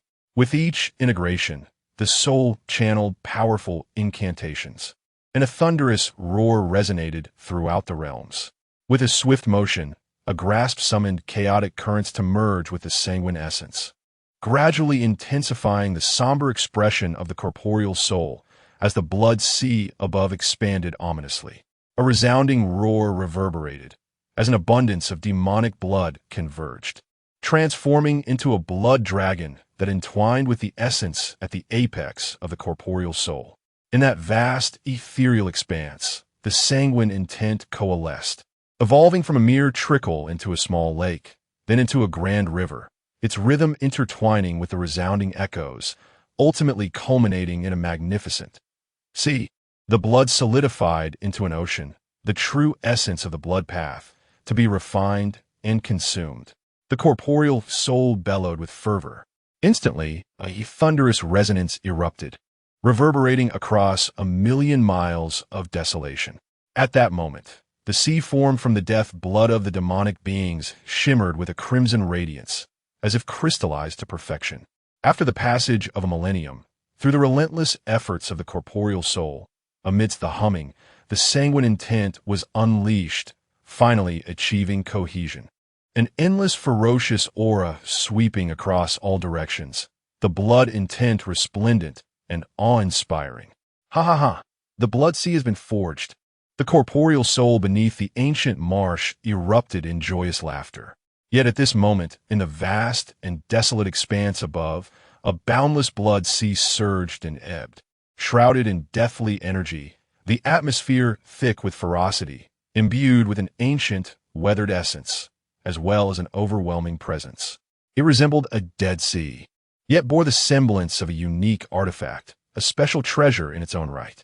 This sea was indeed formidable, albeit devoid of vitality. However, this posed no issue, for when the primordial realm is established, it shall merely require the fusion with the blood sea therein, an overlapping synthesis that would undoubtedly yield a more perfect creation. The corporeal soul gazed upward at the vast sea of blood, feeling the overwhelming essence within, and expressed satisfaction. With a single hand gesture, he suddenly pointed, causing the immense blood sea to roar and retract, its form compressing from 1,000,000 miles to a singular, small droplet of crimson. This droplet contained an infinite expanse of sanguine essence. The corporeal soul opened his mouth and swallowed, the droplet promptly descending and gradually merging into him. The sea of blood had been established. It was time to concentrate on refining the heart of the space. With a sigh, the corporeal soul shattered at the apex, transforming into countless luminous souls that cascaded into the body of the demon god. Instantly, the colossal form of the demon god trembled, as if its might had slightly surged. Yet, he remained with closed eyes, retaining only a shard of will to remain vigilant outside, while most of his mental energy was dedicated to the internal realm. fervently urging the primal source of blood within his true spirit to refine the demon god's essence and heart. As the majority of his will sank into this process, a resonant hum echoed, and suddenly, an overlapping shadow materialized within the vast body of the demon god. This shadow gradually became distinct, as if a fearsome behemoth was emerging from within. Soon, as this colossal figure detached from the ancient body and stepped upon the vastness, its form was revealed to be that of a mastiff. I shall devote myself to the refinement of the demon god's heart, essence, and formidable physique. While I stand guard for you here, my strength may be modest, yet I can provide some defense against incoming foes. This moment is sufficient to awaken the shard of vigilance remaining outside. The presence of the mastiff demon exudes a ferocious aura as it strides forward, causing the chaos around to rumble ominously. Its colossal form, with a fearsome visage and razor-sharp teeth, resembles that of a mighty beast, evoking awe. Its gaze is particularly menacing, with pupils gleaming with an ancient and formidable confidence that only the Elder Z possesses. It is certain that had this entity existed in the primordial chaos after the creation of the world, its fierce and savage demeanor would have instilled terror in all cultivators, prompting the denizens of the wilderness to gasp in astonishment. However, in the present chaos, the power of this mastiff avatar is lamentably feeble. Yet, it remains vigilantly poised beside the body of the Elder Z, ever alert to the dangers that lurk in all directions. The chaos of cultivation knows no bounds of time. As the years unfurl, 100,000, 200,000, 500,000, the passage of time is swift. Throughout this duration, the body of the Elder Z lies motionless, yet an ethereal azure light emanates from it, resonating with an increasingly potent and overwhelming aura that reverberates across the vast expanse. Previously, his corporeal form had merely taken the initial steps toward the ancient path. Now, it has grown stronger. The azure light signifies the ancient way, embodying the pinnacle of corporeal cultivation. Time trickles by, and here, the Elder Z is ceaselessly growing in strength, until 1,000,000 years later, his demonic body trembles, and the azure light surrounding him suddenly expands, thundering forth with immense force, shaking the very fabric of the myriad miles around him. Not only that, but following this azure glow, a sanguine essence begins to circulate beneath his skin. The infusion of this blood intent deepens the azure light, transforming it into a richer hue. At that moment, the guardian hellhound avatar beside him expressed a surge of joy, exclaiming, "It has been refined." Chapter 24, Completing the Mark, The Path to Ascendancy. Part 1. After the passage of countless eons, the ancient Zay comprehensively refined the heart and essence of the spatial demon god. At this instant his body trembled, awakening with an overwhelming aura. A terrifying ferocity gradually surged from within him, sweeping across all directions, shattering the tranquility of the surrounding expanse. In an instant, chaos erupted, and amidst the ethereal resonance, a dazzling blend of azure and crimson light radiated, enveloping the vastness. Under the delighted gaze of the hellhound avatar, the ancient Zay slowly opened his eyes, a profound brilliance gleaming within. In that fleeting moment, his presence erupted with thunderous intensity, shaking the heavens and earth, reaching its zenith. He roared with a low growl that transformed the surrounding atmosphere, causing the chaotic energies to swirl backward. The heart of space has greatly aided me. My physical form is now more formidable, and my bloodline is immensely powerful. The ancient Zay's gaze, after a brief moment of bewilderment, sparkled with satisfaction. He acutely sensed that his strength at this moment was vastly superior to what it had been before. Infinitely so. Roar! Roar! The mastiff let out a resounding roar as it stepped forward, merging with Guzay's body, causing a faint flicker of azure and crimson light to shimmer around him. As Guzay acclimated to the formidable surge of power coursing through him, he felt a surge of elation. Yet, a sudden furrow of concern crossed his brow as he recalled certain peculiar occurrences during the fierce battle against the spatial demon god. Contemplating, he spoke with a tone laden with introspection. During that fateful confrontation, several oddities stood out. Firstly, despite my overwhelming advantage and the escalating momentum towards defeating the Spatial Demon God, how could the likes of Shuran and Kunga not feel compelled to act? Given our past grievances, they should have united against me. Secondly, after the spatial defeat, what was the meaning of the selection they mentioned? Why was there no mention of the future? It is utterly perplexing. Thirdly, an enigmatic mark inexplicably appeared on my brow, a peculiar artifact that, at a critical moment, shielded me from the backlash of the Great Tao. These occurrences must be interconnected. To unravel this mystery, I must delve into the nature of this mark. Having reached this conclusion, Gu Zei's gaze flickered with intensity. Though a few conjectures began to form in his mind, he immediately closed his eyes, allowing his consciousness to immerse itself within the mark that resided at the center of his brow. Buzz! The moment his awareness merged with the mark, a tremor coursed through his entire being, enveloping him in a radiant light emanating from the very mark on his brow. The same light that had previously thwarted the backlash of the Great Tao. It is said that such brilliance should be a boon, yet at this moment, Gu Zei sensed an overwhelming crisis within the mark. The magnitude of this threat was such that even his current prowess could not dispel it. Escape was impossible. Indeed, this mark was no benign entity. To my perception, it seemed to be a manifestation of some malevolent force, deceptively ordinary yet akin to a catalyst. When the chaos calamity erupts, the danger here will be beyond imagination. Hiss! Realizing this, Gu Zei inhaled sharply, his heart echoing with tumultuous roars. A storm of unrest brewing within him, and his eyelids twitched uncontrollably. Moreover, this mark was merely 1/5 complete. As I grow stronger, it will solidify further, ultimately becoming a tangible reality. At that point, I shall inevitably become a key player in the chaos calamity. No wonder the likes of Shuran and Kunga have refrained from intervening. They are evidently observing this mark. Thus, it stands to reason that the 5 foremost demon gods must possess some knowledge of its nature. Should my strength increase significantly now, this mark would become even more concentrated, presenting me with greater peril when the chaos calamity descends. However, from the sensations emanating from this mark, it is clear that if I do not grow stronger before the dawn of creation, even this mere 1/5 of the mark's pull would undoubtedly seal my fate. Given this reality, it may be prudent to allow this mark to reach completion. By that time, my power will surely surpass what is now, and only then might I withstand the impending calamity of creation. Upon opening his eyes, Gu Zei's countenance darkened, his gaze radiating a fierce and menacing light. After a moment's contemplation, he abruptly lifted his head, exuding an overwhelming aura of ferocity as he gazed into the vast expanse ahead.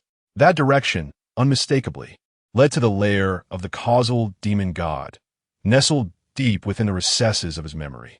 As he beheld that place, Gu Zei's eyes deepened in hue, and after a prolonged silence, he inhaled deeply, resolutely proclaiming, "Since I have already been chosen by the mark, I shall embrace its completeness. Before the dawn of creation, let me rise from this vastness, emerging as the preeminent force, surpassing all cultivators and becoming the strongest." His corporeal form had already transcended the ancient, and after refining the heart of space, his strength had significantly augmented. Yet, it remained insufficient to confront the impending catastrophe of creation. In the wake of the Space Demon God, his current endeavor was to seek out each adversary in turn. Causality, you are the second. My mark is still lacking 4/5. Perhaps, by some unseen decree, it was fated that the first 5 of you, despite your varying strengths, would fall in succession. Defeating one would consolidate 1/5 of my mark. And with each victory, I shall ascend further, growing ever more formidable. Thus, as these thoughts surged within him, Gu Zei, fueled by an ever-increasing battle fervor, soared forth from the chaos, racing toward the distant vastness. In that fleeting moment of his departure, an overwhelming momentum erupted, reverberating with a thunderous roar that spread in all directions, alerting all cultivators within the chaos. Hiss! What is this momentum? This is troubling. The sole ancestor has emerged from seclusion. Such an aura is far more formidable than during the previous battle with the Space Demon God. It is terrifying. What are his intentions? In that moment, an awakening reverberated through the ancient beings scattered across the vast expanse, stirring a sense of alarm among the cultivators. The Soul Ancestor, he had just risen. Could it be that he sought vengeance upon us? Those who had concealed themselves in the depths of chaos, including the surviving Sorcerer Ancestor and the devouring demons from the previous battle, were stricken with dread, rising abruptly with a jolt of fear. Even the four great demons of time, causality, and others, sensing the overwhelming aura emanating from Guze, felt their hearts race with trepidation. His power had surged beyond measure. Was he unwilling to relent, intending to confront each of them in turn? The last encounter had been with space, and now it appeared that causality would bear the brunt of his wrath. Such audacity! The four great demons each huffed coldly, with the causality demon standing abruptly, unleashing a formidable aura that reverberated throughout the realms, advancing towards Guze with thunderous force. The speed of both was astonishing, and they soon met amidst the chaos. As the saying goes, in a narrow path, the valiant triumph. Upon witnessing the causality demon charging forth, Guze's gaze sharpened, and he propelled himself forward in a collision. Causality, after space, it is your turn to face me. Gu Shabelot. In that moment, his body trembled, and a radiant azure light, symbolizing the ancient path, burst forth, spreading across the surroundings, casting a shadow of dread upon the vast landscape, as a fierce and menacing horn pierced directly towards the causality demon. Soul Ancestor, your physical form has traversed the ancient, and you have triumphed over space. Indeed, you are formidable. But what of it? I, Causality, fear you not. The Causal Demon God, as pupils contracted sharply as it emitted a roar, its voice cold and furious. Yet from the aura exuding from Guze, the Causal Demon God had already discerned that in this battle, it was unlikely to be a match. However, drawing upon the precedent set by the Space Demon God, it remained confident that with adequate precautions, even in defeat, it would not suffer the horrific fate of having its heart seized. Thus, it resolved to confront the challenge head-on. The pride of the chaotic demon god forbade retreat. Just as the Space Demon God had not faltered in the past, it too charged forth, its colossal form hurtling directly toward Guze's corporeal body, colliding with a thunderous crash. The two titanic beasts, each resembling mountains, tore through the void, colliding with a resounding impact. The overwhelming force swept outward, distorting the fabric of reality, causing the chaotic demon god to tremble, with echoes of thunder reverberating in all directions. The Causal Demon God was immediately sent flying back, its complexion shifting as it spewed forth a mouthful of blood. Soul Ancestor, I never expected that after 1,000,000 years. Your demon god form has grown even more formidable. It howled, its features contorting in rage, a fierce glint igniting within its eyes as it roared forth. Upon your defeat, I shall claim 100 drops of your essence blood. Guze bellowed, charging forward. As it rushed, enveloped in a radiant azure glow, its momentum surged. Suddenly, from the sharp horn atop its head, a human soul emerged, cloaked in a black robe, with a flourish of its grand sleeves. Countless threads of soul light materialized amidst the tumultuous chaos surrounding the Causal Demon God, intertwining with the essence of its being. The light is dim and profound, seemingly imbued with a soul-stirring power, transforming into endless soul beasts that fervently assault the body of the Causal Demon God. These creatures do not inflict harm upon his physical form. Rather, they penetrate into his being to shake and injure the essence of his soul. Such a technique is indeed marvelous. Soul Ancestor, do not assume that I can be easily defeated. I possess the primal essence of the causal path. With a deepening frown, the Causal Demon God perceives the damage inflicted upon his soul by these soul beasts. As his expression shifts, he unleashes a roar, immediately activating the grand laws of causality. Amidst the swirling rhythms of the Tao, the primal essence is cast forth, causing a multitude of causal threads to manifest around him, ensnaring the soul beasts scattered throughout the ancient marshland, and subsequently tearing them apart with fierce intensity. Boom! Boom! Boom! A series of earth-shattering explosions reverberate throughout the expanse, their formidable force resonating and shaking the very fabric of the cosmos. In the throes of this chaos, anguished cries emerge from the mouths of the soul beasts conjured by the primal essence of the ancient marshland. Roar! Roar! Countless soul beasts, with ferocious visages, are torn asunder by the causal threads.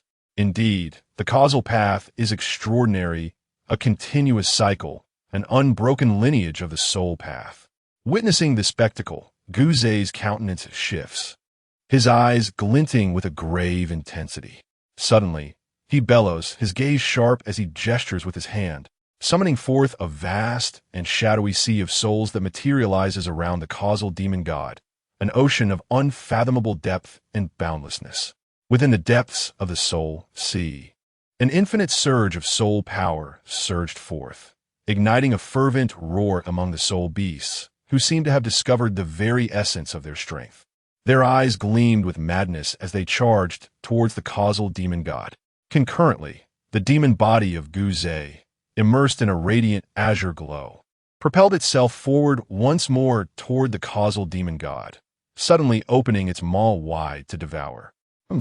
Soul Ancestor, witness as I annihilate your soul beasts. The Causal Demon God scoffed, bellowing defiantly. Instantly, he unleashed a flurry of techniques, summoning a multitude of causal threads that tore through swathes of soul beasts. Yet, as the soul beasts were torn apart, their essence cascaded into the soul sea below, causing it to roil once again, releasing yet another wave of relentless soul beasts. Their expressions twisted with ferocity and frenzy, crashing violently into the corporeal form of the Causal Demon God. As Guze proclaimed, this cycle of life and death is unending. In that moment, the two formidable demon gods clashed amidst the vastness, their battle resounding like thunder, shaking the very heavens. This time, Guze's corporeal form was exponentially more powerful than before, allowing him to effortlessly subdue the Causal Demon God, even without invoking the blood transformation technique. After all, causality ultimately exists beyond the realm of space, and Guze had grown immeasurably stronger over the course of 1,000,000 years. The unfolding of this scene left countless practitioners in the chaotic realm utterly astounded, gasping in disbelief. Chapter 25. Completing the mark, the path to ascendancy. In a vast expanse, a fierce battle rages. Guze confronts the Causality Demon God, each vying for supremacy in a contest where one diminishes while the other flourishes. Guze, having previously vanquished the Spatial Demon God, possesses an inherent strength surpassing that of causality, further augmented by his acquisition and refinement of the heart of space, resulting in a cataclysmic transformation of his power. Presently, they engage in a life-and-death struggle amidst the chaos, observed by numerous cultivators. Alas, the Causality Demon God finds himself at a disadvantage. He is no match for Guze. The onlookers are visibly anxious. Even the three other demon gods, who are not directly involved, are taken aback by Guze's formidable prowess at this moment, gasping in astonishment as they behold the extraordinary mark pulsating at his brow. Their expressions darken with concern. The consolidation of that mark has evidently intensified. It appears that our ranks among the top 5 demon gods, who possess the potential to contend with the Soul Ancestor, may necessitate a choice for discretion, a choice to relinquish, which could entail dire consequences. Our collective failures have indeed paved the way for the Soul Ancestor's complete ascendance in this vast realm. It is only when that mark is entirely solidified that his true identity will be irrevocably established. Thus, it is prudent that we refrain from intervening in this battle. Even though causality is destined to lose, it suffices that we do not suffer the same fate as space. A small sacrifice of our essence is bearable. However, should the Soul Ancestor resort to extreme measures as before, we shall unite to confront him. Soul Ancestor, what can your momentary arrogance achieve against us? In your apparent triumph, as you progress toward the full manifestation of the mark, you unwittingly draw nearer to your own obliteration, closer to the brink of mortal peril. The 3 ancient demon gods, possessing unparalleled wisdom, are undoubtedly aware of the current predicament. if they wish to solidify Gu Zei's identity as the primary agent of Calamity. The 5 qualified individuals who are reluctant to participate must pay the price of their essence. A reckless rush is out of the question. The 3 demon gods, though feeling a sense of frustration, can only endure in silence. Amidst the vast expanse, the battle rages on, with the Causal Demon God suffering increasingly grave injuries. Causal, is your strength truly limited to this? Gu Zei roared, invoking the blood transformation technique. Soul Ancestor, you truly are the chosen one. Remarkably powerful, ha ha ha. Surrender 100 drops of essence, and we shall end this conflict. Otherwise, you shall face the consequences of your actions. How outrageous! You dare to underestimate me. Even if my essence is seized, I shall fight to the bitter end. Ah, baby. I shall ensure your submission. Extracting the void soul. Ah, how can you be so formidable? No, it's blood. In an instant, Gu Zei unleashed the blood transformation technique, and a tempestuous aura surged forth. With the enhancement of the blood path's origin, his combat prowess surged by 30%. The Causal Demon God found himself at a disadvantage, retreating while spitting blood. A sight even more tragic than his previous encounter with the Spatial Demon God, succumbing to defeat. After a considerable time, a resounding explosion echoed as the Causal Demon God plummeted into the chaos. Soul Ancestor, I have lost this battle. I shall offer 100 drops of my essence blood, he declared with a grimace. Ha ha, very well. I shall hold you to your word and demand no more. At that moment, he sensed 3 formidable auras locking onto him from the void, as if any misstep would provoke a terrifying assault. Gu Zei's eyes gleamed, and he erupted into laughter. Splendid. 100 drops of essence blood shall be yours. I take my leave. The Causal Demon God struck his forehead, his body trembling, his complexion paling instantly. Yet, 100 drops of essence blood tore through the void with a thunderous roar, imbued with ancient and overwhelming power, hurtling towards Gu Zei. You may flee swiftly, Gu Zei remarked coldly, observing the Causal Demon God vanish in haste. Did he not desire more? However, faced with the encirclement of the 3 major demon gods, he weighed the pros and cons and deemed that securing 100 drops of essence blood was more prudent than risking a confrontation with all 4. Buzz, buzz. Soon, the onlookers in the vast void withdrew their consciousness. The 3 major demon gods, including Shuran, wore expressions of utmost gloom, retreating to their lairs to meditate on the essence and cultivate their demonic forms. In the span of time, when Gu Zei was refining the 100 drops of blood from the Causal Demon God, he endeavored to adjust his state to its zenith, eagerly awaiting the impending battle. Thus, Gu Zei began the on-site refinement upon acquiring the 100 drops of blood, delving into profound comprehension. In the boundless chaos, where time holds no meaning, 500,000 years swiftly elapsed.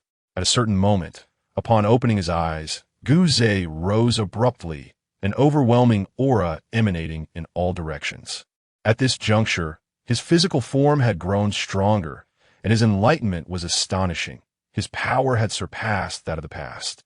Simultaneously, a radiant mark appeared on his brow, now reaching 2/5 of completion. It was time for the next challenge. He chuckled softly. This time, he hesitated not, a cold smile gracing his lips as he charged forth.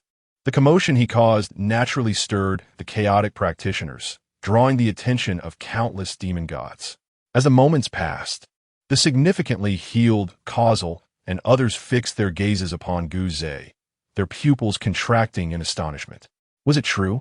This time, the Soul Ancestor had chosen the Dark Demon God? He was the 4th demon god. As the Causal and his companions watched Gu Zei rapidly grow stronger, they found themselves unable to intervene. Soul Ancestor, if you choose me first, what harm would there be in accompanying you for a battle? After all, it is merely 100 drops of blood. Should I be defeated, I shall yield them to you. The Dark Demon God burst forth from his lair, roaring fiercely, his countenance fierce. This time, I demand 150 drops, Gu Zei declared coldly, his voice brooking no argument. You insolent fool, you tread upon the limits of audacity. The Dark Demon God bellowed, his principles ranking forth, embodying the essence of darkness, a force of immense calamity, representing negativity. It was far more nefarious than the curses from the Cursed Ancestor, utterly terrifying. In this moment of furious roars, a fierce battle ensued against the Dark Demon God. The earth trembled as the two engaged in a bitter struggle for a millennium. Ultimately, the Dark Demon God was vanquished, compelled to relinquish 150 drops of precious blood. As Guzei's might surged, an overwhelming aura emanated from him. Simultaneously, the mark upon his forehead had reached 3/5 of its potential.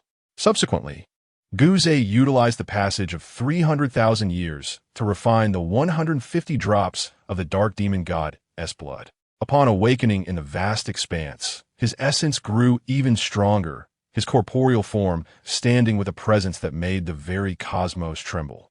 Next, his voice resonated with a deep, chilling quality, and within the brilliance of his pupils, a hint of pure darkness flickered, as if a shadow had been woven into his very bloodline. This time, he charged forth not towards the lair of time, but to another realm. Roar, roar, soul ancestor, what would it be to engage you in battle? The demon god bellowed defiantly, in a fierce clash that spanned 5 centuries. Guzei achieved victory without resorting to the blood transformation technique or relying on the blood paths enhancement. This triumph was attributed to 2 factors. Firstly, Guzei had honed his strength through countless battles over the ages, emerging ever more formidable. Secondly, the demon he faced this time was the 5th demon god, ranked the weakest among the deities of time, causality, and space, resulting in his swift defeat. Cursed soul ancestor, you dare to extort 180 drops of my precious blood. You shall meet a dreadful fate. The anguished wail of the 5th demon god reverberated through the chaos, echoing across the vast expanse. For 200,000 years, Guzei had labored in the desolation, refining 180 drops of essence blood. At last, it's your turn time. Upon opening his eyes, an imposing aura surged forth. Without a trace of hesitation, he surged towards the lair of time, propelled by ferocity and immense confidence. Time, with a glint of cold light in his eyes, rose to confront him. This soul ancestor had previously vanquished the 4 foremost demon gods, space, causality, and others. Now he sought to dominate the vastness, intending to defeat all who dared oppose him. Moreover, he was growing increasingly formidable. Were time and the others foolish not to converge upon him? Such an action would only bestow upon the soul ancestor a formidable opportunity. His rise was now unstoppable. This scene captured the attention of numerous hidden cultivators within the chaos, who gasped in astonishment, their expressions filled with confusion. They could not comprehend that Time and his companions had deliberately allowed Guzei to triumph, showcasing their own failure against his overwhelming strength to the great Tao, signaling their inability to stand as the main force against the impending chaos. Ultimately, only Guzei remained. In a fleeting moment, the stage was set for an extraordinary clash between the 2 titans. Chapter 26. The mightiest in the vastness. After ages, the calamity will emerge. Gazing at the somber figure of the time demon god, whose eyes shimmered with combat intent, Guzei's aura surged like a tempest, his entire being enveloped in a radiant blend of azure and crimson light. In the passage of time, through countless battles and repeated resurgences, Guzei's strength has far surpassed his previous self. Now, facing Shuran, he feels no pressure. At this moment, Guzei's eyes widened as he proclaimed loudly, Shuran, you are destined to fail. Oomph. And what of it? Surely you have realized the significance of that mark? Our defeat is but a fleeting moment, while your victory, as the soul ancestor, is as ephemeral as a fleeting flower. From the day you were chosen, you should have understood that you have no future. Your demise is inevitable. We, however, still cling to a glimmer of hope. You may await your end. Ha ha ha. A fierce expression flashed in Shuran's eyes as he glared at Guzei, his laughter echoing through the air. Oomph. My affairs are not for you to meddle in. When this battle concludes, I demand 200 drops of your blood. You shall comply, or I shall take it by force. Guzei coldly snorted, charging forward with a thunderous roar. The time demon god Guz's expression darkened, a surge of fury emanating from him as he bellowed, "Nonsense!" As he spoke, the Time Demon God shook his three heads, each adorned with a singular vertical eye at its brow that emitted a beam of light. This light, wondrous and primal, represented the forces of the past, present, and future, intertwined to embody the essence of time itself. At this moment, the radiance of time surged forth, the source flowing freely, and amidst the swirling rhythms of the Tao. It manifested outside his body as a vast river of time. This river transformed into a colossal dragon, shaking the heavens and reversing the tides of fate, roaring as it surged forth. "Ha ha ha! Shuran, have you forgotten? With a physical form that transcends the ancient, time cannot inflict harm." Upon witnessing this technique, Guz erupted into laughter. In times past, when he faced the Space Demon God, he might have felt a modicum of trepidation, even with his formidable physique. However, having undergone several fierce confrontations and significant growth in his cultivation, Guz's strength had surged dramatically. His physical prowess had transcended the rudimentary stage of his earlier form, evolving into something far superior. The azure radiance that enveloped him now extended not merely for 100,000 miles, but had reached an astonishing 50 million miles. At that moment, Guz's might was unparalleled, and he held no fear of the temporal dragon of ages. With a sudden surge, he charged forth, his mocking laughter resonating, causing the expression of the temporal to darken. The ground trembled as he barreled forward.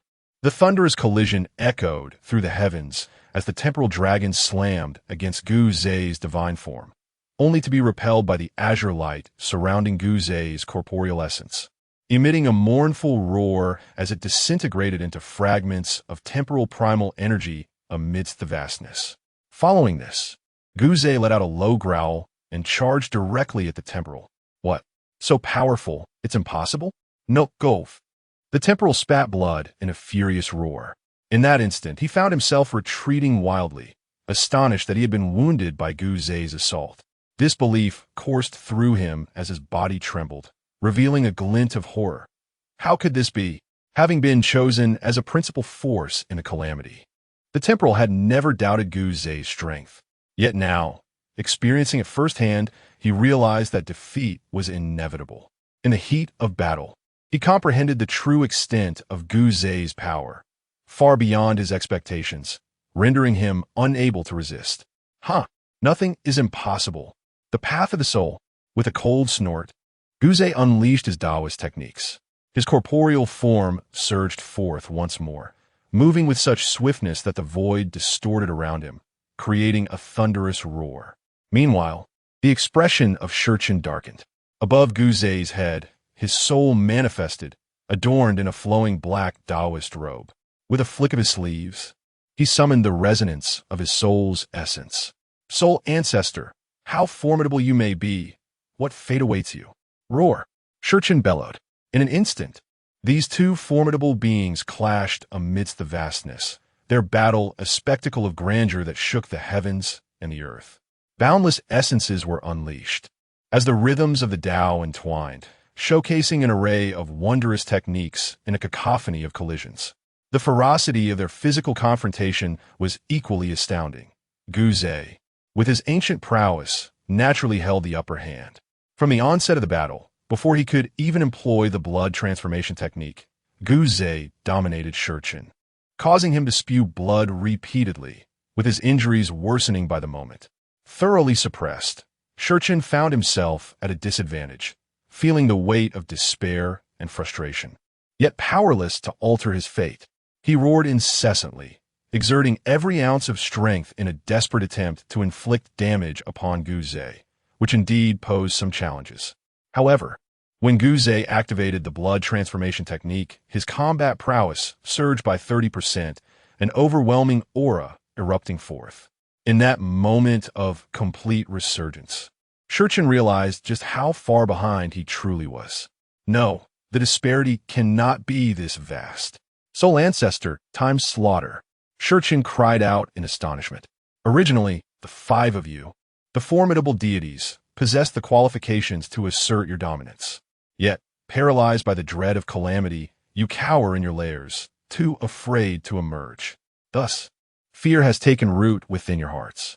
We, the chaotic beings, have dedicated our existence to enlightenment, aspiring to traverse the vastness. Though you five are endowed with immense power, your timidity renders you inconsequential. You proclaim my inevitable demise. Yet even if I were to perish amidst the chaos, what of it? At the very least, I Guze, once shone brilliantly. I have traversed the endless epics of chaos, and my name shall resonate throughout the boundless realms.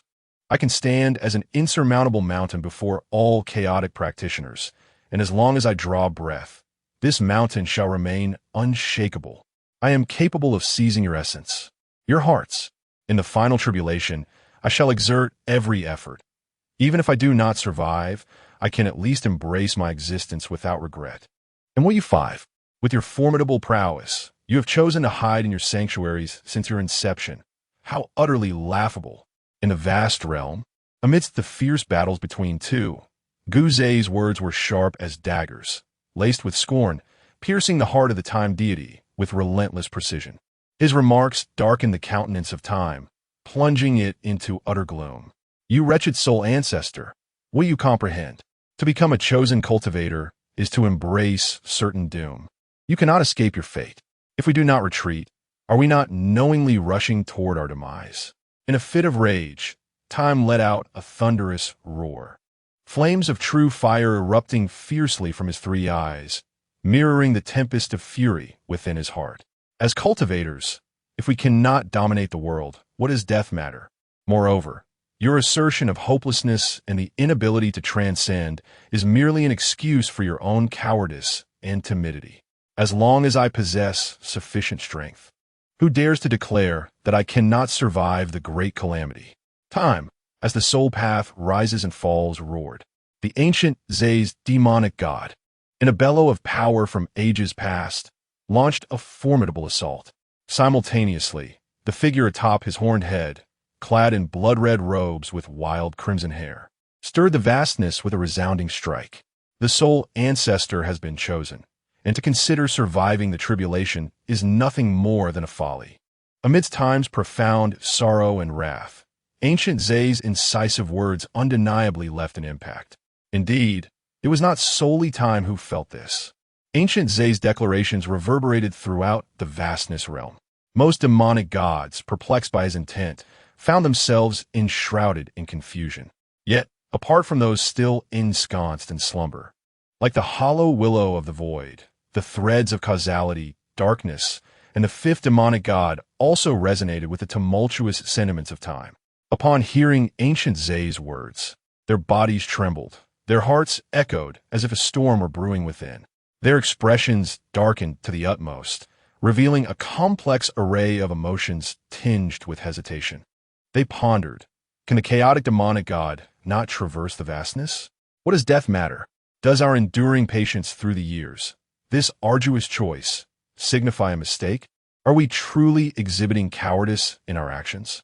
In that fleeting moment, several great demons experienced a thought that reverberated within their minds. Their spirits shaken as if their convictions were on the verge of being uprooted. They immediately steeled themselves, vehemently shaking their heads, roaring inwardly to themselves.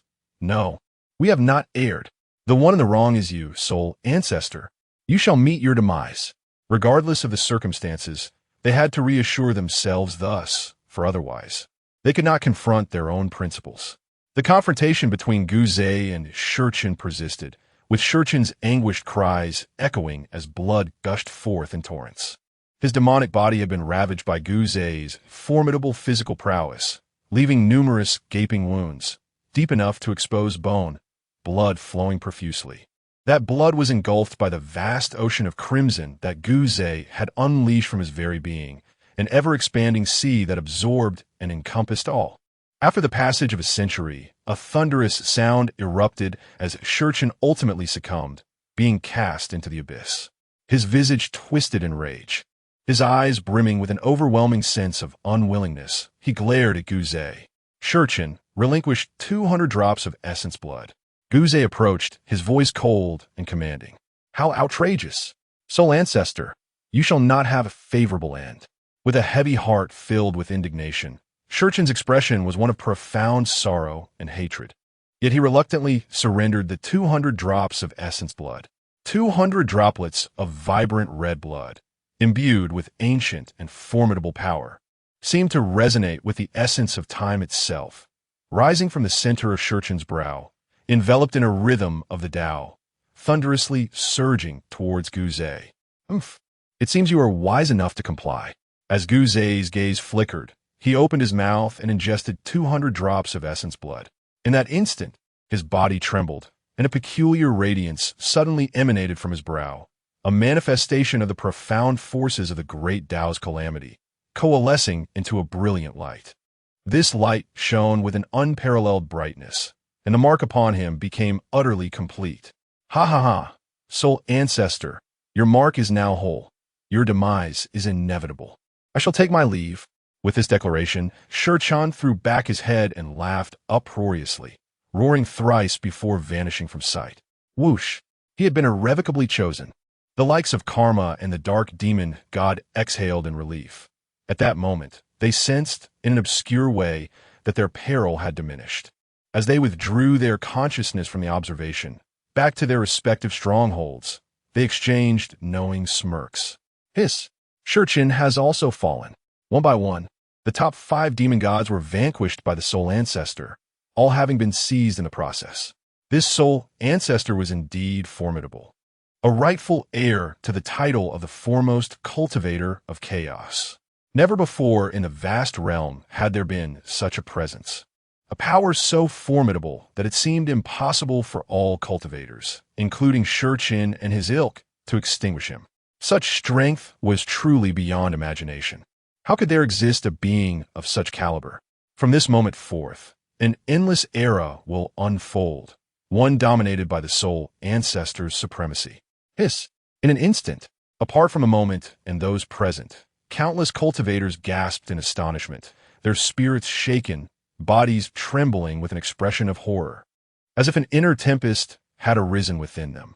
Suddenly, they were jolted into awareness, hastily withdrawing their consciousness to avoid inciting the displeasure of Guzay. As for Guzay, having confirmed that no one was prying into his affairs, he settled into a meditative posture amidst the vastness, closing his eyes to refine the 200 drops of the blood essence of the temporal demon god, strengthening his corporeal form further. Gradually, as time flowed, 100,000 years passed. Guzay opened and closed his eyes, a brilliant radiance of Tao light erupting from within, as if it contained the essence of the cosmos's birth and demise, imbued with boundless confidence. My physical form has reached its zenith. The blood path has grown even stronger. He sighed. Simultaneously, through the luminous mark at his brow, Guzay sensed that the onset of the final calamity of chaos was drawing near. As time swiftly approaches, Guzay remains within the vast expanse, choosing not to depart, but instead to sit cross-legged in the midst of chaos, eyes closed in deep meditation. In the timeless realm of chaos, 3 million years pass in the blink of an eye. Throughout this epoch, Guzay does not awaken even once. As if ensnared in profound enlightenment, his entire being radiating an infinite azure light. The essence of soul paths emanates from within him, as he continues to grow stronger. During these 3 million years, however, chaos has been engulfed in waves of slaughter, influenced by the ominous aura preceding a great calamity. An increasing number of chaos cultivators become lost, engaging in frenzied battles, where life and death clash relentlessly, and malevolent energy pervades the atmosphere. Yet, all cultivators are acutely aware of a certain direction within the vastness, a forbidden zone of chaos, a place deemed too perilous to approach. Many tremble in fear at the mere thought of it, for they remember that in that direction lies the retreat of the Soul Ancestor. And the name of Guzay has become a taboo. He has long since become a legend in the boundless realm. Thus time flows on, with Guzay still ensconced in his slumber and path-seeking cultivation, until a moment arrives when his body trembles violently. Slowly his eyes open, revealing a profound light as he gazes toward a specific direction within the chaos, whispering, The calamity is about to commence. Pangu, you are soon to emerge as well. Through this seal, I can sense it. Hee. In this battle, I shall exert my utmost effort. The heavens and earth shall unfold, and the final confrontation is perilous. Yerbo no sartaini. Therefore, regardless of the outcome of the final battle, I must prepare for the arrival of the Primordial Era. Hee. As he murmured softly, Guze gazed into that direction, his eyes deepening, lost in contemplation. He understood that in the ultimate confrontation, he would face Pangu. Resolute, he vowed to exert his utmost efforts to complete the battle, yet he felt no certainty. Thus, he pondered the matters that would arise after the Primordial Realm was established. Meanwhile, in the vast expanse of the chaotic realm, a tranquil yet boundless void enveloped everything in a gray haze, devoid of heaven and earth. It appeared no different from other chaotic dimensions, yet at the very center of this chaos lay an egg. Beneath the egg rested a lotus pedestal, bathed in a gentle azure hue. Should Guze be present, he would surely recognize that this radiance mirrored the light of his own physical form, the light of Ancient. This azure lotus pedestal possessed a defensive power on par with that of the ancient realm, rendering it virtually invincible. The lotus blossomed with 48 petals, shimmering with a faint azure glow, continuously nourishing the colossal egg within. Beside the giant egg, a colossal axe floated in the chaos, exuding an aura of boundless might. This immense axe appeared to reach the very heights of the vastness, suddenly emitting a blinding light as it struck the giant egg. Instantly, a series of cracking sounds reverberated as fissures began to form upon the egg's surface. It seemed that before long, this immense egg would shatter, unleashing the terrifying entity contained within to step into the boundless void. At the very moment the axe cleaved the colossal egg, Guze opened his eyes, sensing the impending chaos calamity. He gazed into the surroundings, deep in contemplation. Although Guze was unaware of the precise location of the giant egg, he could instinctively discern its general direction. Undoubtedly, the terrifying entity gestating within that egg was none other than Pangu. Chapter 27. Guze prepares. I am of the Pangu clan, the calamity awakens. Guze awoke from a profound understanding of the Tao. Prompted by the surge of calamity energy, he felt through the mark on his forehead, which indicated that the vast realm was besieged by an increasing force of catastrophe. Moreover, through that unique mark, he perceived an overwhelming sense of crisis. Now, as the strongest being in the vast realm, how could Guze fail to comprehend the significance of a situation that posed a threat to him? This heralded the arrival of the chaotic catastrophe. Pangu, I shall test the extent of your strength. As his eyes opened and closed, they shimmered with a profound brilliance, seemingly embodying the birth and demise of the universe. The myriad paths of heaven and earth. Guze directed his gaze toward a specific direction within the chaos, his eyes sparkling with an extraordinary light, and spoke solemnly. The mark is complete. I am now the principal force against this calamity. However, judging by the ominous energy surrounding me, despite my formidable strength, I possess no assurance against Pangu. Thus, I must prepare for the future creation of heaven and earth. After all, time is of the essence. In this chaotic form, I possess the pinnacle strength of a corporeal body, while also embodying the principles of the soul and the primal essence of blood. Should these two forces converge, my combat prowess would reach its zenith. This battle must be approached in this most potent state if I am to contend with Pangu. Beyond the corporeal realm, I have two paths of cultivation. One is the path of the soul, and the other is the path of blood. Currently, the path of the soul is naturally stronger. My current understanding of the path of blood allows me only to channel the primal essence to enhance the principles of the soul. In other respects, aside from the process of absorbing the blood essence of the chaotic demon god to fortify my corporeal form, my endeavors in the path of blood have yielded little else. This is because blood is not recognized as a path by the great Tao. Thus, despite my efforts to comprehend the essence over the endless ages, my progress has been minimal. Yet, although the path of blood may currently lack strength and recognition by the great Tao, its potential far surpasses that of the soul path. as the principles of the soul remain constrained by the limitations of the great Tao. At this juncture, Gu Zei's gaze deepened, imbued with contemplation and a glimmer of determination. Silently, he sensed the direction of Pangu. After a prolonged moment, he inhaled deeply, and his eyes suddenly sparkled with resolve and conviction. He stated, "The potential of the blood path is far greater. It is a direction of cultivation I seize through the power of a glimmer of hope, existing outside the realm of the great Tao and without its affirmations. I must rely solely on myself. Yet, this very circumstance endows my path of blood with infinite possibilities. Meanwhile, my path of the soul has nearly ascended to its peak, and to progress further, it would require an immense fortuity, one that does not easily manifest. Thus, in my future cultivation, the path of blood shall be paramount, while the methods of the soul will serve as mere auxiliaries. Moreover, I sense an impending revelation in the vast expanse of the primordial world, a realm resplendent with diversity, where direction awaits. Consequently, I shall separate a fragment of my true spirit and place it within the canine avatar, which has been forsaken by the great Tao. Even amidst the chaos and calamity, it shall remain concealed, evading the tribulation of creation." At this juncture, Gu's gaze flickered, and through gritted teeth, his body trembled.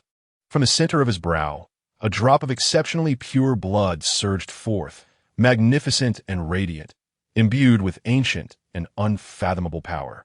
This drop of blood is a culmination of 100 drops of my heart's essence, further infused with a trace of true spirit containing all memories. Thus, everything shall be set right.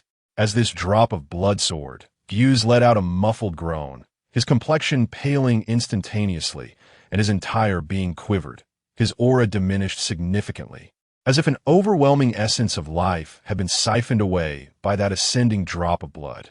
The amalgamation of 100 drops of blood is no trifling matter.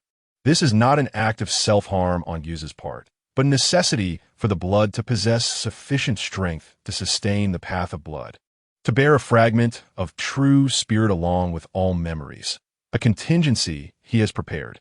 Here, whether it is the forsaken canine avatar or this final drop of blood, memory, and true spirit, they are not my ultimate gambit, for I possess the Stone of Destiny, which has guided me into the chaos and aided me in reclaiming a fragment of the law, thus granting me the path of blood.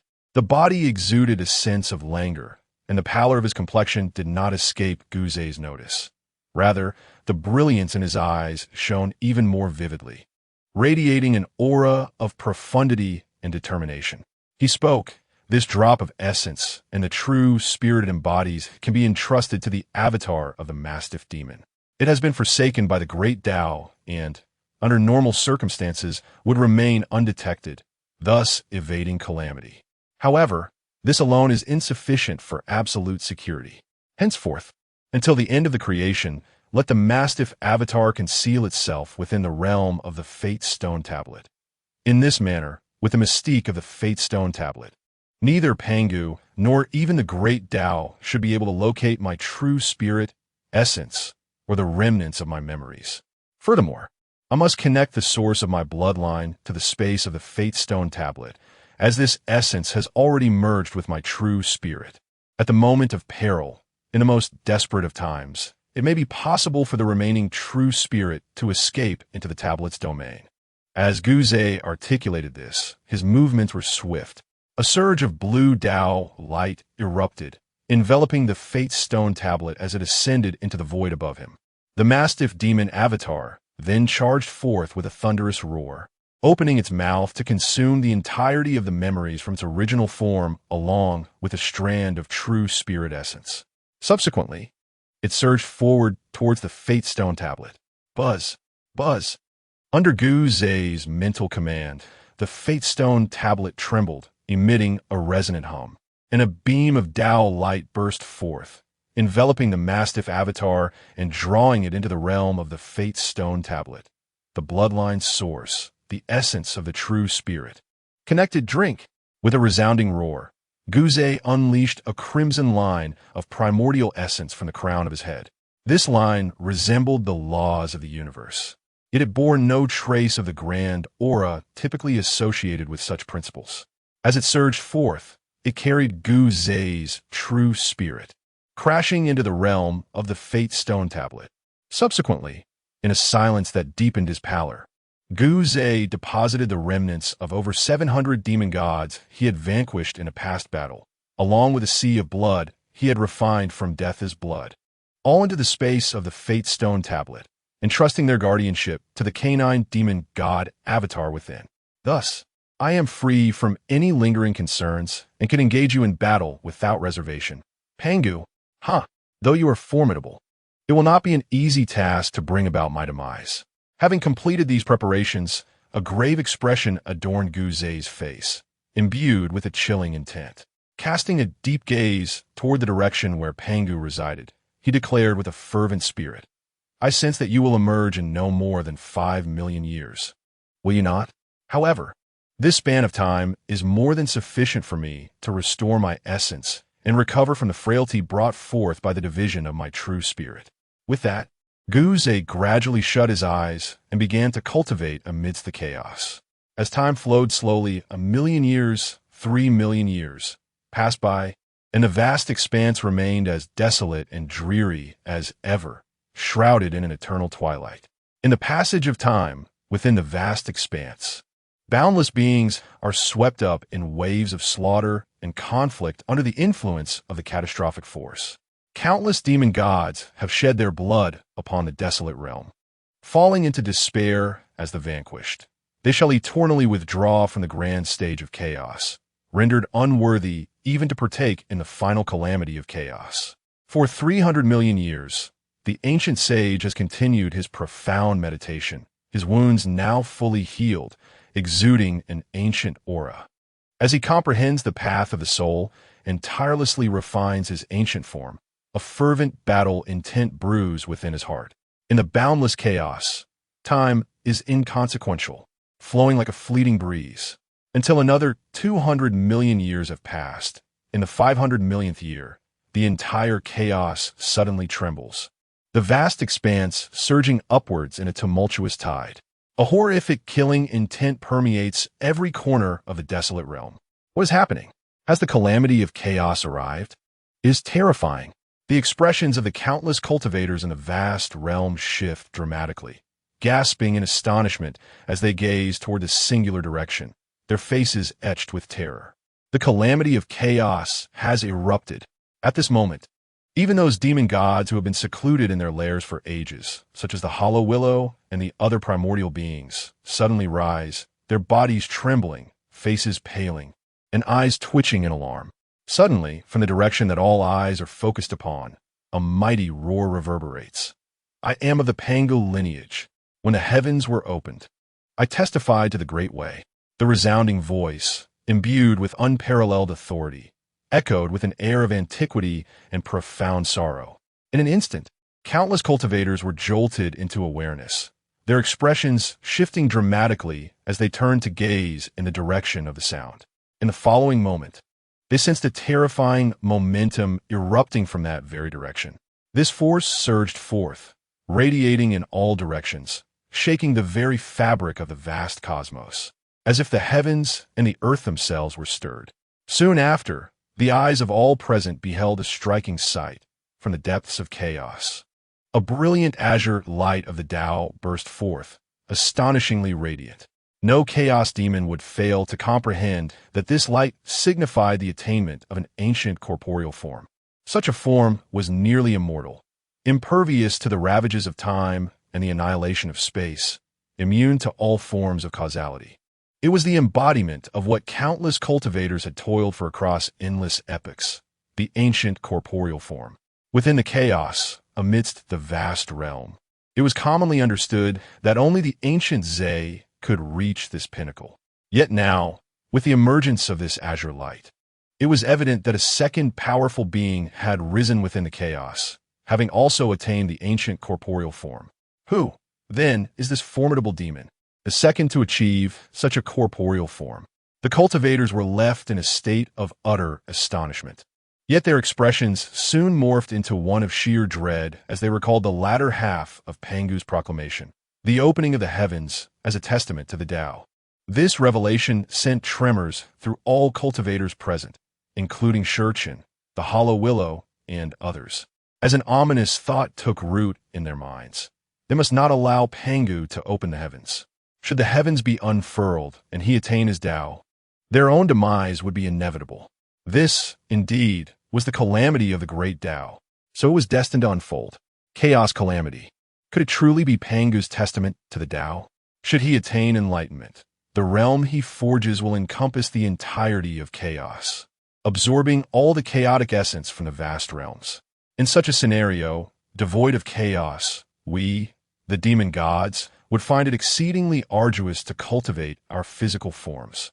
And even survival would become a formidable challenge, leading to our inevitable demise. Furthermore, if Pangu were to achieve enlightenment, would he spare us? Certainly not. For the vast expanse he has created, akin to chaos itself, he would undoubtedly seek to eradicate us. Thus, Pangu represents the chaos calamity for us demon gods. His time-space causality. The first 5 demon gods were taken aback, gasping in shock as their eyelids twitched uncontrollably. Chapter 28. The terrifying Pangu, where right and wrong are irrelevant. Only the struggle for the Tao remains.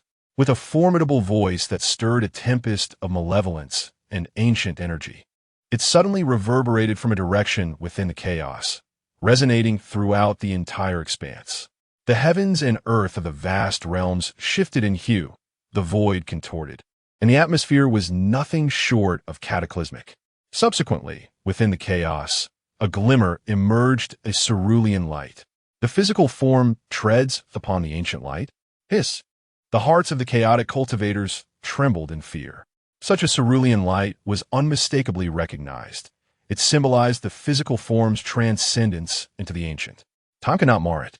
Space could not obliterate it, and all forms of causality were rendered impotent. It was the manifestation of the supreme strength of the physical body. In the memories of the myriad beings within the vast realms, the light of the physical body transcending the ancient is but a legend, a pursuit for countless cultivators throughout their lifetimes. Only one person has ascended to that realm. That individual is the legend of the vast realm. A towering mountain looming over the 3,000 demon gods, an immovable force of immense magnitude. This person is the strongest of chaos, the progenitor of souls, Guze. Prior to this, within the vast realm, Guze stood alone, his demonic body stepping into the ancient domain, allowing his form to bask in the resplendent azure light, rendering him indestructible and immortal. However, what has left all cultivators trembling is the emergence of another formidable existence in that very direction.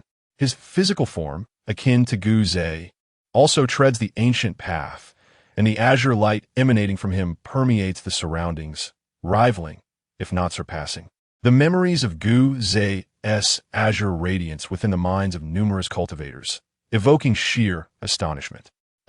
So it is. Pangu seeks to open the heavens to validate the great Tao. He embodies the calamity for us chaotic demon gods. We must thwart him. His success cannot be permitted.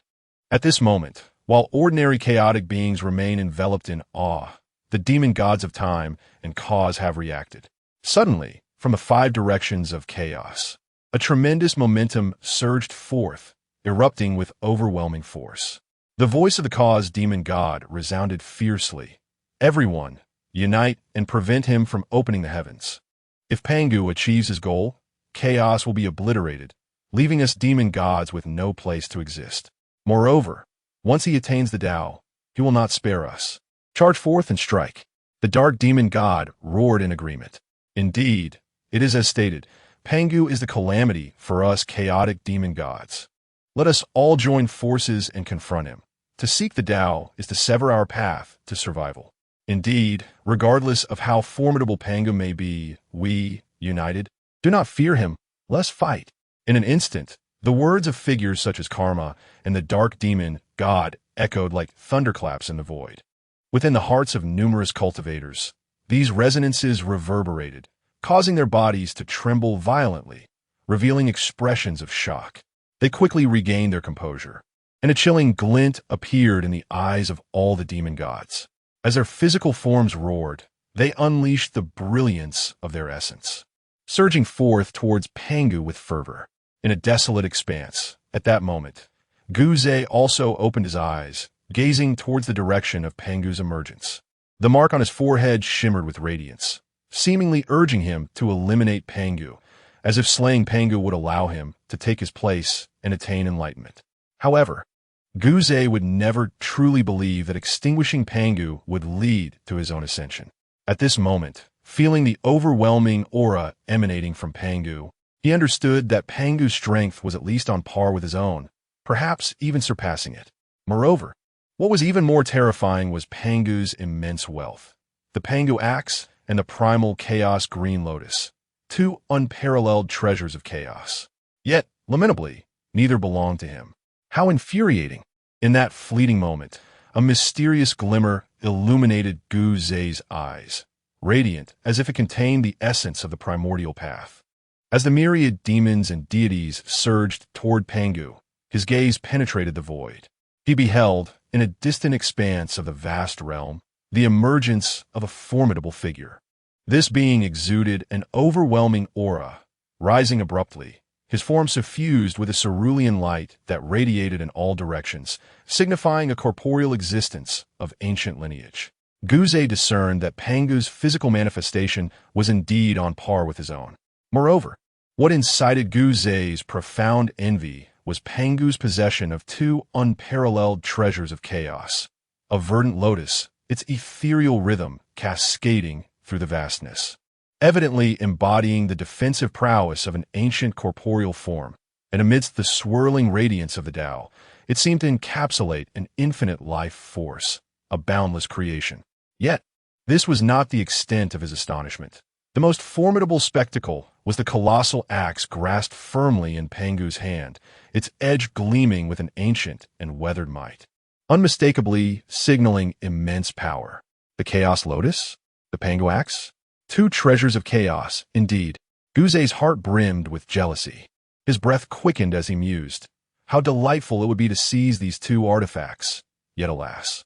After a prolonged moment, Guze inhaled deeply, his eyes glinting with a cold light, shadows of profundity crossing his visage. He remarked, Pangu, allow you to first deal with those lesser beings. This way, I shall have the opportunity to observe your true strength. Should they manage to pose any inconvenience to you, it would be most fortuitous. I shall not let any chance to defeat you slip away.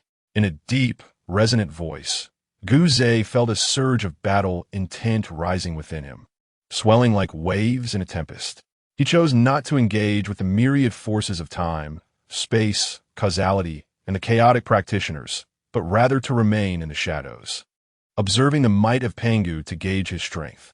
Amidst the vast expanse, Pangu rose, unleashing a thunderous roar that reverberated through the cosmos, his aura erupting with unparalleled intensity.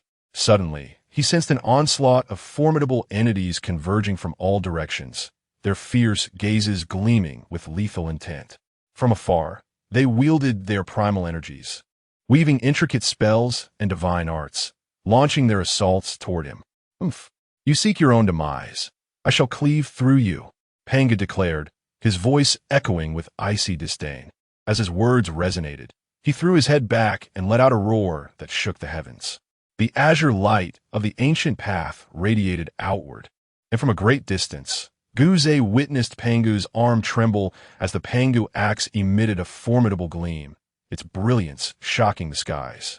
This radiant force spread like a tempest, infused with primordial power, rending the very fabric of chaos. In that instant, the vast and boundless realm trembled, a cacophony of earth-shattering sounds filling the air, transcending time itself, past, present, and future, all entwined in the relentless march of fate. As the appointed hour roared, a thunderous cry echoed forth, and the three-eyed figure unleashed a brilliant radiance, embodying the essence of time, past, present, and future. These three primal forces converged, manifesting into a majestic and ancient dragon that surged forth with overwhelming power. In another realm, Amidst the swirling Taoist rhythms, the resonance of spatial essence reverberated. An elder, his visage marked by the passage of time, traversed the void. As he recited incantations, he transformed into a colossal tree, its towering form reaching towards the heavens, with countless branches resembling silver serpents stretching towards Pangu. Simultaneously, at the heart of this colossal spatial tree, a vast abyss yawned, shrouded in darkness, as if containing endless layers of spatial fractures. The radiant edge of the Pangu axe clashed against this inky void, only to be partially absorbed, a sight that drew the focused gaze of Gu Zhe from afar. In a distant direction, Gu Zhe, observing the unfolding spectacle, was captivated by a peculiar brilliance that illuminated his eyes. His expression shifted, astonished as he pondered. How can this be?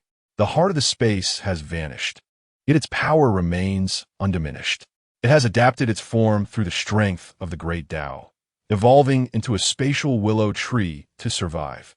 Although it lacks a heart, and its corporeal form can never ascend to the ancient realms, its comprehension of spatial laws has indeed progressed immensely, even surpassing the current understanding of time, causality, and others. This spatial demon god demonstrates remarkable perseverance and profound insight. In another direction, the ominous aura of the dark demon surged forth, a thunderous presence echoing across the vast expanse. Behind him, black demonic energy churned, as if his very existence embodied the essence of unrelenting malevolence. With a ferocious roar, he immediately launched an attack. Not only he, but also the forces of causality, the fifth demon god, and the four elemental demon gods of earth, water, fire, and wind, along with countless other chaotic beings, such as the Cursed Ancestor, Devourer, and Slaughter. Each unleashed their full might, deploying their ultimate techniques to counter the might of Pangu's axe.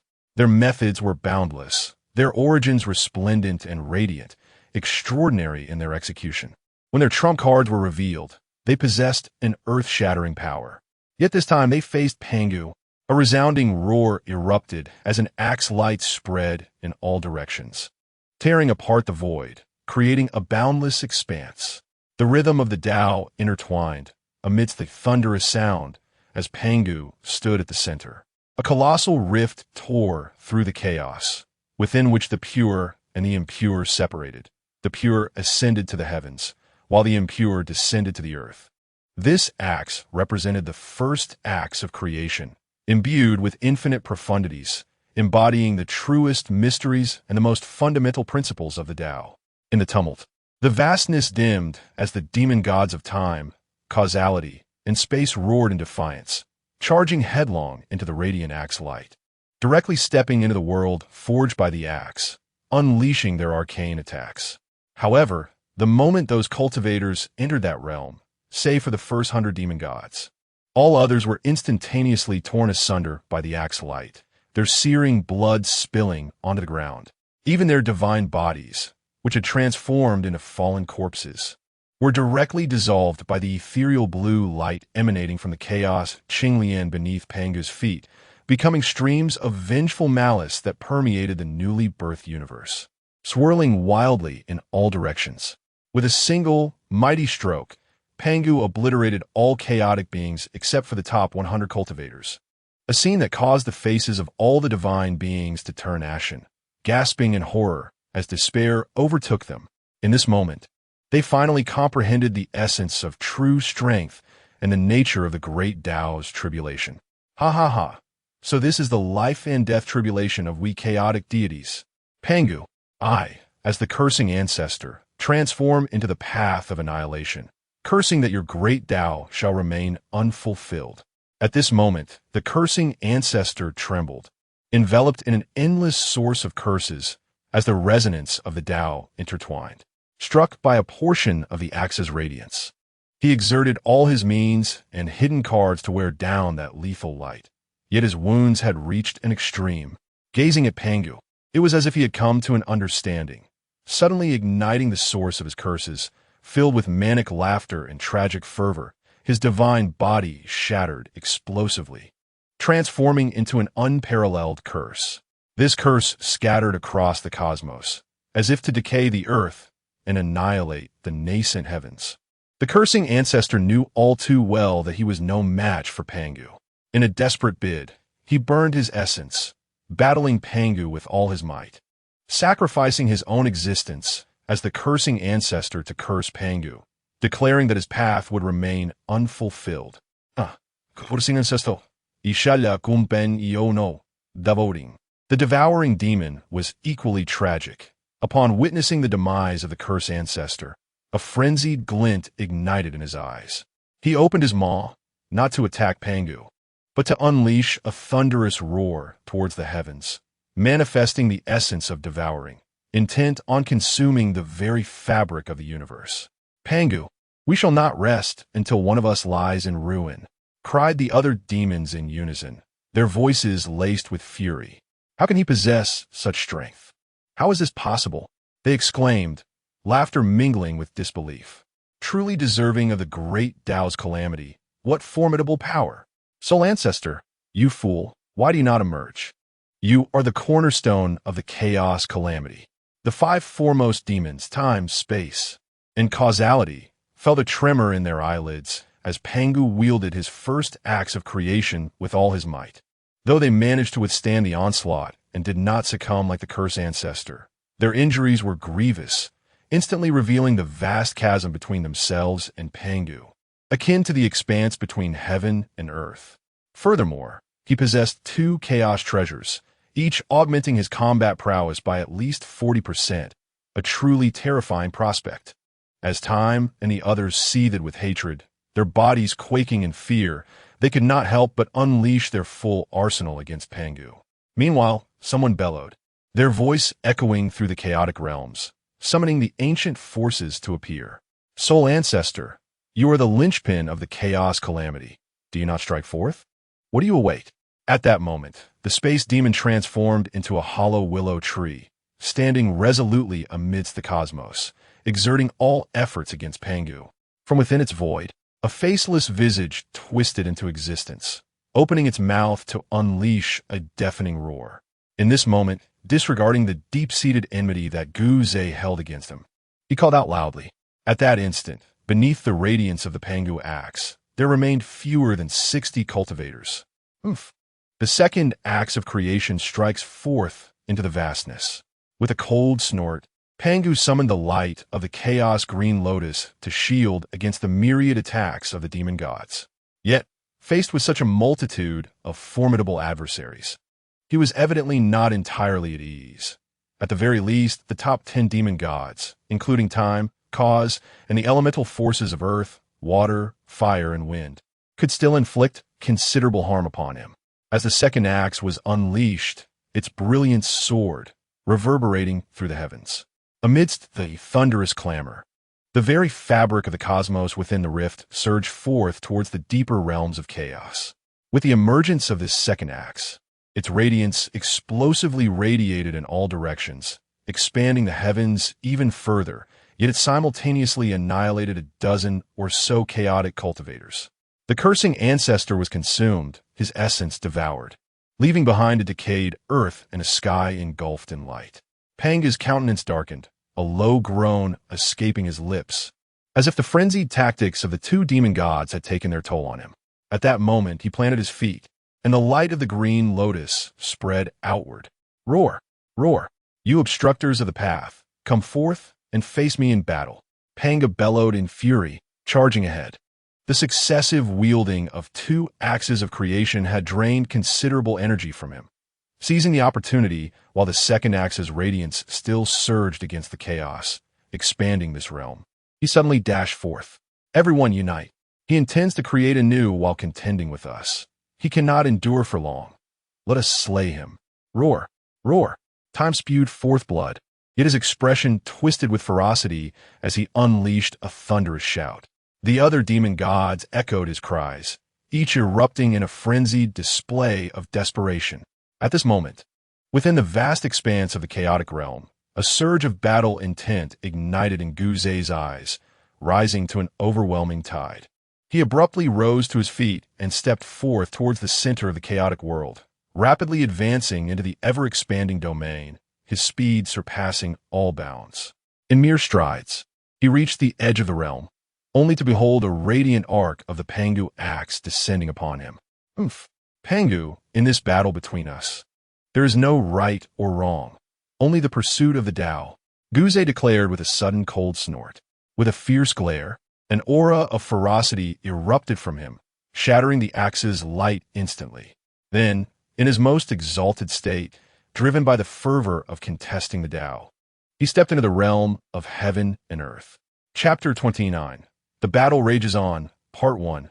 Pangu relentlessly unleashed the second stroke of the axe, cleaving a gargantuan rift in the chaos, gradually revealing a vast and boundless expanse of heaven and earth. In this realm, purity and filth were distinctly separated. The pure ascended to the heavens, while the impure descended to the earth. Yet, even at this moment, the power wielded by Pangu in his second stroke of creation had not yet been exhausted, continuing to spread through the chaotic void in all directions. To forge the heavens and affirm the Tao, it was imperative that the newly created realm envelop the entirety of chaos, absorbing the boundless chaotic essence to establish his own Tao domain. Only then could Pangu be said to have attained the Tao. However, this task was exceedingly arduous. Despite Pangu's formidable strength, the successive wielding of the chaotic treasure, the Pangu axe, had taken a considerable toll, leaving his complexion pale. Thus, it instilled a glimmer of hope in the deities of time, space, causality, and others, prompting them to act with ferocity. They understood that they could not afford to hold back. If Pangu were to attain enlightenment, the vast expanse of chaos would be absorbed by the realm of Tao. In such a scenario, even if Pangu chose not to exact revenge, where would the multitude of cultivators find refuge? The demons, devoid of chaos, will be akin to fish out of water.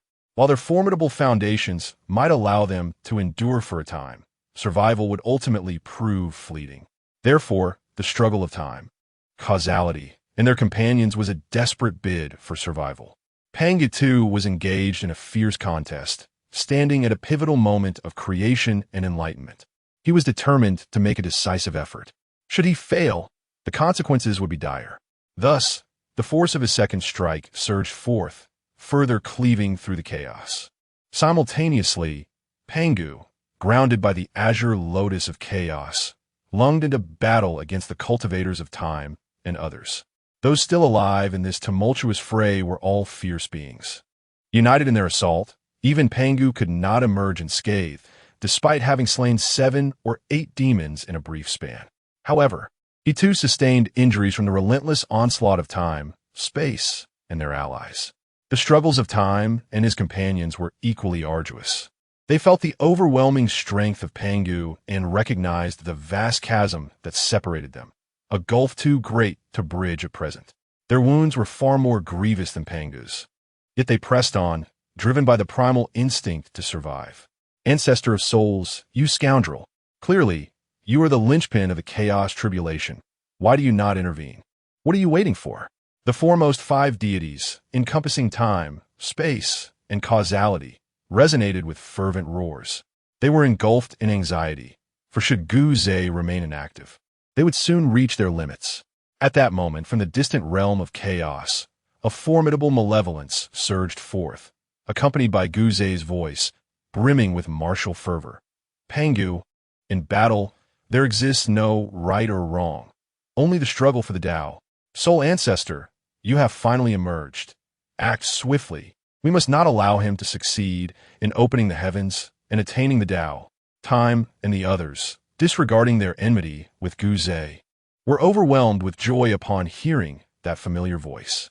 Pangu, momentarily taken aback, sensed the fierce aura and, with a focused gaze, turned to behold an immensely powerful entity tearing through the void, advancing with thunderous might. The opponent's eyes blazed with martial intent, and, as he bellowed, the azure radiance enveloping him shone brilliantly. His colossal form resembled a mountain, instilling a profound sense of awe, particularly as a faint crimson glow flickered beneath his skin, evoking a palpable sense of danger for Pangu. This formidable being was none other than Guze, who, amidst the swirling chaos and upon the vast expanse, descended into this nascent realm, his fierce energy locking onto its target, advancing with a resounding roar. You are powerful, yet you stand in the way of my enlightenment? Pangu's expression turned grave, his countenance darkening. Pangu, the heavens may be opened, yet your path remains elusive. With a chilling smile, Guze gazed skyward and let out a thunderous roar. In an instant, a cerulean light erupted around his form, soaring upward and radiating a crimson glow that spread and enveloped the newly birthed world, resonating with a cacophony that shook the heavens and the earth. Amidst the howling winds, Guze's body trembled, and from the crown of his head emerged a spectral figure clad in a Taoist robe, exuding an icy demeanor. With a hand raised, imbued with a dark luminescence, he reached out into the void and uttered an eerie incantation. I am the ancestor of souls. I draw forth the very essence of this realm, the soul of heaven and earth. Let's engage in battle. As his voice reverberated, entwined with the rhythm of Tao, the newly formed cosmos trembled violently. In a heartbeat, the sky was marred with countless fissures, and the earth roared as if it were withering away. Yet within the void, an extraordinary light was ensnared by Guze, merging seamlessly into his spectral form. What he wielded was the soul extraction technique, capable of drawing even the essence of void souls, let alone that of this nascent world. Instantly, Guze's aura surged, standing at the pinnacle of corporeal and soul laws, enhancing his power through blood rites, while extracting and assimilating the souls of heaven and earth. In that moment, he seemed to rise, and as he approached with a resounding cry, he gestured with his hand. A colossal halberd materialized in the cosmos, exuding an aura of terror, shimmering with a ghostly glow. Its overwhelming presence was earth-shattering as it cleaved toward Pangu. Scoundrel, do you dare to destroy my realm? For the third strike of creation, roar, roar. Upon witnessing this, Pangu was filled with immense fury. As he beheld the desolate state of the universe he had painstakingly forged, with the ancient Zay extracting its very essence, it appeared to him as if it were on the verge of annihilation. How could he possibly endure such a sight?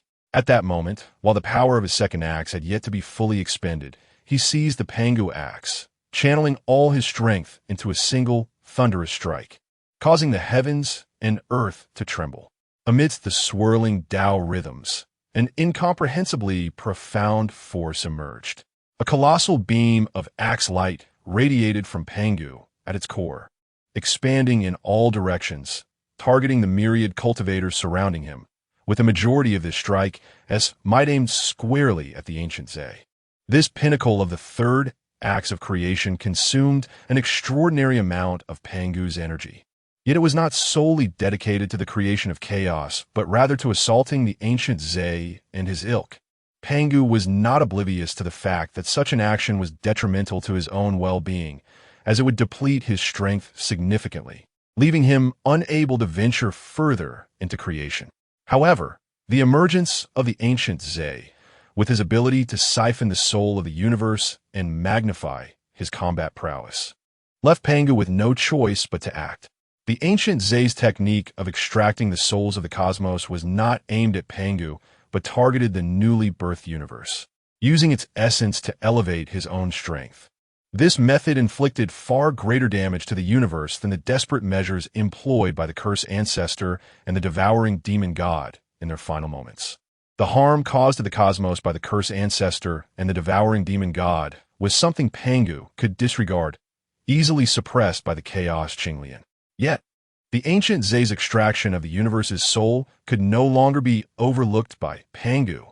Thunderous roars echoed as a colossal, boundless beam of axe light surged towards the ancient Zay, its momentum overwhelming.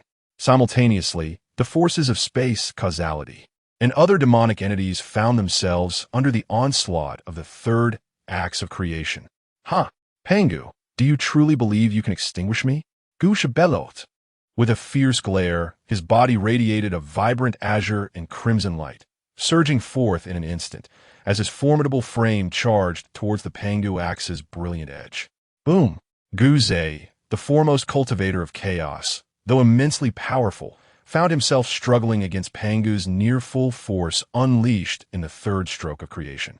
The void trembled, resonating with the thunderous clash between the celestial axe and Gu Zhe, momentarily locked in a stalemate. The formidable horns upon his head managed to withstand the axe's might, and with a fierce determination in his gaze, he shattered the incoming attack.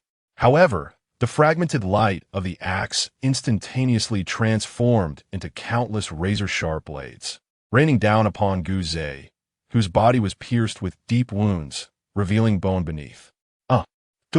Pangu, your chaos treasure is indeed formidable, capable of injuring my ancient body. Curse be you, prepare to meet your demise. Gu Zhe howled in agony beneath that axe, yet in that moment he surged forward, displaying a savage ferocity as he charged towards Pangu's colossal form, his horns aimed menacingly at him. Roaring, he declared, "Dare you to shatter my world? How can I let this stand? Chaos Qinglian, shield me." Pangu gazed upon the fierce ancient Zhe, dismissing the other cultivators around him. With a fierce glare and a thunderous roar, he stepped forward, causing the chaos green lotus to whirl around him. Waves of azure light spiraled upwards, forming a formidable protective barrier around Pangu. This lotus alone possessed the ancient realm's defensive prowess. Pangu, underestimating the power of ancient Zhe, declared, "You believe that the chaos green lotus can shield you from me? You are sorely mistaken." With a resounding shout, he invoked the 9 turns of soul technique, reversing the heavens and earth, and with the power of the universe's soul, he sought to shake the very essence of his opponent's spirit. As the brilliance of the chaos green lotus illuminated the surroundings, the ancient Zhe demon surged forth with a fearsome demeanor. The soul body hovering above him wore a grave expression, sensing the intensity of the situation. With a decisive gesture, he waved his sleeve and spoke solemnly. Suddenly, beneath Pangu's feet, a vast sea of souls erupted, its waves tumultuous, giving rise to beams of soul light that surged forth like a tempest of blades, crashing against the azure radiance. What? How can this not be repelled? Pangu's countenance shifted dramatically, his voice booming in disbelief. In that moment, he realized that the light unleashed by ancient Zhe's soul technique collided with the brilliance of the chaos green lotus, not merely encountering resistance, but instead penetrating through, invading his very flesh and launching an overwhelming assault on his spirit. A wave of shock washed over him. He had not anticipated such a peculiar power from ancient Zhe. Having only recently emerged into existence and swiftly engaged in the creation of the world, he remained utterly ignorant of the capabilities of ancient Zhe and any demon within it. However, Gu Zhe was different. He had long foreseen the impending chaos catastrophe, the very upheaval that marked the primordial creation by Pangu. Aware of Pangu's formidable power, bolstered by the chaos Qinglian and the Pangu axe, how could he not be prepared? Through endless years of contemplation, he utilized his ancient corporeal form as a foundation for research. Gu Zhe had already discovered a method, through the Tao of the soul, to transcend his ancient corporeal body and launch an assault on the mind and spirit, albeit imperfectly, yet yielding considerable results. The chaos Qinglian indeed possessed remarkable defensive capabilities, yet it was still susceptible to the profound techniques Gu Zhe had gleaned from his extensive studies, delivering a significant impact upon Pangu's mind. At the moment when Pangu inhaled sharply and let out a thunderous roar, the light of the Qinglian flickered, revealing a fleeting moment of vulnerability. In that instant, Gu Zhe's wounded form, with its sharp edges, pierced through. Boom! With a resounding crash, Pangu, standing upon the Qinglian, was actually forced to retreat by Gu Zhe's assault. "You are the first cultivator to breach my corporeal form. I never imagined such a being existed within the chaos. How infuriating!" Pangu bellowed in rage, launching into a fierce melee with Gu Zhe. Their battle shook the heavens and earth, reverberating through the void and distorting the very fabric of space. Chapter 30. The Battle Rages On. Part 2. Blood Transformation Technique. I shall traverse the vast sky with my blood and soul, shatter the heavens and earth, and vanquish my foes. Gus roared, engaging in a life-and-death struggle with Pangu, their battle erupting in an instant. The two fought with reckless abandon, consumed by madness, utterly indifferent to the depletion of their essence. Employing the blood transformation technique, Gyu's essence was devoured at an alarming rate, resulting in a brief yet explosive surge of power that augmented his combat prowess by 50% at its zenith. Yet, despite this amplification, Gyu's realized he remained at a distinct disadvantage. As the ferocity of the clash escalated, Pangu, indeed, suffered grievous wounds, his ancient form showing signs of deterioration. However, Gyu's was not faring any better. His body radiated hues of crimson and azure, while his flesh began to wither, as though an inexhaustible life force was being consumed in a desperate bid to sustain the fight. Ah, Pangu, you are formidable, possessing hidden arts that enhance your strength, rendering you a formidable adversary. Yet though I lack such arcane techniques, I wield the Pangu axe and the primordial blue lotus. Your current state cannot endure for long, he bellowed amidst the chaos. Simultaneously, under the relentless assault of Pangu's third strike of the opening of heaven, although Gyu's drew most of the attacking force, the other deities, time, space, and causality, were not spared from peril. In this critical moment, all cultivators unveiled their hidden cards, unleashing their primal powers and employing every conceivable strategy. Time's three eyes blinked, releasing an endless cascade of radiant light, forming a river of time that transcended the ages, with neither beginning nor end, as his figure stood resolutely upon its banks. With a thunderous roar, the Pangu axe descended, imbued with earth-shattering power, its edge seemingly boundless. No, it is impossible for one to be this strong. The Soul Ancestor attracts a significant portion of the attacking force, yet remains formidable. The moment Shuran let out a mournful cry, the heavens and earth roared, and the river of time was severed, sending his body hurtling through the air. The might of that axe left Shuran pale, his eyes even flickering with a faint glimmer of death, clearly indicating his dire condition. If he was in such a state, the other cultivators were undoubtedly in an even worse predicament. The thunderous and sinister sounds reverberated across the universe, and aside from the top 5 demon gods, including Shuran and the ancient Zay, engaged in combat with Pangu, all other cultivators faced obliteration under Pangu's third axe. Even in a frenzied eruption of power, even in a desperate struggle, they fell into darkness. No, how could it be so overwhelming?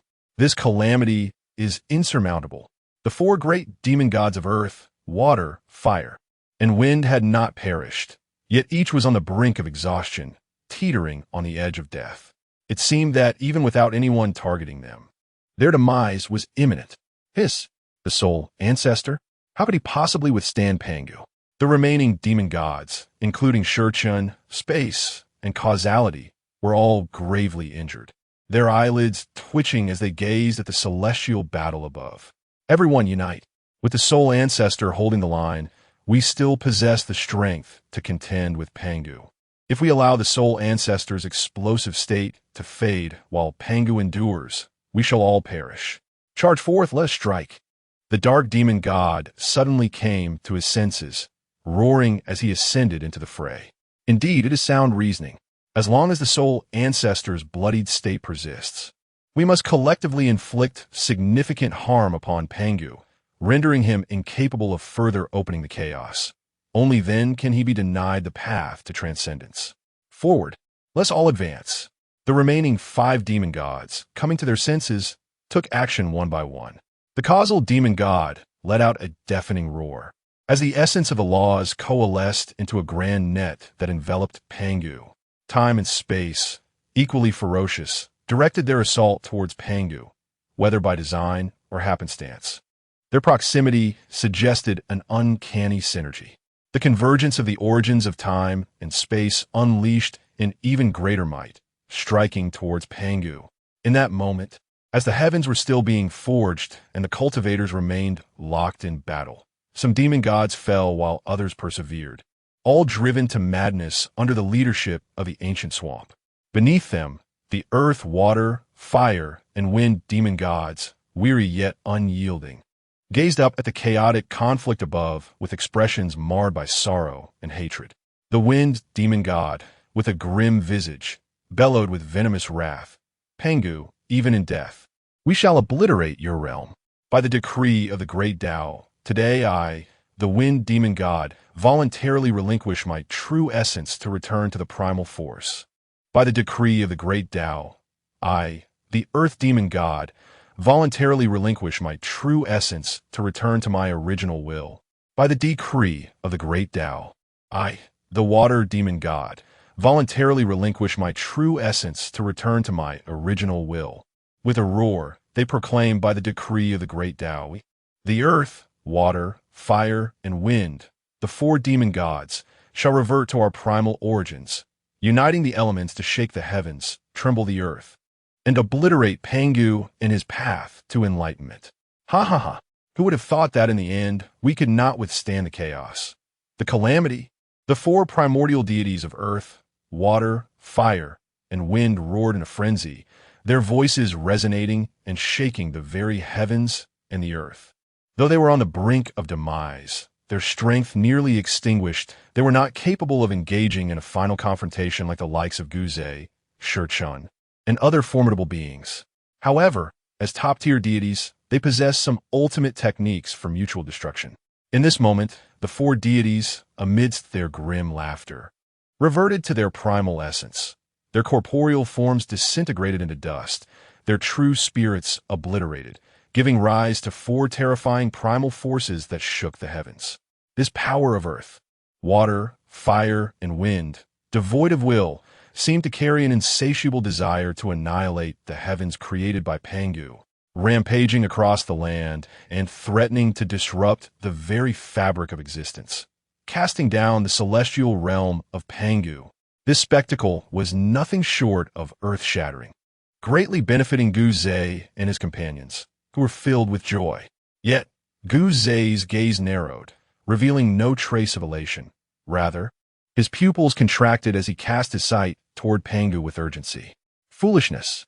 How dare the insignificant forces of earth, water, fire, and wind incite chaos? Indeed, Pangu erupted in furious wrath. Suddenly, he unleashed a breathtaking arc of the Pangu axe, radiating in all directions to further carve the chaos. Under the watchful eyes of Guzei, Shuran, and Ingwa, he cast the Pangu axe into the air and pointed at it. Instantly, the brilliance of the Pangu axe surged forth, shattering explosively into three resplendent treasures. With a grand motion of his hand, Pangu summoned the three treasures, one of which descended at his feet, unfurling gradually. The dual energies of yin and yang emerged, exuding profound mysteries of Tao, enveloping the surroundings with an imposing aura. The Taiji diagram stabilized the forces of earth, water, fire, and wind. Pangu's countenance paled as he let out a thunderous roar. The onlookers beheld the diagram beneath his feet tremble violently, from which erupted a bridge of white jade and gold, spanning the entirety of heaven and earth. As it descended, it forcefully quelled the chaotic forces of earth, water, fire, and wind. Hiss! The treasures of creation have indeed manifested. Guzei gasped in astonishment amidst the battle. Yet, he could not afford to dwell on it. He grimaced and ignited even more of his vital essence, unleashing waves of power in an increasingly frenzied onslaught. What? How can the acts of creation split apart? This is infuriating, Ingwa bellowed. After the Taiji diagram stabilized the elemental forces, the chaos bell above Pangu's head resonated with a magnificent presence, emanating torrents of immense power. The chime of the bell echoed with ancient Tao sounds, reverberating across the heavens and the earth. Furthermore, the colossal Pangu banner was seized by Pangu's right hand, shaken vigorously. Instantly, sharp chaotic sword energies surged forth in all directions, launching an assault on the cultivators. This battle is far from over. The calamity of creation continues unabated. The universe continues to expand, yet with the passage of time. Particularly ensnared by the ancient marshes, the consumption grows increasingly significant. All are aware that the likelihood of Pangu successfully opening the heavens and attaining enlightenment diminishes with each moment. However, as long as there remains even a glimmer of hope, The multitude shall persist in battle, fighting until the brink of madness. Chapter 31, Cataclysm. The thunderous echoes resonate within the chaos, as the heavens and the earth continue to unfold under the might of Pangu's axe, expanding ever more widely. Within this nascent realm of existence, led by the ancient marsh, the six formidable demon deities, encompassing time, space, and causality, besiege Pangu relentlessly. The six powerful beings engage in fierce combat, their primal essences unleashed, wielding their extraordinary abilities with fervor. Blood spills, staining the earth crimson, and Pangu's anxiety intensifies. For with each moment of delay, the probability of his success in opening the heavens diminishes further. He roars in fury, his eyes ablaze with a fierce light, battling fiercely against the ancient marsh and its allies. The chaotic azure lotus beneath his feet suffers repeated assaults from the sharp horns of the ancient marsh, sustaining damage as numerous cracks appear, its azure luminescence flickering dimly. The Pangu axe has long since transformed into one of the three treasures of heaven's opening. The Taiji diagram emanating a bridge of white jade and gold, traversing the void and stabilizing the elements of earth, water, fire, and wind. The chaos bell hovers above Pangu's head, resonating with the boundless sounds of the great Tao, its tones rich and steeped in ancient wisdom, reverberating across the vast expanse of the universe. A cascade of extraordinary musical notes emerges, as if forming a driving force, allowing the remaining unspent power of heaven's opening to unleash its final fury, striking violently against the heavens and the earth, expanding the chaos. As for the Pangu banner, it was grasped fiercely by Pangu, who roared menacingly while shaking it violently, unleashing a torrent of chaotic sword energy. Damn obstructors, perish at once. For the grudge against those who hinder my path, I shall not rest until vengeance is achieved. Pangu harbored an immense hatred for the myriad demonic deities, particularly towards Guze. Guze's strength, resilience, and tenacity not only earned Pangu's admiration, but also ignited a fierce anger within him. In this moment, he unleashed his full power, with a majority of his attacks directed at Guze. Ha ha ha! Pangu, I have long proclaimed that while the heavens may be opened, your path is fraught with difficulty. You are a calamity for us chaotic demons, yet here in Guze's domain. Are you not also ensnared by the trials of your own path? Guze laughed maniacally, his voice hoarse yet filled with grandeur. His body, now a mere shell of flesh and bone, appeared terrifyingly gaunt. The azure light of his physical form, fueled by the burning essence of his blood, had transformed into a dark crimson hue, bordering on black, an explosion of ultimate combat prowess. This was a sacrifice of life itself, an unwavering stand against Pangu's ascension, dedicating everything to this singular confrontation. As his voice reverberated through the heavens and the earth, the void trembled in response. A surge of magnificent bloodlight erupted from his being, soaring skyward and sweeping in all directions, coalescing into a dark red blood cloud that obscured the heavens and enveloped the earth, creating an awe-inspiring momentum aimed at subduing Pangu. My path, my soul, shall envelop the 8 directions. The halberd of heaven strike. A resounding roar erupted from the figure above, and in that moment, it shattered into an infinite expanse of soul light, coalescing into a colossal halberd that spanned the void. It swept through the blood-red heavens, bearing the ferocious momentum of ancient Zhe, descending with lethal intent. What? The Pangu banner roar. At this instant, Pangu was gripped by profound trepidation. From both the sanguine skies and the immense halberd, he sensed a terrifying threat. His countenance shifted dramatically, and, disregarding all else, he swiftly wielded the Pangu banner, unleashing a torrent of formidable sword energy. Ha ha, Soul Ancestor, you truly deserve the title of the foremost cultivator of chaos. Splendid work. At this moment, the Dark Demon God seemed to be in a frenzied battle state, witnessing the ferocity of ancient Zhe, which provided a critical opportunity to inflict damage on Pangu. He bellowed with fervor, unleashing the essence of darkness to launch a fierce assault against Pangu. Past, present, and future, the essence of time, slay. The gaze of time is fierce. Space reigns supreme. I am the embodiment of space. Pangu, meet your demise. Roared the space willow. The karmic ties of all beings are my path. I wield dominion over the world. Pangu, witness as I sever your karmic threads. Aurora, I shall clash with you. Pangu, my corporeal form can vanquish you as well. Roar. In an instant, seizing the opportunity at Gyuza's location, the formidable powers unleash their most potent skills, shaking the very essence of Pangu.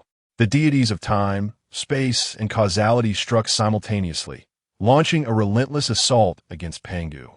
This strike, fueled by a collective resolve, bore the ferocity of Gyuza's strength. The corporeal form of the being disintegrated, transforming into the Fong Tian Huaji, imbued with an unwavering determination to contend for the Tao, accompanied by an overwhelming force that seemed capable of rending the heavens. The scarlet sky twisted as an endless torrent of bloodlight coiled around the Fong Tian Huaji, coalescing within it. As the corporeal form of Gyuz dimmed, a fierce glint ignited in his eyes. The Fong Tian Huaji crashed against the chaotic sword energy emitted by the Pangu banner, causing the very heavens and earth to tremble. The resonance of the Tao enveloped the scene, as the chaotic sword energy disintegrated inch by inch, torn apart by the might of the Fong Tian Huaji, sweeping through like a force of nature, leaving Pangu in a state of shock, as if crushed underfoot. What? Impossible? Pangu's countenance shifted dramatically, and he released a roar of disbelief. With little time to ponder, he swung the Pangu banner with one hand while clenching his fist with the other, preparing to counter the impending assault. At that moment, the deities of time and others, driven by madness, unleashed their full, ferocious might in a frenzied charge. Pangu's expression darkened as he stomped his foot, causing the chaotic azure lotus to radiate with explosive brilliance. The earth shook with a resounding boom. Suddenly, a resounding explosion echoed across the heavens and the earth. Ancient Zay expended a significant portion of his soul power, channeling the principles of the blood path to unleash a desperate strike. With his Fong Tian Huaji, he struck Pangu's chest, creating a gaping wound that revealed bone. With blood gushing forth, Pangu let out a dreadful scream, his gaze turning fiercely malevolent. The Pangu banner violently shook, aiming at Ancient Zay's corporeal form. In that moment, Ancient Zay's flesh was nearly depleted, yet it still radiated a verdant light, a manifestation of the power of his corporeal form, symbolizing immortality. Impervious to the ravages of time and the annihilation of space, bound by causality and the myriad laws.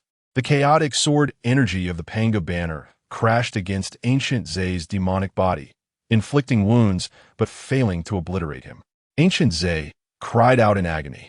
Pangu, ha ha ha, you still do not perish. As the 5 great demon gods joined forces for a pinnacle assault, the chaotic azure lotus beneath Pangu's feet, already wounded at its core from Ancient Zay's prior collisions, trembled violently before shattering into fragments. This chaotic treasure, the 48th grade chaotic azure lotus, transformed into 4 streams of light, scattering across the newly born realms in all directions. First came the 3 treasures of creation. Now, 4 12th-grade lotus flowers have emerged as well. Could fate truly be so unpredictable? Mere coincidence? Or is everything preordained? As the last remnants of Ancient Zay's soul within his corporeal form were struck and obliterated by the power of the Pangu banner, he beheld a remarkable sight. Within the 4 streams of light from the chaotic azure lotus, there appeared 4 12th-grade lotus platforms, each radiating resplendent brilliance, descending towards the newly formed realms in all directions. In the next moment, deep within the bloodline of the ancient god Gyuz, the fateful stone tablet trembled violently, resonating with a brilliant azure light. This radiance engulfed the remnants of Gyuz's soul, as well as the essence of his true spirit, extracting all the insights gleaned from this life and death struggle. For an instant, Gyuz's skeletal form exuded a palpable aura of death, devoid of any trace of vitality. Pangu, grievously injured, along with Shuran and the others, were desperately engaged in their own battles, entirely oblivious to the fluctuations within Gyu's, where the Fate Stone tablet had just stirred. Even the profound pathways of the cosmos remained unperturbed as Gyu's true spirit and the scant remnants of his soul were drawn into the realm of the Fate Stone tablet. Across the vast chaos, the echoes of the Tao reverberated, and a profound sorrowful resonance spread, as if the Tao itself were bidding farewell to Gyu's. Suddenly, amidst the enchanting rhythms reverberating through the chaos, the overwhelming force of calamity began to dissipate wildly, signaling the imminent conclusion of the chaotic tribulation. With the end of this turmoil, it became evident that Pangu's aspirations of creation and enlightenment would no longer be realized. In that fleeting moment, Pangu, consumed by madness, trembled violently, a surge of emerald light erupting as if he were igniting his very life force. With the power of ancient might coursing through him, the chaos bell atop his head and the Pangu banner in hand, he struck fiercely at Shuran and the others. In a sudden, ferocious punch, amidst the mournful wails of the fifth demon god, a shroud of death enveloped him, propelling Pangu's strike to cast him out of this realm, spiraling into an unknown direction within the chaos. Ha ha ha, Pangu, your path ultimately leads to failure. I shall obliterate your domain. The dark demon god, on the brink of madness and impending doom, exuded an overwhelming aura of dark magic that enveloped the vast sky. Ah, vile creatures, you dare obstruct my path. You shall all perish. With a thunderous roar, Pangu unleashed a fierce kick upon the dark demon god's form. Like the fifth demon god, the dark demon god was shrouded in a miasma of deathly energy, and with a howling scream, it was thrust into the depths of chaos, undoubtedly facing its demise. However, before its fall, the dark demon god left behind a substantial residue of darkness, permeating the heavens and the earth. Ha ha ha, Pangu, your path to enlightenment shall falter. At that moment, time and space exchanged a sudden glance, their bodies quaking as they manifested their respective laws of time and space. Two primal threads intertwined, obstructing Pangu's banner and the ferocious strike of the Chaos Bell. As the two great demon gods spewed blood, those primal forces astonishingly transformed, giving rise to a vast realm of time and space, encompassing the cosmos and transcending the ages. The two mighty demon gods entered this realm, which tore open a void, pulling them into chaos as they began a frantic escape. Ha ha, Pangu, I shall take my leave. The Causality demon god, witnessing this turn of events, also sought to flee. Yet, at that moment, within the silent form of the ancient god, a thread of profound power, the thread of causality, suddenly resonated, dispersing a surge of causal energy that directly harmonized with the Causality demon god's cultivated essence of causality. In an instant, the Causality demon god became rigid. Nowhere to run. Pangu surged forward, ruthlessly tearing apart the corporeal form of the causal demon god with his bare hands, blood cascading onto the earth. In the throes of obliteration, the soul of causation trembled, catching a glimpse of a peculiar causal thread swaying upon the ancient Zemo demon goddess body. Could there truly be causation beyond my dominion? No wonder I have always felt ensnared at a certain juncture in my path of causation. It appears there indeed exists causation beyond my control. Ha ha! Has even the soul, ancestor perished? Am I to meet my end as well? Everything is doomed. The bitter voice of causation lamented. Those who obstruct my path to enlightenment shall perish. Perish! Perish! Pangu bellowed, extinguishing the soul of causation. Despite being nearly depleted, he managed to enter a state of slumber for a brief respite, for his corporeal form was akin to the ancient Zemo, nearly immortal, even with his combat prowess diminished. As long as a fragment of his soul endured, Pangu would not succumb so easily. In a fit of rage, he brandished the Pangu banner, preparing to plunge into the chaos and hunt down the fleeing time and space, intent on annihilating them. Yet, a sudden transformation occurred. The earth trembled with a thunderous roar, as the newly birthed cosmos began to collapse, exhibiting signs of impending annihilation due to Pangu's failure to attain enlightenment. Witnessing this, Pangu's countenance darkened, and he hesitated, Though he had failed in his quest for enlightenment, he could at least strive to preserve the cosmos he had created. Roar, roar, roar. As these thoughts crossed his mind, Pangu's eyes shimmered with profound brilliance, reflecting deep contemplation, and he suddenly roared with fervor. In an instant, his form emanated a cerulean radiance, expanding dramatically into an unimaginably towering giant, standing tall alongside the heavens and the earth. Drawing upon the residual strength of his ancient corporeal form, a thunderous eruption ensued, as he stomped at the very center of the universe, unleashing the immortal power of his primordial body, merging it with the cosmos around him. This infusion of eternal force instantly halted the impending closure of the universe. With my ancient corporeal form and immortal strength, I bestow upon this realm a lasting existence within the chaos. My being shall transform into all things. The vast universe and primordial wilderness are encompassed within me. When innumerable calamities arrive, perhaps I may attain the path to eternal life. My body is immortal. Pangu's figure radiated a brilliant cerulean light, infinitely dazzling, enveloping the vast expanse of the heavens and the earth, merging with the very essence of this primordial universe.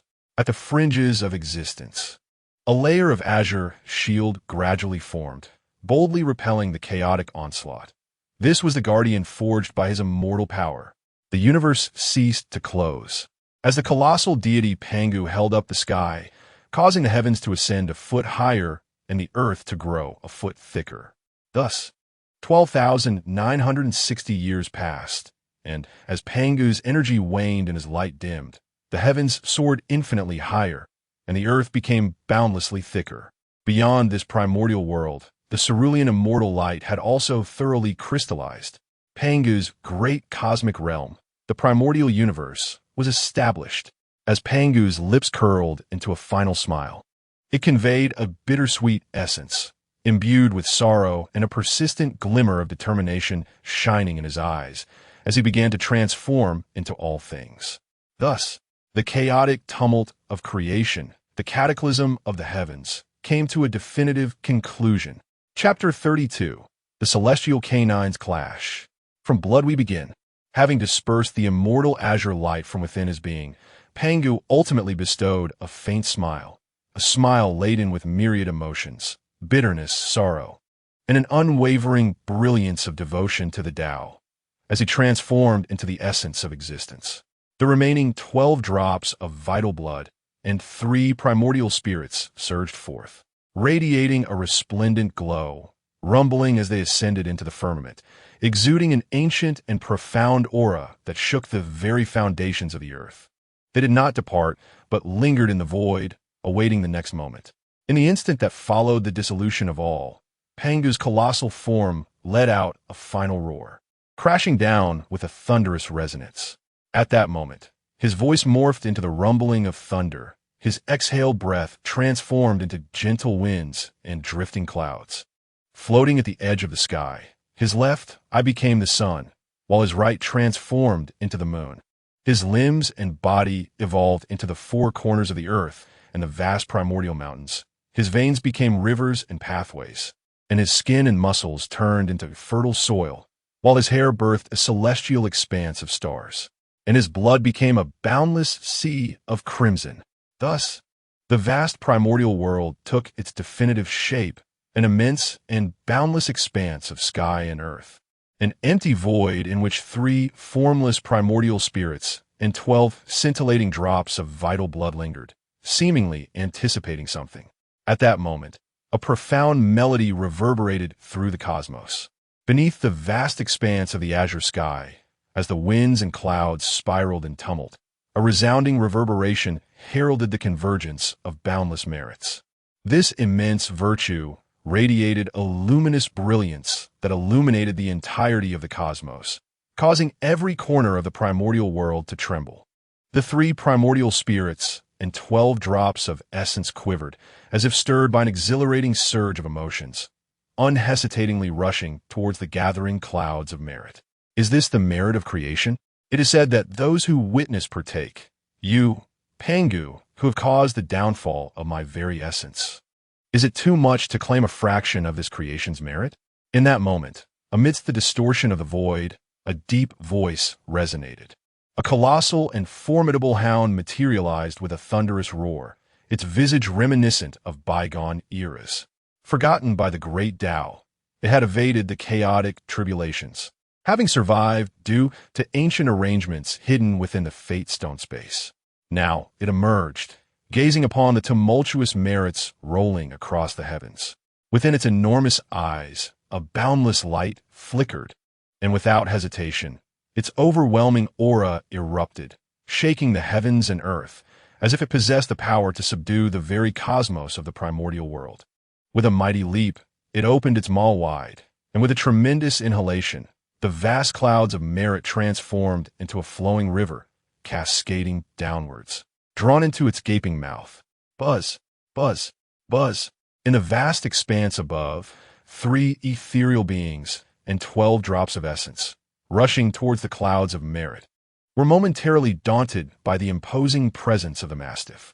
They trembled abruptly, as if terrified to contest the mastiff for the merit, fear reverberating among them, as though they dreaded that the mastiff, having consumed the merit, might also devour them. For a fleeting moment, they hesitated, unwilling to advance. "Ah, the Sundance of Pangu. Are you truly afraid?"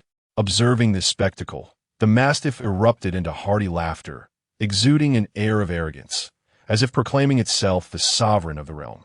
Suddenly, the heavens roared, and from a void, bolts of lightning imbued with destructive power surged forth.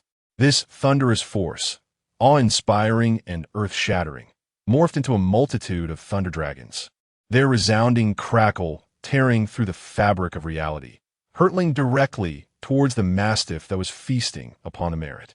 What? Is this the newly emerged Tao of heaven? How ferocious it is! The countenance of the mastiff demon darkened, and as it inhaled sharply, a grave intensity flickered in its eyes. However, he soon revealed a fierce expression and sneered, "In the midst of chaos, my power is negligible. Yet, I truly do not believe that this newly born heavenly Tao could extinguish me. I shall test just how formidable you are. The world has only recently been created, and causality remains obscure. Your heavenly Tao is merely in the weakest nascent state. Once the first calamity of heaven and earth has passed, you shall fully take shape. I can sense that, at that time, should you wish to obliterate me, it would be a trivial task. If all the saints were to return to their positions, the heavenly Tao would ascend once more, effortlessly vanquishing even the first 50 demon gods. However, that is not the case at present. Although the current heavenly Tao possesses strength, it has yet to reach a level that instills fear in the Hound Demon. With a menacing glare, he roared to the heavens, unleashing a thunderous ascent, his mouth agape as he charged toward the endless thunderous dragon that struck at him.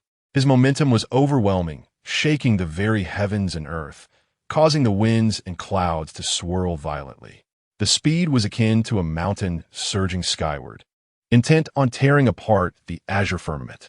The resounding roars echoed mightily, waves of destructive force crashing upon the Hound Demon's colossal form, eliciting a howl of agony as he plummeted to the earth, spitting blood, his breath seemingly faltering. Yet, the fierce glint in his eyes only intensified with madness as he roared once more, soaring into the sky. Ha ha ha! Heavenly Tao, seeking to extinguish me is not so simple. Roar! The Hound Demon gradually grew more ferocious, this time charging directly into the storm of annihilating thunderclouds. These clouds, birthed from the calamity of the heavenly Tao, were dreadfully terrifying, their power immensely formidable. The majestic hound, seemingly indifferent to the chaos surrounding it, opened its vast maw and began to voraciously consume the tempestuous clouds of destruction. As these ominous clouds detonated within its being, a thunderous roar echoed, causing the hound to emit a pitiful cry, its visage contorted in agonizing fury. Impossible! Is it so simple to extinguish me with mere clouds of annihilation? It bellowed, despite the searing agony coursing through its form. Tremors of excitement coursed through its body, a testament to its indomitable spirit. Even though it had been usurped by Guja, becoming a mere fragment of its former self. The primal instincts of a demonic deity still ignited within this incarnation of the Hound, fueling its desire to fight. Yet, in the vastness of chaos, its power remained feeble, rendering it unfit for battle. Thus, it could only seek refuge within the Fate Stone realm during the calamity of creation. Now that the cosmos had been birthed, formidable entities had emerged, nearly all facing obliteration. The 3 Pure Ones and the 12 Ancestors of Sorcery had recently manifested, their consciousness yet unformed. In this primordial world, the Hound stood as one of the mightiest beings, and as a vessel of Guja, it had anticipated reaping the rewards of the nascent cosmos, hoping to garner some merit from this unfolding reality. However, having just consumed a fraction of the celestial merit, the newly awakened heavenly Tao could no longer restrain itself, descending with a cataclysmic force intent on its annihilation. This incited the Hound's wrath. In the chaos, it had resigned itself to its diminished strength, but now, in the vast expanse of the primordial earth, it clearly reigned supreme. Was it not time for it to traverse the azure skies and roam the boundless realms? Yet, at this very moment, the heavenly Tao sought to obliterate it. Such an affront was intolerable. Thus, after careful estimation, recognizing that the disparity between both parties was not insurmountable, the mastiff demon chose to engage in battle with the heavens, plunging into the cataclysmic thunderclouds, roaring fiercely as it voraciously consumed the chaos. Within the tempest of thunder lay destruction, yet it also harbored the essence of creation. In this struggle against the nascent celestial forces, the power of annihilation surged within, unexpectedly catalyzing the convergence of another force within the mastiff, which was the merit of primordial creation. Originally, the mastiff was neither of the Pangu lineage nor a being of the primordial world, yet at the dawn of creation, when causality was not yet manifest, it was able to dwell within the primordial realm. However, as time progressed and the first great calamity passed, once the heavenly path of the primordial realm was fully established, it would have no choice but to retreat into the chaos, unless one day its strength surpassed that of the heavenly path, allowing it to tread upon the land of the primordial, the merit of creation, originally seized to reserve for the true self, was unexpectedly awakened within the body by the cataclysmic forces of heavenly thunder. The destructive power surged within, igniting 30% of the merit of creation that had been absorbed. This divine energy erupted within the canine form, resonating with a thunderous roar. In an instant, the once overshadowed Hound radiated a resplendent golden light, exhibiting not a hint of decline, but rather an increasingly formidable presence. As the merit fully integrated into its being, the Hound felt an extraordinary acceptance by this vast cosmological realm, as if the essence of the chaotic demonic deity within was being expunged through the merit of creation. This expunging, akin to a mere concealment, did not equate to the loss of the chaotic demonic deity's inherent abilities. Instead, it signified the rejection of the chaotic essence by the primordial universe, which was nullified by the merit of creation.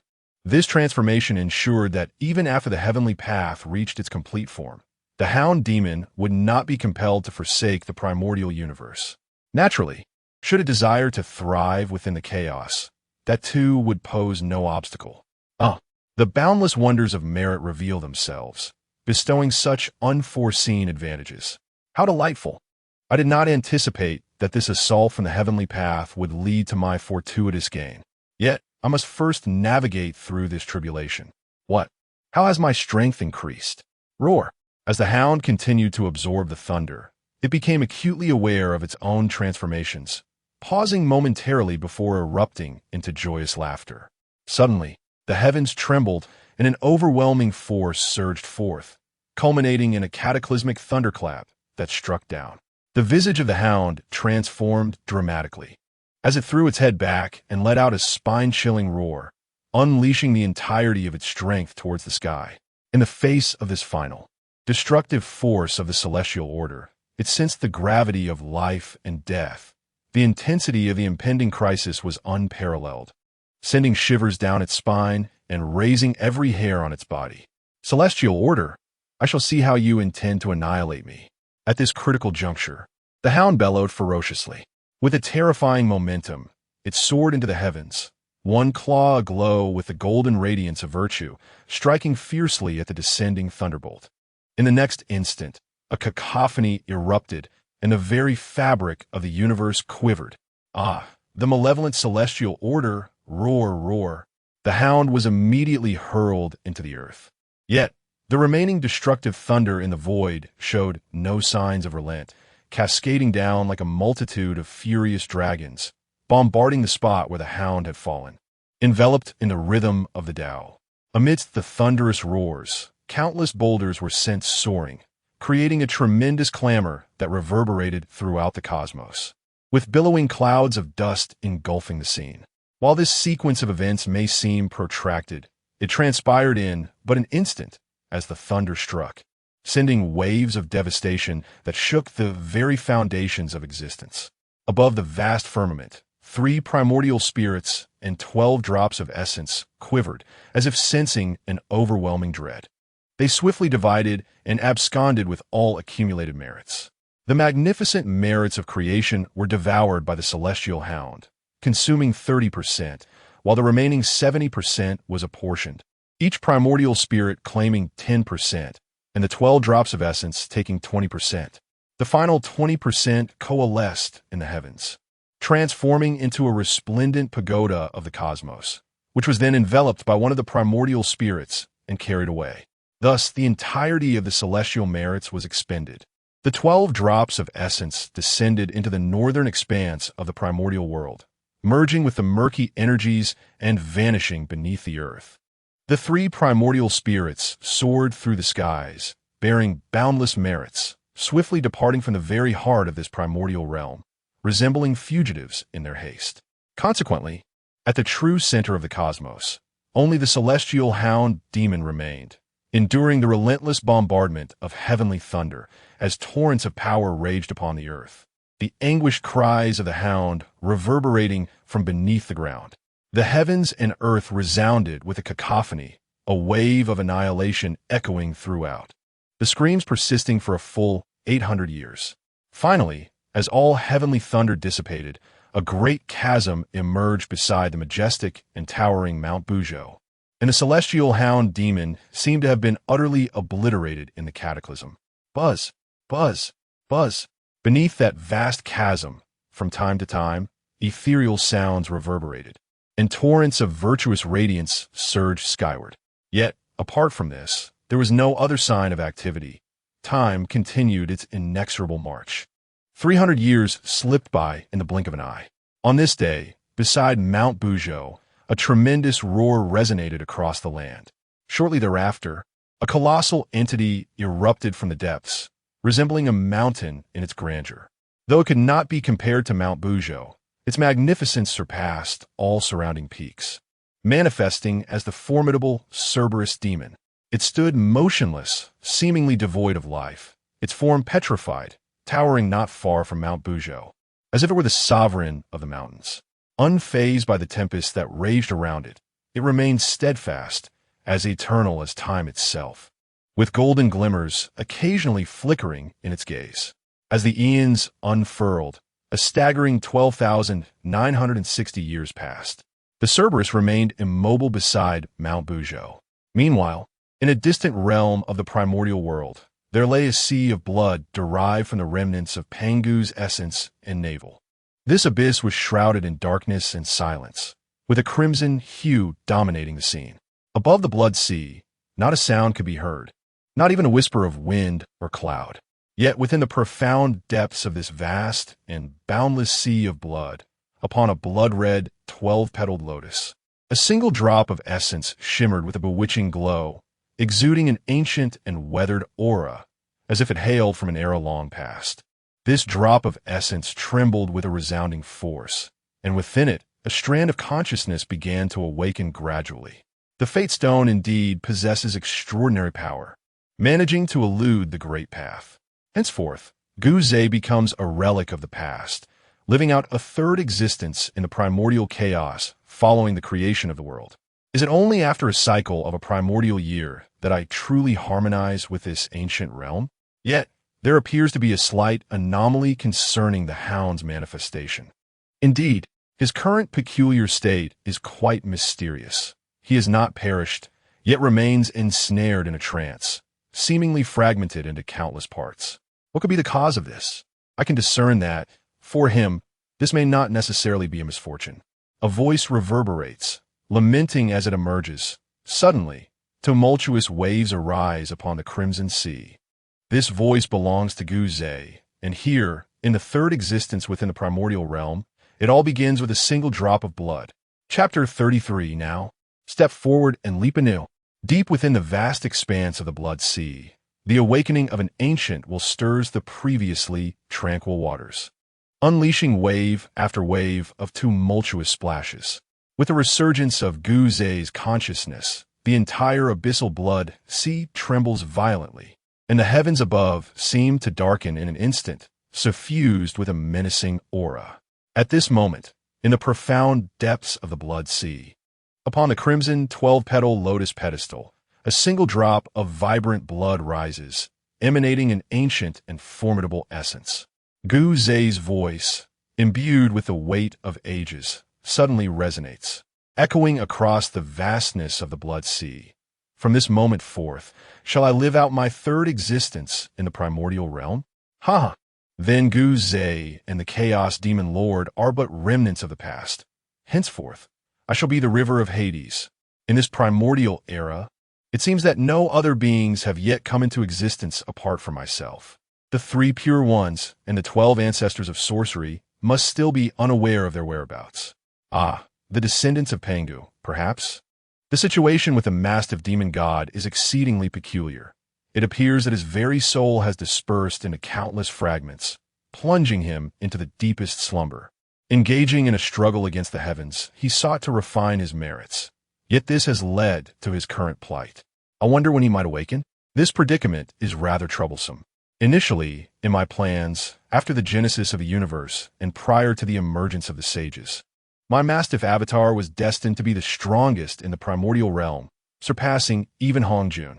With such formidable power, I would have been free to act as I pleased during the first cataclysm, reaping immense benefits without the need for elaborate schemes. However, the Mastiff has encountered difficulties. I am left to ponder the strength and condition of my current corporeal form. Alas, at this juncture, Gu Zhe no. Let us refer to him as the river of the underworld, which shall henceforth be known as such in the primordial realm, let out a soft sigh. After carefully sensing the state of the Mastiff, he confirmed that it would be impossible for him to awaken in the short term. The tone of the river of the underworld turned somber, as if enveloped in a profound melancholy. He had originally devised a plan before the chaotic battle, anticipating that after the creation of the universe, his own drop of essence would be feeble. Before his strength could grow, he intended to rely on the Mastiff avatar to dominate the primordial realm, despite the Mastiff being the weakest in the chaos. Yet, during the primordial era, when the universe first unfolded, one could undoubtedly reign supreme as an invincible force, had it not been for the unforeseen complications surrounding the Mastiff. The likes of the 3 pure ones, the 12 ancestors of sorcery, the dragon and phoenix, the Qilin, and even the yet-to-be-ascended Hongjun would not have garnered a modicum of regard from the underworld river. Alas, plans often falter in the face of change, and trouble arose. Before he could wield the Mastiff's avatar to dominate the primordial realm, the nascent heavenly Tao intervened, transforming the Mastiff's avatar into a state of near demise. How could the underworld river not feel a swell of frustration? Fortunately, his resolve remained unshaken. He was certain that the Mastiff had not perished, but had merely succumbed to an extraordinary condition. After a moment of reflection, he steadied his mind and began to attune himself to his own circumstances. With the Mastiff out of reach for the time being, he had no choice but to rely on himself. The vibrant red essence of blood quivered, radiating an extraordinary brilliance as the underworld river commenced its perception in contemplative silence. How absurd! The detestable fate tablet dared to seal away the majority of my understanding of the laws at a moment of my weakness. even constraining the power contained within the last drop of my essence to a mere fraction. This is outrageous. My blood form now possesses power only comparable to the pinnacle of the Tai, Golden Immortal. Why is this so? Roar, Fate Tablet, reveal yourself. The moment he closed his eyes to sense his own state, a wave of fury surged within the underworld river, prompting a resounding cry from his heart and mind. Suddenly, a wondrous ripple resonated within this essence of blood, causing a profound stir in the depths of Mingi's heart and mind. The Fate Slate emanated a cerulean glow, an enchanting and enigmatic radiance. Within this luminous aura, a fragment of information emerged, momentarily startling Mingi. After a prolonged silence, he spoke, his tone imbued with profound melancholy, saying, "Is it truly like this? Although I have deceived the perception of the Great Path with the Fate Slate, a faint trace of the demonic aura remains within my true spirit. Should enlightenment occur, and the true spirit and blood essence be fully unleashed, it would undoubtedly draw the attention of the Great Path, leading to unpredictable consequences. Now, under the shroud of the newly born heavenly Tao in the primordial chaos, I must rely solely on myself to comprehend and strengthen the blood path. As my blood path grows increasingly formidable, the demonic essence within my true spirit will be obscured by my blood intent. Only when my blood path reaches a certain pinnacle can I hope to shatter this seal." Feeling an unprecedented sense of weakness and vulnerability, Mingi found himself at a loss for words. Yet a sense of resolve surged within him. He realized that had it not been for the assistance of the Fate Slate during this chaotic tribulation of creation, even if he were to place the last vestiges of his blood essence and true spirit within the body of the Hound, it would still be detected by the Great Path. At that moment, not only would his current blood essence be at risk, but even the already forgotten avatar of A.O. Hound could potentially face annihilation. The Great Path is omnipresent. Alas, I am fortunate to have the Fate Slate aiding me. It has allowed me to elude the perception of the Great Path. At present, the potency of my blood has been sealed to a staggering 99%, leaving me with a mere fraction of strength comparable to that of a Tai, Golden Immortal. My insights into the path of the soul and the path of blood have also been reduced to their lowest ebb. Alas, this sensation of weakness is truly disconcerting. Given the circumstances, the River of Oblivion could only lament for a moment before his inherent resilience surged forth, prompting him to regain his composure. He mused, "Although my current power is feeble, in the nascent realm of the primordial world, it must still be regarded as considerable, especially since the 3 Pure Ones and the 12 Ancestors of Sorcery have yet to attain sentience. Moreover, despite my diminished strength, my formidable willpower endures. Alongside my battle experience and the myriad divine abilities I have once forged. All of these facets, even the peculiar Fate Slate, cannot be constrained. With these elements at my disposal, during the primordial genesis, as long as I tread carefully, I should encounter no peril. My foremost task now is to manifest my form, to take shape with my blood essence, and subsequently engage in seclusion within the blood sea to diligently hone my skills, while meticulously strategizing for the impending tribulations, striving to secure greater advantages. With this in mind, when the River of Oblivion spoke, his tone bore a grave weight as he repeatedly reminded himself, "The present is vastly different from the chaos, in the vastness of chaos. I wielded the body of a demon god, traversing countless epochs, invincible in all directions. Although the path of growth and ascendance has been fraught with trials and tribulations, I have never felt as weak as I do now. In the days to come, particularly during the great calamities, one must exercise caution and engage in careful planning. Only then can one navigate the tumult without worry." At this juncture, the river of the underworld commenced a period of intense meditation, focusing on the control of a single droplet of crimson essence. Amidst the ethereal rhythms of the Tao, this essence began to absorb the formidable energies from the sea of blood through the 12-petal lotus platform. This sea of blood, a remnant of Pangu's final lifeblood and navel, had undergone transformation. To assimilate the blood from this sea is tantamount to delving into the lineage of Pangu itself. Consequently, the river of the underworld found itself immersed in profound comprehension, gradually elevating its mastery of the Tao.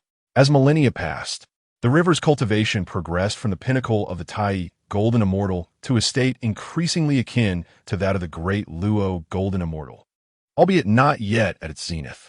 The blood sea would often surge with waves, indicating the river's burgeoning understanding of the path of blood, marking yet another advancement. Thus, 30,000 years swiftly elapsed. The blood sea remained tranquil until one day, from the depths of that ocean, the droplet of essence quivered, emanating an otherworldly crimson radiance that spread like ripples in all directions. It was then that the will of the river awakened. Having reached the ultimate stage of the Tai Golden Immortal, after over 30,000 years, there was but a slight progression in the path of blood. Was it sufficient to take form? Alas, my path of blood holds infinite potential. Yet the journey relies solely on my relentless pursuit of enlightenment, which remains a formidable challenge. Reflecting upon his current state, the river of Hades offered a faint, bittersweet smile and remarked, "Here, I must expedite my progress through the path of blood, striving to elevate my capabilities to a greater zenith. Only when the path of blood reaches a formidable level can I commence the unlocking of the Fate Stone Slab seal, allowing the insights gathered from my previous existence in the chaos to gradually return to me."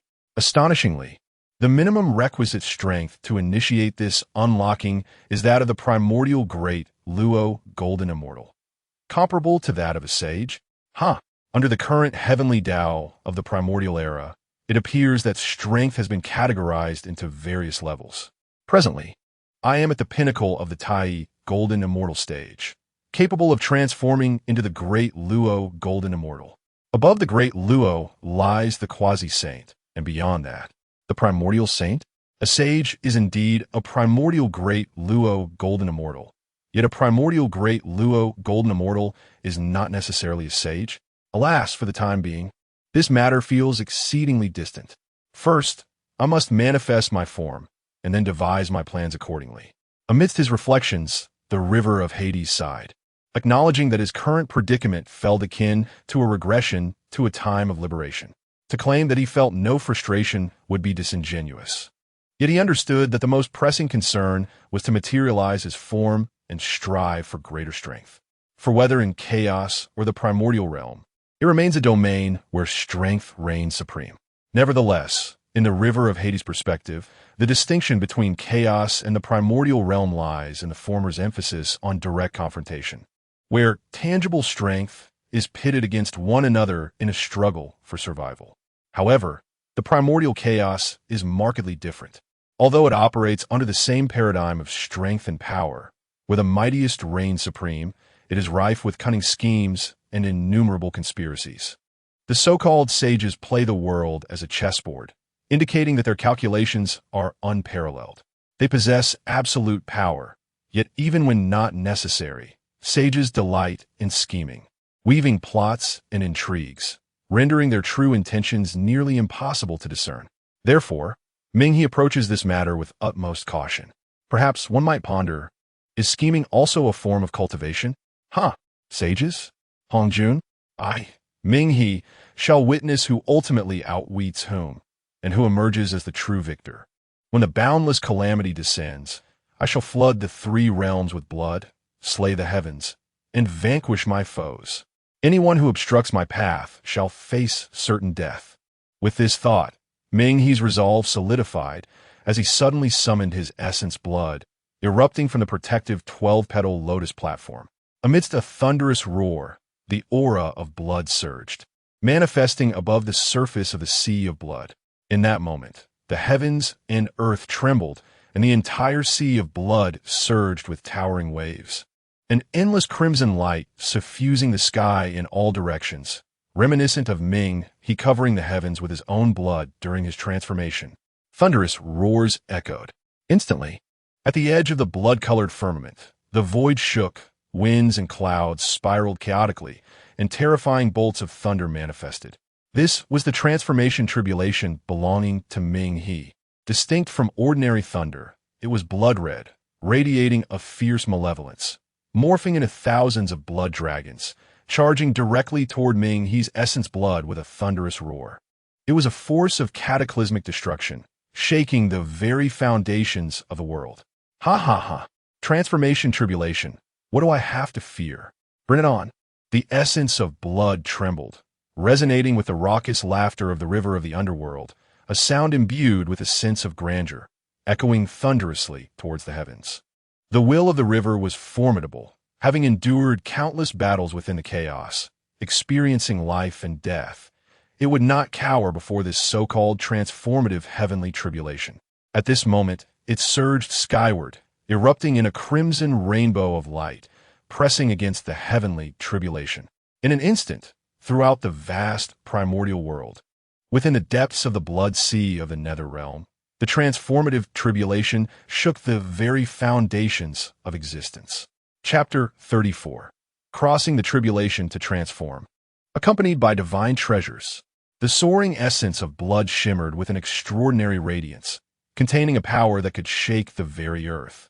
This drop of essence encompassed the will of the river of the underworld. Its intent was overwhelming, allowing its momentum to rise. Thunderous roars echoed, revealing that though it existed at the pinnacle of the Tai, golden immortal realm, it emanated an aura of formidable ferocity, a power so boundless that it could stir the heavens. This was the singular, terrifying will that had nearly been preserved within the river of the underworld. Under the dominion of this fierce intent, the power of the essence, despite being at the pinnacle of the Tai, golden immortal realm, instilled a sense of dread and sharpness, as if merely gazing upon it would send shivers down one's spine. The infusion of this will render the essence of the river stronger than ever, imbued with a potency that transcended its own realm. Consequently, under the assault of the fierce aura within the essence, the blood-red clouds in the heavens quivered slightly. Ha ha! The transformative heavenly tribulation. What do I have to fear? Come fort. Within the essence of blood, the resounding laughter of the nether river echoed, a triumphant cacophony amidst the tumultuous waves of a blood sea. The sky above this sanguine ocean rumbled with wind and thunder, lightning howling through the air, while ominous clouds of crimson loomed, exuding an intense aura of lethal intent. In an instant, myriad scarlet thunder dragons encircled the essence of blood. As the nether river let out a low roar, the pulsing blood unleashed a terrifying force, sweeping outward in all directions, creating ripples imbued with a formidable ferocity. As these ripples reverberated, a series of thunderous booms erupted around the essence of blood. Countless blood-hued dragon clouds were struck by this fierce energy, letting out mournful wails before being obliterated. Roar! None can impede the advance of the nether river. The essence of blood unleashed a thunderous bellow, its voice resonating as it shattered the first wave of crimson thunder tribulations. It surged skyward, piercing through the billowing storm clouds, expanding and contracting as it began to devour the tempest. The clouds of tribulation, as if incensed by the actions of the nether river, churned violently, the heavens darkening. Winds and clouds swirling in chaos, culminating in a more terrifying display of thunderous power. This thunder surged into the storm clouds, causing their potency to skyrocket, transforming into countless bolts of lightning that hurtled towards the essence of blood with a cacophony of thunderous roars. As lightning danced and the storm clouds erupted with sound, the nether river remained undaunted, systematically dismantling each bolt of thunder. Yet, the remnants of the shattered lightning did not dissipate. Instead, they lingered ominously at the edge of the heavens. This transformation tribulation seeks to extinguish me, but it is woefully inadequate. In the midst of the laughter of the river of Hades, a thunderous roar reverberated through the heavens and the earth. The blood-red thunder dragon, fierce and ferocious, unleashed a chilling howl, yet under the relentless assault of the river of Hades, it succumbed to despair and shattered into pure creation energy. This energy lingered at the edge of the firmament, permeating the outskirts of the calamity clouds, biding its time until the river of Hades transcended the metamorphic tribulation. This essence of creation belonged to the river of Hades. It was a fortuitous opportunity. 15 days elapsed, and the heavens continued to rumble, with the laughter of the river of Hades still echoing with grandeur. Below, the blood sea churned with increasingly tumultuous waves, rising to towering heights, as if to rally for the river of Hades, or perhaps to welcome the imminent emergence of the master of the blood sea. Thus, 3 months later, a cacophony erupted. The heavens and the earth trembled, and the blood sea roared and surged, as if boiling. Like the entire expanse of the blood sea was howling towards the sky in celebration of the river of Hades overcoming the metamorphic heavenly tribulation. In the next moment, ethereal melodies drifted through the air, their sound enigmatic yet imbued with a sinister essence, enveloping everything in an aura of unfathomable strangeness. Above the blood sea, at the edge of the firmament, as the winds and clouds twisted, the creation energy that had transformed from the shattered blood-red calamity clouds was drawn into the core, merging into a single drop of crimson, otherworldly blood. Instantaneously, this drop of blood radiated with a blinding brilliance, its light erupting in a cataclysmic display, encompassing the vast expanse of the heavens and the sea. In that fleeting moment, the tumult of the blood sea intensified even further, until the celestial forces were entirely absorbed by the essence of blood. A resounding roar echoed through the heavens. The crimson waves upon the sea surged forth, sweeping in all directions, only to recede and form a blood-red celestial dragon. With a mighty roar, it exuded a malevolent aura. Ah, the tribulation of transformation is but this. I have attained the status of a great Luo golden immortal. As the cacophony subsided, and the sanguine hues of the sky faded, the thunderous lightning ceased its clamor, and the tumultuous sea of blood fell silent. At that moment, the waters of the blood sea coalesced into a spiraling azure dragon, upon whose head stood a figure clad in a blood-red robe. He spoke softly, his voice deep and devoid of joy or sorrow, resonating across the expanse. His countenance was serene as he stood upon the head of the blood-red dragon, gazing upwards at the vast sky, a glimmer of profound insight and formidable confidence flashing in his eyes. Even if everything were to start anew, what of it? In the chaos, I, embodying the ancient essence, have risen to become the strongest cultivator, an immovable mountain towering over countless beings.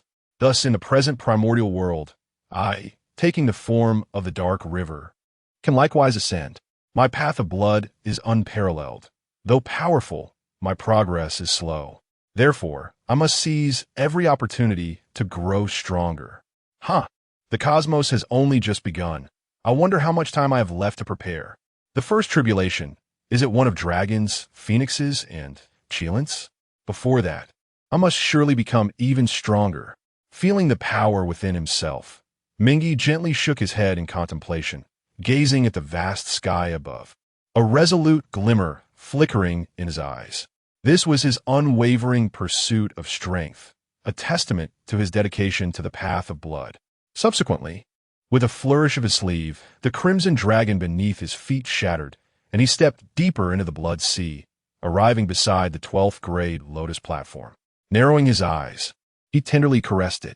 The primordial chaos blue lotus had suffered immense damage. Even if I were to gather 4 12th grade lotus platforms, it would be impossible to replicate the might of the chaos blue lotus. Alas! However, the 12th grade fiery red lotus, a supreme, innate spiritual treasure, is not without its own formidable power. At the very least, it is far superior to my previous state, where I possessed no treasures and could only rely on my formidable physical form and the laws of combat. As he extended his consciousness to assess the condition of the 12th grade lotus platform, Mingi let out a soft sigh. Since that great battle, witnessing the shattering of the chaos blue lotus at the last moment, he had understood that this primordial treasure could never be restored. Nevertheless, this did not diminish his regard for the 12th grade lotus platform. After a thorough examination, Mingi turned his gaze towards another direction in the depths of the blood sea. Sensing something that resonated with him, his eyes narrowing slightly. Could it be my accompanying spiritual treasure? Upon a brief moment of reflection, He quickly discerned the nature of the sensed object. His expression remained calm as he softly uttered a command. Suddenly, the blood sea trembled, and two pitch-black ancient swords, imbued with a fierce aura, surged towards the river of Hades with a thunderous roar. The river of Hades, upon witnessing this, smiled faintly, reaching out to grasp the two swords. Upon closer inspection, he observed the sword bodies radiating a subdued brilliance, yet exuding an overwhelming and malevolent presence that was truly terrifying. Yuan Tu, Abijna? Ha ha ha! Splendid swords indeed. The river of Hades burst into hearty laughter, and then turned his gaze towards the depths of the blood sea in another direction. He beckoned with his hand, and a stream of radiant light emerged, revealing a flag that appeared with a resounding flourish. This flag, with its flowing Tao rhythm, was evidently no ordinary item. The Northern Xian Yuan water control flag. Ah, what a treasure! As he beheld the array of accompanying spiritual treasures before him, the river of Hades could not help but erupt into laughter. He suddenly felt an exhilarating sensation akin to overnight wealth. Throughout the endless ages in the chaos, he had possessed nothing but an elusive fate slate, and had never owned a true treasure. On the day of the heavenly calamity, witnessing Pangu's heavenly acts and the chaos Qinglian, he had been consumed by jealousy and resentment towards the injustices of the great Tao, yet found himself powerless to change his fate. Now, in the age of the Primordial, having become the river of Hades in his third incarnation, he immediately summoned his accompanying spiritual treasures. Gazing at the shimmering brilliance and powerful auras, the river of Hades felt a surge of joy within. Very well, it is time to refine my accompanying spiritual treasures. There is no time to lose. Though I can barely summon them now, with only a faint connection, I must refine them over the course of time. After a thorough examination, Mingi tucked away several treasures and then sat cross-legged atop the 12th grade Lotus platform, closing his eyes to refine this extraordinary innate spiritual treasure. Immersed in his task, he paid no heed to the passage of time. The adage that one does not keep track of years while cultivating rang true, as Mingi refined the magical artifact. Time flowed ceaselessly. The once desolate expanse of the primordial earth was now teeming with life. In Chapter 35, amidst the passage of time, the primordial realm began to transform, heralding the approach of calamity. The vast universe, with its boundless skies and lands, whispered with gentle winds and drifting clouds. Within the abyss of the blood sea, Mingi was engrossed in his cultivation and the refinement of several accompanying spiritual treasures, almost oblivious to the flow of time. 2 epochs had passed, totaling over 200,000 years, 12,960 years for each epoch. During this time, the primordial land flourished with an ever-increasing number of sentient beings. The innate 100 clans had emerged, with the dragon, phoenix, and Chilan tribes leading their kin in this ancient realm. However, in these nascent stages, the existence of the 100 clans was fraught with hardship. Apart from the powerful beings hidden within various sacred grounds, the most numerous and ferocious entities on the primordial earth were not the cultivators of the 100 clans, but rather the savage beasts. These creatures, akin to wild animals, lacked intelligence yet possessed a brutal nature and terrifying physical strength, often preying upon the cultivators of the 100 clans. Had Mingi wandered the primordial earth at this time, he would have immediately grasped the origins of these ferocious beasts. This fearsome beast is, in fact, a manifestation of the corpses and lingering resentment of the demon gods who perished during the cataclysmic battles at the dawn of creation in this vast world. Though they have fallen, their hatred for Pangu has transformed into a vengeful spirit, giving rise to these malevolent creatures. These beasts, devoid of intelligence, harbor animosity towards all living beings in the primordial realm. The newly emerged 100 clans, still lacking in foundational strength, naturally find themselves no match for these ferocious beasts. In desperation, they form alliances, with the Dragon Clan leading the Scales, the Phoenix Clan guiding the Aviants, and the Grand Chilan commanding the terrestrial beasts. Thus, through the trials of time, the innate 100 clans stain the earth with their blood, engaging in a life-and-death struggle against the myriad beasts that roam the primordial expanse for an extended 2 eras. During that tumultuous period, battles erupted nearly every day, and when conflict arose, the heavens would tremble, mountains would shake, and the earth would resound with thunderous roars. Although the beasts were formidable, their lack of wisdom ultimately worked against them. After an initial period of triumph, the innate 100 clans began to adapt, amassing strength, and subsequently launched a fierce offensive to eradicate the beasts once and for all. Ultimately, the outcome was the withdrawal of the ferocious beasts from the grand stage of the primordial world. After all, they were remnants of the demon gods, unwelcome in the realm governed by the heavenly principles of the primordial era, and their inevitable demise at the hands of the myriad races was a foregone conclusion. The conflict between the innate 100 clans and the ferocious beasts endured for 2 complete epochs. Throughout this prolonged struggle, during the final battle, a tempest of malevolent energy surged towards the heavens, and the anguished roars of the beasts resonated with a visceral hatred for the world, embodying a profound enmity that transcended even their lack of intellect, indicating the animosity of the fallen demon gods towards Pangu. The final clash raged on for 8 centuries, with the heavens churning in tumult and the earth trembling amidst rivers of blood. This blood, a mixture of that from the ferocious beasts and the innate 100 clans, seeped into the ground as if guided by some unseen force, gradually converging towards a vast sea of blood. How could such an abundance of fresh blood flow into my blood sea? Could it be that the first great calamity of the universe has erupted? It seems improbable, for I have yet to sense such an occurrence. During the second epoch of seclusion, the excess blood in the blood sea awakened the river of oblivion, which had already refined several accompanying spiritual treasures to a considerable extent. However, it could not fully refine them due to its current lack of power. In the depths of the blood sea, atop the 12th grade lotus platform, Mingi, draped in a crimson robe, sat cross-legged. At this moment, he felt the torrents of fresh blood flowing into the blood sea, and suddenly he opened his eyes wide. With a touch of curiosity, Mingi extended his divine consciousness, which had reached the pinnacle of the mid-stage de Luo Jin Xian, into the blood sea. Instantly, he beheld the earth where rivers of blood flowed, and on the battlefield, the bodies of the innate 100 clans and ferocious beasts lay strewn across the ground, painting a scene of brutal carnage. Despite such a grim sight, Mingi maintained a tranquil expression, showing no signs of disturbance. His eyes narrowed slightly as he mused. So, they're dealing with the ferocious beasts? In life, they could not overcome Pangu. Now that they are dead, they should not even dream of disrupting his realm. This battle to exterminate the ferocious beasts marks a significant rise for the 100 clans, having endured great hardships. Yet as for me, I have only reached the pinnacle of the mid-stage de Luo Jin Xian. The advancement of the blood path is fraught with challenges. If I wish for a significant breakthrough, relying solely on the slow accumulation of time is far too sluggish. Who knows how long I must wait? Therefore, it is imperative to engage in the calamity.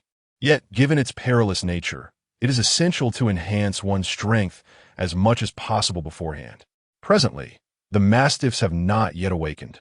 Thus, if one must partake in the impending calamity, one must exercise utmost caution and meticulously strategize, ensuring one's safety while reaping the greatest benefits. The companion spirit treasure has been refined to its current utmost limit. Unless a breakthrough in cultivation occurs, further refinement is unattainable. My current objective, aside from utilizing the influx of blood to comprehend the path of blood, is to gradually refine the ocean of nether blood. This matter cannot be delayed. However, to expedite the process, it would be best to facilitate their fusion.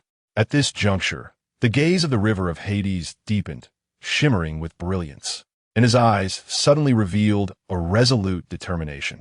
He raised his right hand, forming a gesture, and pressed it to his brow. Instantly, his body trembled as the rhythm of the Tao enveloped him, and a peculiar cadence emanated from his brow. With his movements, the entire ocean of nether blood erupted with a tremendous shock, waves surging in all directions. In the next moment, as he lowered his hand and enacted the spell, a vertical eye suddenly appeared at his brow, a crimson hue that opened in an instant, unleashing a formidable malevolence infused with overwhelming death energy. Erupting from the river of Hades and sweeping across the vast expanse of the Blood Sea. Haha, this sea of blood, born from the chaos, was forged through the slaughter of 700 cultivators, their lifeblood merging with the chaotic essence to create this ocean, which I have thoroughly refined. Even though my current strength remains feeble, the power of this blood sea grants me formidable capabilities. In contrast, the abyssal blood sea of the primordial vastness is derived from the residual vitality of Pangu, intertwined with the essence of the navel. Thus, I shall unite the two, intertwining life and death, establishing a cycle. With the Dead Sea under my dominion as the driving force, I shall expedite the refinement of the abyssal blood sea during their confluence. I wonder how much of the abyssal blood sea I can refine before the onset of the first calamity. As I spoke softly, a glimmer of brilliance flashed in the eyes of the river of the underworld, his tone solemn. Suddenly, he altered the incantation in his hands, sweeping his great sleeves with a flourish. Surrounded by the ethereal rhythm of the Tao, his seated form on the lotus platform trembled. In an instant, the vertical eye on his brow erupted with deathly energy, a wave of fierce intent spreading in all directions, producing a sound akin to crashing waves, as if a tempest was churning within his gaze. The Dead Sea and the Blood Sea shall merge, the river of the underworld declared with grave intensity. As his voice echoed, the vertical eye on his brow shone with a radiant crimson light, emanating boundless death and ferocity. This brilliance enveloped the entirety of the river of the underworld and the 12th grade lotus platform beneath him, rumbling with tremendous force, beginning to permeate the depths of the abyssal blood sea. In that fleeting moment, the entire abyssal blood sea surged as if boiling, with the rhythms of life and death entwined. Waves of crimson fury, imbued with ferocious energy, surged violently upwards. In an instant, the abyssal blood sea, amidst the cacophony, appeared even more magnificent, with blood-red light saturating the entire celestial dome. Yet, this fierce momentum was deliberately contained within the confines of the blood sea by the river of Hades, preventing its spread. This was a measure taken by the river of Hades to avoid exposure before the impending catastrophe, choosing instead to develop discreetly.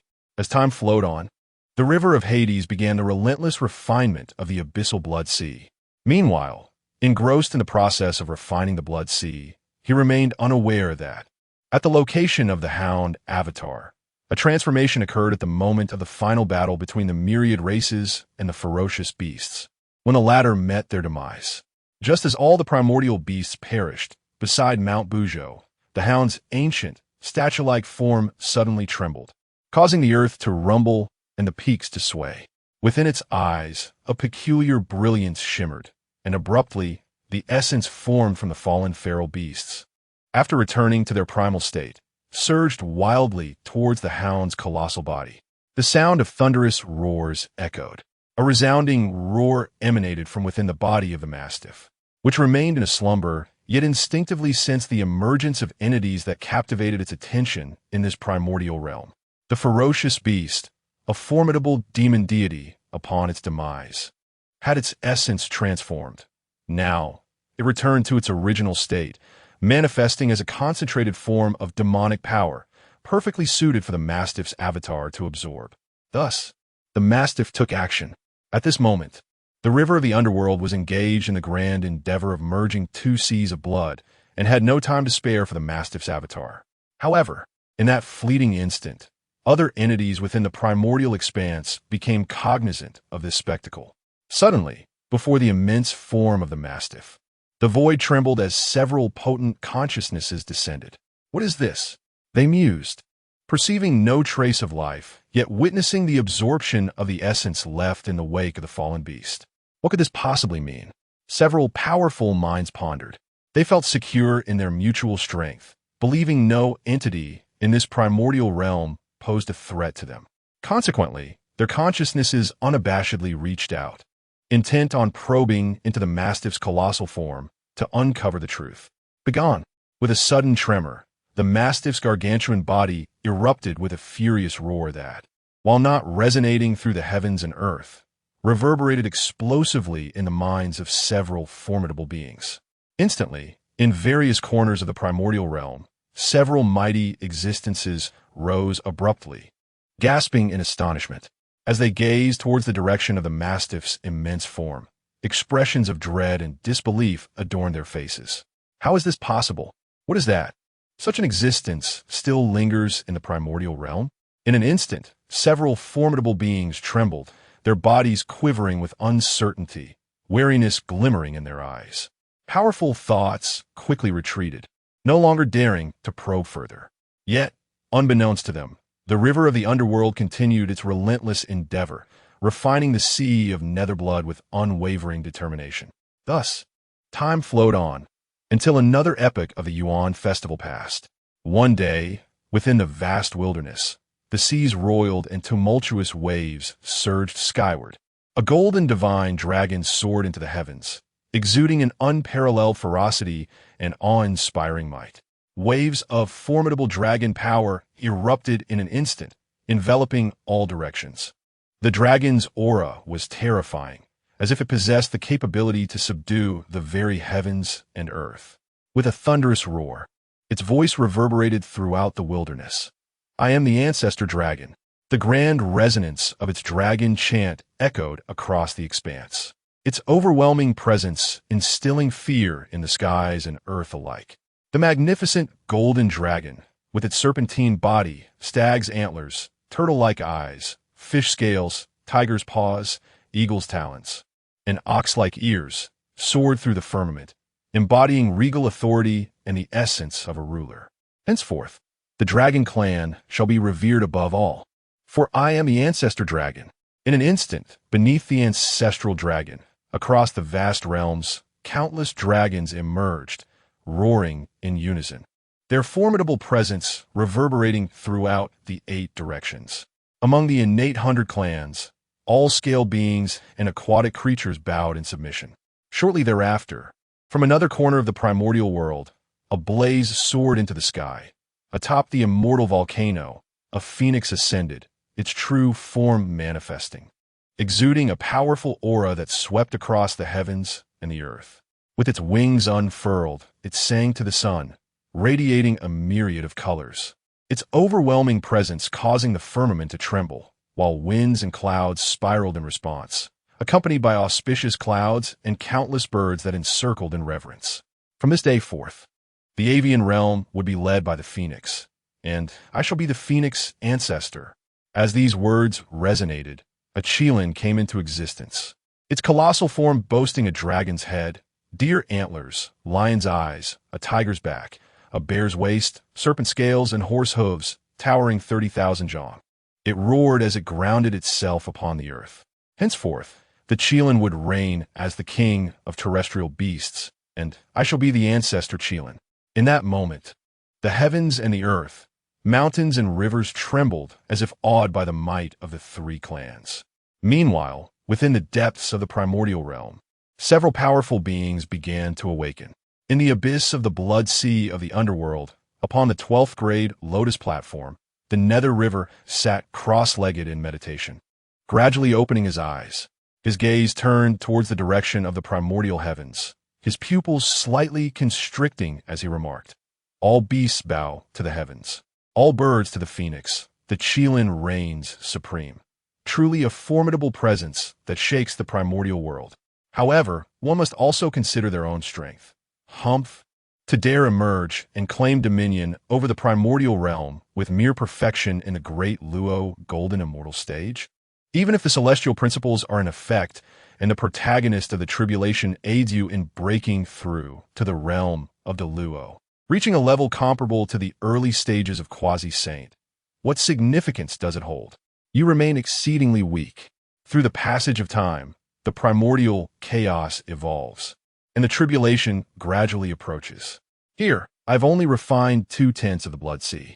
As I speak, the river of Hades gently shakes his head, seemingly lamenting the arduousness of his path. Chapter 36. Entering the Tribulation, Wandering and Forging Enmities. The path of blood is undeniably fierce and powerful. Yet the road ahead is fraught with thorns. Over the past several 100,000 years during the three great epochs, as I have immersed myself in the study of the Pangu bloodline amidst the vast blood sea, I have deeply grasped the tribulations of the blood path. Each step toward advancement in cultivation is exceedingly arduous. Consequently, after 300,000 years, I have barely reached the pinnacle of the mid-stage Deluo Golden Immortal. This is not due to a lack of aptitude on my part. Rather, it is because the path of blood has been forsaken by the Grand Tao. Unlike the path of the soul, which is guided by the laws of the Tao, the blood path offers no such enlightenment. Although I possess a source line, it was forcibly seized from the Grand Tao and imposed with the essence of blood, thereby establishing my path. From the moment I chose to forge my own way, I understood that my journey would be far more arduous than that of other cultivators, for the path of blood should not exist in the first place. Virtually no one could offer me guidance. The Grand Tao is incapable, and the celestial principles are even less qualified. What he can do here is solely rely on himself, gradually gaining insight. Of course, engaging in discussions with other practitioners to validate their understanding of the heavenly path and the great Tao is indeed one method to enhance one's own cultivation. However, such improvement is minuscule compared to the direct comprehension of the heavenly path and the great Tao by other practitioners, which is undoubtedly far more challenging. It is precisely for this reason that, after 3 Yuan meetings, the cultivation of the River of Darkness has only just broken through to the first stage. In the depths of the Nether Blood Sea, the River of Darkness, sitting cross-legged, was awakened by the powerful declarations of the Dragon, Phoenix, and Qilin clans, who aspired to dominate the primordial world. Slowly, he opened his eyes, and as they flickered, a hint of profundity and a trace of helplessness flashed across his gaze. He sighed. Have the Dragon, Phoenix, and Qilin clans truly risen to prominence? Yet, you three, with merely the perfected cultivation of the great Luo Golden Immortal, dare to boast of dominating the primordial world? Ha! It seems you have been muddled by the Calamity's malice. Currently, in the vast expanse of the primordial world, the ominous aura of calamity has begun to manifest in the skies, heralding the imminent arrival of tribulation. Meanwhile, I have only just refined 2/10 of the Blood Sea, and my progress in cultivation remains sluggish. It appears that my blood path cannot be accomplished solely through painstaking seclusion. Perhaps, on the day the calamity arises, I should venture out and explore the primordial world before this catastrophe fully erupts. Furthermore, I must visit Mount Bujo to uncover the truth regarding the Hound's manifestation. At this point, the River of Darkness slightly squinted his eyes, and a resolute gleam flickered within them. He understood, well, that once embroiled in calamity, escape would be exceedingly difficult unless one could transcend it. If he were to choose to seclude himself in the Blood Sea during the first cataclysm, it would not be an unwise decision, for he is not the protagonist of this tribulation. As long as he remains within the confines of the Blood Sea, he does not formally enter the calamity. Yet there are moments when one must act, even when fully aware of the perils that lie ahead and recognizing the insufficiency of one's current powers. In the realm of cultivators, the principle of the survival of the fittest prevails. The path of cultivation is inherently a struggle against the heavens and a competition for supremacy among beings. This truth was grasped by Mingi long ago, even amidst the chaos. Thus, despite the dangers that accompany the impending tribulation, his resolute and steadfast nature compelled him to make a decisive choice. He would not evade this calamity within the depths of the ghostly Blood Sea. Rather, he would plunge into the heart of the tribulation, engaging in a fierce battle, paving the way with the blood of his adversaries. Only through such bold endeavors could he hope to advance further. This tribulation, though fraught with peril, would not easily claim the life of Mingi. Although he has only refined a mere 20% of the Blood Sea, his domain of the Sea of Death has seamlessly merged with the vast Blood Sea of the primal chaos. With death and life intertwined, the Sea of Death encompasses half of this realm, implying that more than half of the current Blood Sea lies within his control. With this newfound power, his strength would surge. Moreover, with his understanding of the tribulation, coupled with careful strategizing, there exists the potential to seize even greater opportunities.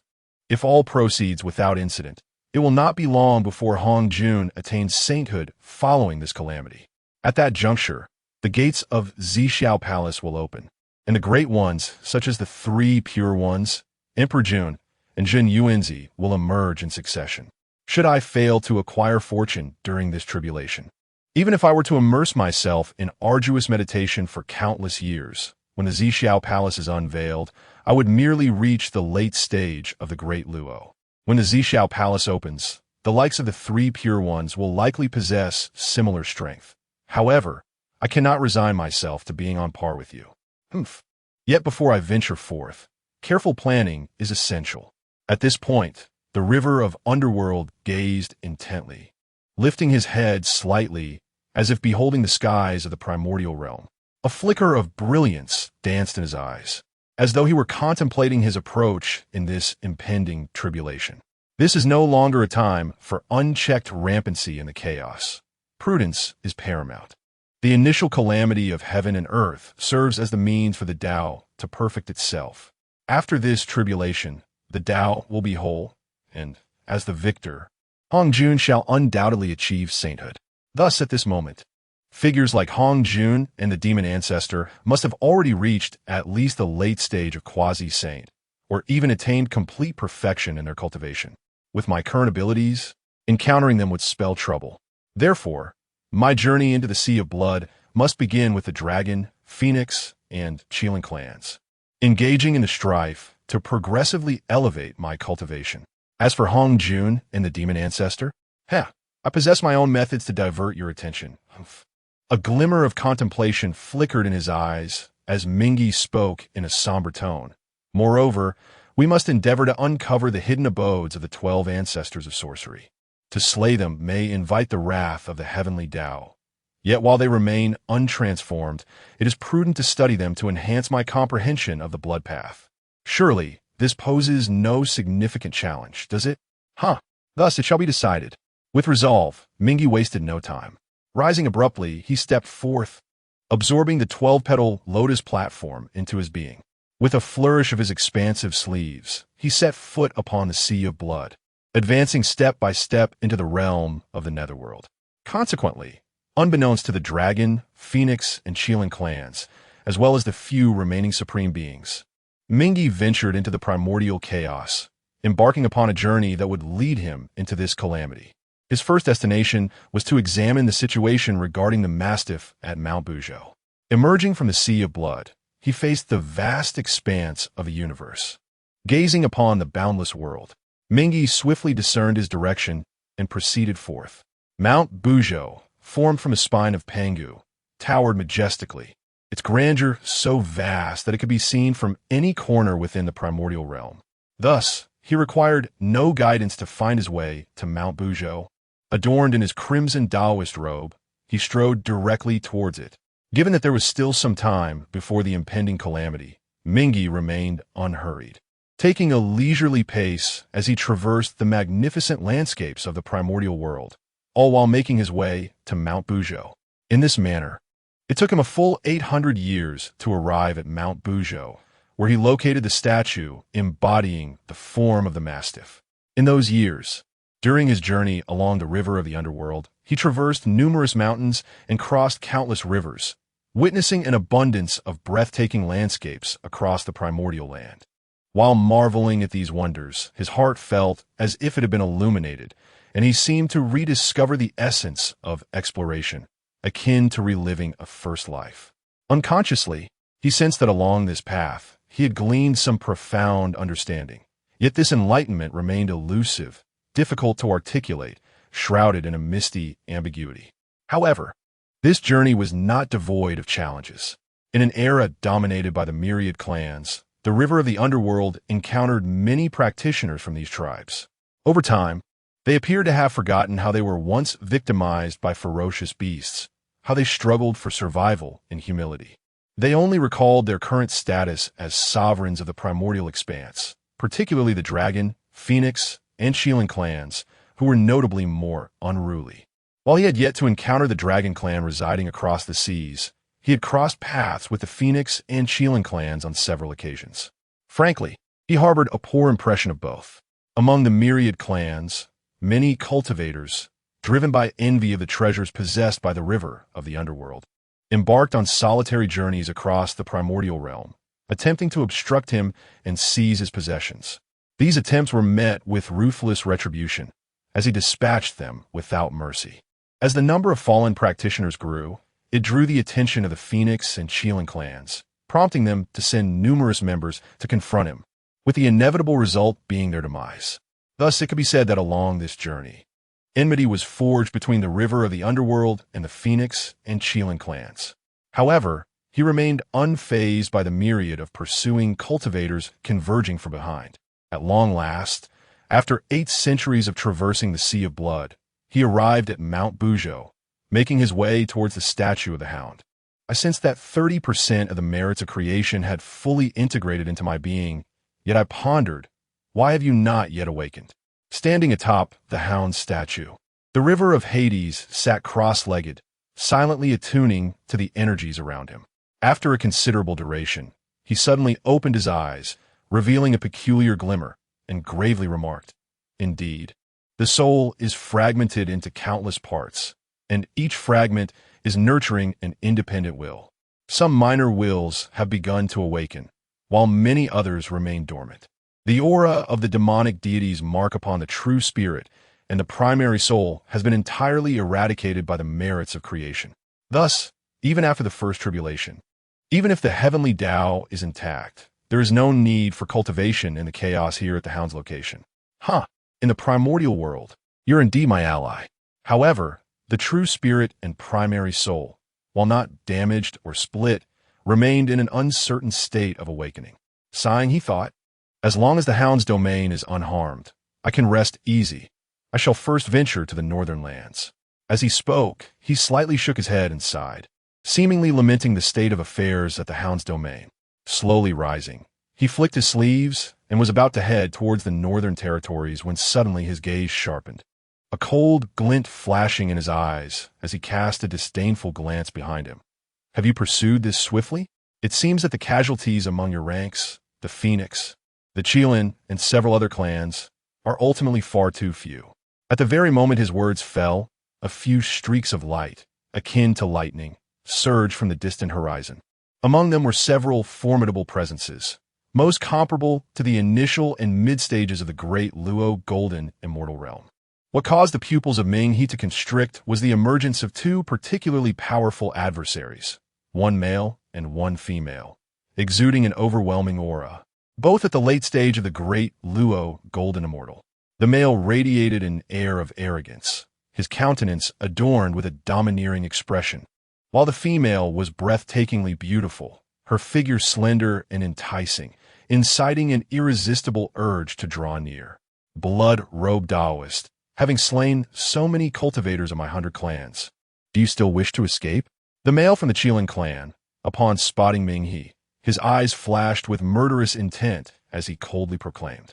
Without any inquiry, he approached with an air of superiority and dominance, and as he formed a seal with his hands, he unleashed his attack. With a single punch, he propelled forth a fierce force, a fist imbued with countless golden rays, embodying an overwhelming momentum aimed directly at Ming-He, as if intent on crushing him into oblivion. Blood-robed Taoist, prepare to meet your end, cried the female cultivator of the Phoenix clan. With a swift motion, she withdrew a golden hairpin from her hair and, with a delicate slash, ignited a blazing fire that erupted like a conflagration consuming the heavens, surging towards Ming-He. Additionally, other great Luo cultivators from the myriad clans displayed their prowess, collectively launching their assaults. They do not inquire about the reasons for the conflict and bloodshed between the river of Hades and their kin, regardless of right or wrong. Their sole objective in the pursuit is to vanquish the river of Hades and uphold the dignity of their ancestral clans.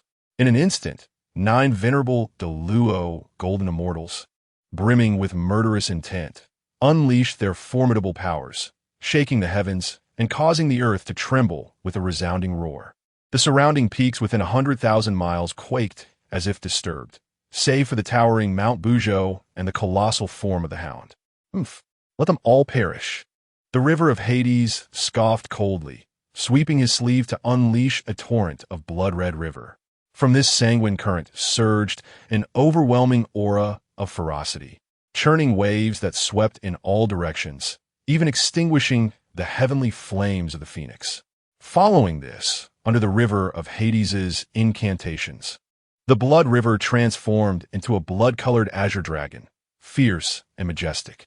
It let out a thunderous roar that reverberated through the skies, summoning turbulent winds and ominous clouds, instilling terror in the hearts of the adversaries.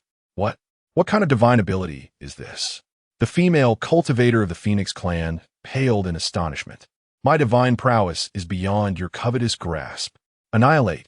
The river of Hades's gaze remained icy, unmoved by the beauty of the woman before him. With a swift motion, he raised his right hand and pointed decisively, causing the blood-colored azure dragon to unleash an overwhelming force, hurtling toward the 9 Deluo golden immortals with thunderous fury. Roar! The 5 virtues of the Qilin. Suppress the earth. Perish. The expert of the Qilin clan bellowed defiantly. The art of nirvana. Unquenchable fire. The Phoenix clan's female cultivators hastily unleashed their divine powers in a desperate attempt to counter the blood dragon sorcery of the Nether River. The masters of the other 100 clans were similarly engaged, each taking action. Were the Phoenix Ancestor and the Ancestral Qilin present, this humble Taoist might have felt some trepidation. But you is only destined for demise, huh? The Nether River scoffed with a mocking smile as his right hand executed the incantation, pointing towards the azure dragon. Suddenly, the heavens and earth reverberated, and the blood-red azure dragon opened its maw wide, exhaling a sword. This sword, ancient and dark green, was enveloped in a mystical aura, emanating an extraordinarily fierce energy. As the blood dragon lashed its tail, throwing the heavens into disarray, the ancient sword glided effortlessly through the chaos. With a sharp sound, a series of thunderous booms followed. Amidst the rumbling, the void was rent asunder by the sword's aura, creating a massive gash. A formidable and ominous presence surged forth, hurtling towards the 9 approaching great Luo golden immortals with lethal intent.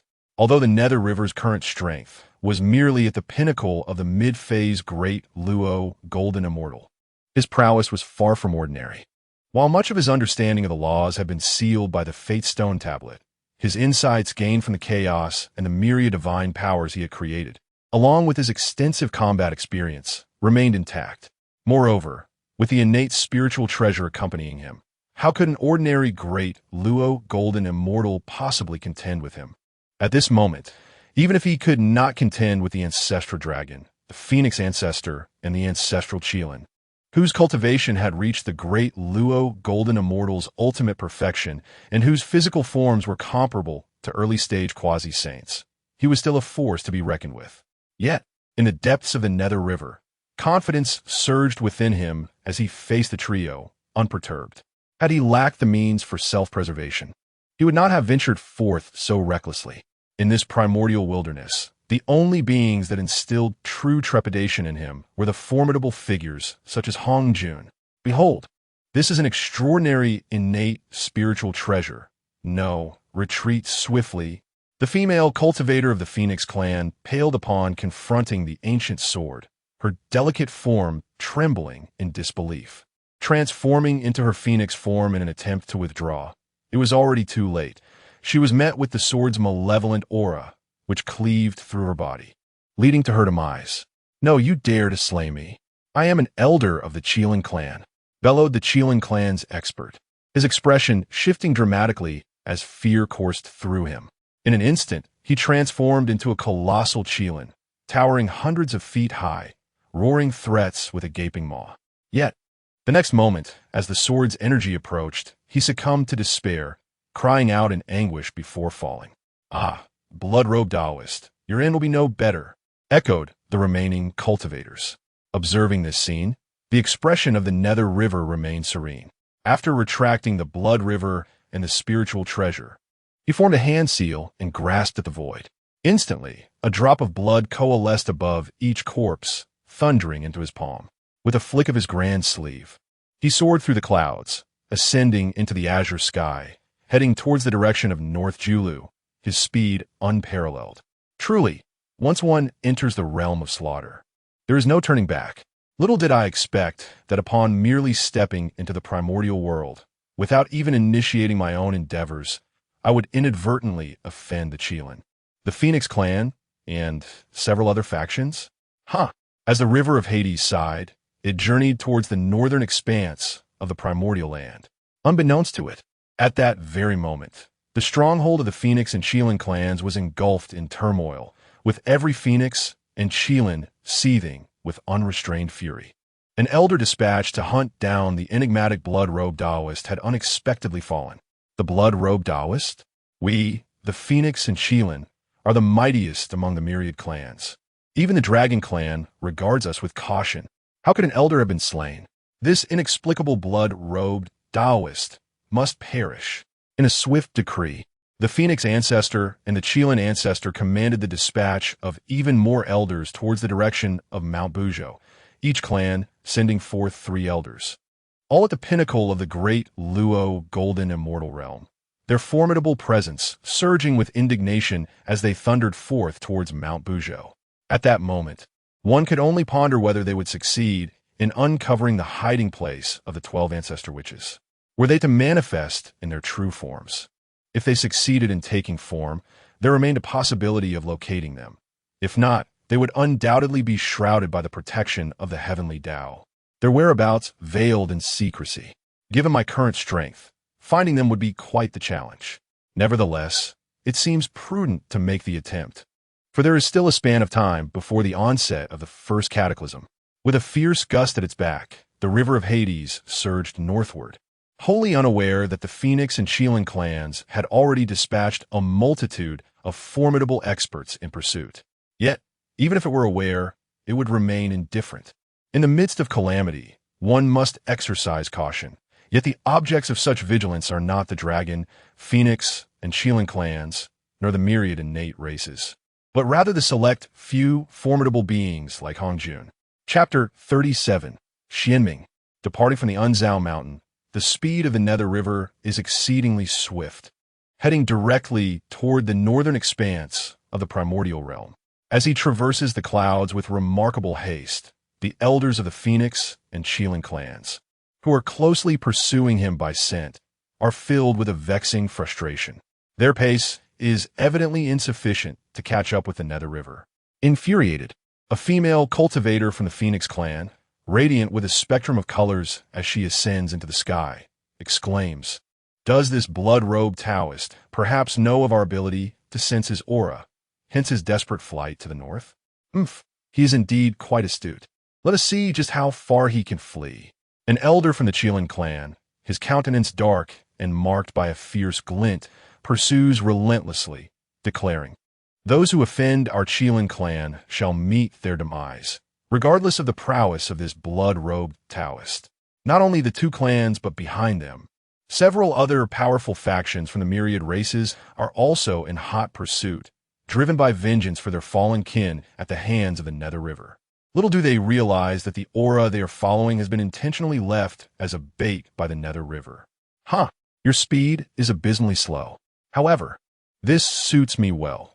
I shall first venture to the northern lands in search of the 12 Ancestor Witches, and then await your arrival. Phoenix Ancestor and Ancestor Chelan, are you ready? The vast expanse of the primordial land stretches endlessly. Beneath the azure sky, a crimson rainbow streaks across, its speed surpassing all realms, causing even the void to subtly distort. Within this radiant arc lies the river of the underworld. After the massacre on Mount Bujo, it was indeed his intention to leave behind a trace of his presence, enticing the powerful beings of the Phoenix and Chelan clans to pursue him. In the mind of the river of the underworld, if he wished to gain advantages during the impending calamity, he must first contend with the likes of Hongjun and the Demon Lord, who were beyond his current capacity to confront. Thus, it became imperative to first draw the attention of the Ancestral Dragon, the Phoenix Ancestor, and the Ancestral Chelan. Only by joining one of these clans as an external ally during the Cataclysmic Battle could he unleash a massacre with justification, and through the baptism of conflict and blood, grasp the essence of the path of blood, thereby enhancing his own cultivation. Given the previous unpleasantness, the River of the Underworld had effectively determined that his potential ally in the Calamity would be the Dragon Clan. However, what he desired was not to merely present himself to the dragons, for that would merely signify subservience. It must be a personal invitation from the Ancestral Dragon for it to be regarded as a true partnership. Ancestral Dragon, Phoenix Ancestor, Ancestral Chelan, do you three truly consider yourselves formidable? With such meager strength, you aspire to dominate the primordial world? Soon, I shall enlighten you on the concept that there are realms beyond realms. The blood-red rainbow abruptly halted, and the river of the underworld descended upon the northern expanse of the primordial land. For other great Luo golden immortals, the journey from Mount Bujo to the north might require centuries. Even the swift phoenix would find it no easier. In the realm of the river of the underworld, the blood-red rainbow unfurled, swiftly arriving at its destination. A cold glimmer flickered in his eyes as he glanced momentarily in the direction of Mount Bujo, sneering. You still have several centuries before you can reach this place. However, rest assured, I shall await you here in the northern expanse. What of it? Now is the perfect time to seek out the Ancestral Witches. If the 12 ancestors have already taken shape, I am indeed capable of locating them. After all, during the primordial dawn, when I entered the abyssal blood sea, the original river of the underworld had yet to birth consciousness, existing merely as a drop of blood left behind by Pangu. I consumed it, not through possession, but by direct replacement. Thus, within my blood, I inherited the identity of the river of the underworld under the celestial laws of the vast wilderness. The drop of blood from the sea, which I devoured, was destined to nurture the river of the underworld. While it may not rival Pangu's essence, it undeniably harbors his bloodline. By employing the path of blood to consume it, I discard the dross and seize the essence, allowing my own bloodline to evolve, becoming inclusive and embodying the merits of Pangu's lineage. Therefore, with my bloodline, should the Ancestral Witches have taken form, I should be able to sense their presence. At this juncture, a peculiar brilliance illuminated his eyes. Raising his right hand to form a seal, he pointed to the center of his brow. In an instant, a flow of sanguine energy enveloped him, permeating the earth. I have found them. After a while, Mingi's expression suddenly brightened as he spoke. He turned his gaze toward the northern direction, his eyes narrowing as he transcended endless space. His sight landing upon a void that suddenly began to ripple, as if something were concealed within. Sensing a peculiar pull, Mingi immediately stepped forth towards that place. Meanwhile, in the far north of the primordial earth, during this era of the world's genesis, the spiritual energy was abundant. However, the environment here was far more harsh than in the eastern, western, and southern directions, owing to the pervasive murky aura that enveloped the northern lands. Consequently, even among the myriad clans of the primordial world, few were willing to survive and thrive in this realm. Yet, life was not entirely absent here. In the extreme north, the majestic 10,000 mountain range rose and fell, its peaks both grand and perilous. At the very heart of this mountainous expanse lay an open space, seemingly ordinary. Yet for those with profound insight, such as great beings or Mingi himself, it was evident that this vacant land concealed a magnificent temple, exuding an ancient aura, vast and boundless. At that moment, as Mingi released a trace of essence from his bloodline, strikingly akin to that of Pangu, the temple concealed beneath the array in the center of the 10,000 mountains trembled violently. Within the central hall, a colossal blood pool surged with hot, crimson blood, flowing amidst the earth's murky aura. Surrounding the blood pool, 12 men and women sat in meditative repose, their eyes closed in deep concentration. As they sat cross-legged, their breaths drew forth abundant blood and the miasma from the earth, resonating within them. The atmosphere thickened with their growing strength. Suddenly, an unusual aura wafted in. Among the 12, a woman clad in a flowing blue dress furrowed her brow, her beautiful eyes snapping open. A glimmer of coldness flickered within them, not born of hostility, but rather an innate aloofness that seemed to define her very character. Turning her gaze toward a particular direction, she exclaimed in astonishment, "Is this a bloodline manifestation? On this primordial land, aside from our 12 siblings, could there truly be other divine bloodlines?" They had vowed that during their cultivation, one among them must remain ever vigilant while the others devoted themselves to arduous training. Now, after 3 centuries, it was her turn. Who would have anticipated that? With merely 200 years remaining, an outsider would arrive? I must investigate. This enchanting woman, radiating an air of elegance, spoke with a hint of curiosity and delight. Yet her demeanor remained unchanged, proud and distant, as if she were born to wear a mask of indifference. With a slight furrow of her brow, she cast a glance at the remaining 11 before finally rising to her feet. Within the vast expanse of the 10,000 great mountains, the formation shimmered and rippled. The exquisite woman, enveloped in her azure attire, emanated a profound aura of rain, revealing her presence. She lifted her gaze forward, and suddenly, her expression shifted, her delicate features changing subtly as she remarked, "What astonishing speed!" In the next moment, a distortion of the void revealed a figure clad in a blood-red robe. Coming into her view, he donned a crimson Taoist garment. His appearance was neither commonplace nor extraordinarily handsome. As he emerged from the horizon, advancing step by step, he exuded an aura of unparalleled might, indicative of a peak mid-stage Grand Luo golden immortal. This sight caused the blue-clad woman's beautiful eyes to sparkle. To her, a mid-stage Grand Luo was already formidable. "I am the Taoist of the Underworld River, wandering through the vast wilderness and arriving on this northern land. I suddenly felt a pull from my bloodline, prompting my visit. Should I have committed any offense, I ask for your understanding, fellow Taoist." The Underworld River naturally noticed the blue-clad woman before him. Sensing the enchanting aura surrounding her delicate form, he found himself imbued with a flicker of insight. Yet he maintained an air of feigned ignorance, exhibiting a courteous demeanor as he clasped his hands in greeting. "I am the Taoist of the profound underworld. Honored to meet you." He continued, "Your bloodline seems to be connected to our ancestral shaman. May I inquire about your origin, fellow Taoist?" The profound underworld sensed a soothing essence emanating from the underworld river, and with a gentle exhale, he relaxed his vigilance, engaging in conversation. Her voice rang clear, devoid of any trace of mirth. Yet, the underworld river could perceive a subtle delight nestled within the heart of the profound underworld at that moment. Perhaps it was the resonance of the Pangu bloodline that stirred within the river of Hades, or perhaps, after countless epochs of solitary cultivation, encountering an outsider intruding upon his sacred practice space ignited a spark of curiosity in Xianyuan. Since you inquired, I shall not withhold the truth. In this vast primordial realm lies a blood sea of the underworld, formed from the final essence of blood within Pangu as he transformed into myriad creations, along with his navel's evolution. The river of Hades, originate from this blood sea, he proclaimed with a smile directed at Xianyuan.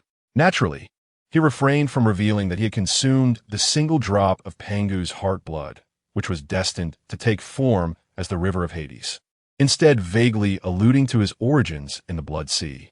"Oh, so that is the case. I did not realize that you too bear the bloodline of the father deity. Why not come to my hall for a conversation?" Xianyuan suggested, harboring no suspicions, believing that the river of Hades was merely a manifestation of Pangu's blood. Little did he know that the river of Hades had primarily absorbed Pangu's heart blood, claiming it as his own lineage. "Since you have invited me, I shall gladly accept," replied the river of Hades with a slight smile and a nod. Subsequently, he and Xianyuan engaged in casual conversation as they entered the array, stepping into the divine hall. As they were newly acquainted, Xianyuan would not invite the river of Hades into the inner sanctum, as it was a place of rigorous practice for their 12 siblings. Although the river of Hades appeared amiable and seemingly devoid of malice, Xianyuan still harbored a flicker of vigilance and caution.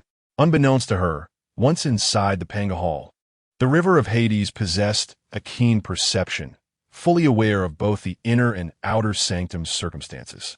His perceptive abilities are immense yet intangible, enabling him to distinctly see within the inner sanctum, where a pool of blood flows dejectedly, the earth's murky energies surging violently upwards. Surrounding the blood pool are 11 ancestral witches, fervently absorbing both the blood essence and the earth's tainted energies, diligently cultivating their physical forms. Dear friend Xianin, may I pose a query? Though I am uncertain if it is appropriate. Mingi sensed Xuanin's lingering wariness towards him and wished to avoid hostility. Thus, he shifted his demeanor, seeking to foster a closer rapport. Oh, what words does esteemed friend Mingi wish to impart? Please, do not hesitate, Xianin replied with a hint of curiosity. I observe that your Pangu bloodline is remarkably pure, surpassing mine by far. Is that not so? Mingi inquired. Indeed, you are correct. Your perceptiveness is commendable, Brother Mingi. Xianin responded, her phoenix-like eyes narrowing as a glimmer of cold light flashed within her pupils. Internally, she felt a chill and silently grew vigilant. Pondering his intentions, does he covet my pure bloodline, the true essence of Pangu, with designs to devour me, to enhance his own? This individual possesses the pinnacle of mid-stage Deluo Jin Xian cultivation, while I am merely at the initial stage, far from my peak. Should he grow stronger, I would undoubtedly be at a disadvantage. At that moment, I must awaken the others immediately. Taoist Mingi, should you harbor no malicious thoughts, all is well.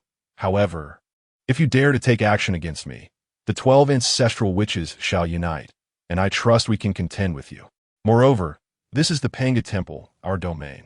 Xuanin's delicate features hardened, concealing the cold light in her eyes, remaining ever vigilant, prepared to strike at a moment's notice.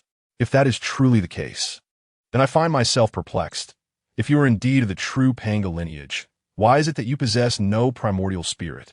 Moreover, I observe that a sinister aura envelopes you, becoming increasingly difficult to contain. If this continues, it may lead to dire consequences. Furthermore, the Pangu orthodoxy lacks a primordial spirit. Does this not signify a lack of understanding of the heavenly mandate? The path of cultivation is fraught with challenges and innumerable perils along the way. Mingi feigned ignorance of Xuanming's vigilance and intentions, instead furrowing his brow as he regarded her delicate visage, inquiring in a low voice. Xuanming's heart was already racing, on the verge of taking the initiative against Mingi. However, upon hearing his words, her expression froze. What was Mingi implying? Was he not seeking to devour her to enhance his bloodline? It was merely perplexing why she lacked a primordial spirit. Observing Mingi's furrowed brow, which seemed to convey a hint of concern, Xianming instinctively realized there had been a misunderstanding. Thank you, Brother Mingi, for your concern, Xianming said, casting a glance at Mingi, her tone tinged with a hint of regret. She then elaborated, we 12 ancestral witches are born of the divine blood of our father and should possess a primordial spirit. However, during the primordial chaos, as we descended to the earth, we became intertwined with its murky energies. At that time, we had yet to develop our own consciousness, and unbeknownst to us, our primordial spirits were gradually invaded by the earth's tainted essence, resulting in a corruption of our spirits. Thus, the primordial spirit and the physical body fused, rendering us incapable of cultivating a pure soul. Alas, by the time we awakened to our will, it was too late. Nevertheless, it is precisely because of this that we siblings can harness the earth's murky energies to focus on refining our physical forms. Ensuring our strength is not inferior to that of a primordial spirit. As Xianming explained to Mingi, she remained unaware that the atmosphere between the two had, inadvertently, become more harmonious due to Mingi's remark. Once again, as he gazed into the depths of the underworld river, a flicker of concern emerged, and the cold heart of Su Ning seemed to harbor a trace of joy. The earth is tainted with such murkiness, is it? The underworld river feigned an epiphany, nodding in acknowledgement. In truth, Su Ning was fully aware of the implications of his words. He merely posed the question to feign concern, aiming to ease Su Ning's wariness towards him. This was not a display of treachery from the underworld river. In reality, there existed no enmity between them, and he held no malice towards the witch clan. Such subtle tactics in conversation can hardly be deemed conspiratorial. They serve merely to foster a closer rapport, allowing the dialogue partner to lower their guard. Of course, this ease was also due to Su Nim Eng's lack of extensive travels through the primordial wilderness. Otherwise, he would not so readily abandon his vigilance. For a moment, within the outer hall of the Pangu Palace, the underworld river and Su Nim Eng appeared to engage in jovial discourse. Meanwhile, the Phoenix and Chelan clans were still in pursuit of the underworld river. A cadre of over a dozen great Luo golden immortals thundered forth towards the northern lands. This news gradually spread among the Myriad clans, inciting waves of astonishment among various factions. What? A blood-robed Taoist has slain several elders of the clans, and even annihilated two great Luo golden immortals from the Phoenix and Chelan clans? He has fled northward. How audacious this blood-robed Taoist is. Yet, to have dispatched so many powerful great Luo golden immortals from various clans, his strength must be extraordinarily formidable, indeed. The myriad clans of the primordial wilderness engaged in fervent discussions, their astonishment at the might of the underworld river apparent. Yet their faith in its potential remained tepid. After all, they were facing the illustrious clans of the Phoenix and the Chelan. With the elders mobilizing for a pursuit, how could the blood-robed Taoist, despite possessing certain skills, possibly evade the relentless chase of the Phoenix and Chelan? The blood-robed Taoist was merely overestimating his own capabilities. Meanwhile, in the vast expanse, the ancestral dragon had received word of the situation concerning the underworld river, yet he regarded it with disdain, merely allowing a smirk to escape his lips. Unbeknownst to the various clans and the ancestral dragon, it would not be long before the underworld river would demonstrate, through strength and sanguinary measures, that it was they who were overreaching, while the innate 100 clans remained confined in their narrow perspectives. In the Panga Hall of the Witch Clan, the underworld river remained oblivious to the chatter surrounding him. At this moment, he was engaged in a delightful conversation with Xianming. Both belonged to the realm of blood transformation, which seemed to provide them with a plethora of shared topics. Although the cultivation of the Witch Clan primarily focused on the tempering of the physical body, their origins were rooted in the blood of Pangu. Thus, many secret arts of witchcraft were inherently connected to blood. In no time, the underworld river and Xianming were engaged in profound discourse within the outer hall of Pangu. The bloodline of the blood-robed Taoist was evidently less pure than mine. Yet his comprehension of the path of cultivation surpassed my own by leaps and bounds. Even from his mere words, I found myself enlightened regarding the tempering of the physical form. As their conversation unfolded, Xianming was quietly astonished, developing a deeper appreciation for the river of Hades. Initially, she believed that without a primordial spirit, the pursuit of enlightenment held little significance and had merely been feigning interest. Yet over time, she discovered that the river of Hades possessed remarkable expertise in the refinement of the physical body. Dear friend Xianming, in your situation, lacking a primordial spirit and focusing solely on the cultivation of your physical form and the principles of rain, the path to enlightenment becomes infinitely more challenging. I may not be able to assist you in other areas, but I do have considerable insights into the refinement of the physical body.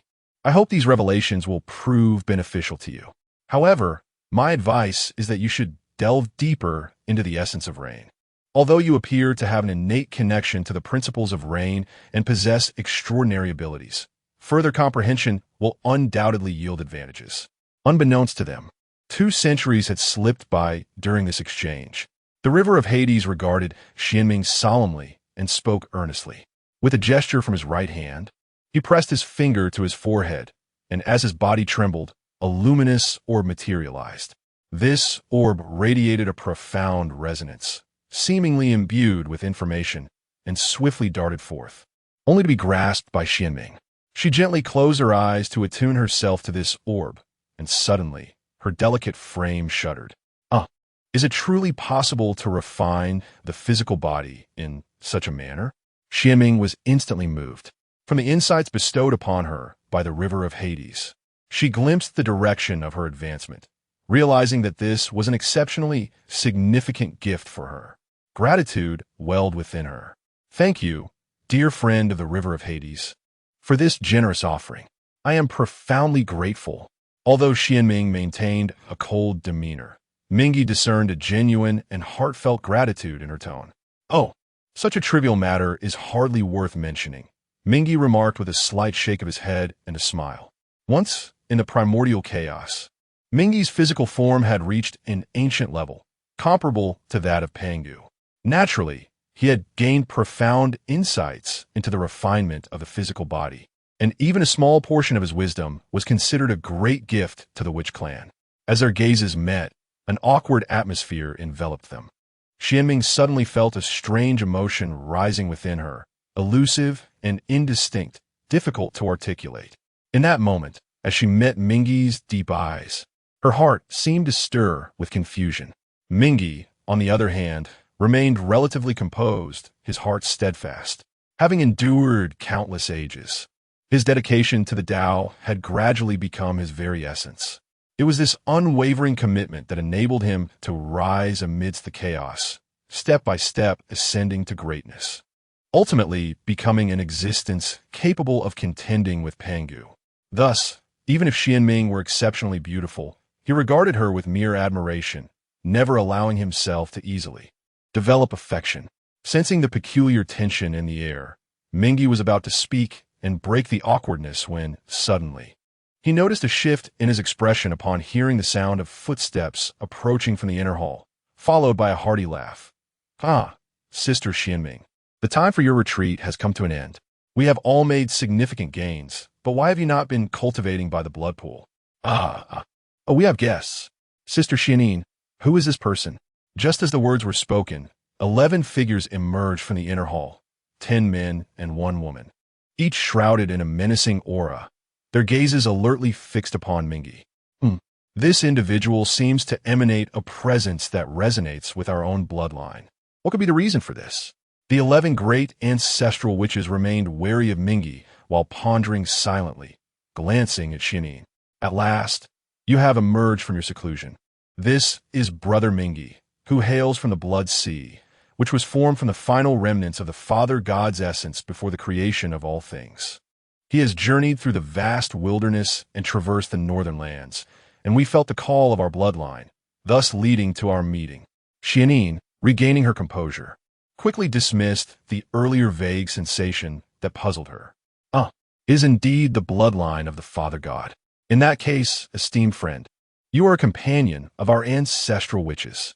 Upon hearing this, Emperor Jiang and the other ancestral witches immediately understood, their faces brightening with smiles as they addressed Mingi.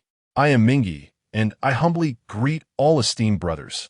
As Mingi slowly rose and offered a slight bow, Xianming proceeded to introduce him to the esteemed 12 ancestral witches. Mingi discerned that these formidable figures were indeed not to be underestimated. All were great Luo golden immortals, although most were at the initial stage. 3 had already attained the mid-stage of the great Luo golden immortal realm, which was truly remarkable. The ancestral witches exhibited a warm hospitality, especially towards Mingi, who shared a common lineage from the Pangu bloodline, further earning their recognition. After an engaging exchange, at Xianming's suggestion, the assembly of ancestral witches guided Mingi into the inner sanctum of the Pangu Hall. Is this the blood pool, a sacred spring left by Pangu?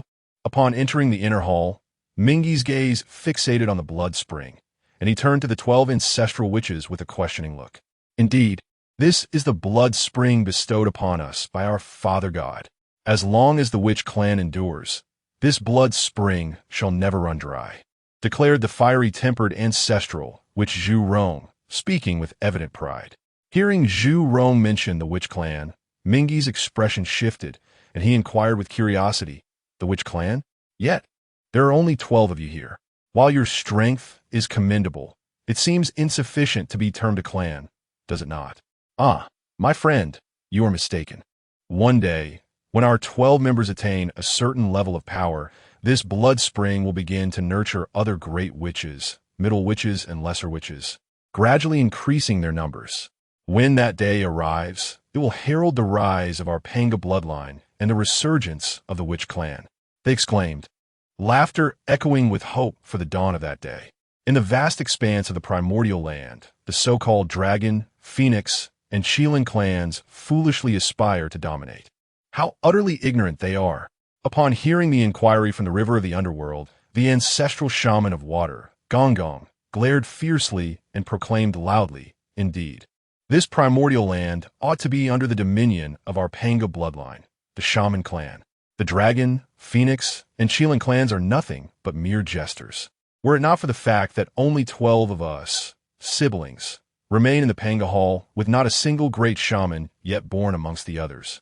Could we possibly allow the dragon, phoenix, and Shuran clans to dictate terms upon this land shaped by our Father God? However, I have glimpsed through the rules of time that calamity for the 3 clans is imminent. Ha ha! In that moment, the ancestral shamans began to voice their disdain, vehemently berating the dragon, phoenix, and Shuran clans. The river of the underworld could discern from their tone a deep-seated contempt for the innate clans, as if they believed themselves to be the rightful rulers of the world. This realization left the river of the underworld somewhat speechless. Must they be so arrogant? Ladies and gentlemen, I wonder if I might test the essence of blood within this blood spring and see how it differs from that of my blood sea. As the ancestral shamans continued their endless discourse, the river of the underworld had no choice but to articulate his purpose. Brother from the river of the underworld, feel free to proceed, as long as you do not take the blood spring away. It matters not how many years you wish to cultivate here. Upon hearing this, the ancestral shaman laughed heartily without hesitation. The shaman clan certainly possesses its merits. At the very least, once they gain acknowledgement, they will treat others sincerely, devoid of excessive concerns or schemes. Seeing that his proposal was accepted without a second thought, he regarded the ancestral shaman with newfound respect. He quickly smiled, clasped his hands in a gesture of gratitude, and said solemnly, "In that case, I am truly grateful. There's no need for formalities. Let us join forces and cultivate together by the blood spring." Emperor Jiang declared earnestly. He naturally acquiesced, and thus the group sat cross-legged, encircling the blood spring, gradually absorbing the power of blood contained within for their cultivation. The ancestral shamans absorbed both the power of blood and the earth's murky energy. In contrast, He drew the earth's murky energy into his body, but employed an unknown technique that allowed the energy to circulate throughout his form, ultimately erupting from the crown of his head. This method not only refined his physique, but also prevented the murky energy from clouding his mind, ensuring that his primordial spirit and physical form remained distinct. A marvel indeed.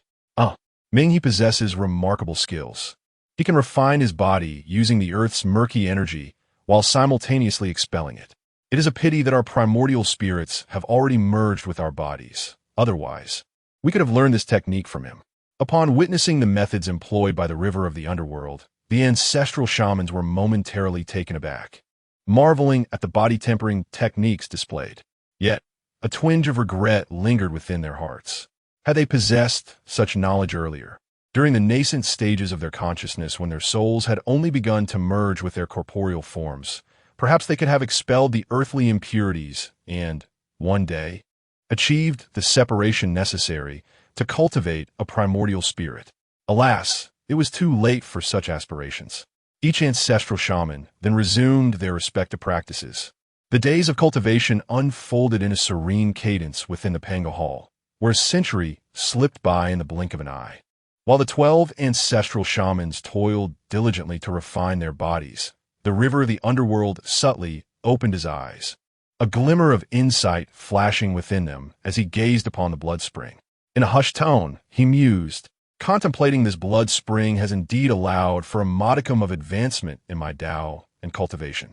Just a half step remains before I can transcend into the late stage of the Great Luo. Perhaps what I require now is a vigorous battle to facilitate this breakthrough." As he muttered these thoughts, the river of the underworld shook his head slightly, turning away to exit the inner sanctum.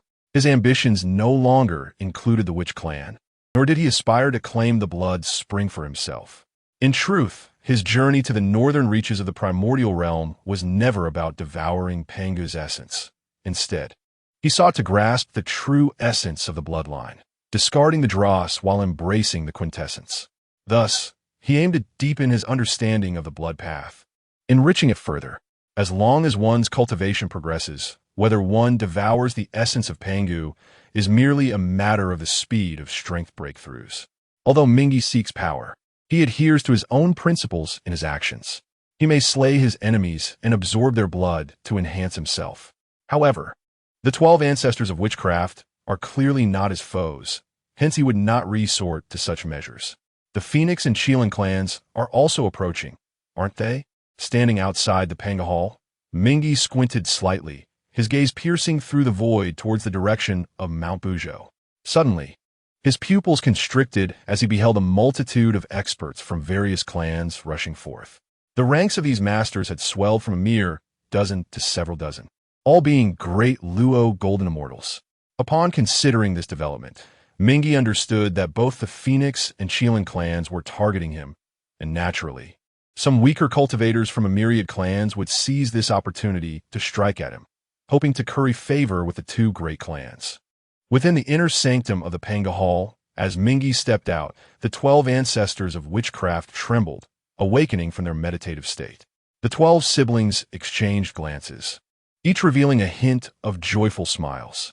This Taoist Mingi, though of the bloodline of the Father God, may not possess the purity of their lineage. Yet when faced with the blood spring, he merely contemplated and reflected, harboring no covetous thoughts. While they were all engrossed in their cultivation, his early awakening presented the finest opportunity for stealthy ambush, yet he bore no ill intent. From this moment forth, he shall be regarded as a friend of our witch clan, the best friend of the ancestors. In the heart of the wilderness, Emperor Zhong's eyes gleamed with brilliance as he gazed upon his siblings, his tone resolute as he spoke with conviction. Indeed, this brother, I, Zhu Rong, have pledged my allegiance. A hearty laugh erupted from Zhu Rong, and the other ancestral shamans nodded in unison, their excitement palpable as they celebrated the arrival of their first friend in this primordial land. In truth, the Wu clan was simple and unpretentious, lacking the sophistication of primordial spirits. Even the ancestral shamans themselves harbored little scheming intent. However, this did not imply that they were devoid of wisdom. Confronted with the presence of the river of the underworld, they had their own considerations.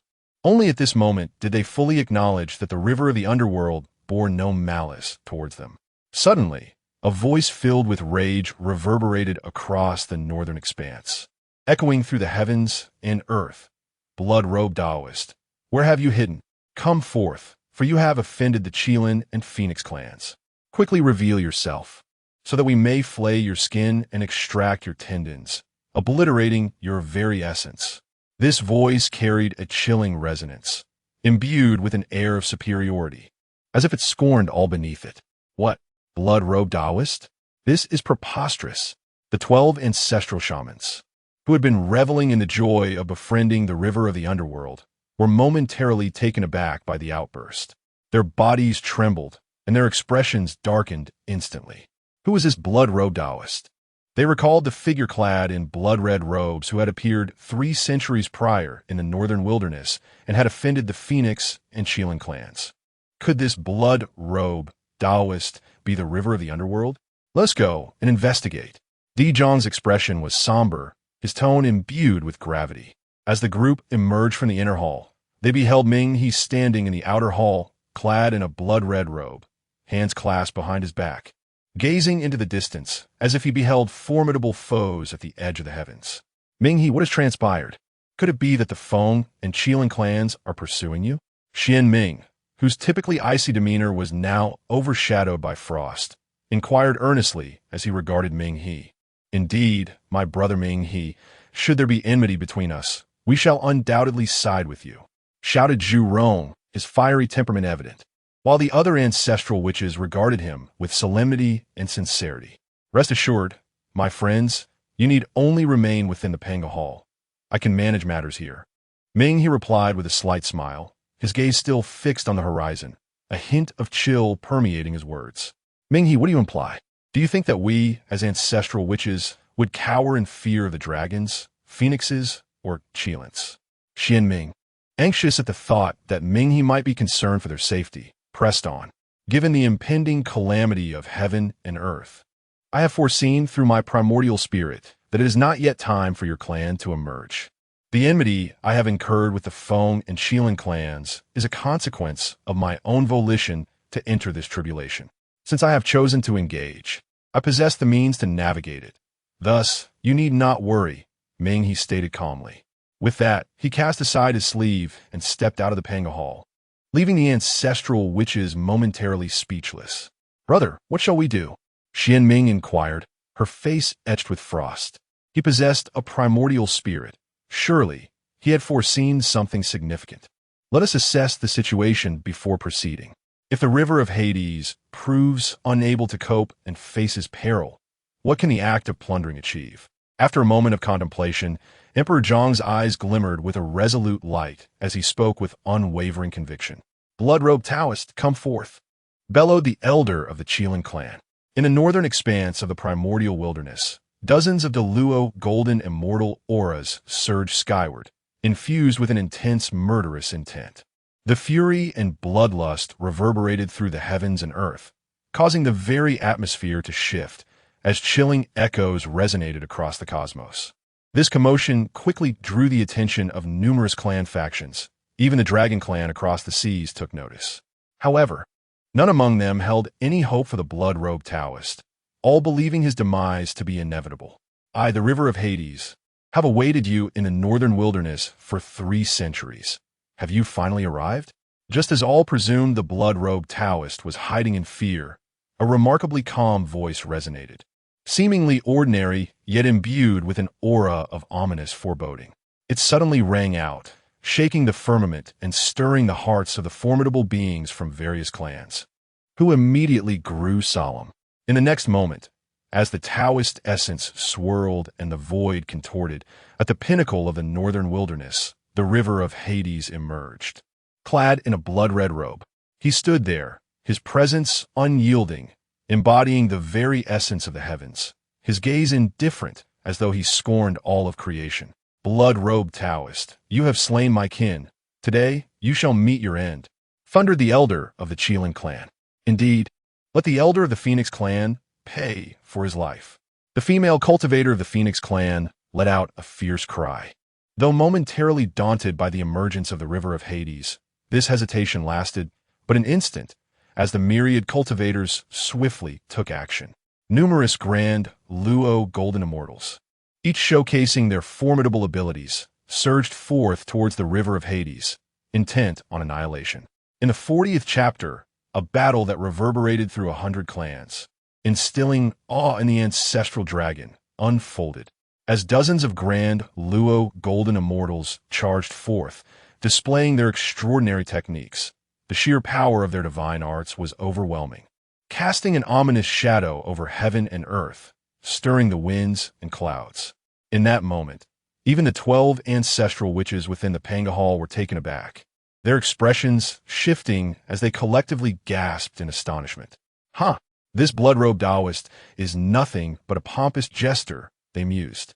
The northern lands trembled as formidable divine senses descended, the myriad clans keenly observing the unfolding events. Is this all the innate 100 clans can muster? How laughable!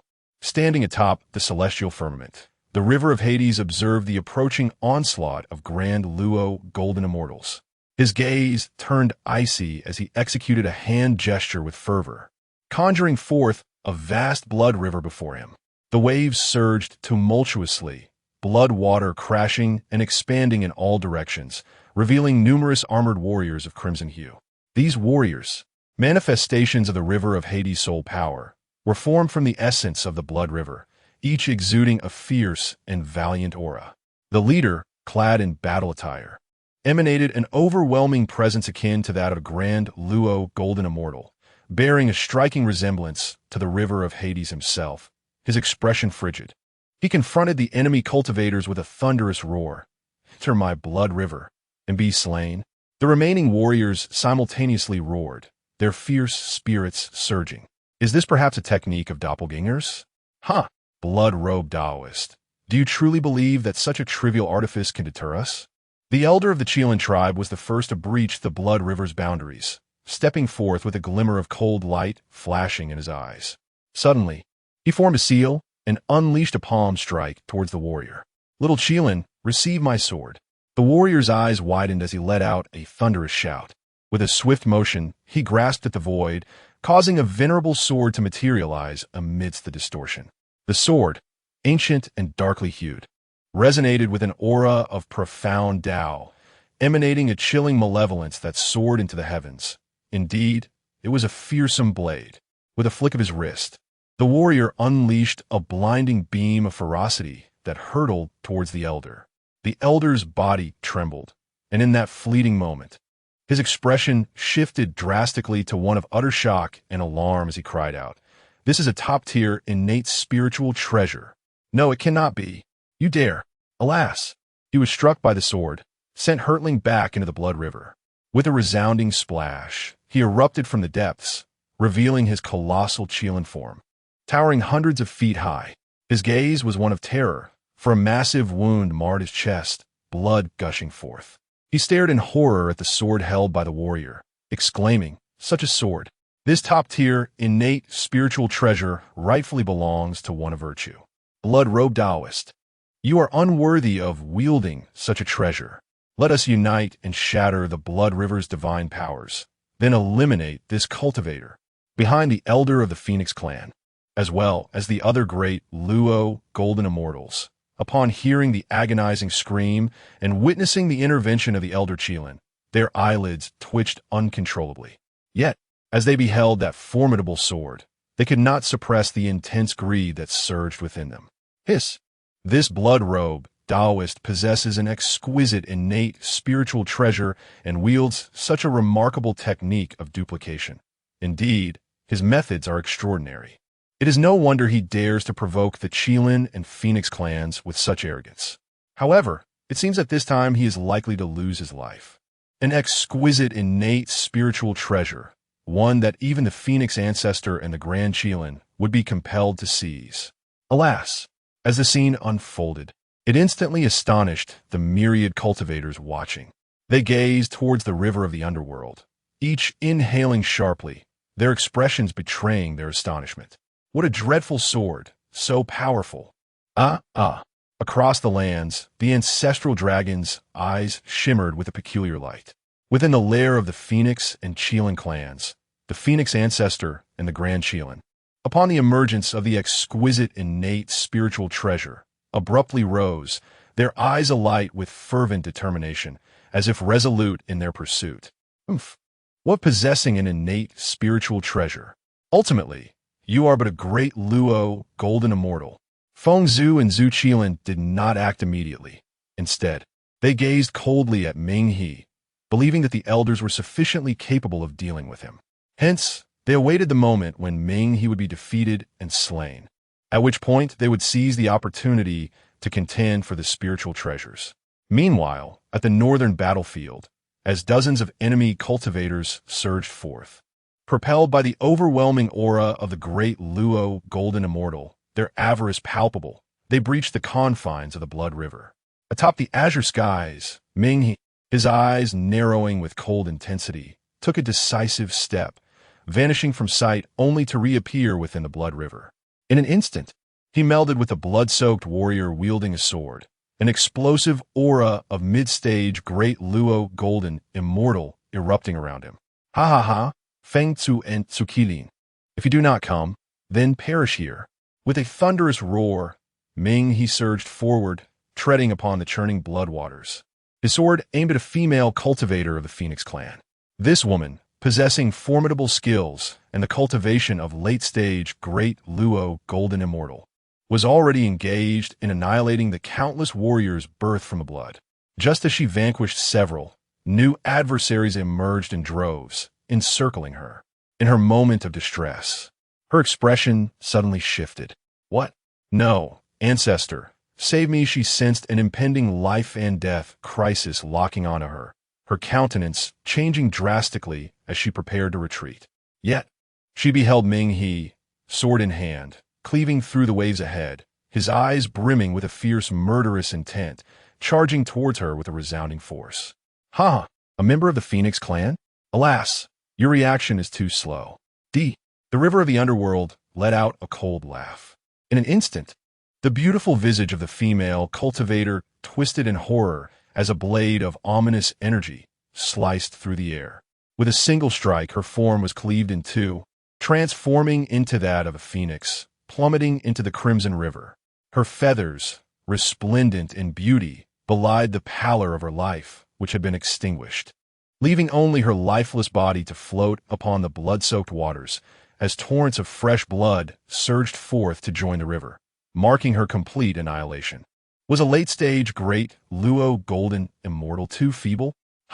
The river of the underworld cast not a glance, stepping forward towards another late-stage great Luo golden immortal, unleashing a terrifying assault. The man's countenance shifted to one of sheer terror, his body trembling as he recalled the fate of the Phoenix clan elder, his heart quailing in fear. "Ancestor, save me. We are no match for him. The blood-robed Taoist is too powerful."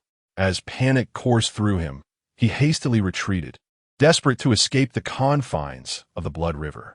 Yet, a towering wave of crimson surged behind him, rising like a tempest, blocking his path. In that fleeting moment, the expression of the river of the underworld remained tranquil as he shattered the blood-red tide, advancing with deadly intent towards the cultivator. The ferocity of his aura was palpable, though it may seem lengthy to recount. In reality, it transpired in the blink of an eye, as the river of the underworld swiftly dispatched two late-stage great Luo golden immortal experts. His ruthless might and overwhelming strength left countless spectators shaken to their core. From the perspective of the external void, one could observe the vast river suspended in the heavens suddenly erupting with a sanguine radiance. This brilliance was awe-inspiring as it emerged. It expanded instantaneously, saturating the sky in all directions, transforming the northern expanse of the primordial heavens into a sea of crimson. The crimson light veiled the tumult of battle, rendering even the ancestral dragon, Phoenix, and Shuran momentarily oblivious to the unfolding events. Yet, all could hear the mournful cries of the Myriad clan's cultivators, echoing like a death knell. What? How could this be? This individual, merely at the pinnacle of mid-stage Deluo Jin Xian, effortlessly slayed those at late-stage Deluo as if slaughtering mere livestock. It must be that sword. The ferocity of that dreadful blade is unparalleled. Such an exquisite, innate spiritual treasure. This scene sent tremors through the observers from the Myriad clans, each inhaling sharply, their eyes glinting with insatiable greed.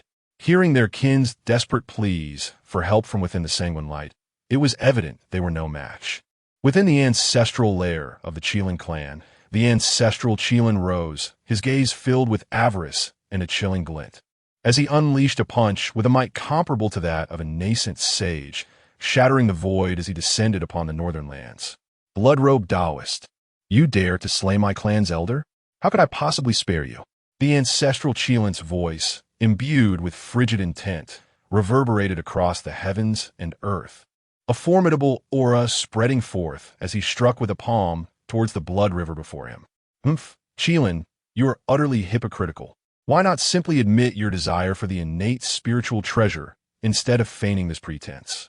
At that moment, another distortion in the void emerged, a five-colored radiance illuminating the northern skies, as an extraordinarily beautiful female cultivator descended, her intent clear as she unleashed her power, charging directly at the blood river. Their objective was unmistakably to annihilate the river of the dead. Feng Zhu and Zhu Qilin have both taken action. The blood-robed Taoist is doomed now.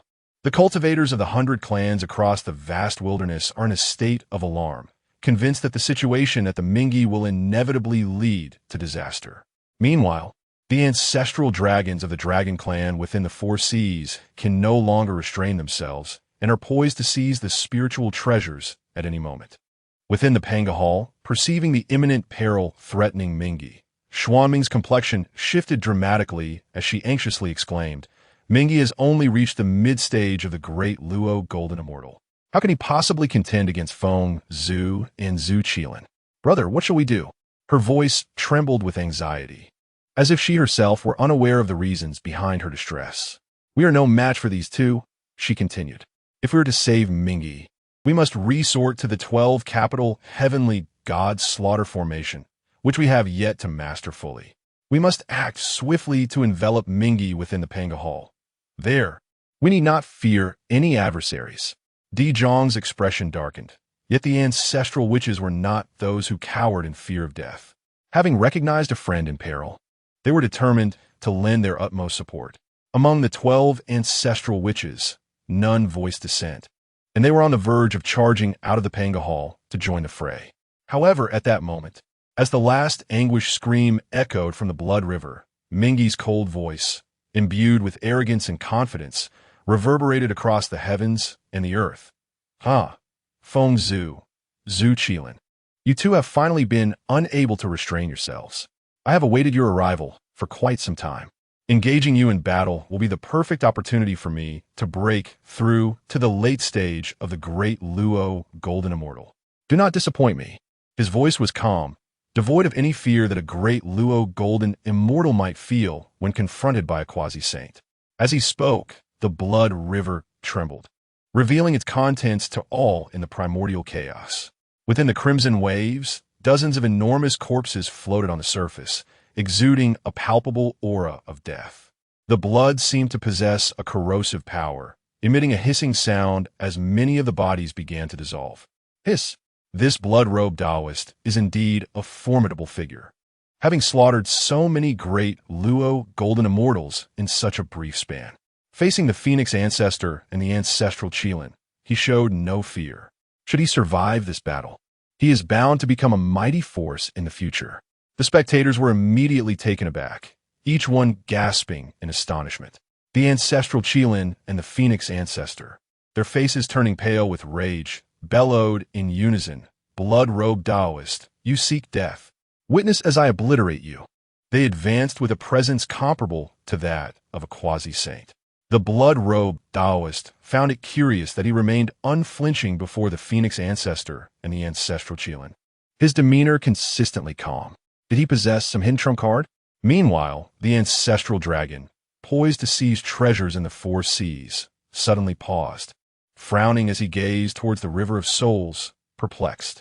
After a moment's hesitation, the Ancestral Dragon's expression shifted dramatically, revealing shock as he stared toward the northern direction, fixated on the River of Souls, filled with uncertainty. What? How can this be? His aura is growing stronger. Has he concealed his true strength? No, that can't be right. He is undeniably a great Luo Golden Immortal. Could it be a peculiar secret technique? I must see to what heights your power can ascend. It is no wonder that the Ancestor Dragon is astonished. The transformations occurring in the river of the underworld are nothing short of astonishing. There, in the northern expanse of the primal world, upon the battlefield of the firmament, as two major quasi-saints launched their simultaneous assault, the river of the underworld's expression turned icy, a mocking smile revealing his confidence. With a flourish of his grand sleeve, he declared, "Blood Sea." Instantly, the waters beneath him surged violently, tumultuous waves of blood cascading upwards. In a tremendous roar, they merged into his very being, and in that fleeting moment, his aura soared, reaching the pinnacle of mid-stage Daluo Golden Immortal, then advancing to late stage, and finally attaining the consummation of Daluo Golden Immortal. Yet, this was merely the beginning. As more blood flowed and integrated into his essence, his might escalated, akin to an uprising, drawing ever closer to the realm of quasi-saint. Witnessing this scene, the expressions of all cultivators shifted dramatically. Could this blood-robe Taoist truly be on the verge of becoming a quasi-saint? You shall not complete your secret technique. The expressions of Ancestor Feng and the Ancestor Qilin darkened as they inhaled sharply, their bodies trembling, and with a fierce howl, they unleashed their respective spells, radiating blinding light in a fierce onslaught. Ha ha ha! Ancestor Feng, Ancestor Qilin, do you believe my methods require preparation time? Come, let us battle through this confrontation. I shall break through to the late stage of Daluo Golden Immortal. Upon witnessing this, Mingi suddenly erupted into laughter, his foot striking the ground as he ascended into the sky, his aura bursting forth with tremendous force. He shattered the confines of his previous state as a pinnacle WO golden immortal, transcending to a level of power comparable to a quasi-saint. This fierce presence stirred the winds and clouds, causing the heavens and earth to resonate with thunderous roars. He laughed maniacally, his voice imbued with overwhelming confidence, and without hesitation, he swung his sword towards the Phoenix Ancestor. How could this be? What arcane technique is this? The Phoenix heavenly fire, cried the Phoenix Ancestor in alarm. The 5 virtues of the Qilin, devouring heaven and splitting the earth. The ancestral Qilin exclaimed, his expression shifting in horror. At the pinnacle of the firmament, the 3 formidable beings collided in an instant, their immense powers clashing. The rhythm of the Tao intertwined, and amidst the thunderous echoes, the skies and earth changed color. The very fabric of reality warping in response. Haha, you two are merely this? Mingi's face contorted into a savage grin as he struck with his sword. In that fleeting moment, the 3 mighty figures engaged in a fierce battle at the edge of the sky, their relentless confrontations unleashing an overwhelming ferocity that swept across the realms. Countless powerful beings from the myriad clans of the wilderness witnessed this spectacle, their hearts seized by an inexplicable awe. Across the 4 seas, as Mingi absorbed the power of the Blood Sea, breaking through to the early quasi-saint stage, the ocean churned violently. The ancestral dragon stepped forward, his eyelids twitching wildly, his gaze filled with astonishment as he murmured, "He has truly surpassed the limits of a Daluo golden immortal, rivaling a quasi-saint. This person?" The ancestral dragon was utterly shocked, as if a cacophony had erupted within his mind, reminiscent of a long simmering tide.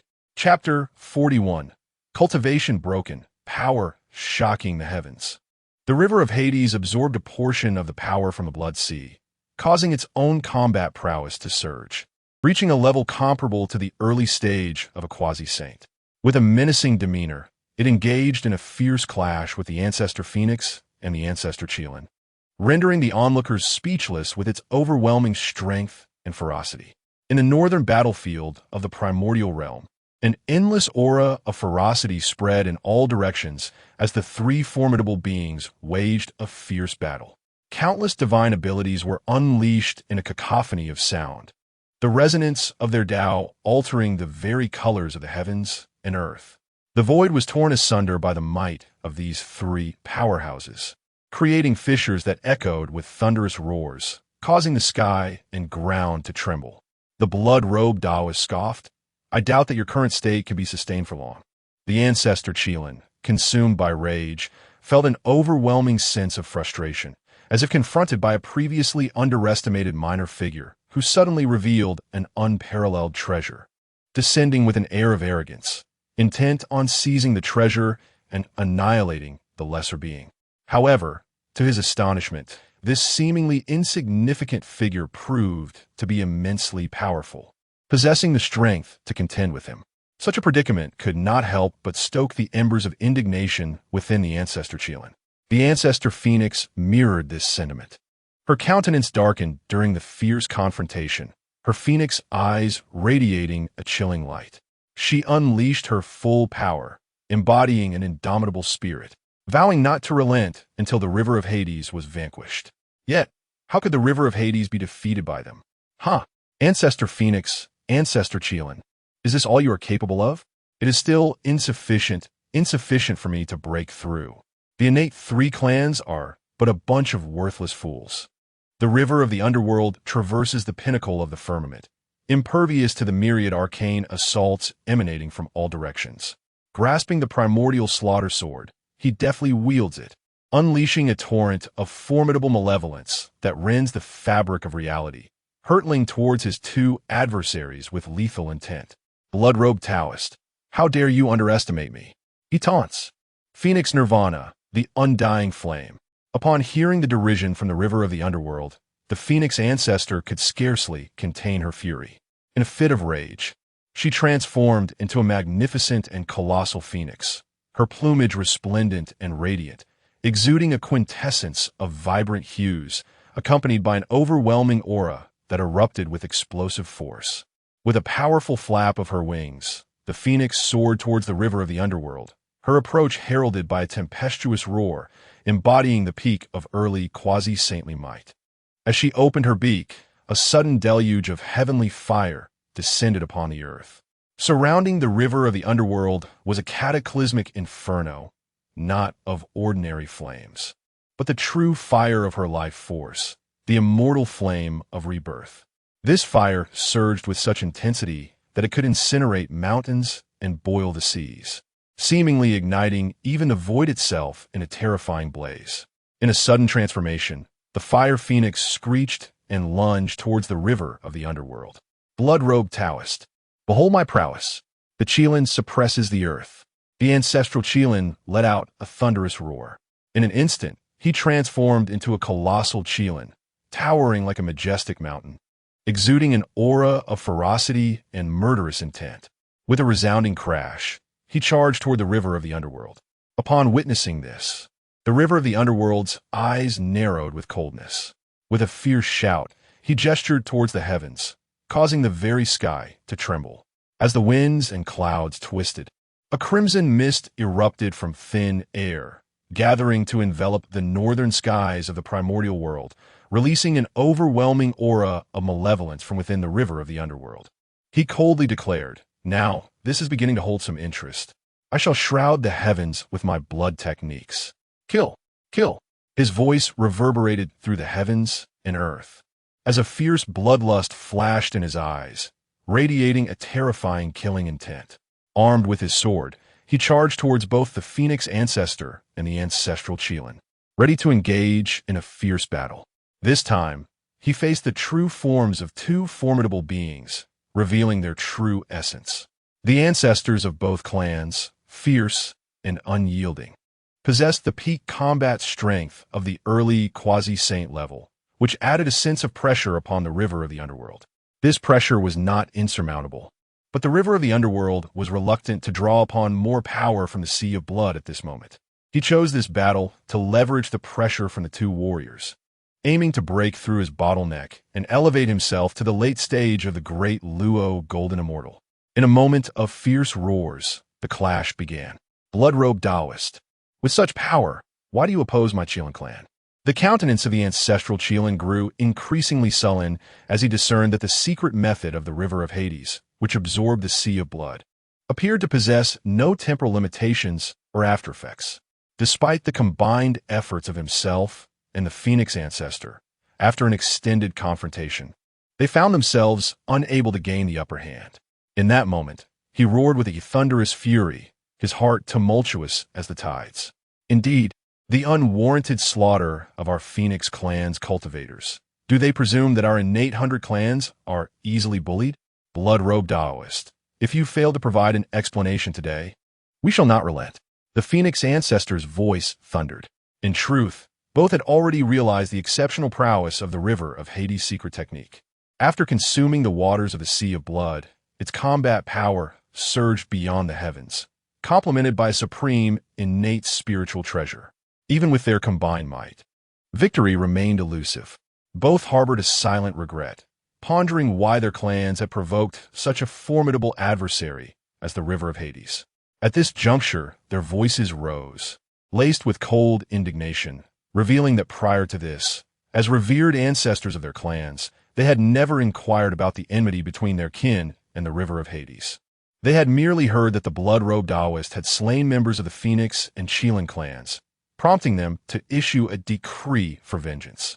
Ah, how ludicrous! Were it not for your clan's cultivators attempting to seize my treasures from the river of Hades, I would not have deigned to engage with you. Who could have foreseen that you, the innate 100 clans, would slay the young and then confront the elders? Now that you witness my formidable cultivation, you seek to question me. How utterly laughable! The river of Hades roared with laughter, his mirth imbued with an indomitable spirit, as if he could swallow mountains and rivers whole. Upon hearing this, the Phoenix Ancestor and the Ancestral Qilin's expressions darkened further, their gazes fixed fiercely upon the river of Hades. The blood-robed man indeed possesses formidable strength. Facing the combined might of the Phoenix Ancestor and the Ancestral Chilan, he astonishingly remains unyielding. Could it be that he rivals the patriarchs of an entire clan? The Phoenix and Chilan tribes have undoubtedly wronged this individual, and their future days may be fraught with difficulty. As the battle amongst the three formidable beings reached its zenith, the heavens and earth resounded with thunderous roars. Observing from the sidelines, the myriad cultivators were stricken with terror, their apprehension towards the overwhelming power displayed by the Nether River growing ever more intense. Furthermore, those ancient ancestors of various tribes, who had previously dispatched individuals to hunt down the Nether River, trembled in fear. Gasping, they promptly commanded their kin, "This person cannot be trifled with." Even the combined forces of the Phoenix Ancestor and the Ancestral Chilan are unable to contend with him. Relay the message. Henceforth, let not be spoken of again, nor shall we seek revenge for any kin lost to the blood-robed man. The Ancestor's orders were met with utmost reverence by those who had witnessed the Nether River's might, their hearts quaking in deference, too fearful to dissent. They had never anticipated the blood-robed man to be so powerful. Above the seas and beneath the celestial dome, the ancestral dragon stood upon the waves, gazing towards the northern conflict between the Nether River and the Phoenix Ancestor, as well as the Ancestral Chilan. A grave expression crossed his visage, and he inhaled sharply, exclaiming, "This Nether River cultivator possesses such strength? No wonder he faces the Ancestral Chilan and Phoenix Ancestor with such fearless resolve. Our dragon clan has always surpassed the Phoenix and Chilan tribes in power. While I am confident in my ability to defeat either the Ancestral Chilan or the Phoenix Ancestor, the profound heritage of these two clans is formidable. Should they unite, victory would be exceedingly elusive. However, as a member of the dragon clan, if I were to gain the assistance of this individual, would it not be inevitable that the vast expanse of the primordial world would eventually become our domain? Yet, such a formidable being possesses an inherently rebellious spirit, and subduing him seems an impossible task. Nevertheless, what does it matter? In light of this, the Dragon Clan shall forge an alliance with him to confront the Phoenix and Chilan clans together. The river of the underworld, though singular, cannot possibly dominate the world, no matter how powerful he may be. When my ancestral dragon unifies the primordial realm and all the tribes submit, I shall undoubtedly grow even stronger, and then I will deal with him." At this juncture, the ancestral dragon's eyes shimmered with an unusual light as he gazed toward the distant battlefield. Just as the river of the underworld had envisioned, the ancestral dragon indeed harbored intentions of collaboration. For one with ambitions of supremacy, there exists no greater ally than a formidable master like the river of the underworld. Soon, the ancestral dragon resolved firmly. He would not let this opportunity slip away. Once the river of the underworld shows signs of decline, I shall lend my aid to repel the Phoenix Ancestor and the Chilan Ancestor, inviting him to be a guest in my Dragon Palace of the Four Seas, where we can gradually discuss matters of alliance. Zulong silently resolved to fix his gaze upon the tumultuous battle at the banks of the underworld river, his eyes brimming with fervor. Meanwhile, in the northern expanse of the primordial realm, the earth and sky resounded with thunderous roars as three formidable beings clashed in a cataclysmic struggle, shaking the very foundations of existence. Amidst the swirling essence of the Tao, a pervasive bloodlust enveloped the surroundings, unleashing a torrent of ferocity that surged heavenward. The piercing cries of the phoenix mingled with descending celestial flames, threatening to incinerate the heavens themselves. The colossal figure of Zukulin, amidst a fierce roar, engaged in a savage confrontation with the underworld river, the battle reaching staggering heights. Such an extraordinary, innate spiritual treasure, it has actually pierced through my corporeal form. Curse you, underworld river Taoist. Zukulin bellowed, his face contorted in a grimace, erupting into a fierce howl. Underworld river, you stand against us. What do you truly desire? The ancestral phoenix cried out, her voice laced with urgency. As the two combatants exchanged blows, an escalating sense of dread enveloped them, for they discerned that the underworld river was not waning. Rather, he grew increasingly formidable, gaining strength with each confrontation. The two were taken aback, their hearts racing with astonishment. "Huh, you two are merely mediocre." With a sudden eruption of laughter, the underworld river declared, "Break through this bottleneck." In that moment, he soared into the sky, embodying an overwhelming momentum of ascendance. His body trembled, and his raven black hair transformed into a crimson cascade, dancing wildly in the wind.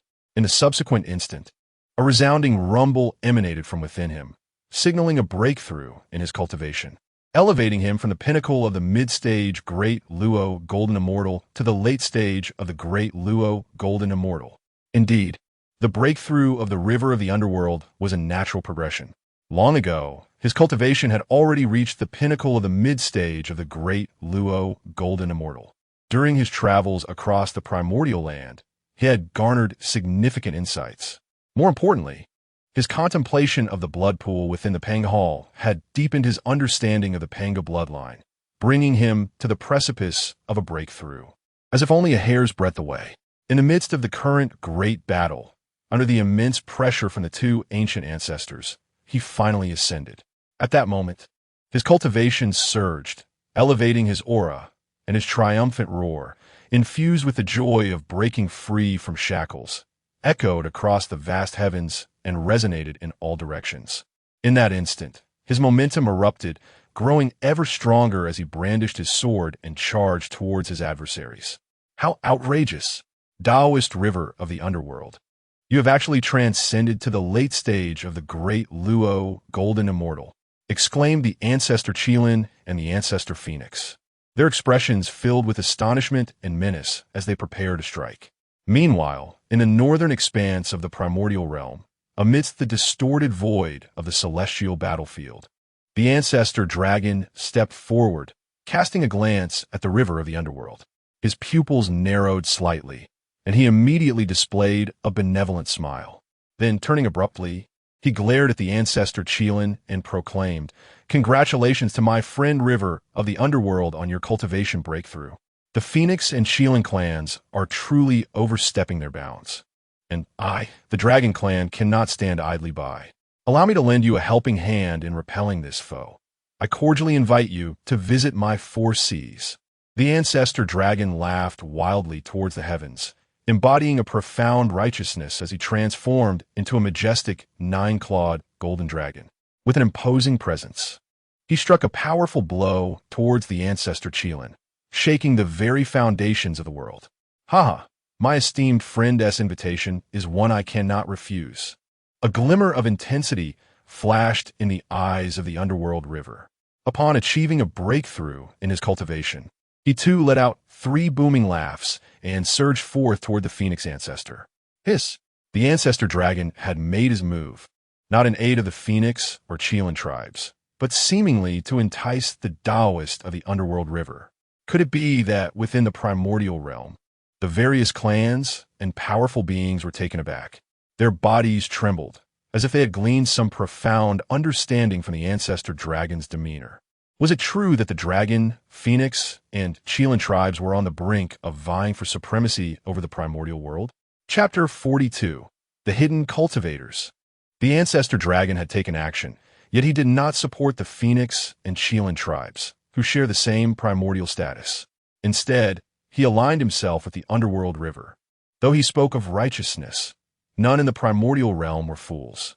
They could discern that the Ancestor Dragon's intervention was not merely a response to the Phoenix and Qilin tribes' arrogance, but rather an attempt to draw the underworld river to his side. What was the meaning of this? Was the Dragon tribe poised to sever ties with the Phoenix and Qilin tribes, setting the stage for an inevitable clash? In that moment, the various clans were engulfed in shock. If the Dragon, Phoenix, and Qilin tribes were to contend for dominance in the primordial realm, it would undoubtedly result in a grand spectacle, with rivers of blood flowing. At that time, the primordial clans would likely be swept up in the chaos, instilling a sense of dread among them. Hiss! The 3 great tribes are poised to vie for supremacy over the world. This time, the Ancestral Dragon, undeterred by the prospect of severing ties, is determined to ally with the enigmatic River of Darkness. revealing the magnitude of its ambition and the unwavering resolve to dominate the realm. Summon forth my decree at once. The formidable members of our clan shall refrain from venturing out, while those who have been traversing the lands for their training must be called back to await the impending clash. The elders of the myriad tribes quickly grasped the situation and issued their commands without delay. As for the matter of allegiance, there was little contemplation required. Much like during the earlier declarations of the three tribes in the Primordial era, the Dragon Clan reigns over the seas, with the scaled beings in servitude. The Phoenix as the sovereign of avians, and the myriad birds paying homage, while the beasts revere the Chilan clan. By that time, the tribes had already aligned themselves. Their loyalty was not born of blind adherence or inflexible submission to the other two clans. Rather, the avians, beasts, and scaled beings each possessed their own distinct cultivation systems, environments, and resource requirements. In the vast expanse of the world, the resources of the four seas are governed by the Dragon Clan. For the scaled beings to flourish and grow stronger, they must align themselves with the dragons. In this context, any attempt to seek allegiance with the other two clans, the Phoenix Ancestor and the Chilan Ancestor, would be futile. Thus, the sides have been firmly established. However, within the myriad of clans, exceptions do exist. For instance, in the extreme west of the primordial lands, there stands a magnificent mountain, shrouded in clouds and mist, concealing many formidable entities. This is indeed the stronghold of the White Tiger clan among the innate 100 clans. Atop this mountain, an elderly figure gazes toward the north, where a fierce battle unfolds along the dark river. A glint of cold light flickers in his eyes as he utters with a sardonic smile, "Ah, the ancestral dragon. The Phoenix Ancestor and the Chilan Ancestor, are you unable to contain yourselves any longer? When your three clans are locked in a battle to the death, exhausting your foundations, that will be the moment for me to emerge and unify the primordial realm." Ha ha ha. The White Tiger clan is no less formidable than your dragon, Phoenix, or Chilan. My strength may not surpass yours, but it is certainly comparable to that of a quasi-saint. This you have remained oblivious to throughout the endless ages. Ha ha ha. My clan is on the verge of rising. The elder, the ancient ancestor of the White Tiger clan, harbors a dark glimmer in his gaze as he chuckles coldly. For countless ages, the White Tiger clan has maintained a low profile. Even their ancestor rarely makes an appearance. When he does reveal his power, it merely showcases the pinnacle of the great Luo Golden Immortal, unbeknownst to others that his cultivation is indeed comparable to that of a quasi-saint. He has been waiting patiently in the shadows. Who is this figure from the dark river? Is it truly so fierce? Within the machinations of the White Tiger clan's elder, his gaze suddenly sharpened as he beheld the tumultuous battle in the northern skies. The strength of the Nether River had surged to unprecedented heights, having transcended to the late stage of the great Luo Golden Immortal, overpowering the Phoenix Ancestor with sheer force. The elder of the White Tiger clan was poised to instruct his kin to remain discreet and refrain from provoking the Nether River, when, without warning, his countenance shifted dramatically. Upon turning abruptly, he unleashed a full-force assault, only to discover, much to his astonishment, that a figure shrouded in dark energy had appeared behind him unbeknownst to him. "Who are you? What brings you to the White Tiger clan?" The elder's expression darkened, his eyes glinting with a chilling light as he glared at the mysterious figure, his voice rising in a furious shout. "The White Tiger clan possesses some depth, and you are indeed formidable enough to qualify as my first servant." The enigmatic figure replied with a smirk, seemingly unfazed by the elder's attack. With a slow, deliberate motion, the figure's right hand, enveloped in dark mist, rose and pointed at the elder. In that instant, the very fabric of the heavens trembled, as if the entirety of the White Tiger clan stronghold was being cleaved from the primordial chaos by this mysterious being.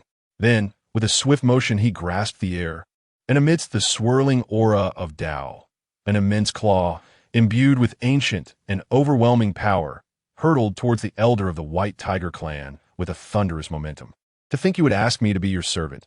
Such arrogance is laughable," the elder retorted, his body trembling with rage as he transformed into a colossal white tiger, lunging at the mysterious figure. Have you just entered the initial stage of quasi-saint? You are still far from my level. A mysterious figure let out a cold snort. Suddenly, with a flick of his large sleeve, an endless force of darkness spread in all directions. Within the ancient stronghold of the White Tiger clan, all its members were simultaneously struck down. What kind of sorcery is this? Who are you? The ancestral elder of the White Tiger clan felt a surge of dread as he witnessed the display of power. At that moment, he realized how naive his previous thoughts had been, believing that once the dragon, phoenix, and Cheelan clans had exhausted their strength, he could rise to dominance in the wilderness. Yet now, a mere mysterious figure could easily subdue him. As he watched his clan members collapse one by one, seemingly ensnared by some spell, the elder's eyes widened in despair. He summoned all his strength to retaliate against the enigmatic figure in black. You are the first to be enslaved by me. No matter how you struggle, you cannot escape. The figure in black sneered, launching a sudden attack. The stronghold of the White Tiger reverberated with ominous sounds, and soon, the entire White Tiger Mountain was enveloped in dark mist. Before the mysterious figure, the elder of the White Tiger clan wore a respectful expression, humility evident in his demeanor, resembling a servant who had clearly become a thrall. Master, what shall we do next? Your power is unparalleled. Why not strike against the dragon, phoenix, and Cheelan clans and unify the wilderness? The elder inquired cautiously. The wilderness? What do you understand? I have my own reasons, the figure responded. The River of Oblivion? There is something about him that felt awry. An enigma I could not quite decipher. The enigmatic figure cloaked in black let out a cold scoff, disregarding the proposal from the White Tiger Ancestor. His gaze was fixed upon the northern battlefield, where the River of Hades, wielding a deadly sword, relentlessly forced the Phoenix Ancestor into retreat. His eyes narrowed slightly. Indeed, I vow to follow my master unto death. The White Tiger Ancestor responded with utmost reverence. Simultaneously, on the vast eastern lands of the primordial world, within a mystical abode shrouded in ethereal clouds, the door of an ancient Taoist temple atop a majestic mountain swung open. An elderly man donned in a Taoist robe emerged slowly, his visage peculiar and exuding an air of transcendence. Is the River of Hades, a being born of the abyssal blood sea? Are you the unpredictable factor in this first catastrophe? He pondered, according to my calculations with the butterfly of creation. The Lord of the Blood Sea should not have manifested so early in this first calamity. What is the nature of this anomaly? Is it fortuitous or ominous? The old man, also gazing toward the northern lands, where the River of Hades restrained the Phoenix Ancestor, narrowed his eyes and murmured. After a moment of contemplation, he suddenly called out, "Children, safeguard the Taoist temple. I must descend the mountain to confer with a few fellow practitioners. The chaotic turbulence of the primordial world is imminent. You must not wander recklessly. Instead, remain within the temple, diligently cultivate your path, and quietly recite the yellow court scripture. In due time, you shall achieve great results." "Yes, Master, your disciple shall obey." Behind the palace, two respectful voices emerged. The elder, upon hearing them, remained unfazed, and with a sudden flourish of his sleeve, he stepped onto the clouds and vanished into the distance. Simultaneously, within the vast wilderness, apart from the mysterious figure and the old Taoist, several formidable divine wills were fixated on the northern battlefield, where the river of the underworld exerted pressure upon the Ancestor Phoenix. Meanwhile, in this corner, under the watchful eyes of countless clans and the reverent gaze of endless cultivators, atop the northern celestial summit, the four great powers, the river of the underworld, the Ancestor Dragon, the Ancestor Phoenix, and the Ancestor Cheelan, engaged in a fierce battle. Their formidable and fierce aura radiated in all directions, shaking the heavens and the earth. The overwhelming force surged through the void, causing the celestial expanse to rumble, and under such immense pressure, countless cultivators gasped in astonishment. "Ancestor Dragon, have you truly allied with the river of the underworld? Are you completely severing ties with my Cheelan clan?" The Ancestor Cheelan bellowed in fury as he confronted the Ancestor Dragon, unleashing his Cheelan 5 divine techniques. "River of the underworld, receive my divine power. The fire of rebirth endures. The phoenix shall never perish. Roared the ancestor phoenix, her feathers shimmering with iridescent light, radiant and resplendent, illuminating the heavens. Yet at that moment, she was being relentlessly pushed back by an ancient sword wielded by the river of the underworld, her pride shattered and her face contorted in despair. Since the arrival of the ancestor dragon, both the ancestor phoenix and the ancestor Chilan had felt a pang of foreboding. Now, as the ancestor dragon sought to ally with the river of the underworld and turned against them, they instantly comprehended the gravity of their predicament. The dragon clan has always held a subtle supremacy among the three clans. Now, with the formidable presence of a fierce warrior like Mingi joining forces, the future for the other two clans will undoubtedly be fraught with challenges. Enraged, both individuals unleashed their full power, their eyes gleaming with murderous intent. Before Mingi lay a vast sea of flames. This was the fire of the phoenix's rebirth, an inferno that surged mightily, as if to incinerate the heavens above. From within this blaze, numerous fire phoenixes erupted, charging directly toward Mingi with lethal intent. Ha! Phoenix Ancestor, Chilan Ancestor, what a grand display of power. Yet I, Mingi, shall not cower before you. Behold my technique, the Bloodsea clone art. With a sudden cold snort, Mingi bellowed, as his voice resonated through the heavens and the earth. He swiftly gestured, pointing downward. Instantly, a small expanse of blood sea unfurled beneath him, waves of crimson surging forth. Behind Mingi, numerous warriors clad in blood-red armor materialized, each standing upon a blood-colored azure dragon, manifestations conjured by Mingi's formidable powers, their eyes reflecting a ferocious malice. Kill! Annihilate her fire phoenix. Mingi's gaze turned icy, and he issued a thunderous command. At once, the blood sea roiled as countless warriors echoed his call, their voices rising to the heavens. With a roar, the blood-colored azure dragons beneath them surged forward, embodying a primal rage and ferocity, charging into the fiery tempest with a fire phoenix's sword. A cataclysmic battle erupted, the clash resonating like thunder. Phoenix Ancestor, do you truly believe you can best me? Mingi charged forth, delivering a decisive strike with his sword. Mingi. The outcome of this clash remains uncertain. The Phoenix Ancestor roared as he arrived. In an instant, the sword in the hands of the River of Darkness swung forth, resonating with the rhythm of the cosmos, emanating a fierce aura of deep azure and black, hurtling directly towards the colossal, resplendent phoenix. Within that sword's energy lay an overwhelming force that rent the very fabric of the void, producing a thunderous explosion that echoed through the air, causing the Phoenix Ancestor to stagger backward. The exquisite, innate spiritual treasure proved its might. Blood trickled from the corner of the Phoenix Ancestor's mouth as he muttered in frustration. The River of Darkness also retreated a short distance, his complexion slightly pale, yet unscathed, revealing the current disparity between the two. His expression icy. He bellowed once more and charged forward. River of Darkness, I shall not be defeated by you. The Phoenix Ancestor shouted defiantly, rushing forth as well. The heavens roared in response, the clash of the four formidable beings reverberating through the mountains and rivers, causing the northern lands of the primal chaos to change hue, the firmament losing its luster.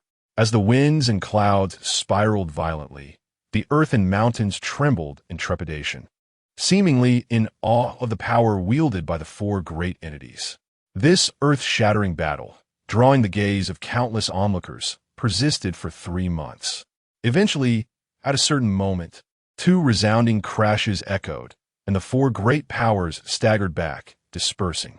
The River of Darkness, his countenance cold and changed, stood atop a sea of blood, while the Phoenix Ancestor, feathers disheveled, blood staining his lips, glared at the River of Darkness with an expression of utmost grimness, clearly having suffered considerable losses.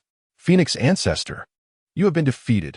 The River of Darkness, unfazed by the hostile glare, declared. River of Darkness, we shall see. Fengzhu suddenly transformed into the visage of a beautiful female cultivator, her complexion slightly pale. With a sharp glare directed at Ming He, she stepped into the void and departed. Zulong, your dragon clan has severed ties with my Chilan clan. await your reckoning. Min Vila, Tukilin, Ikvali repelt by Zulong, appear to have suffered a setback, and in a fit of fury, chose to retreat as well. Zhu Qilin, you're ultimately no match for me. Zhu Long's gaze was frigid. Then he turned to look at Ming He, his pupils abruptly narrowing as he discerned that Ming He had vanquished Feng Zhu without a scratch, causing a shiver to course through him. He then burst into laughter, exclaiming, Brother Ming He, for some reason, I sense a certain familiarity in your aura. As the saying goes, serendipity outweighs solicitation. Having repelled 2 adversaries, why not join me in my dragon palace in the 4 seas for a discussion? Brother Zulong. Our meeting feels like old friends reunited. I would be delighted to accompany you. Ming He chuckled heartily, feigning sincerity, as if he shared a profound bond with this dragon clan leader. Thus, the 2 exchanged knowing smiles and, amid pleasantries, soared toward the direction of the 4 seas. Chapter 43. Brother Zulong, remember that beyond the heavens, there are greater heavens. As the fierce battle came to a halt, with Feng Zhu and Zhu Qilin repelled, Ming He embraced the winds and waves with gusto, gladly accepting Zhu Long's invitation to visit the Dragon Palace in the 4 seas. While the tempest roared in his ears, he appeared outwardly composed. However, internally, he was beset by gravity, pondering the unsettling thought. During my confrontation with Feng Zhu, several individuals had been covertly observing me. Each one at least a late-stage quasi-saint.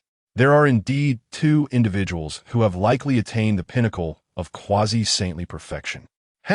Is this the first great calamity of the Primordial Era, where Hongjun and Luo Ho contend for the Tao? Hongjun possesses the celestial aura of the heavenly Tao and has comprehended the enigmatic cosmic jade butterfly, leading to his remarkable progress in cultivation, which is hardly surprising. However, the essence I gleaned from Luo Ho's probing consciousness evokes a peculiar sense of familiarity, as if I have encountered it before. Luo Ho, I wonder if you truly embody the legend of being born from the resentments of the Chaos Demon Gods. Those Chaos Demon Gods that perished in the Primordial Realm transformed into ferocious beasts, only to be hunted down and annihilated by the 3 clans. Thus, what basis do you have to claim descent from the Chaos Demon Gods? And what is your true origin? This matter requires further observation before I can devise a plan, for my current cultivation makes it quite troublesome to contend with you. However, how could I, as the River of Hades, have overlooked such a consideration before entering the calamity? Hongjun, Luo Ho, just wait. It won't be long before he manifests in the world. The allure of such great fortune and opportunity is too potent to resist. Do you truly believe you can hide behind the 3 clans? Not a chance. With this thought, a cold smile crept across the lips of the River of Hades as he abruptly quickened his pace to catch up with the ancestral dragon ahead. Before long, the 2 entered the Dragon Palace of the 4 seas. Within the ancestral dragon's lair, the River of Hades released an intangible divine consciousness, meticulously probing without the ancestral dragon's awareness. Suddenly, his expression shifted as he contemplated. Indeed, the dragon clan possesses profound heritage, aside from the ancestral dragon. There is even a hidden cultivator on par with the early quasi-saint stage. How well concealed. Ancestral dragon, candle dragon. I can only wonder if the Phoenix and Qilin clans also harbor similarly deep-seated legacies. As such thoughts crossed his mind, the river of the underworld, under the courteous guidance of the ancestral dragon, gracefully entered the grand hall of the Dragon Palace. Having the esteemed Tao brother of the river of the underworld as our guest truly illuminates my humble abode, exclaimed the ancestral dragon, his eyes shimmering with a glint of brilliance as he gazed at the river of the underworld. Once they were both seated, he turned to the river of the underworld and solemnly inquired, Tao brother, today we have offended both the Phoenix and Qilin clans. I wonder what your plans are for the future? I am well aware of your formidable prowess, yet those 2 clans possess substantial resources. Even our dragon clan would find it challenging to emerge victorious against them.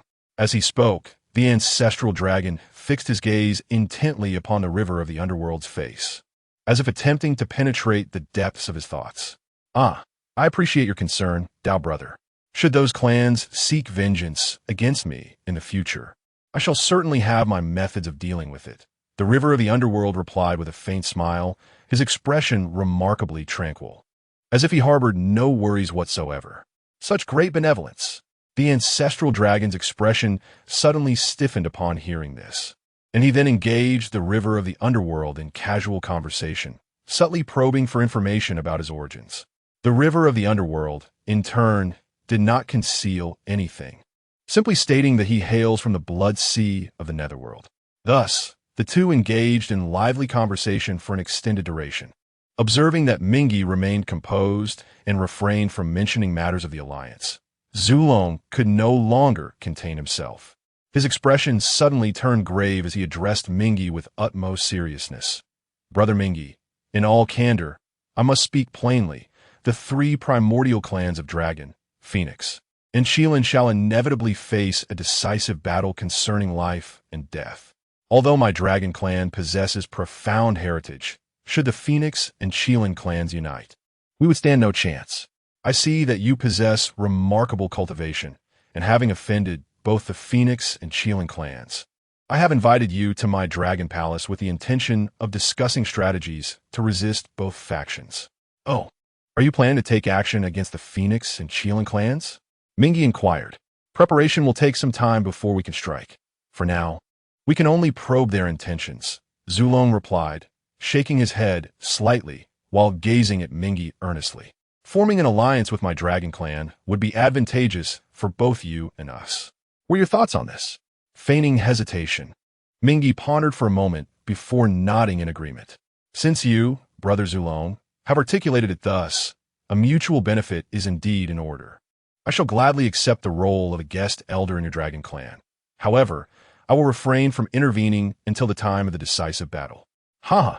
Your words are most agreeable, Brother Mingi, Zulong exclaimed with hearty laughter, visibly relieved by Mingi's consent. He then continued, previously, I observed your remarkable abilities and profound understanding of the Tao, which filled me with great admiration. Would it not be fitting for us to engage in a philosophical discourse here? What say you?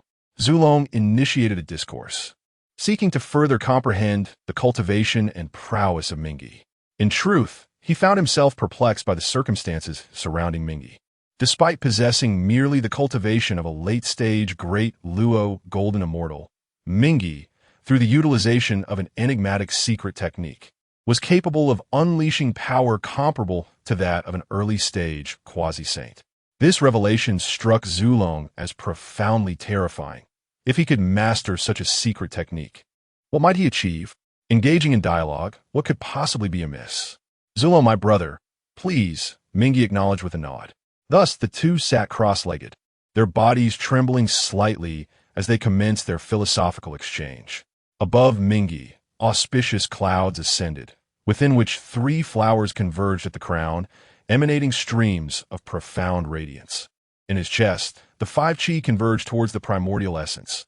These 5 chi corresponded to the 5 elements of metal, wood, water, fire, and earth. While they appeared ordinary, they were anything but.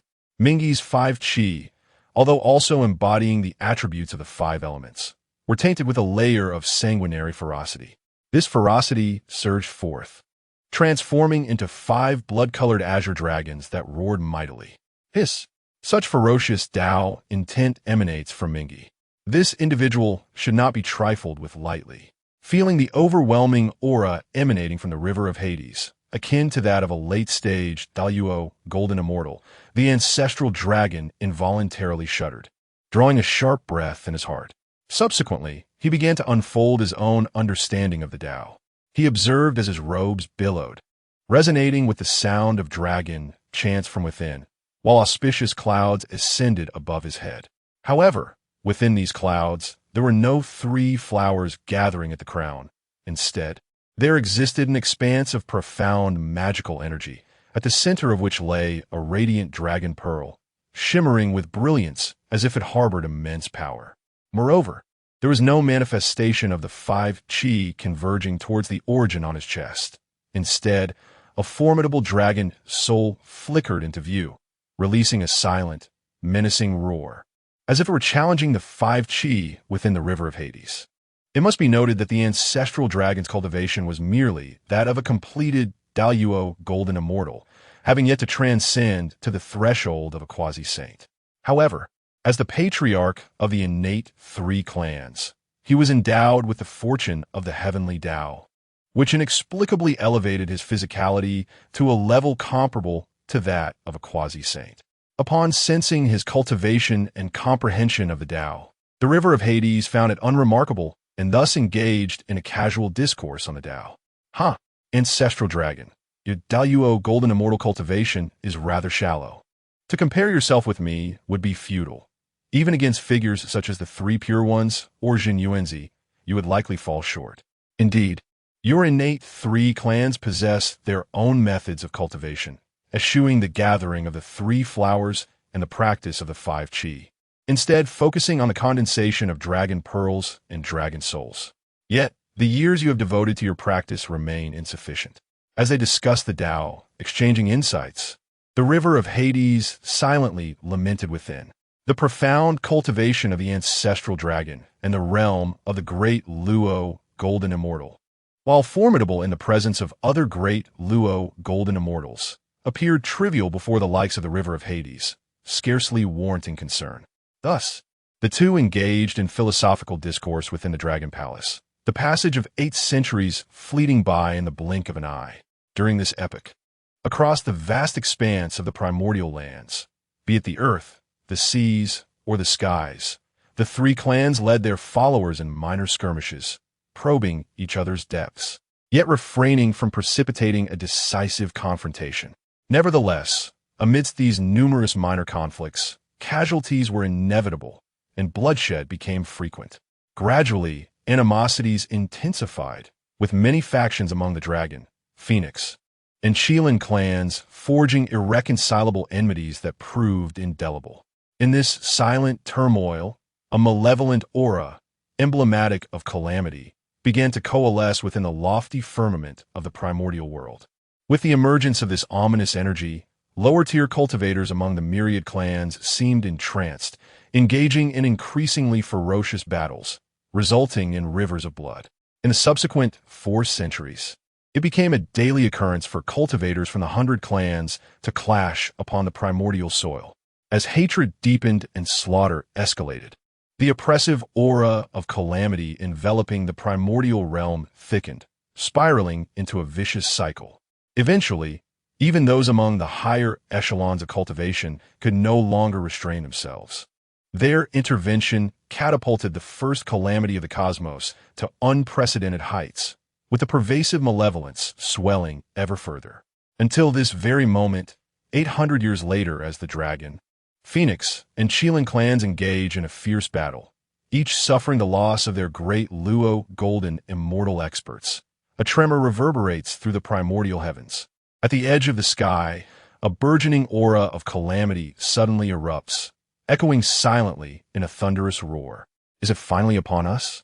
The first great calamity is set to enter its course, and this contest for the path to enlightenment cannot afford any missteps. In that instant, several mighty beings within the realm awaken, casting their gazes down upon the battlefield where the Dragon, Phoenix, and Shuran clans clash. Simultaneously, in the Dragon Palace of the 4 Seas, the body of the river of the underworld quakes as he awakens from his discourse. Glancing at the ancestral dragon across from him, musing, the first great calamity is indeed on track. Ha, brother river of the underworld, you are truly inscrutable. This discussion has greatly benefited me. I must express my gratitude. At this moment, the ancestral dragon also opens his eyes, revealing a radiant brilliance as he gazes towards the river of the underworld, slightly cupping his fists and speaking with utmost gravity. Throughout the 800 years of discourse, while the river of the underworld quietly refined his powers and absorbed the pervasive scent of blood permeating the heavens and earth, the ancestral dragon gleaned substantial insights from the river of the underworld's understanding of the great Luo golden immortal realm. Awakening now, he immediately senses a remarkable refinement in his own cultivation. Your words are too kind, my friend. It is but a trifling matter, hardly worth mentioning. The river of Hades smiled lightly at the ancestral dragon. Today I, the ancestral dragon, have come to realize that beyond the heavens, there are indeed greater heavens. And beyond humanity, there exist superior beings. Although your cultivation, brother Hades, is merely in the late stage of the great Luo golden immortal, the refinement and profundity of your power far surpasses mine. The ancestral dragon gazed gravely at the river of Hades, truly sensing the terrifying depth of his cultivation. He sighed. In the course of this discourse, 800 years have swiftly elapsed. Alas, the two clans are on the verge of conflict. When the day of reckoning arrives, I implore you, brother Hades, to lend your assistance. The Phoenix ancestral clan and the ancestral Chelan shall surely unite. At that time, we shall each contend with one adversary. What say you? Do you truly believe that the Dragon Clan can dominate the vast wilderness? The river of Hades suddenly inquired. Why not? The ancestral dragon replied without hesitation. The mightiest in the wilderness are indeed we, the Dragon, Phoenix, and Chelan clans. With my quasi-saint cultivation and your assistance, brother Hades, we would be as a tiger with wings. Once we vanquish the main forces of the Phoenix and Chelan clans, dominance over the wilderness would be assured. The river of Hades' expression stiffened as he looked at the ancestral dragon in bemusement, responding gravely, brother ancestral dragon, you must understand that beyond humanity, there exist superior beings. And beyond the heavens, there are greater realms. The wilderness is vast. How can you be certain that there are no more formidable adversaries? If there exist cultivators more powerful than us, why do they not emerge to command the wilderness?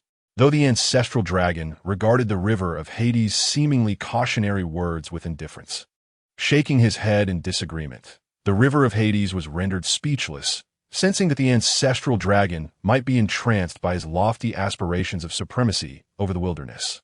After all, powerful beings often seclude themselves in arduous cultivation and do not simply vanish into oblivion. Alas, I am well aware that hearing is but a fabrication, while sight reveals the truth. In due time, Brother Zulong shall witness the formidable beings concealed within the vast expanse of the primordial earth, remarked Mingi with a smile. However, I must confess my disbelief in your words, Brother Dao, countered Zulong, shaking his head towards Mingi. Chapter 44, Mingi's Schemes. An irresistible temptation. Observing Zulong's demeanor, exuding an air of supremacy, Mingi found himself at a loss for words. With a sigh, he ceased his attempts at persuasion and, bidding farewell to Zulong, sought refuge on a solitary isle amidst the four seas. There, he sat in meditation, his eyes closed, quietly absorbing the pervasive essence of blood that permeated the cosmos. The first great calamity has finally commenced in earnest. While you, Hong Jun, and your cohorts await the near demise of the Dragon, Phoenix, and Chelan clans before making your move, I, Mingi, shall thwart your designs. Moreover, I sense an ominous presence, a powerful entity, has set its sights upon me. Is this the cunning of Luo Ho, or rather a scheme devised by you, Hong Jun? Though my canine form remains dormant, I am indeed no match for you at present. Yet, will you find the opportunity to strike against me? The current bloodshed across the primordial land is still woefully insufficient to elevate my Tao to the pinnacle of the great Luo golden immortal. To stain the primordial land with more blood, the blood of countless lives, the essence of the elite from myriad clans, and even the blood of fallen deities, must flow into the blood sea of the underworld. Only then can my river of the underworld attain a deeper comprehension of the path of blood, thereby allowing me to break through once more amidst this tribulation. Great powers have already plotted against me, and I am reluctant to wait any longer. If this is the case, let my river of the underworld ignite the great calamity. Hong Jun, lo, before your schemes come to fruition, I shall first outmaneuver you. The temptation I cast will be irresistible, compelling you to act, to engage in life and death battles, even more enticing than the sanctified position of proving the Tao. At this juncture, the river of the underworld narrowed his eyes slightly, a flicker of brilliance passing through them, and after a prolonged moment, he revealed a decisive expression. Then, as his body trembled, he formed a seal and closed his eyes to sense, Ah, found it. It's actually in the west. After a considerable time, the river of the underworld suddenly opened his eyes, gazing towards the western expanse of the primordial land. His pupils contracted slightly as he softly commanded, "Arise." Simultaneously, amidst the pervading malevolence, signifying the commencement of the calamity, the river of the underworld pondered and plotted alone on a small island in the sea. In a concealed space within the central world of the western primordial land, within a grand hall enveloped in ominous demonic energy and the aura of fierce destruction, a mysterious figure in a black robe slowly rose. Beside him, the venerable ancestor of the White Tiger clan stood respectfully, gazing at the figure with reverence. Master the Dragon, Phoenix, and Cheelan clans have begun to suffer the fall of great Luo Jinxian. Ha ha!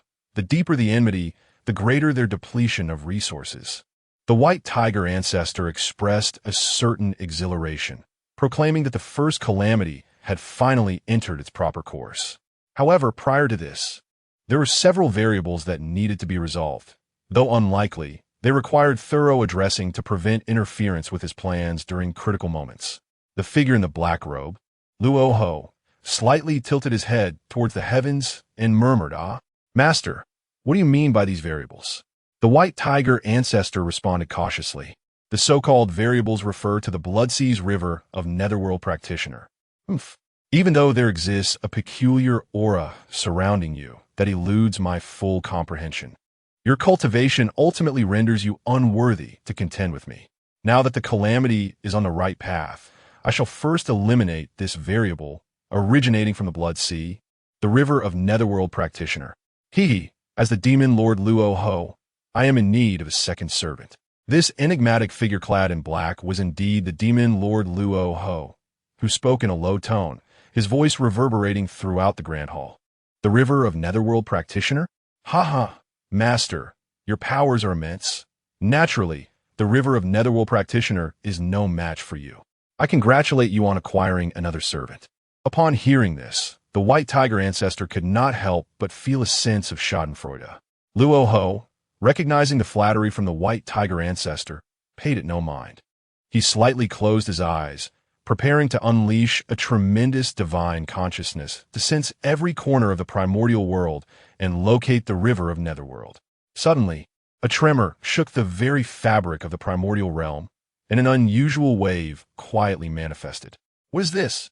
In that fleeting moment, the expression on Luo Ho's face underwent a dramatic transformation, erupting into a startled roar.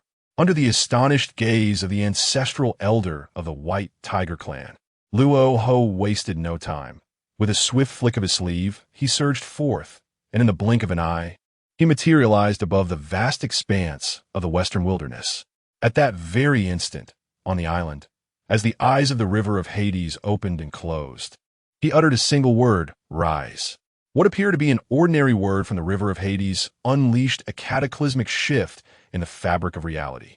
No sooner had the word left his lips than the earth in the heart of the western wilderness erupted with a thunderous roar, resonating with the essence of the Tao. As an extraordinary wave of energy radiated outward. Following this surge, the western lands erupted, reverberating with an ancient and formidable aura. Amidst the humming, a brilliant azure light suddenly emerged, initially faint yet swiftly escalating into a celestial spectacle, transforming into a colossal pillar of light that pierced the heavens and the earth. Within this radiant manifestation lay an awe-inspiring and terrifying might, imbued with a sense of mortality, yet undeniably powerful. The moment this force materialized, it shook the primordial world. The heavens trembled, and all beings quaked in fear. At that instant, in every corner of the vast wilderness, all creatures, regardless of their pursuits, shuddered in horror and fell to their knees, prostrating themselves before the azure pillar, too fearful to rise. The three primordial races were no exception. Across the seas, all dragons revealed their true forms, bowing low in reverence to the azure light. Only the ancestor dragon and a dragon of comparable stature, hiding deep within the ocean's depths, gritted their teeth, drenched in sweat as they struggled to endure. The ancestor dragon, trembling, managed to raise his head from the depths of the sea. witnessing the azure light enveloping the heavens, transforming the world, and stirring up tempests. What kind of formidable being could possess such power? Could it be that, as the river of darkness person proclaimed, beyond the heavens there are heavens, and beyond humanity there exist beings greater than ourselves? Were our three primordial clans merely foolish jesters, overestimating our own significance? The ancestral dragon trembled, suppressing the urge to worship, drenched in sweat, exclaiming in terror. What formidable presence is this? Hiss! The phoenix ancestor and the ancestral Chilan quaked as well, gritting their teeth in their own sanctuaries, gazing at that extraordinary light that pierced the heavens and the earth. In the western wilderness, at the edge of the firmament, Luo Ho, accompanied by the ancestral elder of the White Tiger clan, soared into the sky. Suddenly, they were struck down by an overwhelming and ancient aura. Despite his perfected quasi-saint cultivation, he was forced to the ground by the might of this azure radiance, as if proximity to this pillar of light rendered him unworthy of flight. The ancestral elder, the White Tiger, was filled with astonishment, his eyes betraying fear. Luo Ho, trembling, fixated on the base of the light pillar, stammering, This azure hue is imperishable, the everlasting ancient light." A profound shock coursed through Luo Ho as he gazed downward, his pupils contracting violently. Beneath the azure light, he discerned a sharp point slightly emerging from the earth. Could it be him? Though he was dead, his physical form remained undecayed. I should have foreseen this. I should have anticipated it. Ha ha ha. The ancient body is impervious to the ravages of time, indestructible by space. How could it decay? How could it? Ha ha, it is mine, Luo Ho's. Rahu's face radiated with wild joy, utterly disregarding the task of confronting the river of the underworld. His body trembled as he fixated intently on the azure light. He yearned to approach and touch it. However, the formidable aura emanating from the blue radiance had yet to fully dissipate, and an invisible force suddenly struck at his spirit, causing Rahu to spurt blood. Simultaneously, in a secluded dojo on the vast eastern lands of the primordial world for ethereal elders, who were once engaged in mutual verification of their enlightenment and exchanging insights, were abruptly stirred by the celestial brilliance that shot skyward. They rose in unison, gazing toward the western lands where the azure light pierced the heavens and the earth. The four formidable beings' eyelids twitched uncontrollably, exclaiming, "What is this? I sense immense fortune and opportunity within. This chance is undoubtedly as significant as the current calamity of contention, perhaps even more so. How could this be? The strength of the physical body. Within this light, I have grasped the profound secrets of corporeal might. Ha ha ha! This is a tremendous opportunity. We cannot delay any longer. We must hasten to comprehend and vie for it." In an instant, the formidable beings collectively inhaled sharply, their bodies trembling as they fixated intently on the west. Among the four great powers, the most formidable, Hongjun Daoist, was equally astonished. A profound shock resonated within him, and his ancient eyes gleamed with an unparalleled fervor. As his eyelids fluttered uncontrollably, he silently exclaimed, "This grand transformation, if I could attain it, even without contending against Lu, merely by comprehending a fraction of the mysteries contained within this light, I could devise a method for corporeal creation. After cultivating through several Yuan meetings, I might even achieve sanctity in my physical form." In that fleeting moment, the others, regaining their composure, did not hesitate. They shattered the void and hastened towards the west, each one unleashing their utmost speed. Hong Jun was no exception. At that moment, he lost his composure, and his eyes radiated an intense, fervent glow. The allure of the mystery behind the immortal azure light was an irresistible temptation for Hong Jun, compelling him to cast aside all previous scheming, much like Luo Ho, and pursue the prize with reckless abandon, even at the cost of his own life. On a small island in the vast seas, Ming-He slightly turned his head to gaze towards the west. His eyes narrowed as he spoke. "The temptation I have cast before you is one that none can resist. However, when the clash of life and death ensues, and the profound powers stain the earth with blood, regardless of who emerges victorious, You will soon realize that the wisdom you can glean from this is exceedingly scarce. The essence of ancient beings and the immortal light are not easily comprehended. I, Ming He, intend to provoke each of you into action to seize it. Ming He's strategy, drawing Hong Jun, Luo Ho, and others with the immortal azure light, was not a scheme of darkness, but rather an overt maneuver.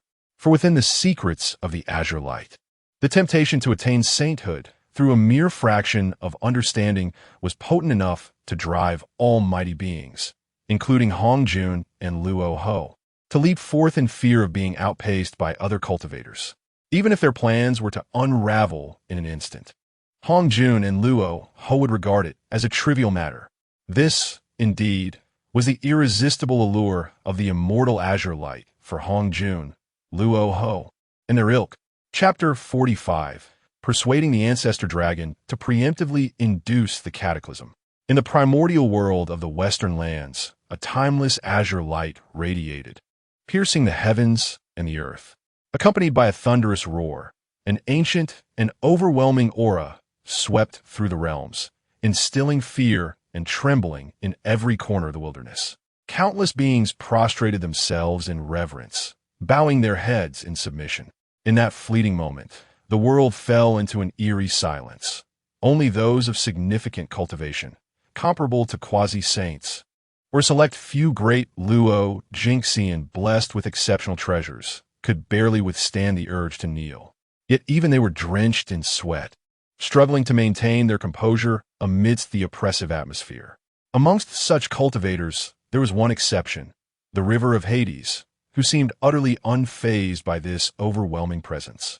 Atop a small island, he sat cross-legged, his countenance serene as he spoke. Luo Hu, Hong Jun, it appears you can no longer remain undisturbed, can you? I shall hasten the calamities of the cosmos.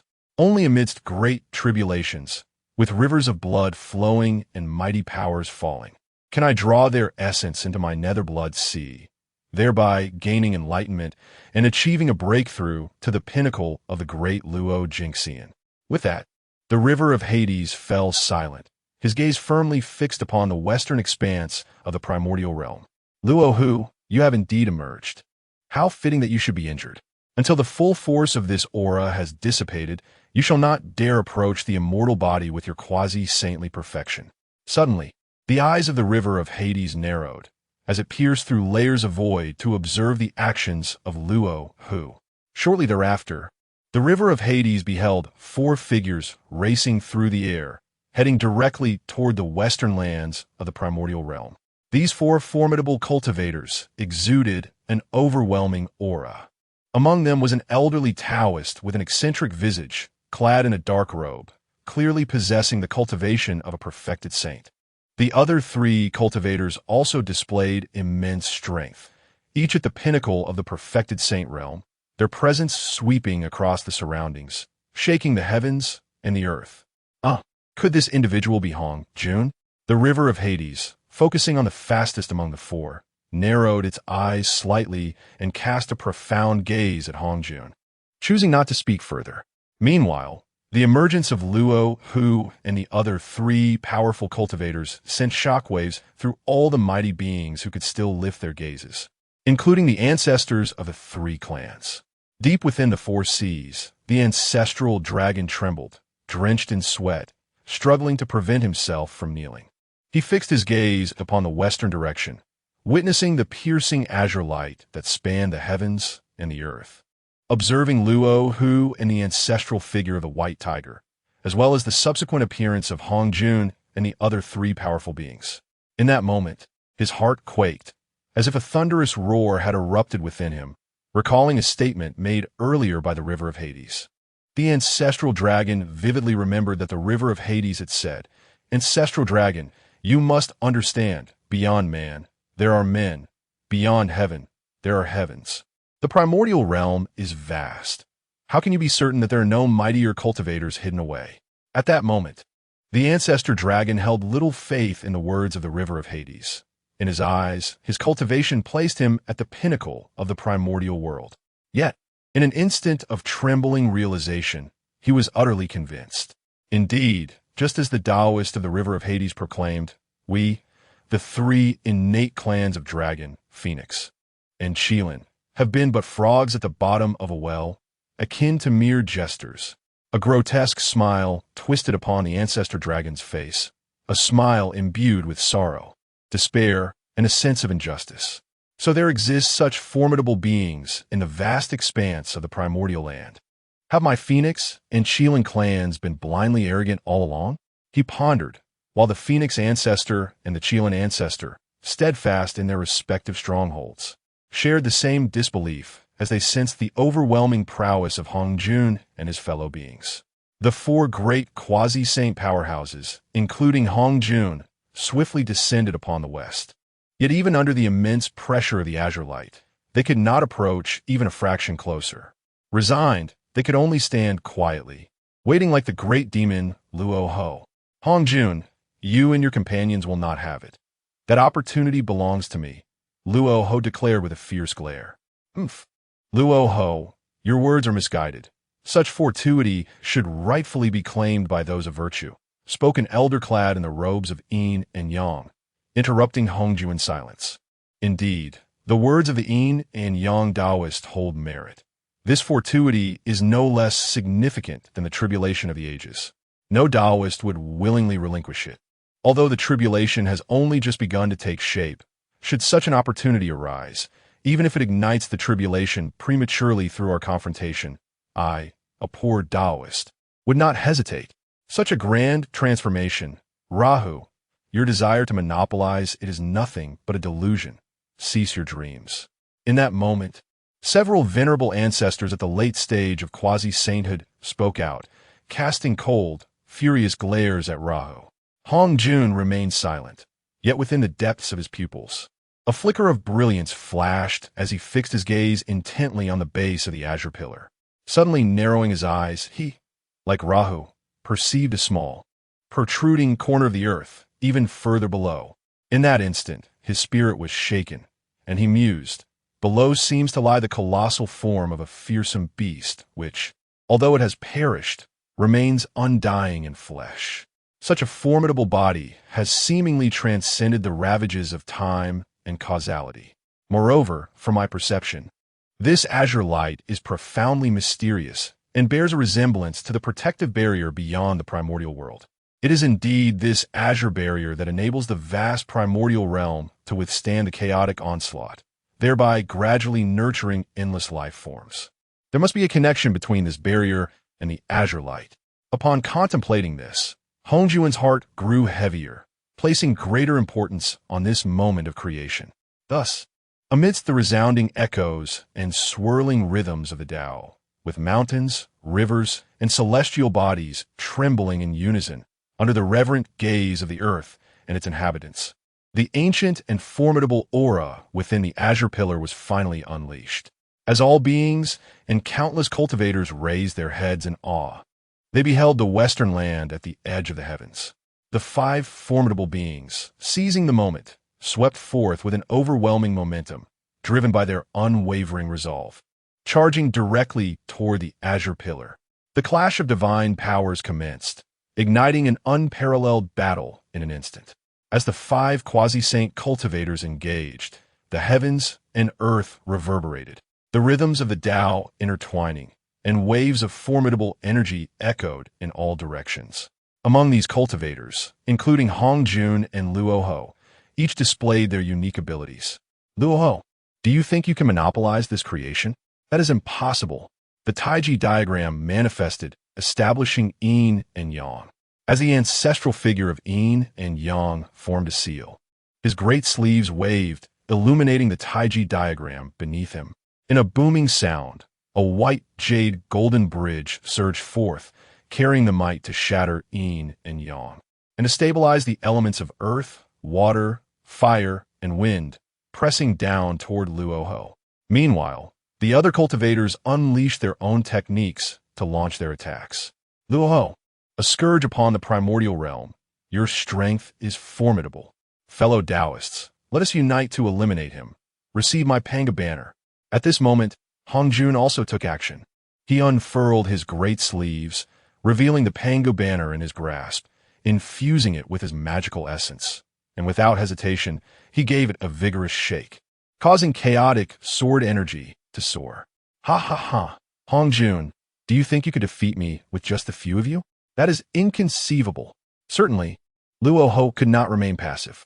With a resounding roar, he stepped forward, and suddenly, a 12-grade lotus platform, shimmering with a dark radiance, ascended around him, enveloping him in a cloud of black magic. Not only that, following the emergence of the 12-grade Black Lotus, Luo Ho, with a fierce expression, produced 4 divine swords, their ebony blades exuding an overwhelming aura of malevolence, a palpable sense of impending doom echoing in all directions. The fierce energy darkened the heavens, twisting the winds, while the skies and earth reverberated with the clash of the 4 quasi-saints. This dramatic transformation, though lengthy in description, transpired in an instant, merely a fleeting moment after the magnificent aura of azure light dissipated, as Luo Ho faced the onslaught of the 4 formidable cultivators. He drew forth the 4 swords of annihilation. In that very moment, the catastrophic power of the primordial chaos erupted, surging forth in layers, permeating the surroundings. Countless beings were ensnared by this overwhelming force. Even the formidable experts of the Dragon, Phoenix, and Shilin clans found themselves ensnared, their minds clouded. Across the vast seas, upon a small island, as he beheld Luo Ho's 4 swords, the eyes of the dark river narrowed sharply, his tone heavy with gravity. Are these indeed the 4 divine swords of extermination? Each one a supreme, innate spiritual treasure, truly formidable, seemingly on par with my own Yuan Tu sword and Abijna sword. However, I'm more eager to witness the true power of the extermination array. At this point, a glimmer of anticipation sparkled in the dark river's eyes as he prepared to watch the clash of the 5 powerful forces. The atmosphere crackled with intensity. At that moment, the waves surged beside the river of the underworld, and the ancestor dragon soared into the sky, landing directly on the small island. He gazed upon the breathtaking battle of the 5 formidable beings in the west, his eyes reflecting profound astonishment. Drawing a sharp breath, he turned to the river of the underworld and remarked, I never anticipated that within this primordial realm there truly exist such powerful masters. Indeed, as you, Brother River, have said, there are heavens beyond the heavens. I must admit, I was previously arrogant and overconfident. Alas, with such strong beings present, what right do we, the Dragon Clan, have to claim dominion over the primordial world? The ancestor dragon's tone was laced with despondency, tinged with a hint of agitation. Initially convinced of being among the mightiest in the primordial realm, he was suddenly confronted with the realization that there were indeed cultivators more potent than himself. Choosing to remain hidden, dismissive of his existence. A sense of disdain from figures like Hongjun and Luo who surged within him, leaving the ancestor dragon in a state of profound frustration. However, despite his discontent, he found himself powerless to act. Brother Ancestor Dragon, your words are misguided. The river of the underworld, sensing the ancestor dragon's lamentation and apparent despair, darkened his expression and promptly countered, these great powers are indeed formidable. Yet they have attained their strength through relentless self-cultivation and unwavering effort. If they can achieve such heights, why can't we strive to become even stronger? The river of the underworld still harbored hopes for the impending calamity and the ensuing war of the 3 clans. How can one induce a sense of despondency in the will of the ancestral dragon? At this moment, I hastily advised, in my humble opinion, the competition for supremacy over the primordial world indeed represents a shortcut for the Dragon, Phoenix, and Shilin clans to attain greater strength. Presently, within the vast expanse of the primordial land, only the innate 100 clans exist, and the 3 clans, Dragon, Phoenix, and Shilin, each reign as sovereigns, exhibiting a powerful stance, each commanding a significant share of the cosmic essence. If we were to seize the opportunity presented by the conflict among those few deities, when they are preoccupied with their own struggles and cannot attend to the 100 clans, we could unify the innate 100 clans and consolidate their essence into one. Surely, this would lead to a substantial advancement in the cultivation of the ancestral dragon. Indeed, How could I have overlooked such a notion? Upon hearing the words of the River of Darkness, the ancestral dragon initially furrowed his brow, seemingly harboring doubts regarding the intentions behind such a proposal. However, he soon trembled with realization, as a flicker of dark calamity energy shimmered at his brow, swiftly casting aside any lingering skepticism. He turned to the River of Darkness, instantly revealing a benevolent smile. Thus, the confrontation among the three clans should occur as swiftly as possible, the River of Darkness remarked, his eyes narrowing slightly. He was acutely aware of the ancestral dragon's frown and the ominous energy radiating from his brow, and could not suppress a cold smile within. The battle among the deities had ignited, unleashing the four swords of Luo-Ho, and the first great calamity had been prematurely triggered. The dragon, Phoenix, and Shilin clans were not yet qualified to remain untouched by the impending calamity. As the River of Darkness contemplated this, the ancestral dragon appeared entranced, ensnared by the words of the River of Darkness, nodding repeatedly and eagerly stating, "In that case, I shall return at once to summon the majority of the Dragon Clan's experts when the time for the decisive battle arises. I hope for your assistance in confronting the Phoenix Ancestor. Rest assured, my friend Zulong, I shall take matters into my own hands." Mingi nodded solemnly. In an instant, Zulong transformed into a 9-clawed golden dragon and plunged into the sea, gathering the masters of the Dragon Clan. Chapter 46. Deceiving Zulong, Concealing in the Sea. The grand battle of supernatural powers erupted violently in the primordial world. Hongjun, Luo-Ho, and 3 other formidable beings clashed in the western heavens, their overwhelming presence shaking the very fabric of existence. The sun and moon trembled, the heavens and earth changed hue, and a torrent of power surged forth, instilling terror in countless beings. They trembled in fear, their eyes reflecting awe. Who could have imagined that such powerful beings existed in the primordial world?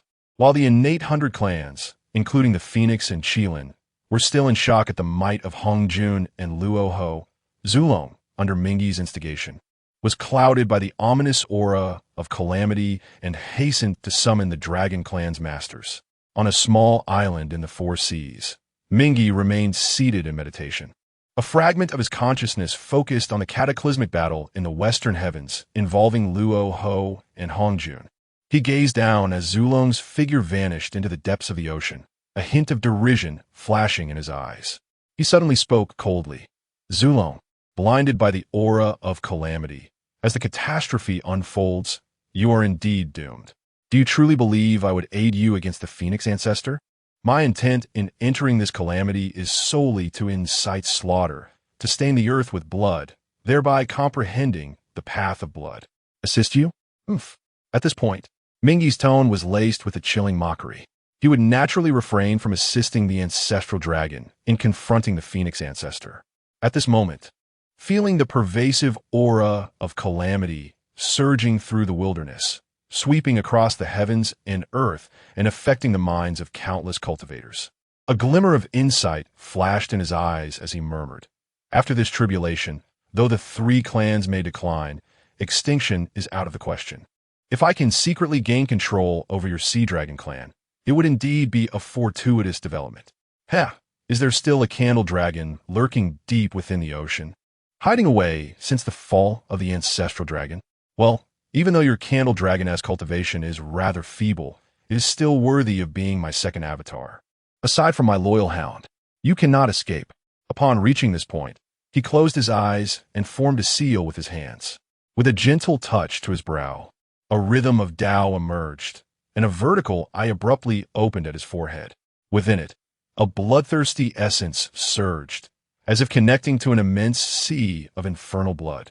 In that moment, the blood sea within his gaze roiled, and under the control of the river of the underworld's intent, torrents of blood gushed forth.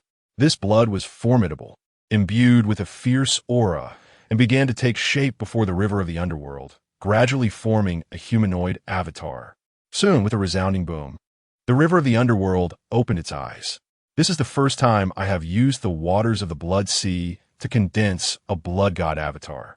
Indeed, It possesses the combat strength of a late-stage Great Luo Golden Immortal.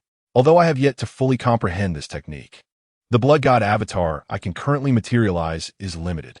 Furthermore, as I have not completely refined the Blood Sea, this avatar cannot exist eternally for the time being. Nevertheless, for now, you shall venture to the battlefield of the three clans and unleash a massacre. By the time my true self returns, it will suffice. O Blood God child, although you have yet to attain complete enlightenment, you're not something that the ancestral dragon, phoenix, or Qilin can perceive or discern. Humph. Allow me to venture into the depths of the sea to confront the Candle Dragon, and once I return to the battlefield, I shall unleash a massacre.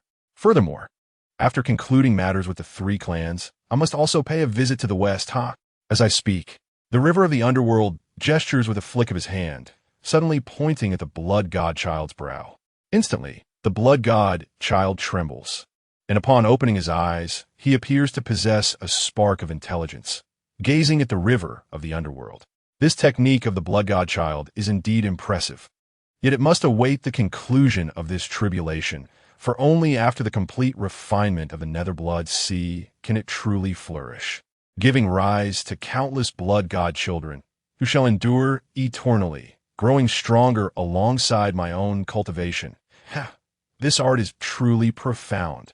With a slight sigh of contemplation, the river of the underworld casts a fleeting glance at the Blood God child, then with a flourish of his sleeve, steps forward, swiftly entering the sea, racing towards its deepest recesses.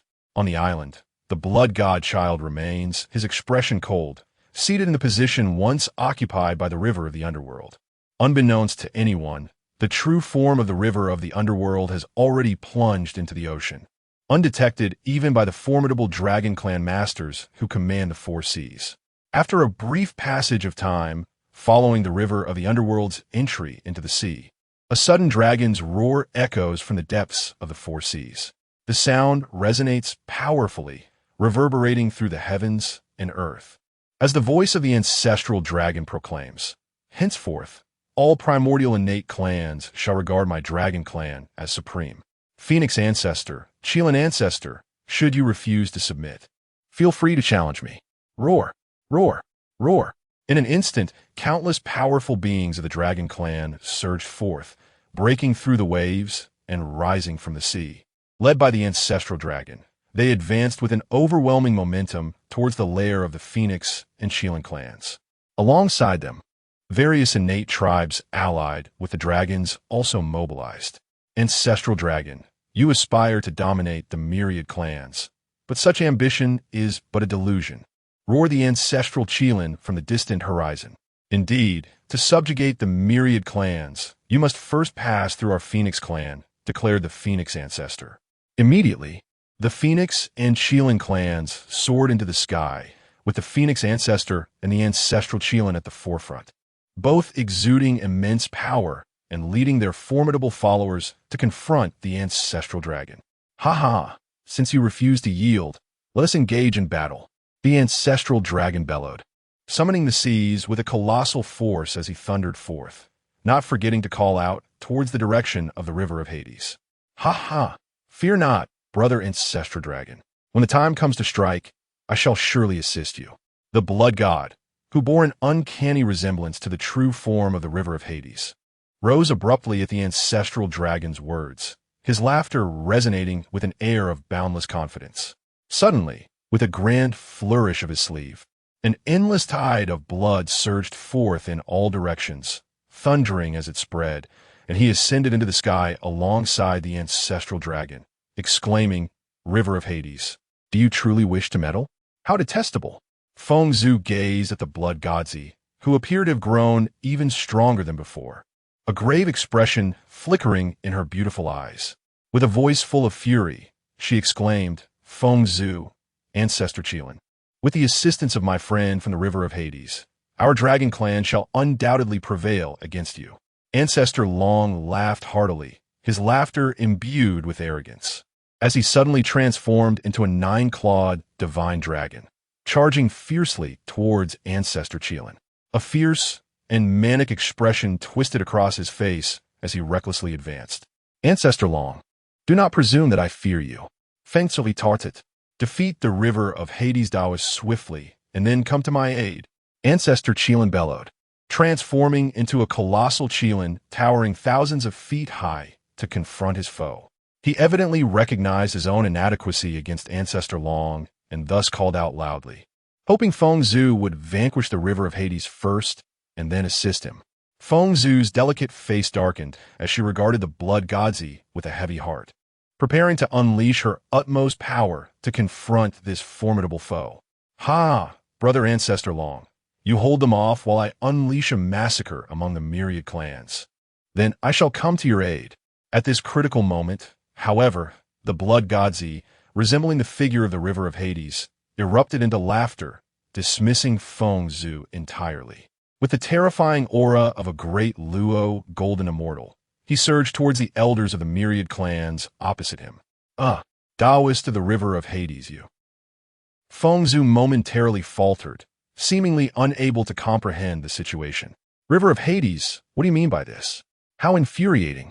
On the other side, the exuberant smile on the face of Ancestor Dragon suddenly froze, unable to fathom that the river of the underworld did not confront Ancestor Phoenix as he had anticipated. Instead, it charged towards the cultivators of the two opposing clans, awakening an unsettling sense of foreboding within him. Ancestor Phoenix, do not delay any longer. Come to my aid. Ancestor Chelan bellowed.